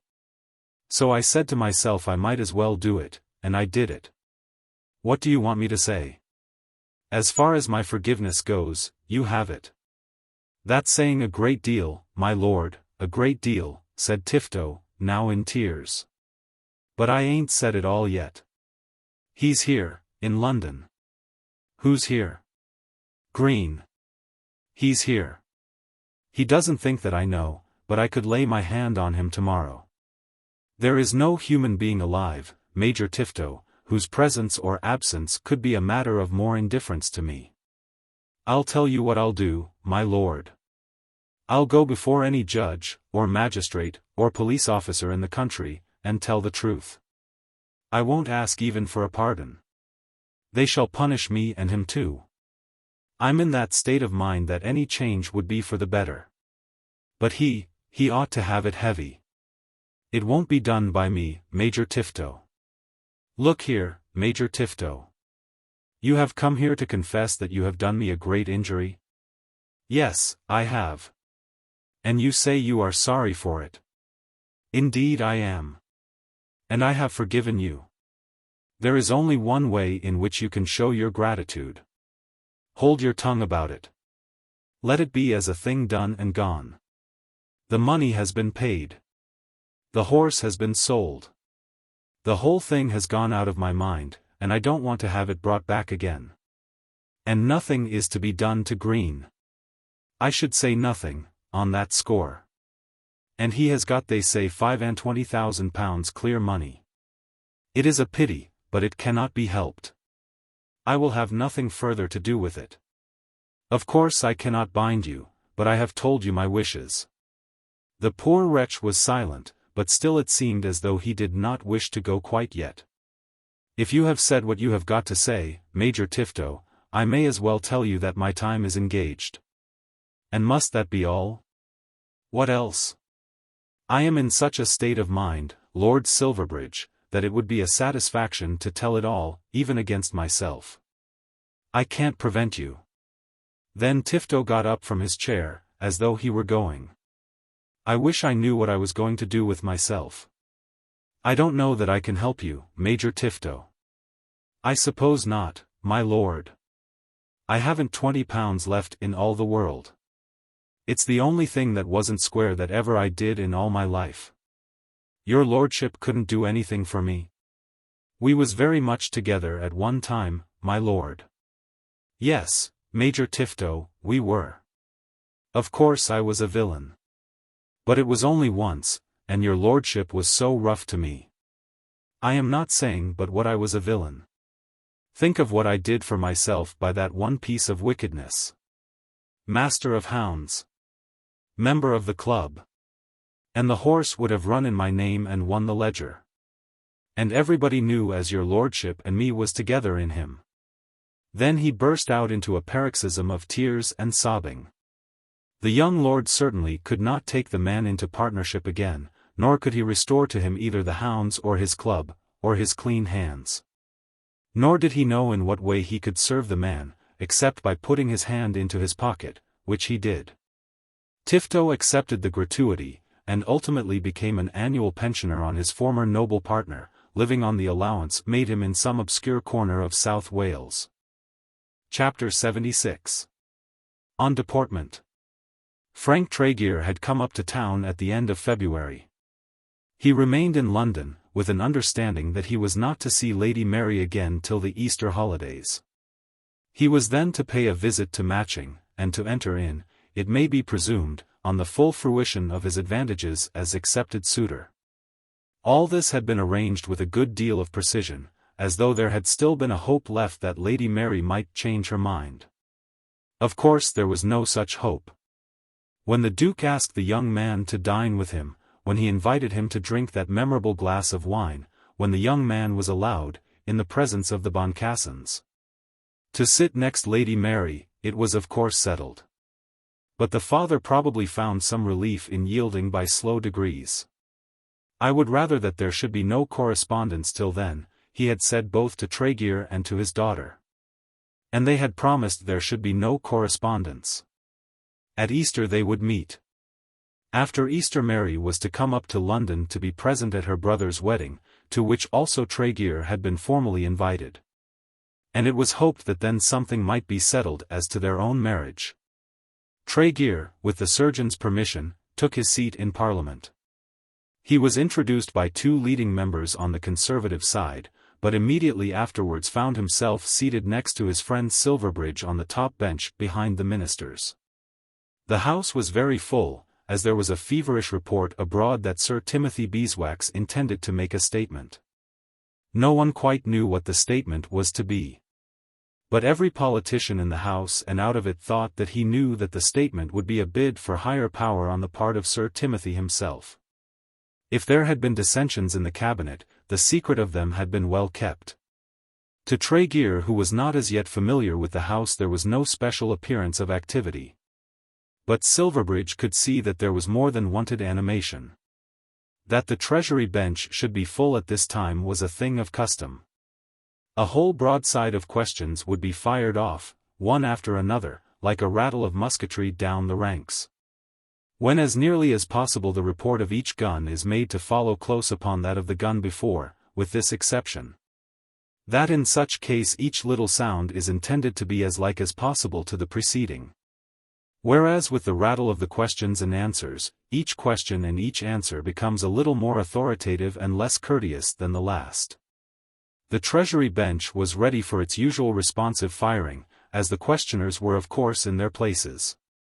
The opposition front bench was also crowded, and those behind were nearly equally full. There were many peers in the gallery, and a general feeling of sensation prevailed. All this Silverbridge had been long enough in the House to appreciate, but to Tregear the House was simply the House. "It's odd enough we should have a row the very first day you come," said Silverbridge. "You think there will be a row? Beeswax has something special to say. He's not here yet, you see. They've left about 6 inches for him there between Roper and Sir Orlando. You'll have the privilege of looking just down on the top of his head when he does come. I shan't stay much longer after that." "Where are you going?" "I don't mean today. But I should not have been here now, in this very place I mean, but I want to stick to you just at first. I shall move down below the gangway, and not improbably creep over to the other side before long." "You don't mean it?" "I think I shall. I begin to feel I've made a mistake." "In coming to this side at all?" "I think I have. After all, it is not very important." "What is not important?" "I think it very important. Perhaps it may be to you, and perhaps you may be able to keep it up. But the more I think of it the less excuse I seem to have for deserting the old ways of the family. What is there in those fellows down there to make a fellow feel that he ought to bind himself to them neck and heels? Their principles. Yes, their principles. I believe I have some vague idea as to supporting property and land and all that kind of thing. I don't know that anybody wants to attack anything. Somebody soon would want to attack it if there were no defenders. I suppose there is an outside power, the people, or public opinion, or whatever they choose to call it. And the country will have to go very much as that outside power chooses. Here, in Parliament, everybody will be as conservative as the outside will let them. I don't think it matters on which side you sit, but it does matter that you shouldn't have to act with those who go against the grain with you. I never heard a worse political argument in my life. I dare say not. However, here's Sir Timothy. When he looks in that way, all buckram, deportment, and solemnity, I know he's going to pitch into somebody." At this moment the leader of the house came in from behind the speaker's chair and took his place between Mr. Roper and Sir Orlando Drought. Silverbridge had been right in saying that Sir Timothy's air was solemn. When a man has to declare a solemn purpose on a solemn occasion in a solemn place, it is needful that he should be solemn himself. And though the solemnity which befits a man best will be that which the importance of the moment may produce, without thought given by himself to his own outward person, still, who is there can refrain himself from some attempt? Who can boast, who that has been versed in the ways and duties of high places, that he has kept himself free from all study of grace, of feature, of attitude, of gait, or even of dress? For most of our bishops, for most of our judges, of our statesmen, our orators, our generals, for many even of our doctors and our parsons, even our attorneys, our tax-gatherers, and certainly our butlers and our coachmen, Mr. Turveydrop, the great professor of deportment, has done much. But there should always be the art to underlie and protect the art that can hide the art. The really clever archbishop, the really potent chief justice, the man who, as a politician, will succeed in becoming a king of men, should know how to carry his buckram without showing it. It was in this that Sir Timothy perhaps failed a little. There are men who look as though they were born to wear blue ribbons. It has come, probably, from study, but it seems to be natural. Sir Timothy did not impose on those who looked at him as do these men. You could see a little of the paint, you could hear the crumple of the starch and the padding. You could trace something of uneasiness in the would-be composed grandeur of the brow. Turveydrop, the spectator would say to himself. But after all it may be a question whether a man be open to reproach for not doing that well which the greatest among us, if we could find one great enough, would not do at all.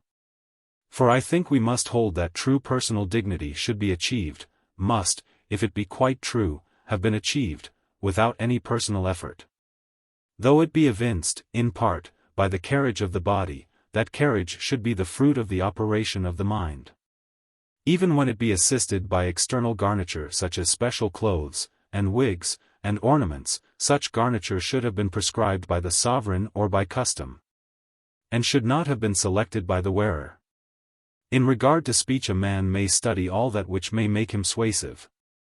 But if he go beyond that he will trench on those histrionic efforts which he will know to be wrong because he will be ashamed to acknowledge them. It is good to be beautiful, but it should come of God and not of the hairdresser. And personal dignity is a great possession, but a man should struggle for it no more than he would for beauty. Many, however, do struggle for it, and with such success that, though they do not achieve quite the real thing, still they get something on which they can bolster themselves up and be mighty. Others, older men than Silverbridge, saw as much as did our young friend, but they were more complaisant and more reasonable. They, too, heard the crackle of the buckram, and were aware that the last touch of awe had come upon that brow just as its owner was emerging from the shadow of the speaker's chair. But to them it was a thing of course. A real Caesar is not to be found every day, nor can we always have a pit to control our debates. That kind of thing, that last touch has its effect. Of course it is all paint, but how would the poor girl look before the gaslights if there were no paint? The House of Commons likes a little deportment on occasions. If a special man looks bigger than you, you can console yourself by reflecting that he also looks bigger than your fellows. Sir Timothy probably knew what he was about, and did himself on the whole more good than harm by his little tricks. As soon as Sir Timothy had taken his seat, Mr. Rattler got up from the opposition bench to ask him some question on a matter of finance. The brewers were anxious about publican licenses. Could the Chancellor of the Exchequer say a word on the matter? Notice had of course been given, and the questioner had stated a quarter of an hour previously that he would postpone his query till the Chancellor of the Exchequer was in the House. Sir Timothy rose from his seat, and in his blandest manner began by apologizing for his late appearance. He was sorry that he had been prevented by public business from being in his place to answer the honourable gentleman's question in its proper turn. And even now, he feared that he must decline to give any answer which could be supposed to be satisfactory. It would probably be his duty to make a statement to the House on the following day, a statement which he was not quite prepared to make at the present moment. But in the existing state of things he was unwilling to make any reply to any question by which he might seem to bind the government to any opinion. Then he sat down. And rising again not long afterwards, when the House had gone through certain formal duties, he moved that it should be adjourned till the next day. Then all the members trooped out, and with the others Tregear and Lord Silverbridge. "So that is the end of your first day of Parliament," said Silverbridge. "What does it all mean? Let us go to the Carlton and hear what the fellows are saying." On that evening both the young men dined at Mr. Boncassen's house. Though Tregear had been cautioned not to write to Lady Mary, and though he was not to see her before Easter, still it was so completely understood that he was about to become her husband, that he was entertained in that capacity by all those who were concerned in the family. "And so they will all go out," said Mr. Boncassen. "That seems to be the general idea," said the expectant son-in-law. "When two men want to be first and neither will give way, they can't very well get on in the same boat together." Then he expatiated angrily on the treachery of Sir Timothy, and Tregear in a more moderate way joined in the same opinion. "Upon my word, young men, I doubt whether you are right," said Mr. Boncassen. "Whether it can be possible that a man should have risen to such a position with so little patriotism as you attribute to our friend, I will not pretend to say. I should think that in England it was impossible. But of this I am sure, that the facility which exists here for a minister or ministers to go out of office without disturbance of the crown, is a great blessing.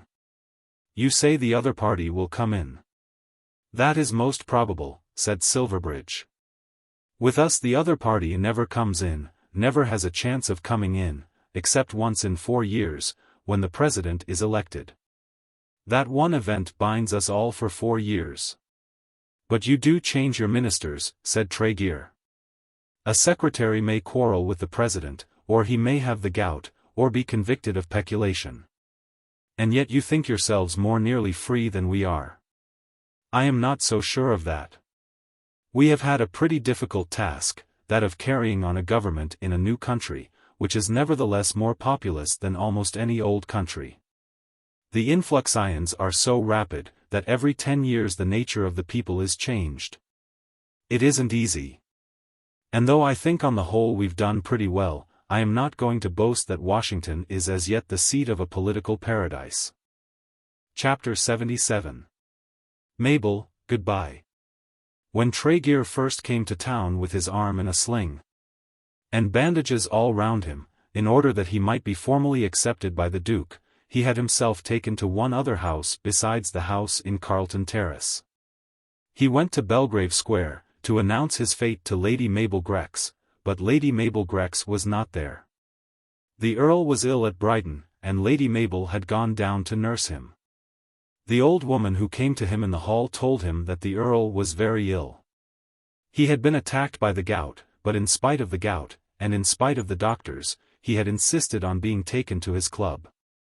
Then he had been removed to Brighton, under the doctor's advice, chiefly in order that he might be kept out of the way of temptation. Now he was supposed to be very ill indeed. "My lord is so imprudent," said the old woman, shaking her old head in real unhappiness. For though the Earl had been a tyrant to everyone near him, yet when a poor woman becomes old it is something to have a tyrant to protect her. My lord always had been imprudent. Tregear knew that it had been the theory of my lord's life that to eat and drink and die was better than to abstain and live. Then Tregear wrote to his friend as follows. My dear Mabel, I am up in town again as you will perceive, although I am still in a helpless condition and hardly able to write even this letter. I called today and was very sorry to hear so bad an account of your father. Had I been able to travel I should have come down to you. When I am able I will do so if you would wish to see me. In the meantime pray tell me how he is, and how you are. My news is this. The Duke has accepted me. It is great news to me, and I hope will be acceptable to you. I do believe that if ever a friend has been anxious for a friend's welfare, you have been anxious for mine, as I have been and ever shall be for yours. Of course this thing will be very much to me. I will not speak now of my love for the girl who is to become my wife. You might again call me Romeo. Nor do I like to say much of what may now be pecuniary prospects. I did not ask Mary to become my wife because I supposed she would be rich. But I could not have married her or anyone else who had not money. What are the Duke's intentions I have not the slightest idea, nor shall I ask him. I am to go down to Matching at Easter, and shall endeavour to have some time fixed. I suppose the Duke will say something about money. If he does not, I shall not. Pray write to me at once, and tell me when I shall see you. Your affectionate cousin, F.O. Tregear. In answer to this there came a note in a very few words. She congratulated him, not very warmly, but expressed a hope that she might see him soon. But she told him not to come to Brighton. The Earl was better but very cross, and she would be up in town before long. Towards the end of the month it became suddenly known in London that Lord Grex had died at Brighton. There was a garter to be given away, and everybody was filled with regret that such an ornament to the peerage should have departed from them. The Conservative papers remembered how excellent a politician he had been in his younger days. And the world was informed that the family of Grex was about the oldest in Great Britain of which authentic records were in existence. Then there came another note from Lady Mabel to Tregear. I shall be in town on the 31st in the old house, with Miss Cassewary, and will see you if you can come on the 1st. Come early, at 11, if you can. On the day named and at the hour fixed he was in Belgrave Square. He had known this house since he was a boy, and could well remember how, when he first entered it, he had thought with some awe of the grandeur of the Earl. The Earl had then not paid much attention to him, but he had become very much taken by the grace and good nature of the girl who had owned him as a cousin. You are my cousin Frank, she had said. I am so glad to have a cousin. He could remember the words now as though they had been spoken only yesterday. Then there had quickly grown to be friendship between him and this, as he thought, sweetest of all girls. At that time he had just gone to Eton. But before he left Eton they had sworn to love each other. And so it had been, and the thing had grown, till at last, just when he had taken his degree, two matters had been settled between them. The first was that each loved the other irretrievably, irrevocably, passionately; the second, that it was altogether out of the question that they should ever marry each other. It is but fair to Tregear to say that this last decision originated with the lady. He had told her that he certainly would hold himself engaged to marry her at some future time. But she had thrown this aside at once. How was it possible, she said, that two such beings, brought up in luxury, and taught to enjoy all the good things of the world, should expect to live and be happy together without an income? He offered to go to the bar, but she asked him whether he thought it well that such a one as she should wait say a dozen years for such a process. When the time comes, I should be an old woman and you would be a wretched man. She released him, declared her own purpose of marrying well. And then, though there had been a moment in which her own assurance of her own love had been passionate enough, she went so far as to tell him that she was heart-whole. We have been two foolish children, but we cannot be children any longer, she said. There must be an end of it. What had hitherto been the result of this the reader knows, and Tregear knew also. He had taken the privilege given to him, and had made so complete a use of it that he had in truth transferred his heart as well as his allegiance. Where is the young man who cannot do so? How few are there who do not do so when their first fit of passion has come on them at 21. And he had thought that she would do the same. But gradually he found that she had not done so, did not do so, could not do so.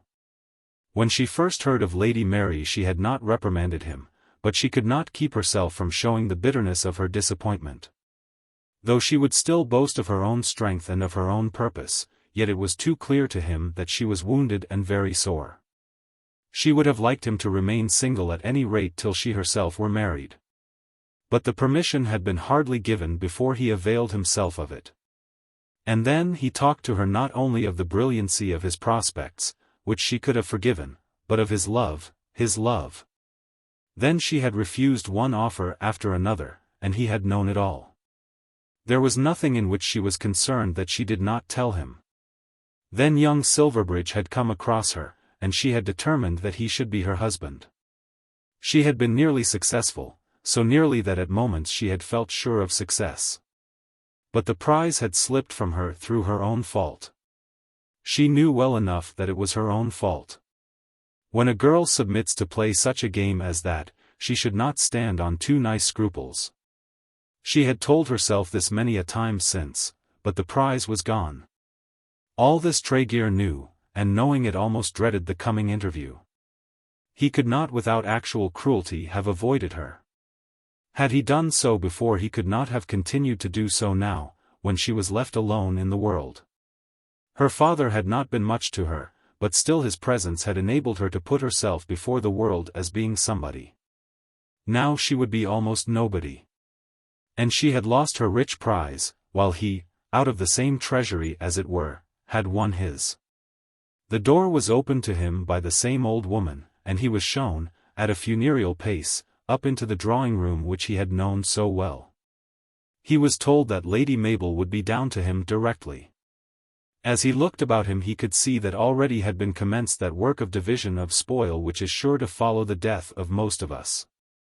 Things were already gone which used to be familiar to his eyes, and the room, though not dismantled, had been deprived of many of its little prettinesses and was ugly. In about 10 minutes she came down to him, with so soft a step that he would not have been aware of her entrance had he not seen her form in the mirror. Then, when he turned round to greet her, he was astonished by the blackness of her appearance. She looked as though she had become 10 years older since he had last seen her. As she came up to him she was grave and almost solemn in her gait, but there was no sign of any tears. Why should there have been a tear? Women weep, and men too, not from grief, but from emotion. Indeed, grave and slow as was her step, and serious, almost solemn, as was her gait, there was something of a smile on her mouth as she gave him her hand. And yet her face was very sad, declaring to him too plainly something of the hopelessness of her heart. "And so the Duke has consented," she said. He had told her that in his letter, but, since that, her father had died, and she had been left, he did not as yet know how far impoverished, but, he feared, with no pleasant worldly prospects before her. "Yes, Mabel, that I suppose will be settled. I have been so shocked to hear all this. It has been very sad, has it not? Sit down, Frank. You and I have a good deal to say to each other now that we have met. It was no good your going down to Brighton. He would not have seen you, and at last I never left him. Was Percival there?" She only shook her head. That was dreadful. It was not Percival's fault. He would not see him, nor till the last hour or two would he believe in his own danger. Nor was he ever frightened for a moment, not even then. Was he good to you? Good to me. Well, he liked my being there. Poor papa. It had gone so far with him that he could not be good to anyone. I think that he felt that it would be unmanly not to be the same to the end. He would not see Percival. When it was suggested he would only ask what good Percival could do him. I did send for him at last, in my terror, but he did not see his father alive. When he did come he only told me how badly his father had treated him. It was very dreadful. I did so feel for you. I am sure you did, and will. After all, Frank, I think that the pious godly people have the best of it in this world. Let them be ever so covetous, ever so false, ever so hard-hearted, the mere fact that they must keep up appearances, makes them comfortable to those around them. Poor papa was not comfortable to me. A little hypocrisy, a little sacrifice to the feelings of the world, may be such a blessing. I am sorry that you should feel it so. Yes, it is sad. But you, everything is smiling with you. Let us talk about your plans. Another time will do for that. I had come to hear about your own affairs. There they are, she said, pointing round the room. I have no other affairs. You see that I am going from here. And where are you going? She shook her head. With whom will you live? With Miss Cass, 2 old maids together. I know nothing further. But about money? That is if I am justified in asking. What would you not be justified in asking? Do you not know that I would tell you every secret of my heart, if my heart had a secret? It seems that I have given up what was to have been my fortune.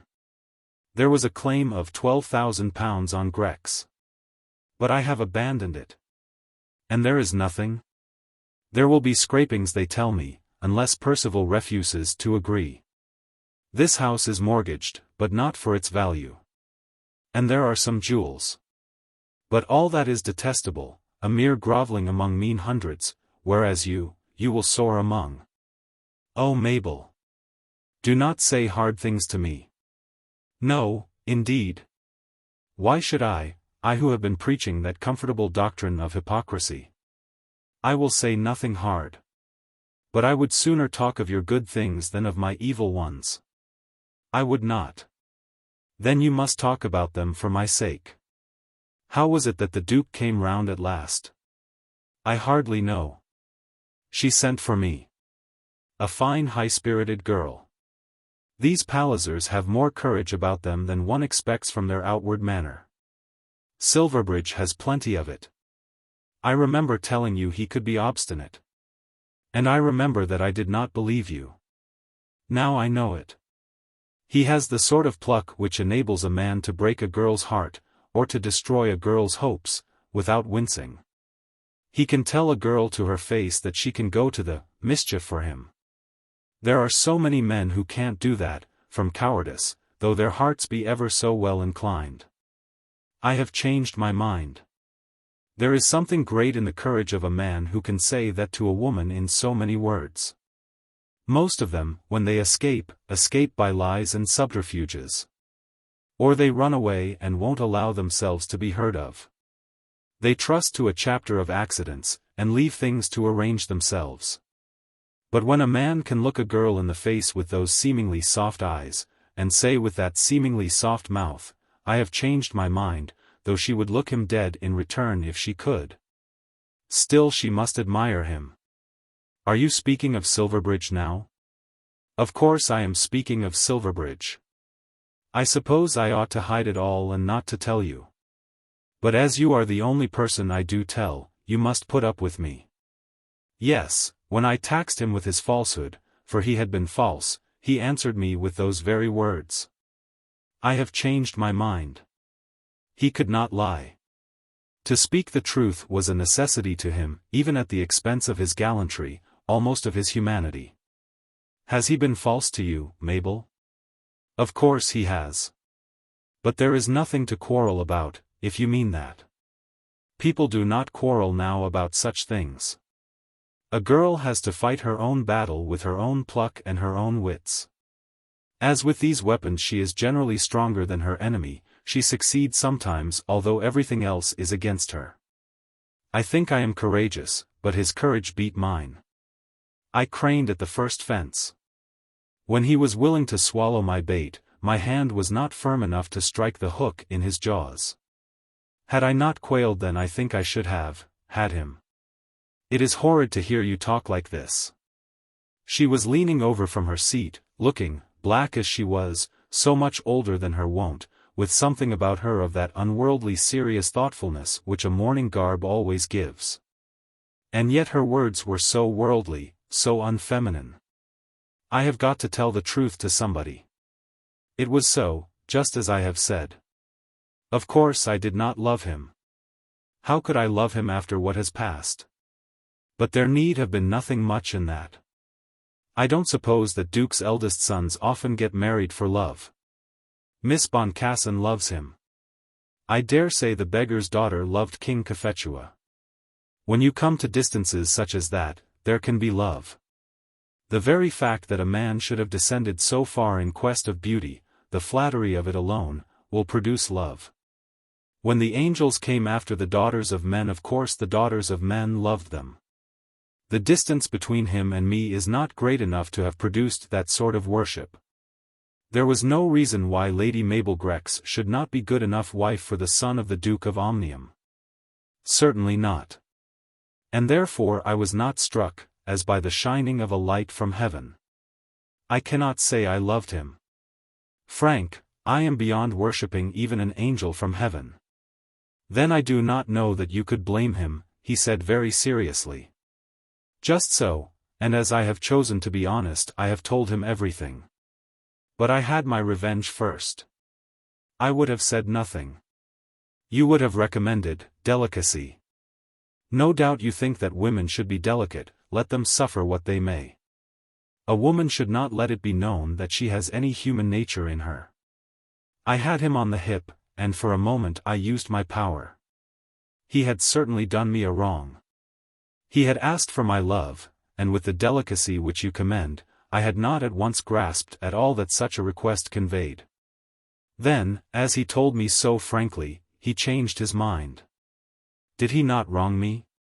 He should not have raised false hopes. He told me that he had changed his mind. I think I loved him then as nearly as ever I did, because he looked me full in the face.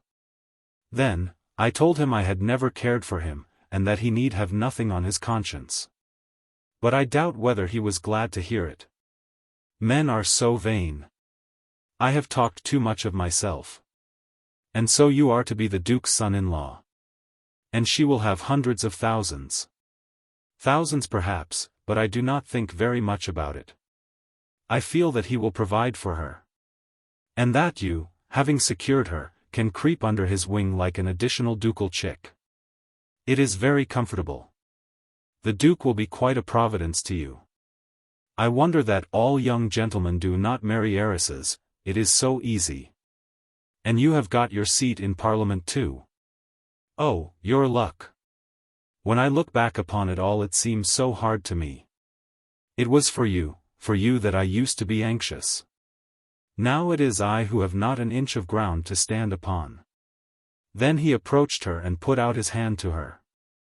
No, she said, putting both her hands behind her back, for God's sake let there be no tenderness. But is it not cruel? Think of my advantages at that moment when you and I agreed that our paths should be separate. My fortune then had not been made quite shipwreck by my father and brother. I had before me all that society could offer. I was called handsome and clever. Where was there a girl more likely to make her way to the top? You may do so still. No, I cannot. And you at least should not tell me so. I did not know then the virulence of the malady which had fallen on me. I did not know then that, because of you, other men would be abhorrent to me. I thought that I was as easy-hearted as you have proved yourself. How cruel you can be. Have I done anything to interfere with you? Have I said a word even to that young lad, when I might have said a word? Yes, to him I did say something, but I waited, and would not say it, while a word could hurt you. Shall I tell you what I told him? Just everything that has ever happened between you and me. You did? Yes, because I saw that I could trust him. I told him because I wanted him to be quite sure that I had never loved him. But, Frank, I have put no spoke in your wheel. There has not been a moment since you told me of your love for this rich young lady in which I would not have helped you had help been in my power. Whomever I may have harmed, I have never harmed you. Am I not as clear from blame towards you? No, Frank. You have done me the terrible evil of ceasing to love me. It was at your own bidding. Certainly. But if I were to bid you to cut my throat, would you do it? Was it not you who decided that we could not wait for each other? And should it not have been for you to decide that you would wait? You also would have married. It almost angers me that you should not see the difference. A girl unless she marries becomes nothing, as I have become nothing now. A man does not want a pillar on which to lean. A man, when he has done as you had done with me, and made a girl's heart all his own, even though his own heart had been flexible and plastic as yours is, should have been true to her. At least for a while.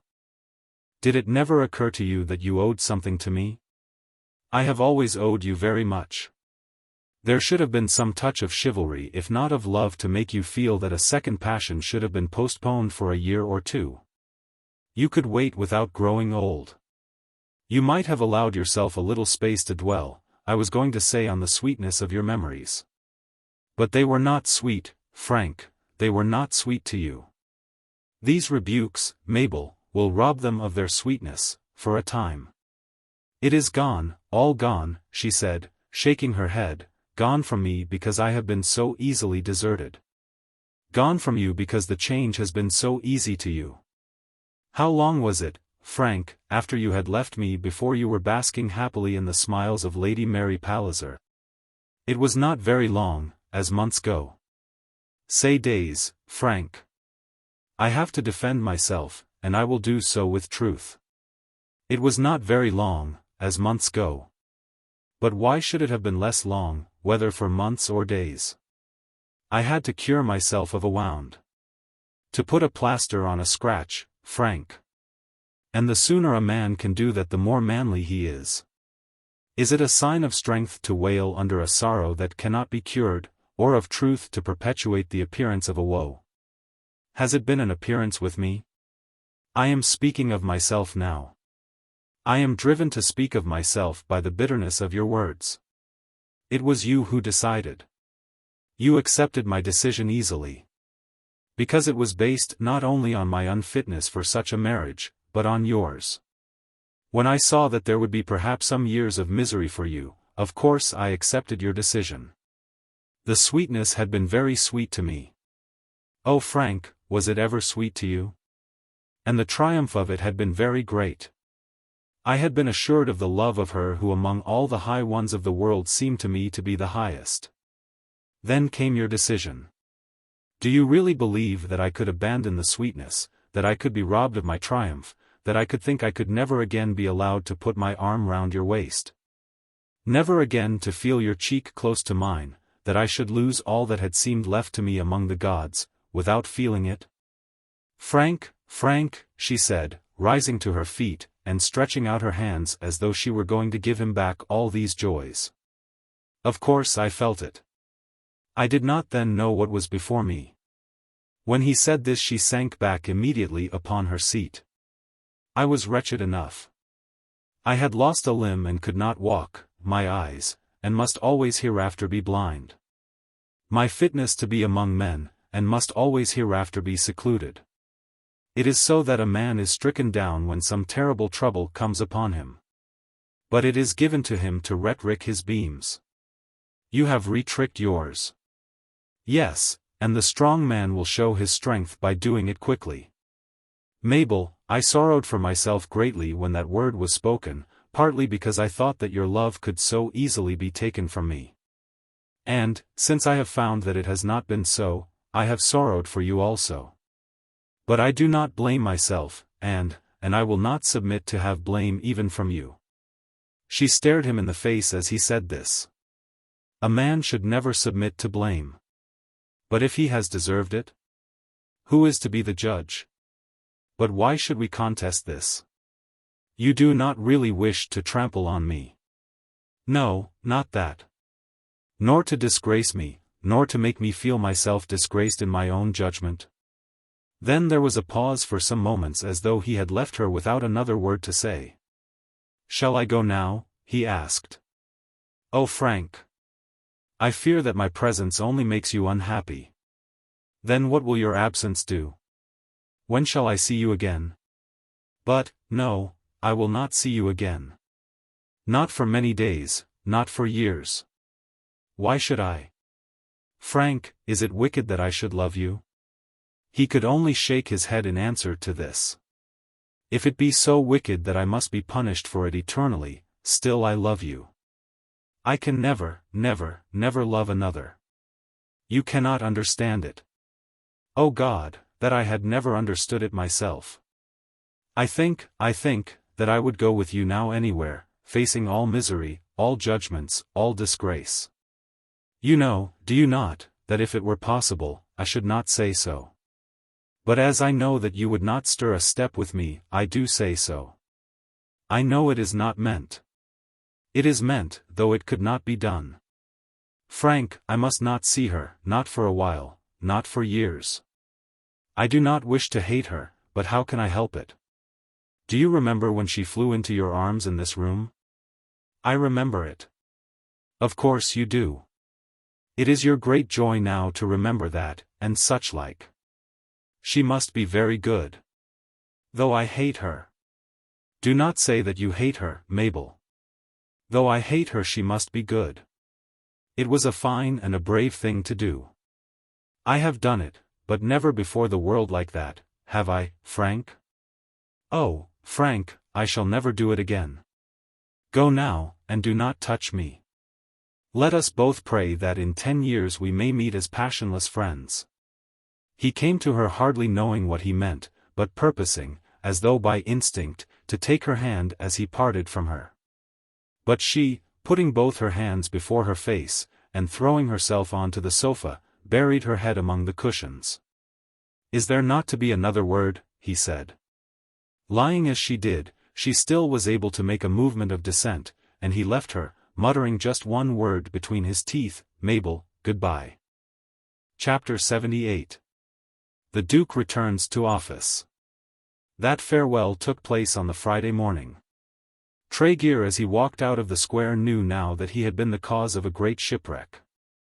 At first, when that passionate love had been declared, he could hardly remember whether with the fullest passion by him or by her, he had been as a god walking upon air. That she who seemed to be so much above him should have owned that she was all his own seemed then to be world enough for him. For a few weeks he lived a hero to himself, and was able to tell himself that for him the glory of a passion was sufficient. In those halcyon moments no common human care is allowed to intrude itself. To one who has thus entered in upon the heroism of romance, his own daily work, his dinners, clothes, income, father and mother, sisters and brothers, his own street and house are nothing. Hunting, shooting, rowing, alpine climbing, even speeches in Parliament, if they perchance have been attained to, all become leather or prunella. The heavens have been opened to him, and he walks among them like a god. So it had been with Tregear. Then had come the second phase of his passion, which is also not uncommon to young men who soar high in their first assaults. He was told that it would not do. And was not so told by a hard-hearted parent, but by the young lady herself. And she had spoken so reasonably, that he had yielded, and had walked away with that sudden feeling of a vile return to his own mean belongings, to his lodgings, and his income, which not a few ambitious young men have experienced. But she had convinced him. Then had come the journey to Italy, and the reader knows all the rest. He certainly had not derogated in transferring his affections, but it may be doubted whether in his second love he had walked among the stars as in the first. A man can hardly mount twice among the stars. But he had been as eager, and as true. And he had succeeded, without any flaw on his conscience. It had been agreed, when that first disruption took place, that he and Mabel should be friends, and, as to a friend, he had told her of his hopes. When first she had mingled something of sarcasm with her congratulations, though it had annoyed him, it had hardly made him unhappy. When she called him Romeo and spoke of herself as Rosaline, he took her remark as indicating some petulance rather than an enduring love. That had been womanly and he could forgive it. He had his other great and solid happiness to support him. Then he had believed that she would soon marry, if not Silverbridge, then some other fitting young nobleman, and that all would be well. But now things were very far from well. The storm which was now howling round her afflicted him much. Perhaps the bitterest feeling of all was that her love should have been so much stronger, so much more enduring than his own.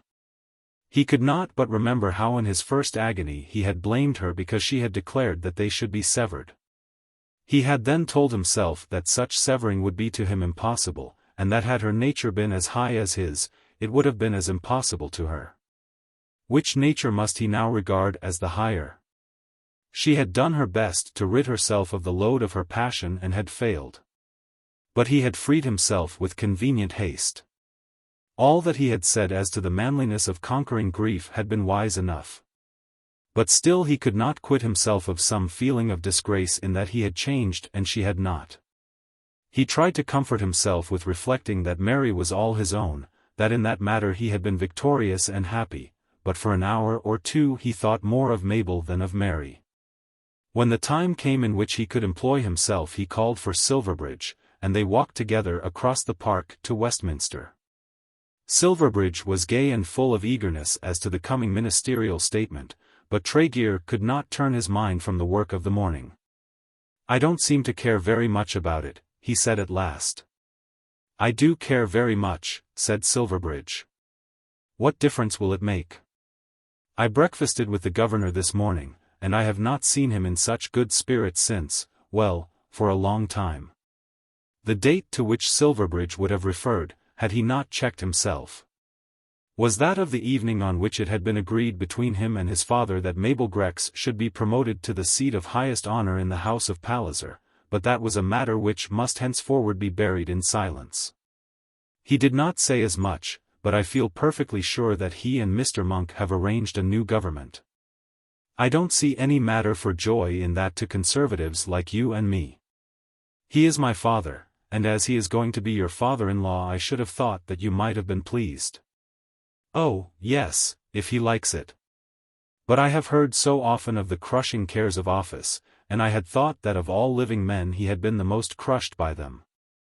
All that had to be done in the House of Commons on that afternoon was finished before 5 o'clock. By 5:30 the House, and all the produce of the House, were deserted. And yet at 4, immediately after prayers, there had been such a crowd that members had been unable to find seats. Tregear and Silverbridge having been early had succeeded, but those who had been less careful were obliged to listen as best they could in the galleries. The stretching out of necks and the holding of hands behind the ears did not last long. Sir Timothy had not had much to say, but what he did say was spoken with a dignity which seemed to anticipate future exaltation rather than present downfall. There had arisen a question in regard to revenue. He need hardly tell them that it was that question in reference to brewers' licenses to which the honourable gentleman opposite had alluded on the previous day, as to which unfortunately he was not in accord with his noble friend the Prime Minister. Under the circumstances it was hardly possible that they should at once proceed to business, and he therefore moved that the House should stand adjourned till Tuesday next. That was the whole statement. Not very long afterwards the Prime Minister made another statement in the House of Lords. As the Chancellor of the Exchequer had very suddenly resigned and had thereby broken up the ministry, he had found himself compelled to place his resignation in the hands of Her Majesty. Then that House was also adjourned. On that afternoon all the clubs were alive with admiration at the great cleverness displayed by Sir Timothy in this transaction. It was not only that he had succeeded in breaking up the ministry, and that he had done this without incurring violent disgrace. But he had so done it as to throw all the reproach upon his late unfortunate colleague. It was thus that Mr. Lupton explained it. Sir Timothy had been at the pains to ascertain on what matters connected with the revenue, Lord Drummond, or Lord Drummond's closest advisers, had opinions of their own. Opinions strong enough not to be abandoned. And having discovered that, he also discovered arguments on which to found an exactly contrary opinion. But as the revenue had been entrusted specially to his unworthy hands, he was entitled to his own opinion on this matter. The majority of the House, said Mr. Lupton, and the entire public, will no doubt give him credit for great self-abnegation. All this happened on the Friday. During the Saturday it was considered probable that the Cabinet would come to terms with itself, and that internal wounds would be healed. The general opinion was that Lord Drummond would give way. But on the Sunday morning it was understood that Lord Drummond would not yield. It was reported that Lord Drummond was willing to purchase his separation from Sir Timothy even at the expense of his office. That Sir Timothy should give way seemed to be impossible. Had he done so it would have been impossible for him to recover the respect of the House. Then it was rumoured that 2 or 3 others had gone with Sir Timothy. And on Monday morning it was proclaimed that the Prime Minister was not in a condition to withdraw his resignation. On the Tuesday the House met and Mr. Monk announced, still from the opposition benches, that he had that morning been with the Queen. Then there was another adjournment, and all the Liberals knew that the gates of paradise were again about to be opened to them. This is only interesting to us as affecting the happiness and character of our Duke. He had consented to assist Mr. Monk in forming a government, and to take office under Mr. Monk's leadership. He had had many contests with himself before he could bring himself to this submission. He knew that if anything could once again make him contented it would be work. He knew that if he could serve his country it was his duty to serve it, and he knew also that it was only by the adhesion of such men as himself that the traditions of his party could be maintained. But he had been Prime Minister, and he was sure he could never be Prime Minister again. There are in all matters certain little, almost hidden, signs, by which we can measure within our own bosoms the extent of our successes and our failures. Our Duke's friends had told him that his ministry had been serviceable to the country, but no one had ever suggested to him that he would again be asked to fill the place which he had filled. He had stopped a gap. He would beforehand have declared himself willing to serve his country even in this way, but having done so, having done that and no more than that, he felt that he had failed. He had in his soreness declared to himself that he would never more take office. He had much to do to overcome this promise to himself. But when he had brought himself to submit, he was certainly a happier man. There was no going to see the Queen. That on the present occasion was done simply by Mr. Monk. But on the Wednesday morning his name appeared in the list of the new cabinet as President of the Council. He was perhaps a little fidgety, a little too anxious to employ himself and to be employed, a little too desirous of immediate work, but still he was happy and gracious to those around him. "I suppose you like that particular office," Silverbridge said to him. "Well, yes, not best of all, you know," and he smiled as he made this admission. "You mean Prime Minister?" "No, indeed I don't. I am inclined to think that the Premier should always sit in your house." "No, Silverbridge. If I could have my way, which is of course impossible, for I cannot put off my honours, I would return to my old place. I would return to the Exchequer where the work is hard and certain, where a man can do, or at any rate attempt to do, some special thing. A man there if he sticks to that and does not travel beyond it, need not be popular, need not be a partisan, need not be eloquent, need not be a courtier. He should understand his profession, as should a lawyer or a doctor. If he does that thoroughly he can serve his country without recourse to that parliamentary strategy for which I know that I am unfit. You can't do that in the House of Lords, sir. No, no. I wish the title could have passed over my head, Silverbridge, and gone to you at once. I think we both should have been suited better.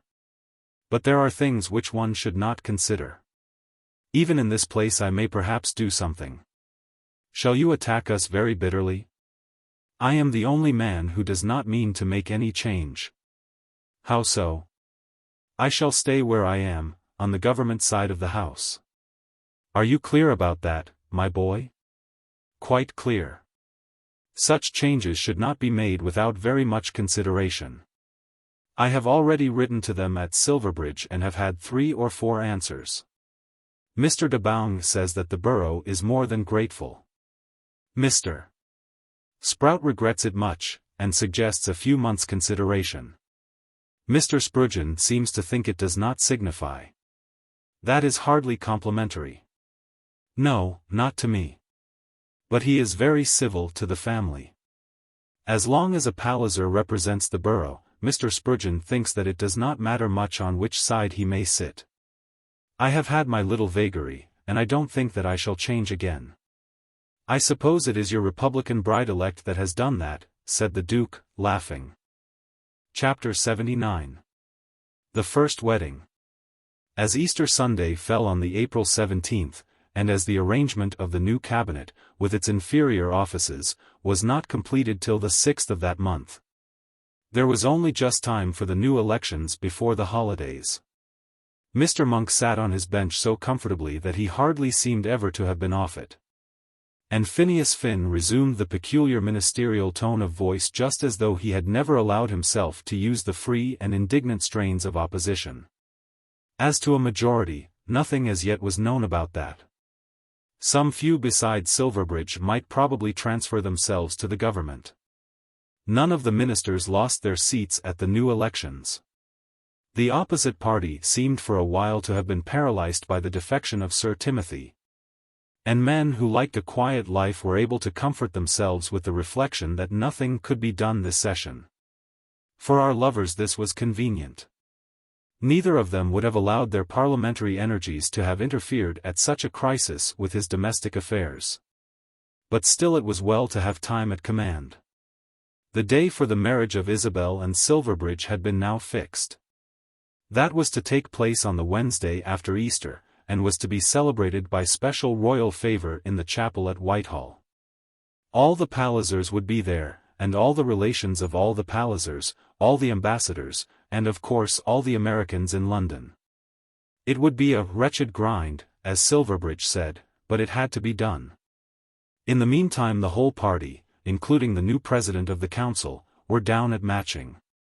Even Isabel, though it must be presumed that she had much to do in looking after her bridal garments, was able to be there for a day or two. But Tregear was the person to whom this visit was of the greatest importance. He had been allowed to see Lady Mary in London, but hardly to do more than see her. With her he had been alone for about 5 minutes, and then cruel circumstances, however, which were not permanently cruel, had separated them. All their great difficulties had been settled, and no doubt they were happy. Tregear, though he had been as it were received into grace by that glass of wine, still had not entered into the intimacies of the house. This he felt himself. He had been told that he had better restrain himself from writing to Mary, and he had restrained himself. He had therefore no immediate opportunity of creeping into that perfect intimacy with the house and household which is generally accorded to a promised son-in-law. On this occasion he travelled down alone, and as he approached the house he, who was not by nature timid, felt himself to be somewhat cowed. That the Duke should not be cold to him was almost impossible. Of course he was there in opposition to the Duke's wishes. Even Silverbridge had never quite liked the match. Of course he was to have all that he desired. Of course he was the most fortunate of men. Of course no man had ever stronger reason to be contented with the girl he loved. But still his heart was a little low as he was driven up to the door. The first person whom he saw was the Duke himself, who, as the fly from the station arrived, was returning from his walk. "You are welcome to Matching," he said, taking off his hat with something of ceremony. This was said before the servants, but Tregear was then led into the study and the door was closed. "I never do anything by halves, Mr. Tregear," he said. "Since it is to be so you shall be the same to me as though you had come under other auspices. Of yourself personally I hear all that is good. Consider yourself at home here, and in all things use me as your friend." Tregear endeavoured to make some reply, but could not find words that were fitting. "I think that the young people are out," continued the Duke. "Mr. Warburton will help you to find them if you like to go upon the search." The words had been very gracious, but still there was something in the manner of the man which made Tregear find it almost impossible to regard him as he might have regarded another father-in-law. He had often heard the Duke spoken of as a man who could become awful if he pleased, almost without an effort. He had been told of the man's mingled simplicity, courtesy, and self-assertion against which no impudence or raillery could prevail. And now he seemed to understand it. He was not driven to go under the private secretary's escort in quest of the young people. Mary had understood her business much better than that. "If you please, sir, Lady Mary is in the little drawing-room," said a well-arrayed young girl to him as soon as the Duke's door was closed. This was Lady Mary's own maid who had been on the lookout for the fly. Lady Mary had known all details, as to the arrival of the trains and the length of the journey from the station. and had not been walking with the other young people when the Duke had intercepted her lover. Even that delay she had thought was hard. The discreet maid opened the door of the little drawing-room, and discreetly closed it instantly. "At last," she said, throwing herself into his arms. Yes, at last. On this occasion time did not envy them. The long afternoons of spring had come, and as Tregear had reached the house between 4 and 5 they were able to go out together before the sun set.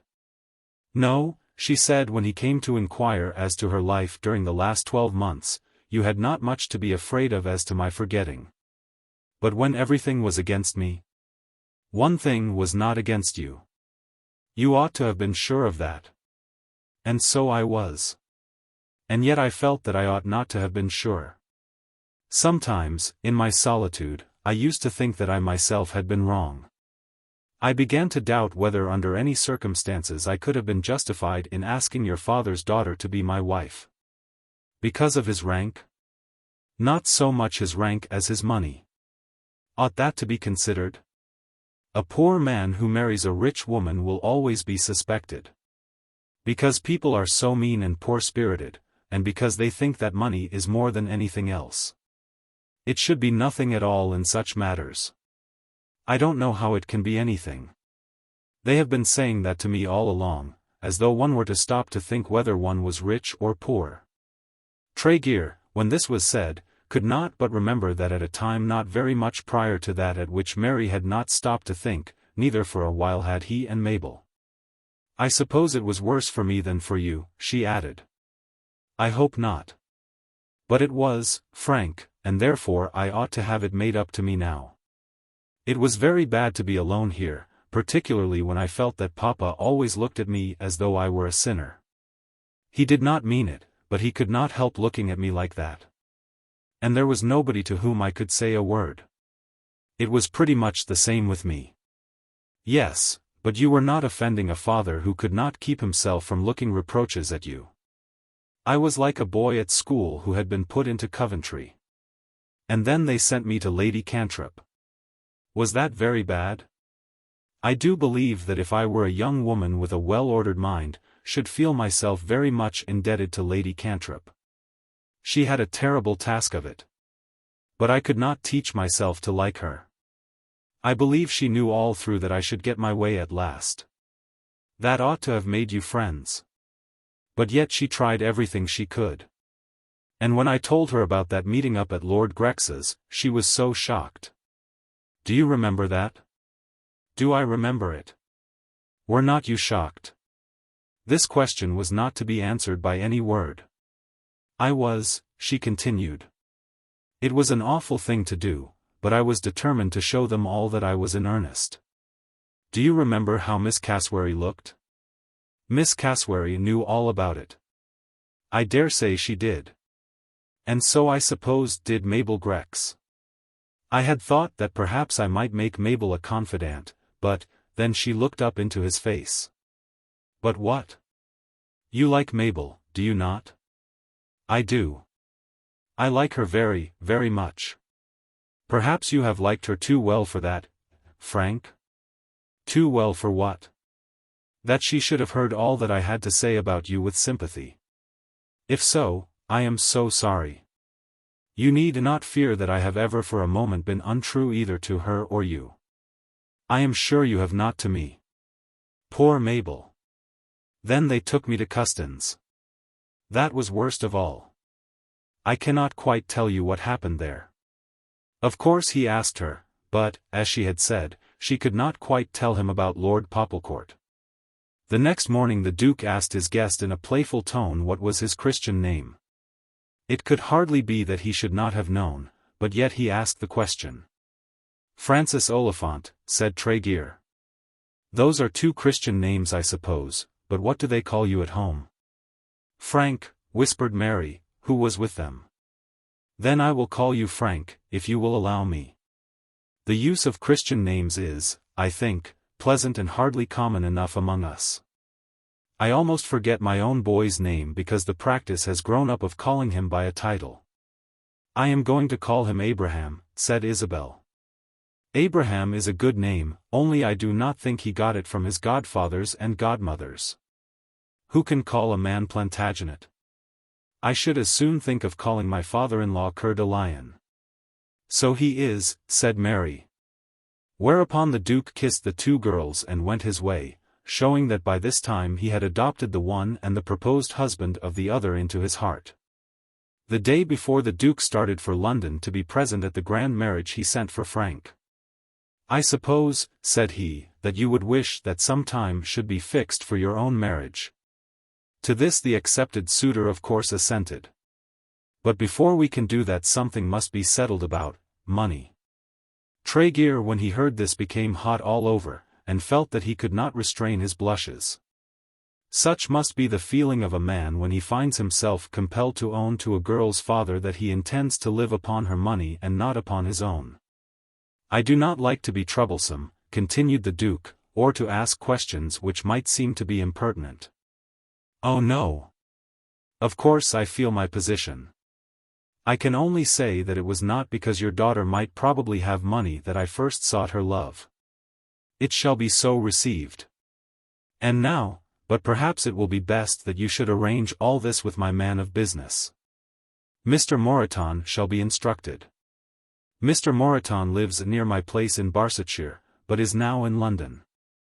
If you will call on him he shall tell you what I would suggest. I hope you will find that your affairs will be comfortable. And now as to the time. Isabel's wedding was declared by the newspapers to have been one of the most brilliant remembered in the metropolis.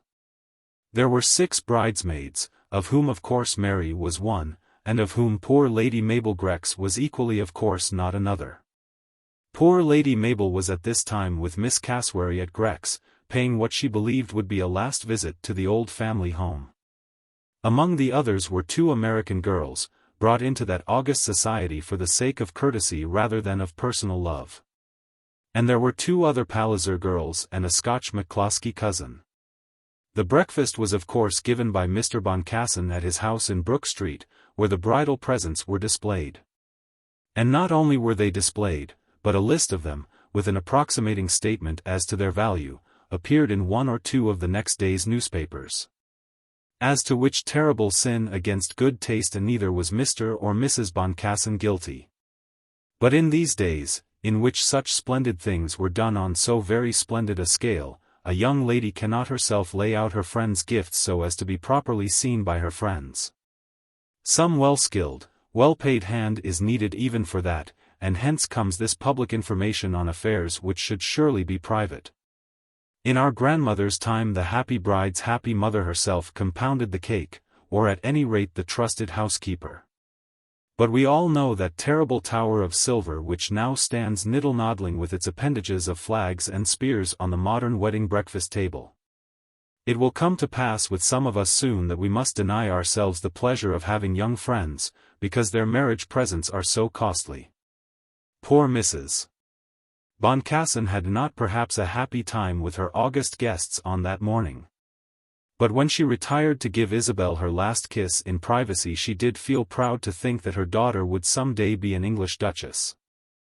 Chapter 80. The Second Wedding.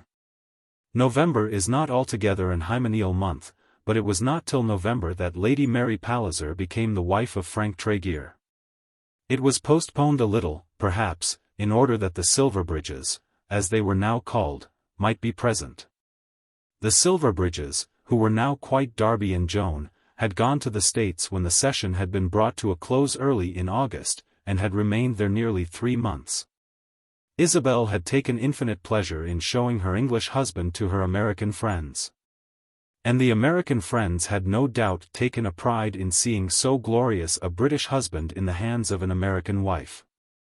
Everything was new to Silverbridge, and he was happy in his new possession. She too enjoyed it infinitely, and so it happened that they had been unwilling to curtail their sojourn. But in November they had to return, because Mary had declared that her marriage should be postponed till it could be graced by the presence of her elder brother. The marriage of Silverbridge had been August. There had been a manifest intention that it should be so. Nobody knew with whom this originated. Mrs. Boncassen had probably been told that it ought to be so, and Mr. Boncassen had been willing to pay the bill. External forces had perhaps operated. The Duke had simply been passive and obedient. There had however been a general feeling that the bride of the heir of the House of Omnium should be produced to the world amidst a blare of trumpets and a glare of torches. So it had been.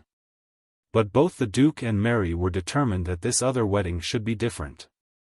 It was to take place at Matching, and none would be present but they who were staying in the house, or who lived around, such as tenants and dependents. For clergymen united their forces to tie Isabel to her husband, one of whom was a bishop, one a canon, and the two others royal chaplains. But there was only to be the vicar of the parish at Matching. And indeed there were no guests in the house except the two bridesmaids and Mr. and Mrs. Finn. As to Mrs. Finn, Mary had made a request, and then the Duke had suggested that the husband should be asked to accompany his wife. It was very pretty. The church itself is pretty, standing in the park, close to the ruins of the old priory, not above 300 yards from the house.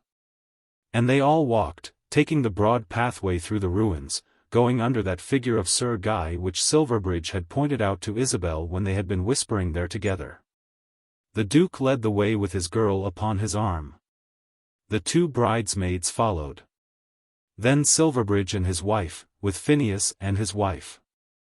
Gerald and the bridegroom accompanied them, belonging as it were to the same party. It was very rustic, almost improper. "This is altogether wrong, you know," said Gerald. "You should appear coming from some other part of the world, as if you were almost unexpected. You ought not to have been in the house at all, and certainly should have gone under some disguise." There had been rich presents too on this occasion, but they were shown to none except to Mrs. Finn and the bridesmaids, and perhaps to the favoured servants in the house. At any rate there was nothing said of them in the newspapers. One present there was, given not to the bride but to the bridegroom, which he showed to no one except to her. This came to him only on the morning of his marriage, and the envelope containing it bore the postmark of Sedbergh. He knew the handwriting well before he opened the parcel. It contained a small signet ring with his crest, and with it there were but a few words written on a scrap of paper. "I pray that you may be happy. This was to have been given to you long ago, but I kept it back because of that decision." He showed the ring to Mary and told her it had come from Lady Mabel. But the scrap of paper no one saw but himself. Perhaps the matter most remarkable in the wedding was the hilarity of the Duke. One who did not know him well might have said that he was a man with few cares, and who now took special joy in the happiness of his children, who was thoroughly contented to see them marry after their own hearts. And yet, as he stood there on the altar steps giving his daughter to that new son and looking first at his girl, and then at his married son, he was reminding himself of all that he had suffered. After the breakfast, which was by no means a grand repast and at which the cake did not look so like an ill-soldered silver castle as that other construction had done, the happy couple were sent away in a modest chariot to the railway station. And not above half a dozen slippers were thrown after them. There were enough for luck, or perhaps there might have been luck even without them, for the wife thoroughly respected her husband, as did the husband his wife. Mrs. Finn, when she was alone with Phineas, said a word or two about Frank Tregear. "When she first told me of her engagement I did not think it possible that she should marry him. But after he had been with me I felt sure that he would succeed." "Well, sir," said Silverbridge to the Duke when they were out together in the park that afternoon, "what do you think about him?" "I think he is a manly young man." "He is certainly that. And then he knows things and understands them. It was never a surprise to me that Mary should have been so fond of him. I do not know that one ought to be surprised at anything. Perhaps what surprised me most was that he should have looked so high. There seemed to be so little to justify it. But now I will accept that as courage which I before regarded as arrogance.